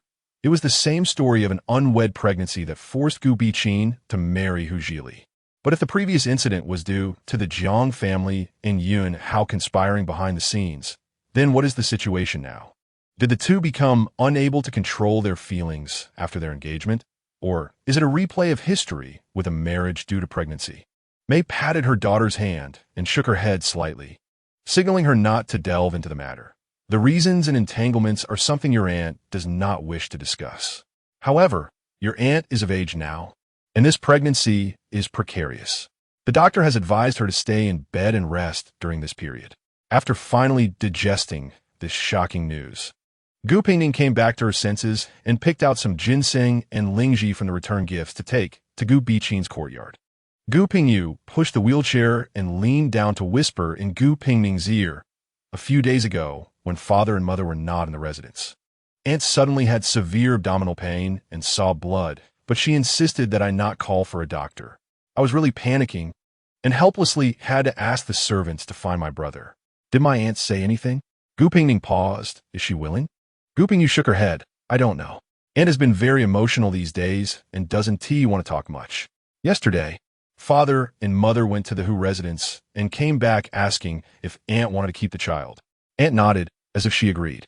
But the Hu residence seems to be very anxious about this child, sending all sorts of medicinal materials, and even the doctor was specially invited by Hu Gongzi. Gu Biqin's courtyard was just ahead, but before Gu Pingning could enter the room to see her, she was first hit by a strong smell of medicine. It seemed that what Mei said about the pregnancy being unstable was an understatement. The atmosphere made it feel as though they were desperately using medicine to sustain the fetus. When she finally saw Gu Pingning in person, this feeling became even more pronounced. In just 3 days of not seeing her, Gu Pingning seemed like a different person. Her complexion pale, her eyes hollow, holding a bowl of medicine suspended in midair, a tear suddenly falling from her eye, slowly sliding down her face. Gu Pingning felt her heart sink along with the falling tear and called out in a hoarse voice, "Aunt." The dazed Gu Pingning seemed to be awakened from her world by this call of aunt, hurriedly putting down the bowl in her hand and forcing a smile. "Ning has come. Look at me. I've let you see Aunt making a fool of herself," seeing the tear stains on her face. Gu Pingning felt that the smile on her aunt's face was like a stiff and rigid mask. In a daze, she suddenly realized she had never truly understood her aunt. In her memory, Gu Pingning had always been a passionate elder who would cry easily. But those tears were different from the ones now. She had seen her aunt cry since she was little, watching her tears fall, but never felt she was sad. Sometimes, Gu Pingning vaguely felt that those tears were a weapon her aunt wielded with ease, and since childhood, she had been powerless against her aunt's tears. Once faced with them, one could only surrender and obey. But now, Gu Pingning felt that the tear hidden behind her aunt's smile contained countless sorrows and bitterness, tugging at her heart. "I heard my aunt is unwell. I came to see you." This was the unified statement from the Gu family to the outside world. After so many years, both the Gu and Hu families did not want Gu Pingning to bear the reputation of an unwed pregnancy again. Anyway, the two were to be married next month, and they could cover up the news by saying it was a premature birth, which was reasonable. Gu Pingning followed her words, not mentioning the pregnancy at all. "Yes. I'm sick. I used to worry about your weak health, being in the capital alone without anyone to look after you, and not want to drink this bitter medicine. But now that it's my turn, I realize this medicine is indeed bitter and hard to swallow." Despite saying this, Gu Pingning still picked up the bowl she had just set down and drank it down expressionlessly. Gu Pingning had been studying medicine for a while and felt that the heavy smell of medicine in the room was subtly off. It seemed there was also a hint of a bloody smell. "Aunt looks really haggard. How about I invite a discreet imperial physician to come and take a look at you?" Although Gu Pingning had doubts in her heart, she was genuinely worried about her aunt's health. How could she endure such heavy medication during just a few months of pregnancy? Gu Pingning shook her head and directly refused. "I know you mean well, but I don't want anyone to know about this." Since her aunt was unwilling, Gu Pingning did not insist. Seeing her aunt looking truly exhausted, she decided not to disturb her further and pushed the wheelchair out of the courtyard. Did you just say that the doctor treating Annie was sent by the Hu family?" Gu Pingning asked in confusion. Why use a doctor sent by the Hu family? The second young master of the Hu family is well versed in pharmacology, and this doctor was personally recommended by him. Gu Pingning added, leaning down. "It's also Annie's own wish. I still feel something is off about this." Keep an eye out and get some leftover medicine to have someone take a look," Gu Pingning said. "Mother has already had someone check, and the medicine is fine, all high quality and precious herbs, with some rare ones that are hard to find in the entire capital." The medicine is fine, but Gu Pingning still felt that the whole matter was strange and unsettling. The last time she had such a feeling was when she first met the ageless second young master of the Hu family. Due to the matter concerning Gu Pingning, the entire Gu residence was in low spirits, and Gu Pingning and her husband left after lunch. As soon as they returned to the Wang residence, a servant came to report that a young man claiming to be a friend of the princess had come to pay a visit early in the morning and was currently waiting in the front hall. The visitor was Fei, who had not been heard from for several days. Lin Yaoyang still remembered him, the one Gu Pingning was willing to lie to protect, suspected of being a river rogue who had killed the former Jingzhao Yi. However, their little princess seemed very happy to see him. Personally pouring a cup of tea and teasing, "It's quite rare to see you entering through the front door so properly." Fei glanced at her expressionlessly, thinking to himself that he was doing it for her sake, wanting to avoid suspicion now that she was married, so as not to give others a handle to grab onto. "The information you asked me to investigate has made some progress." Seeing that Gu Pingning had no intention of letting the prince leave, he didn't hold back and took out a jade bottle from his sleeve, handing it over. This health tonic contains a significant amount of afterbirth and a small amount of human blood. Afterbirth and human blood? Afterbirth is a great tonic, but it is still against human ethics.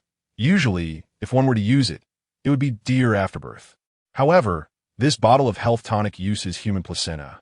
As Faye spoke about this, he unconsciously frowned, revealing a look of disdain on his usually expressionless face. My master said this health tonic is indeed a top-quality product for nourishing qi and blood, and the person who made it used a secret method to remove the fishy smell. If there are no taboos, it can be taken with peace of mind. Chapter 62.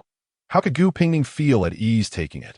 Just the thought of the human placenta and fresh blood made her feel almost nauseous. Gu Pingning pushed the bottle of health pills she was holding away on the table, struggling to maintain a calm tone as she asked. This health pill was examined by the imperial physician. If the amount of placenta is considerable, why didn't the physician notice it? Because of the Mizulin, Faye replied expressionlessly, spitting out a difficult name. The master initially didn't recognize the placenta and locked himself in the pharmacy for 5 days before figuring out that it was mixed with a rare Mizulin unique to the southern border. This substance is rare. It not only masks the fishy smell, but also effectively conceals the characteristics of the placenta. Gu Pingning felt her head buzzing with pain and couldn't help but complain. Another herb from the southern border?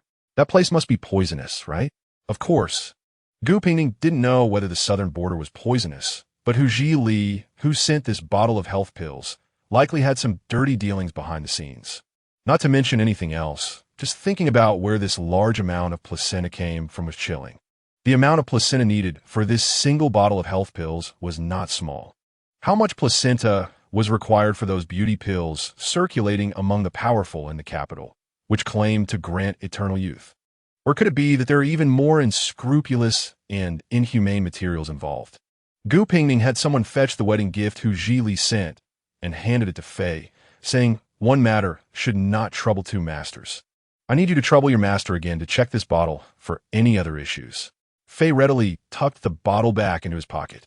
Gu Pingning felt a bit embarrassed and pondered aloud. "What is your master like? Rare herbs or strange poisons? Bring some back for me." "No need." The master finds this matter very challenging and is quite willing to take it on, Faye said, leaving after that.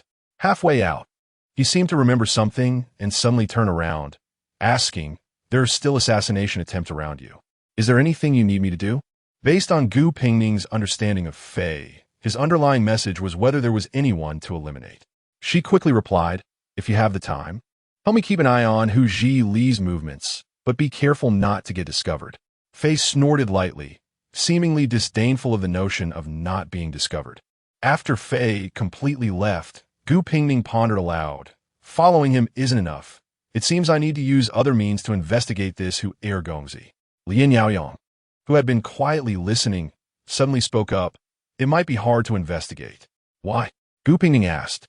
"Not long ago, the Empress Dowager fell seriously ill, and it was said that Hu Li offered a pill that managed to stabilize her condition. This matter is secretive. If it weren't for the crown prince accidentally letting it slip, even Princeton wouldn't know that this Hu Gongzi, rumored to be ageless, actually has such abilities. Over the years, there have been all sorts of rumors in the capital, with many powerful people spending fortunes on medicines. Now, even the royal family is involved. If they were to investigate the secrets behind this, they would probably touch sensitive nerves of many people. Was it possible that no one finds this strange? Gu Pingning was genuinely perplexed. When something is amiss, there must be something behind it. Is there really no one investigating this mysterious situation? At this moment, Lin Yaoyang looked at Gu Pingning's eyes and gently asked, "Do the Ning want to remain young forever, to achieve immortality?" Gu Pingning shook her head. "I don't want to. But many people do, even if it's just a slight possibility." Lin Yaoyang changed his wording. "What if a Ning's blood relatives were critically ill and only one of those pills could save them? In such a case, would Ning still want to investigate the composition and source of the pill?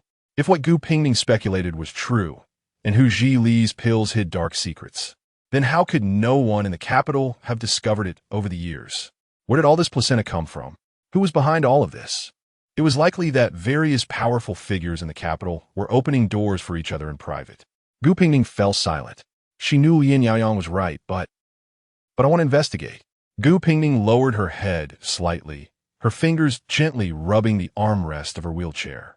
Whether His Highness thought she was meddling or deemed her reckless, her aunt was about to marry Hu Li, and without investigating this matter, she wouldn't be at ease.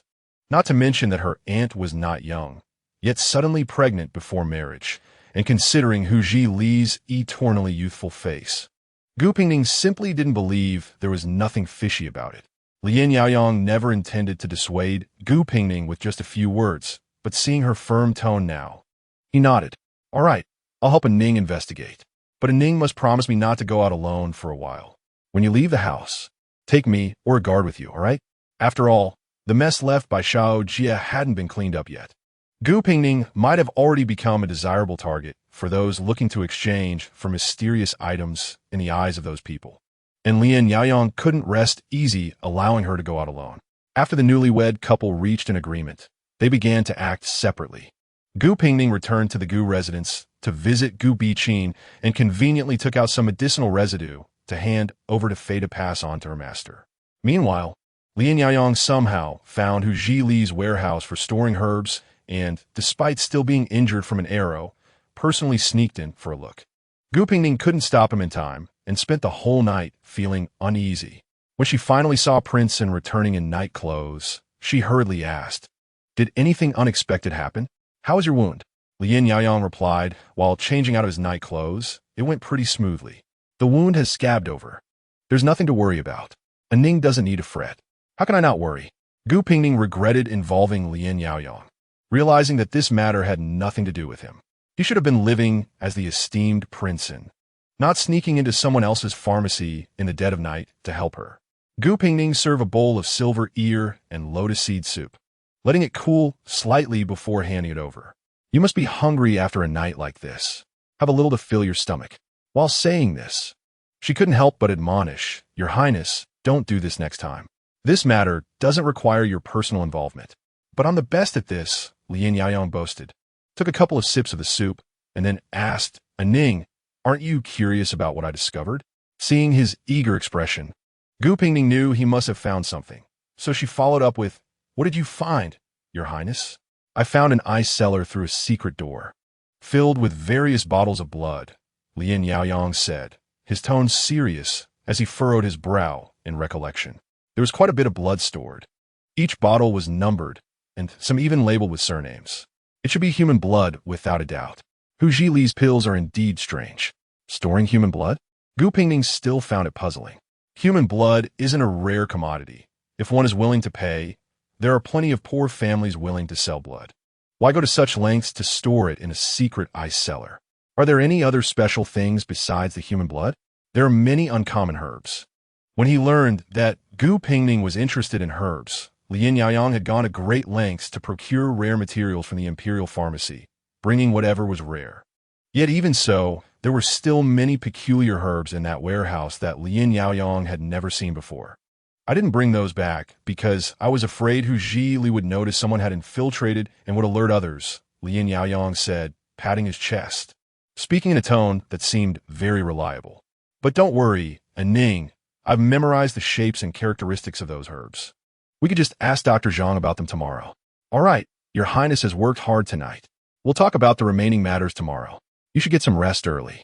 After hearing a word of comfort from his own wife, Princeton fell asleep contentedly, completely unaware that he would be slapped in the face the next morning.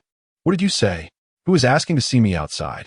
Replying to the prince, "It's the second young master of the Hu family, Hu Li." Yaoyang, who was still half asleep, suddenly woke up. Hu Li had no regular dealings with the Wang Fu, and their relationship was not close enough for mutual visits. Now this person showed up so early in the morning. It was likely that last night's secret entry into the medicine warehouse had been exposed, but it didn't make sense. Princeton was puzzled. He had been very careful last night and had left no traces. On the side, Gu Pingning remained calm, pushing the wheelchair over to help Lin Yaoyang straighten his rumpled sleeve. "It's fine. Let's go listen to what this second young master who has to say." At that moment, Hu Li was in the front hall drinking tea. Seeing the couple approach, he put down his teacup and stood up to salute. "Greetings to His Highness the Prince and greetings to the Princessin." "There's no need for such courtesy, second young master Hu." Gu Pingning smiled as she waved the servants away and asked, I just wonder what brings you here so early in the morning? Since the princess has dismissed the servants, I suppose you should know my purpose. Gu Pingning's expression of confusion was just right. Please speak plainly, second young master who. A few days ago, His Highness has been sending people in the capital to investigate my past and the pills I make. This is not a problem. Perhaps the prince is young and curious, mistakenly believing some rumors to be true, and I did not take it to heart. Lin Yaoyang turned his head away and did not respond. But last night, Your Highness sent someone to break into the medicine warehouse, and that behavior seems a bit excessive. Hu Zhili snapped open his folding fan and waved it a couple of times, his tone somber. I enjoy handling some herbs. And many people in the capital know about this. If the prince has any doubts, he can ask me directly. There is really no need for such sneaky actions.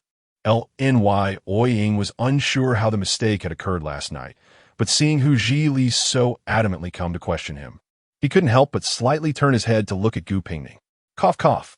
Gu Pingning covered her mouth with a handkerchief and coughed softly. Second young master who, putting other matters aside, could you please put away the fan during this cold winter? I am weak and really can't withstand this wind. Chapter 63. Hu Zhili awkwardly retracted his fan, feeling that the good atmosphere had been completely disrupted by this interruption. The princess does not need to look around and talk about it. It is one thing for His Highness to send someone to break into my pharmacy. But why destroy my elixirs? Hu Zhili stared at Lin Yaoyang opposite him, questioning word by word. Does His Highness know who those destroyed elixirs were meant to save? Lin Yaoyang was rarely questioned in such a manner, frowning, and instinctively wanted to retort, but was gently restrained by Gu Pingning's tug on his sleeve. Regaining his composure, Lin Yaoyang snorted lightly and questioned in a condescending manner. If the pharmacy of young master who was robbed, it is only natural to report it to the authorities. If there are any suspicions or evidence, the government will certainly investigate and apprehend the culprit. What purpose would it serve to come to my Wangfu? Gu Pingning nodded in agreement from his side. What His Highness said is very true.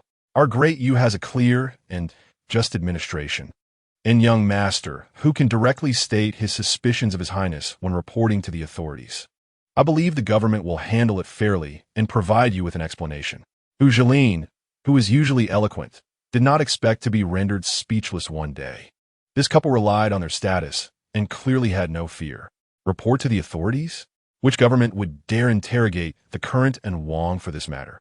It is common knowledge that the Wang is favored, and even if Lin Yaoyang were caught red-handed last night, given the level of protection shown by Emperor Zhao Wu and the Crown Prince, no one could do anything to him, let alone now, with Hu Zhili's unsubstantiated suspicions. However, he did not intend to condemn anyone today. He merely came to give a warning, hoping that the two would behave and not investigate matters that should not be investigated. His Highness is of noble blood, and as a mere commoner, I naturally do not dare to seek justice. Hu Zhili stood up, holding his folded fan, and bowed, but hoped His Highness would understand that all of my medicinal materials and elixirs are meant to save lives, help the common people, and even save the lives of the powerful.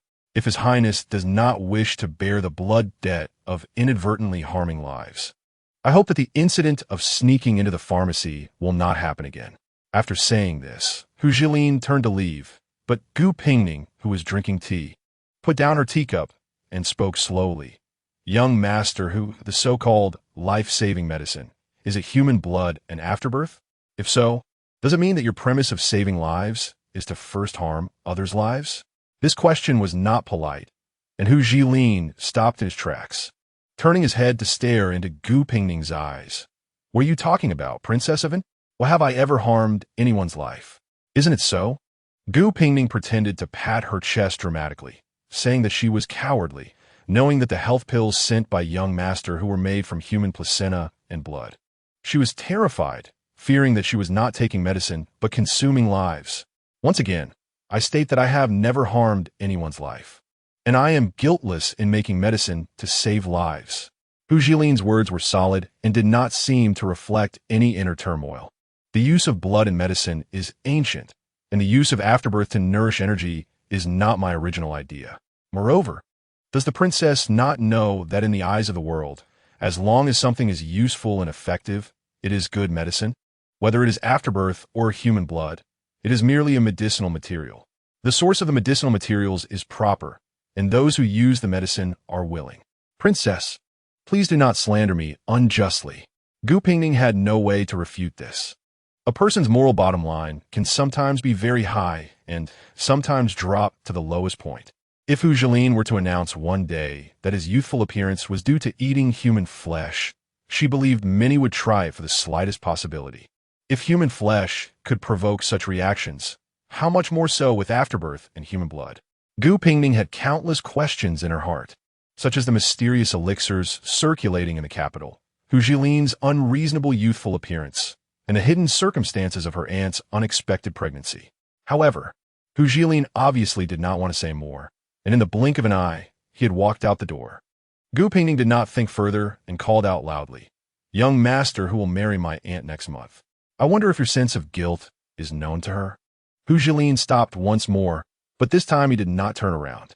His low voice pierced through the cold winter air, carrying an unsettling chill.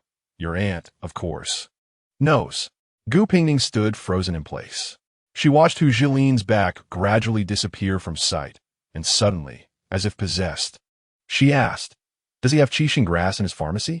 Lin Yaoyang, still in a daze from the sudden question, finally reacted and nodded blankly. "Yes, there's one plant. When His Highness said he had searched the entire capital and found 2 qixing grasses, where were they found? The Imperial Medical Institute, and one was in the personal collection of Dr. Zhang. He had no other hobbies, just loved collecting these strange and rare herbs." "Rare? Yes, how rare is qixing grass?" Gu Pingning murmured to herself. At first, she suspected her aunt had tampered with the peace talisman using qixing grass, but she could not figure out how Gu Biqin, who had been staying in the northern border, could obtain such a rare southern herb. Now it seemed that some things might have traces to follow. "Your Highness, may I request Dr. Zhang to come to the manor? I have something to inquire about." While Lin Yaoyang sent someone from the manor to invite the doctor, he curiously asked, "Does Hu Jilin really know that the person who broke into the pharmacy last night was me?" Gu Pingning, preoccupied with the matter of qixing grass, answered absently. He guessed that based on your recent actions, he was about 70 to 80% sure, and so he came to test the waters. "Then what did he come for today? To trick me into admitting it?" Lin Yaoyang recalled that he had almost retorted that he had not destroyed the elixirs, and once again felt that he was still too young. Not entirely. His meaning is that he is deeply connected and entangled with various powerful figures, warning us not to investigate further. Gu Pingning snorted coldly. He is fearless. This time, he specifically came to warn us, feeling that his mind was somewhat lacking. Lin Yaoyang accompanied Gu Pingning for breakfast. To their surprise, instead of the eagerly awaited Dr. Zhang, they were greeted by the elusive Fei Yi. "You asked me to keep an eye on Hu Jilin. I found something unusual the past few days. Fei is sepulk Surxinki.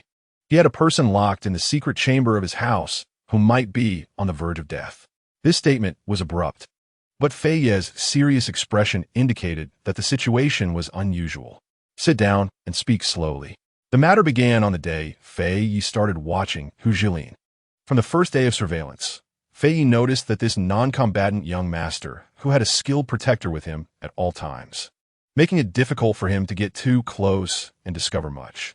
However, after a few days, Fei Yi found that this young master who returned home every day at the hour of the dog, without fail, even if he had important matters to attend to, he would hasten back before that time.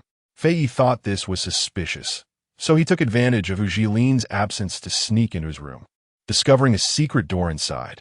The mechanism of the secret door was intricate, and he feared leaving traces that Hu Jilin would notice. So he did not dare to touch it carelessly. Until yesterday, Fei Yi timed it and asked his fellow disciples in the capital to divert that skilled protector. He then hid in the shadows to observe. Sure enough, as soon as the hour of the dog arrived, after Hu Jilin checked his surroundings multiple times, he opened that secret door. This morning, Hu Jilin hurriedly left the manor, and following what he had seen yesterday, Fei Yi opened the secret door, only to find a man who was on the verge of death inside. He looked about 10 years old, thin and pale, breathing faintly, without any obvious injuries. But his hands and feet were locked with iron chains, and his complexion was very poor, looking somewhat like. Fei Yi frowned slightly, as if he had lost too much blood. There was also one thing Fei Yi was unsure whether to say, after hesitating for quite a while. He added, I don't know if I'm mistaken, but that person's eyebrows and eyes faintly resemble yours. How could someone who can be locked in Hu Zhili's secret chamber be involved with Gu Pingning? Gu Pingning felt her heart racing, and various terrible guesses instantly filled her mind. Fei glanced at Gu Pingning's expression and continued, that person was unconscious, and the iron chains couldn't be opened without a key. I didn't want to alert the snake by striking the grass, so I came out without doing anything. Good, Ahu Gongzi with a clear conscience. Gu Pingning almost scoffed aloud. A prisoner in a secret chamber cannot be allowed to appear before others. What kind of person cannot appear before others? Lin Yaoyang and Fei exchanged glances, both unaware of what she was thinking, yet they felt genuinely angry. No, this person must be rescued. They need to find an excuse to thoroughly search Hu Zhili's courtyard. Gu Pingning furrowed her brows. She wasn't without ways to set a trap to lure Hu Zhili in and then openly search the house. However, all traps require time to be carefully laid out, and that half-dead person mentioned by Fei probably wouldn't be able to wait that long. The hall fell silent for a moment, and, just then, a servant came to report, Your Highness, Dr. Zhang has arrived. Fei stood up to take his leave, saying, Then I will continue to keep an eye on Hu Zhili to see if there is an opportunity to rescue the person. No. Gu Pingning originally wanted to say there was no need to force a rescue for now, but her restless heart, troubled by her guesses, left her with no choice but to softly say, without certainty, don't act rashly. Let me think of a plan. When Dr. Zhang entered, he noticed that the newlywed princess of him looked unclear in her expression. Seeing him come over, she forced a smile and said, Thank you, Dr. Zhang, for making this trip. My husband and I have been idle these days, flipping through ancient texts on medicine to pass the time. The intricacies of medicine are many, and we have many questions. Dr. Zhang is well-versed in this field. Please help us clarify. What would the princess like to ask? There's a herb called seven-star grass. It has no taste to humans, but can drive horses mad and out of control. I have heard that the medicinal effect of this grass improves when it is dried. I am quite curious about how long the effects of such a wondrous herb can be preserved. The last time His Highness obtained 2 stalks of seven-star grass. They look quite old. I would like to ask the doctor if that grass still has the effect of making horses agitated. Chapter 64. Zhang Tai's heart felt as if it were bleeding. If he remembered correctly, one of the seven-star herbs had been taken from him by Prince, and because the Imperial Medical Bureau stock was not up to standard. Replying to the princess, this seven-star herb has a long-lasting effect and can be stored for over 10 years if kept sealed. The 2 can be used now. However, the main use of the seven-star herb is to make horses go mad without anyone noticing, which is best for harming others. It doesn't have any other special effects. Why is Princess inquiring so thoroughly about the seven-star herb now? He was just an innocent doctor. He didn't want to know anything. Gu Pingning appeared to be deep in thought and instructed her servants to bring ink and a brush, signaling Lin Yaoyang to begin asking about the herbs he had seen in the pharmacy last night. The more Zhang Tai listened, the more alarmed he became. Where did His Highness Prince and learn about these strange and diverse herbs? Many of them he had never even heard of. Don't tell him it was from some ancient pharmacological texts. He wasn't stupid. What kind of ancient text could encompass all the rare herbs in the world? Everyone knew that was just a way for the young couple to fool him. Gu Pingning put down her brush, blew on the paper she had just written, and said, listening to Zhang Tai, these herbs mostly come from the southern border, with some being unique to the western regions and Jinling, and most of these herbs have beauty-enhancing effects. Yes, but there are a few that I have never heard of. Perhaps I am too ignorant and cannot clarify for the princess. I ask for your forgiveness. Zhang Tai replied, There is no need for such humility. I have one more question, Gu Pingning said, unconsciously tapping her fingers on the table. After a pause, she continued, May I ask, Zhang Tai, is there any way in this world to maintain eternal youth? Zhang Tai shook his head. Aging, sickness, and death are all a part of fate. It is against common sense to defy them. Is there any sinister method to achieve this? For example, Gu Pingning lowered her voice slightly, using the blood of a blood relative in medicine. Lin Yaoyang and Zhang Tai both jolted in surprise, unable to help but glance at Gu Pingning's expression. Please, Zhang Tai, inform us. There are many strange and mysterious arts in the world. Perhaps such sinister techniques do exist. However, I'm not proficient in this field, so I'm afraid I cannot provide information, Zhang Tai replied. Gu Pingning did not show disappointment upon hearing this, and politely saw Zhang Tai out, only reminding him at the end. I suppose Zhang Tai knows what should and shouldn't be said. Zhang Tai answered in trepidation, taking his medicine box and formally taking his leave. Gu Pingning turned back into the room, only to hear Prince N's puzzled voice. Aining, what did your last question to Zhang Tai mean? Lin Yaoyang couldn't contain his curiosity and asked, resting his chin on his hand. Do you have any guesses? Is the man locked in the dark room a blood relative of Hu Jilin? Has his unchanged appearance all these years been due to using the blood of a relative? Gu Pingning gathered all the papers on the table, sighed softly, and said quietly, Your Highness may not know, but my aunt and Hu Jilin once had a child. But it is said that the child fell ill and passed away at the age of 5. Lin Yaoyang was shocked by this revelation, nearly unable to close his mouth. That person in the dark room is. I hope my guess is wrong. However, I truly cannot rest easy about this. Your Highness, I will return to the Gu residence, and you need not wait for me for dinner. Gu Pingning hurried out of the residence, unsure of whom she could discuss this matter with. Her aunt was pregnant and in a delicate condition, unable to withstand any stress. Her father had gone to the military camp to train new recruits, and her mother had caught a cold recently and was not feeling well. After thinking it over, she could only go to her versatile brother for help. Putting everything else aside, she needed to rescue the person in the dark room first. Otherwise, it would be too late if that person died. However, unfortunately, Gu Hongguang was summoned to the palace by Emperor Zhao today. Gu Pingning waited at the Gu residence until the evening but did not see him, so she had to return to Prince Anne's residence. She never expected that a big surprise was waiting for her there. Gu Pingning looked at Hu Jilin, who was tightly bound like a rice dumpling, nearly failing to connect him with the elegant young man she usually saw with a fan.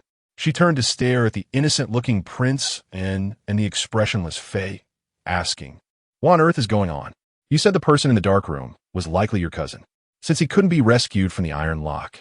We had to bring someone who knows about it to ask. Lin Yaoyang pointed at the bound Hu Jilin on the ground. He was very stubborn and even dared to threaten me back. I sealed his mouth and was considering whether to use some methods from the Ministry of Justice. Gu Pingning had spent the whole day worrying and planning to reasonably search the Hu residence, but had not found a proper and swift method. However, unexpectedly, her prince and once again provided an assist with his unusual way of thinking and unparalleled execution.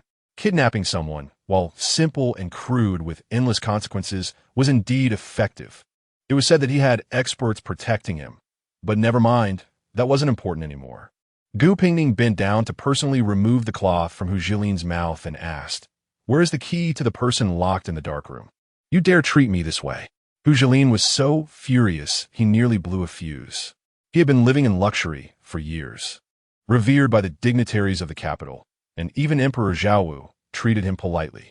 The secret to his eternal youth and the precious elixirs were the foundation for his standing in this prosperous city. With these as leverage, he had engaged in countless secret deals with many people.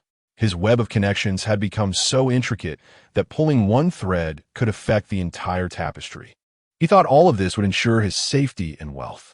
But Hu Jilin never expected that Prince Anne would act completely out of the ordinary and directly kidnap him. This method was incredibly crude, yet the people protecting him had been easily subdued by the two, and he had been directly taken from his own residence to Prince Anne's, becoming a big dumpling. However, Prince Anne had been spoiled since childhood and didn't know the gravity of the situation. Now that this clever Gu Pingning had arrived, he should realize that kidnapping him would involve many forces behind the scenes. Hu Jilin calmed down and returned to his usual calm tone. The princess should know what consequences my disappearance would cause. Not to mention tomorrow. The Empress Dowager is waiting for me to present the medicine. If I do not appear safely in my own residence tomorrow, I can guarantee that different forces will come to Prince Anne's residence. Gu Pingning ignored his words entirely and repeated, word for word, Where is the key? You cannot keep me tied up forever. If you let me go now, I can treat today as if nothing happened. Otherwise, Even if His Highness is favored by His Majesty, he might not withstand being attacked by everyone. The princess should think this through. I will ask one last time. Where is the key? Is the princess determined to go against me? The two were talking past each other, and after Gu Pingning asked 3 times, she finally lost her patience. She pulled out a dark red dagger from a hidden compartment in her wheelchair and gently placed it against Hu Jilin's cheek. I wonder if the blood flowing from this ageless face of yours will be any different from ours when it is cut open little by little. Hu Jilin dared not move any longer and forced out a trembling reprimand. You dare? What do I have to fear? Gu Pingning pressed the dagger in slightly, the sharp edge pressing against his delicate and youthful face. I forgot to tell you, young Master Hu, that this dagger is coated with an interesting drug. Once this cut is made, no matter how many elixirs you have for eternal youth, you will never be able to heal this scar. All right. Now, young Master Hu Air can speak. Where is the key? There is no key. Hu Jili almost shouted, feeling the sharp and cold blade against his face. I never thought of letting him go. How could there be a key? Seeing how concerned young Master Hu Air is about his own face. It would have been better if you had been obedient earlier, right? Gu Pingning tapped Hu Jili's face with a dagger. The next question. Is the person in the dark room my aunt's child? You do care about your aunt, but she is not as you imagine. Feeling the dagger on his face pressing closer, Hu Jili hurriedly sped up his speech. Your legs were harmed by your good aunt. Gu Pingning was momentarily stunned. The knife in her hand slipped, and bright red blood slowly flowed down the blade. Young Master Hu Air answered the question with a non sequitur. Look at me getting so agitated, I ended up injuring myself. Hu Jili felt the pain on his face, his expression twisted for a moment. Gu Pingning, stop deceiving yourself. A 7-star grass, a safety talisman. Your good aunt never intended to let you survive. Your life is tougher than the daughter of the Guan family. You just lost a pair of legs. Lin Yaoyang, who had been standing aside, mourning the shattered, delicate image of his princess while secretly admiring his wife's enticing appearance, suddenly heard such hidden truths and jumped up to Hu Jili, gritting his teeth and asking, What did you say? And Ning's fall from the horse was not an accident. The poker-faced Fei Yi furrowed his brow, unable to help but look at Gu Pingning's legs on the wheelchair. Those close to Gu Pingning all knew that her leg injury was a hurdle she could never overcome in her heart. Among those present, only Gu Pingning seemed not to have heard this shocking news. She pushed the blade slightly inward and asked word by word, I am asking you, is that person my aunt's child? Hu Jili gritted his teeth and said nothing. Gu Pingning sneered, changing the direction of the dagger, about to strike again when the prince, the princess, the crown prince, and young Master Gu arrived, not allowing any announcements, and the guards could not stop them. Chapter 65. Hu Jili, who had fallen to the ground, unconsciously let out a sigh of relief. Although the commotion of his abduction was not loud, the spies in his mansion had clearly reported the matter swiftly. At this moment, the crown prince and Gu Hongguang had appeared, indicating that the various forces behind him had taken action. Hu Jili's guess was not wrong. As soon as the crown prince rushed in and saw Hu Jili tied up and with clear blood marks on his face, he frowned and coldly reprimanded, Release him first. Gu Pingning, not in a hurry, slightly lowered her dagger until it was pressed against Hu Jili's neck and calmly asked, Why is His Royal Highness in such a hurry? Unfortunately, I still have some trivial matters to attend to, so I may have to trouble you to wait a moment.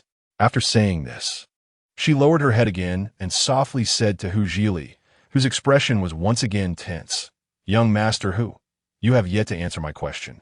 The blade had already drawn a shallow line of blood on Hu Jili's throat, and the slight stinging sensation made him feel for the first time the distance to death.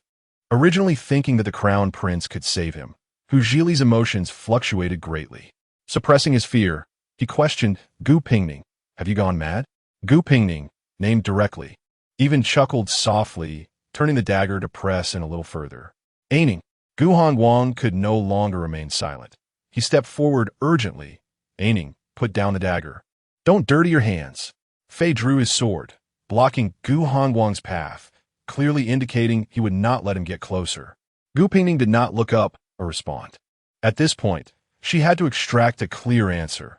Otherwise, if those vested interests intervened, all the effort they had put in that night would be wasted. and they would no longer be able to extract a single truth from Hu Zhili. The crown prince's brow was tightly knitted, and seeing this, he stepped forward as well. Lin Yaoyang hesitated several times, but still stood in front of his elder brother. Brother, Aining knows what she is doing. Indeed, the composed Gu Pingning put down the dagger. But before anyone could breathe a sigh of relief, she pulled out a silver bottle from a hidden compartment in her wheelchair. Fei's eyes twitched. When they were collecting things earlier, he had found the gift from He Li to be brutal, but now it was being used with glee. The duplicitous young lady. Gu Pingning opened the stopper on the bottle, and Hu Zhili, who was closest, immediately caught a whiff of a pungent smell. He was well-versed in pharmacology and recognized the main ingredient instantly. His face turned pale in an instant. Young master who seemed to know what this was. Gu Pingning tilted the bottle slightly, and a drop of dark brown liquid slid from the mouth of the bottle, landing on the ground less than 3 inches from Hu Zhili's right hand, releasing a hissing sound as it emitted white smoke. Let me ask again. Is the person in the secret room your aunt's child? Gu Pingning moved the bottle closer to Hu Zhili's mouth and politely inquired. Or would young master who like to try the taste of this? You know, I could be quite ruthless. The tone of her threat even carried a hint of gentleness. But to Hu Zhili, it sounded like thunder on a clear day. At that moment, he finally understood why those people were so wary of a disabled young lady. He had no doubt that if he did not admit the identity of the person in the secret room as she wished, this seemingly weak Gu family eldest daughter would, in front of the crown prince, and slowly pour the corpse-dissolving liquid into his mouth. Yes, young master who stared into Gu Pingning's eyes. That person is the son of Mi and Biqin. Upon hearing this, Gu Pingning's hand trembled, nearly unable to suppress the overwhelming anger in her heart. She almost smashed the corpse-dissolving liquid onto his face. You have imprisoned your own son for over 10 years to use his blood for medicine, to maintain your youth and beauty. Gu Pingning, don't push me too hard. Hu Zhili exclaimed. I've already answered your most pressing question. Do you really intend to kill me in front of His Royal Highness? The crown prince, named directly, looked at his younger brother blocking his path and felt like a villain trying to save a criminal. However, Hu Zhili was indeed deeply entangled, and he had to steel himself to speak. Pingning, he still has to present medicine to the Empress Dowager tomorrow. Gu Pingning did not move the silver bottle in her hand, turning to look at the crown prince. Hand over my aunt's son to me, and I will let this conscientious young master who go back to continue refining pills and presenting medicine. Otherwise, if I shake my hand, I will trouble His Royal Highness to personally search the Hu mansion for medicine. The situation became tense. Gu Pingning held young master whose life in her hands, her attitude extremely firm.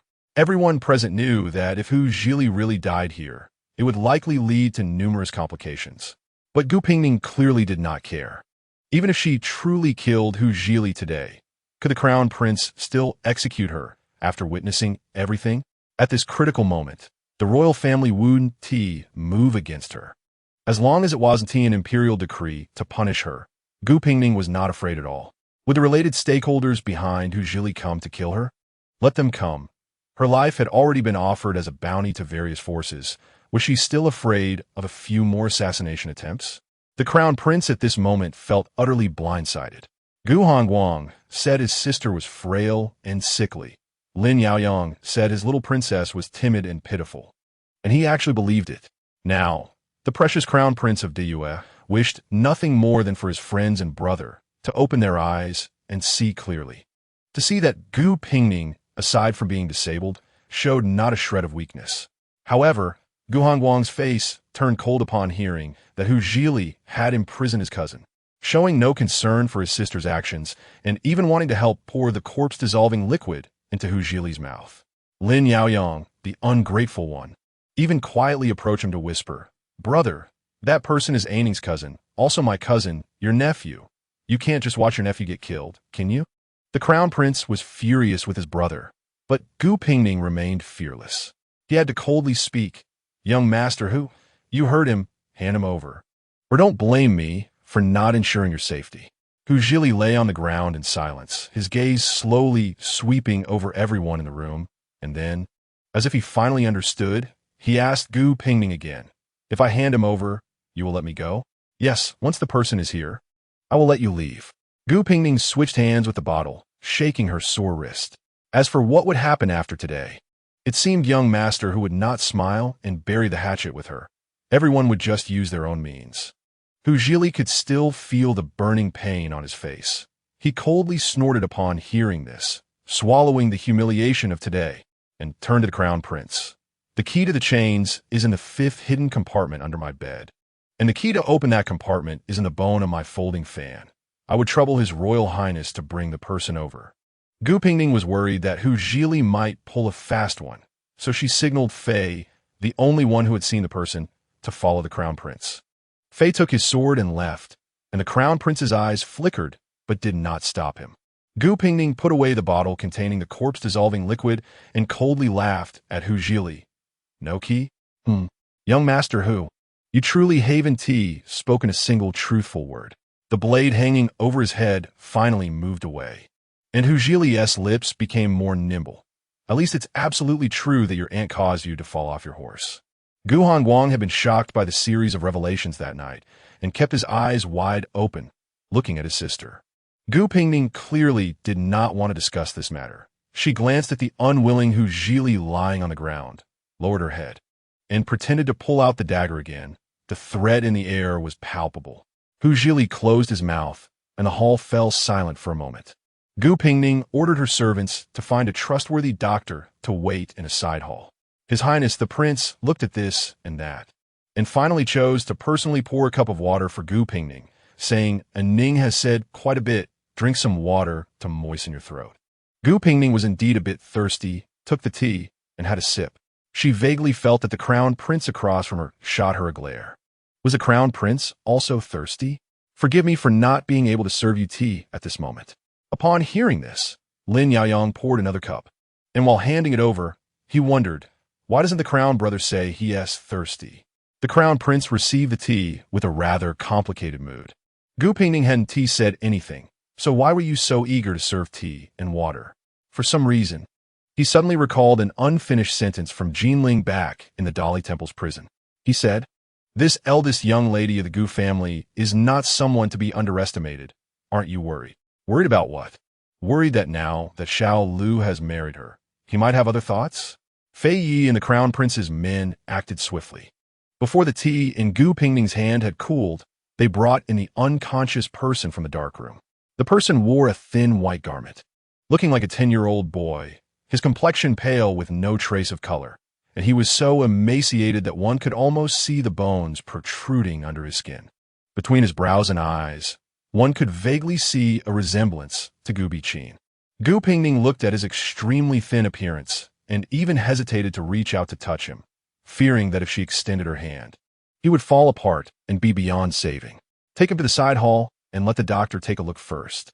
Gu Pingning instructed, then drew out a dagger and bent down to approach Hu Zhili. Hu Zhili tensed up in an instant, and the crown prince unconsciously stepped forward as well. However, Gu Pingning merely used a rope to cut the bindings on Hu Zhili's body. The crown prince breathed a sigh of relief. "You can hand him over to me first." Puffed. The sound of a blade piercing flesh was particularly clear at that moment. The entire blade sank into Hu Zhili's left shoulder as Gu Pingning released her grip. While pulling out a handkerchief from her sleeve to wipe her fingers, she said, "Your Highness, you can take him away now. This dagger is a small gift I'm giving to young Master Hu. Thank you for taking care of my cousin all these years." Chapter 66. Gu Pingning's knife was both fierce and precise. Hu Zhili's face turned pale from the pain as the knife was firmly embedded in his left shoulder, the blood flowing from the wound staining his white robe red. However, this was not a fatal injury. The crown prince moved his throat but ultimately said nothing, waving his hand to have Hu Zhili sent away first. In the end, Hu Zhili could not hold back his anger, and at the moment he reached the door, he suddenly turned around and said to Gu Pingning, who was sitting in a wheelchair with her head lowered, "Today the gift from the princess, and I who have noted it. I will definitely return it double in the future." Gu Pingning didn't even lift her eyelids, replying, "Coincidentally, I also think today's gift is a bit light. In a couple of days, I will prepare a grand gift for young Master Hu." After exchanging harsh words, Hu Zhili disappeared into the night. Fei glanced at Gu Pingning. slightly nodded in acknowledgement, and left the Prince Anne's residence as well. Only the Crown Prince, Prince Anne, and the Gu siblings remained in the hall. The amount of information from this night was overwhelming, and for a moment, no one spoke. The Crown Prince cleared his throat and was the first to speak. This is simply ridiculous. Do you know how many people are involved behind Hu Jilin? You actually just directly kidnapped him? Do you know what the consequences will be? Although this was not directed at anyone specifically, everyone present understood who the Crown Prince was scolding. Gu Hongguang could not tolerate someone speaking about his sister in front of him. He stepped forward and was about to speak up when a weak voice came from the side. Brother, I was the one who kidnapped Hu Jilin. Lin Yaoyang raised his hand and confessed. I personally went to the Hu residence to catch him, and I tied him up myself. The Crown Prince's reprimand was just starting when his own brother undermined him.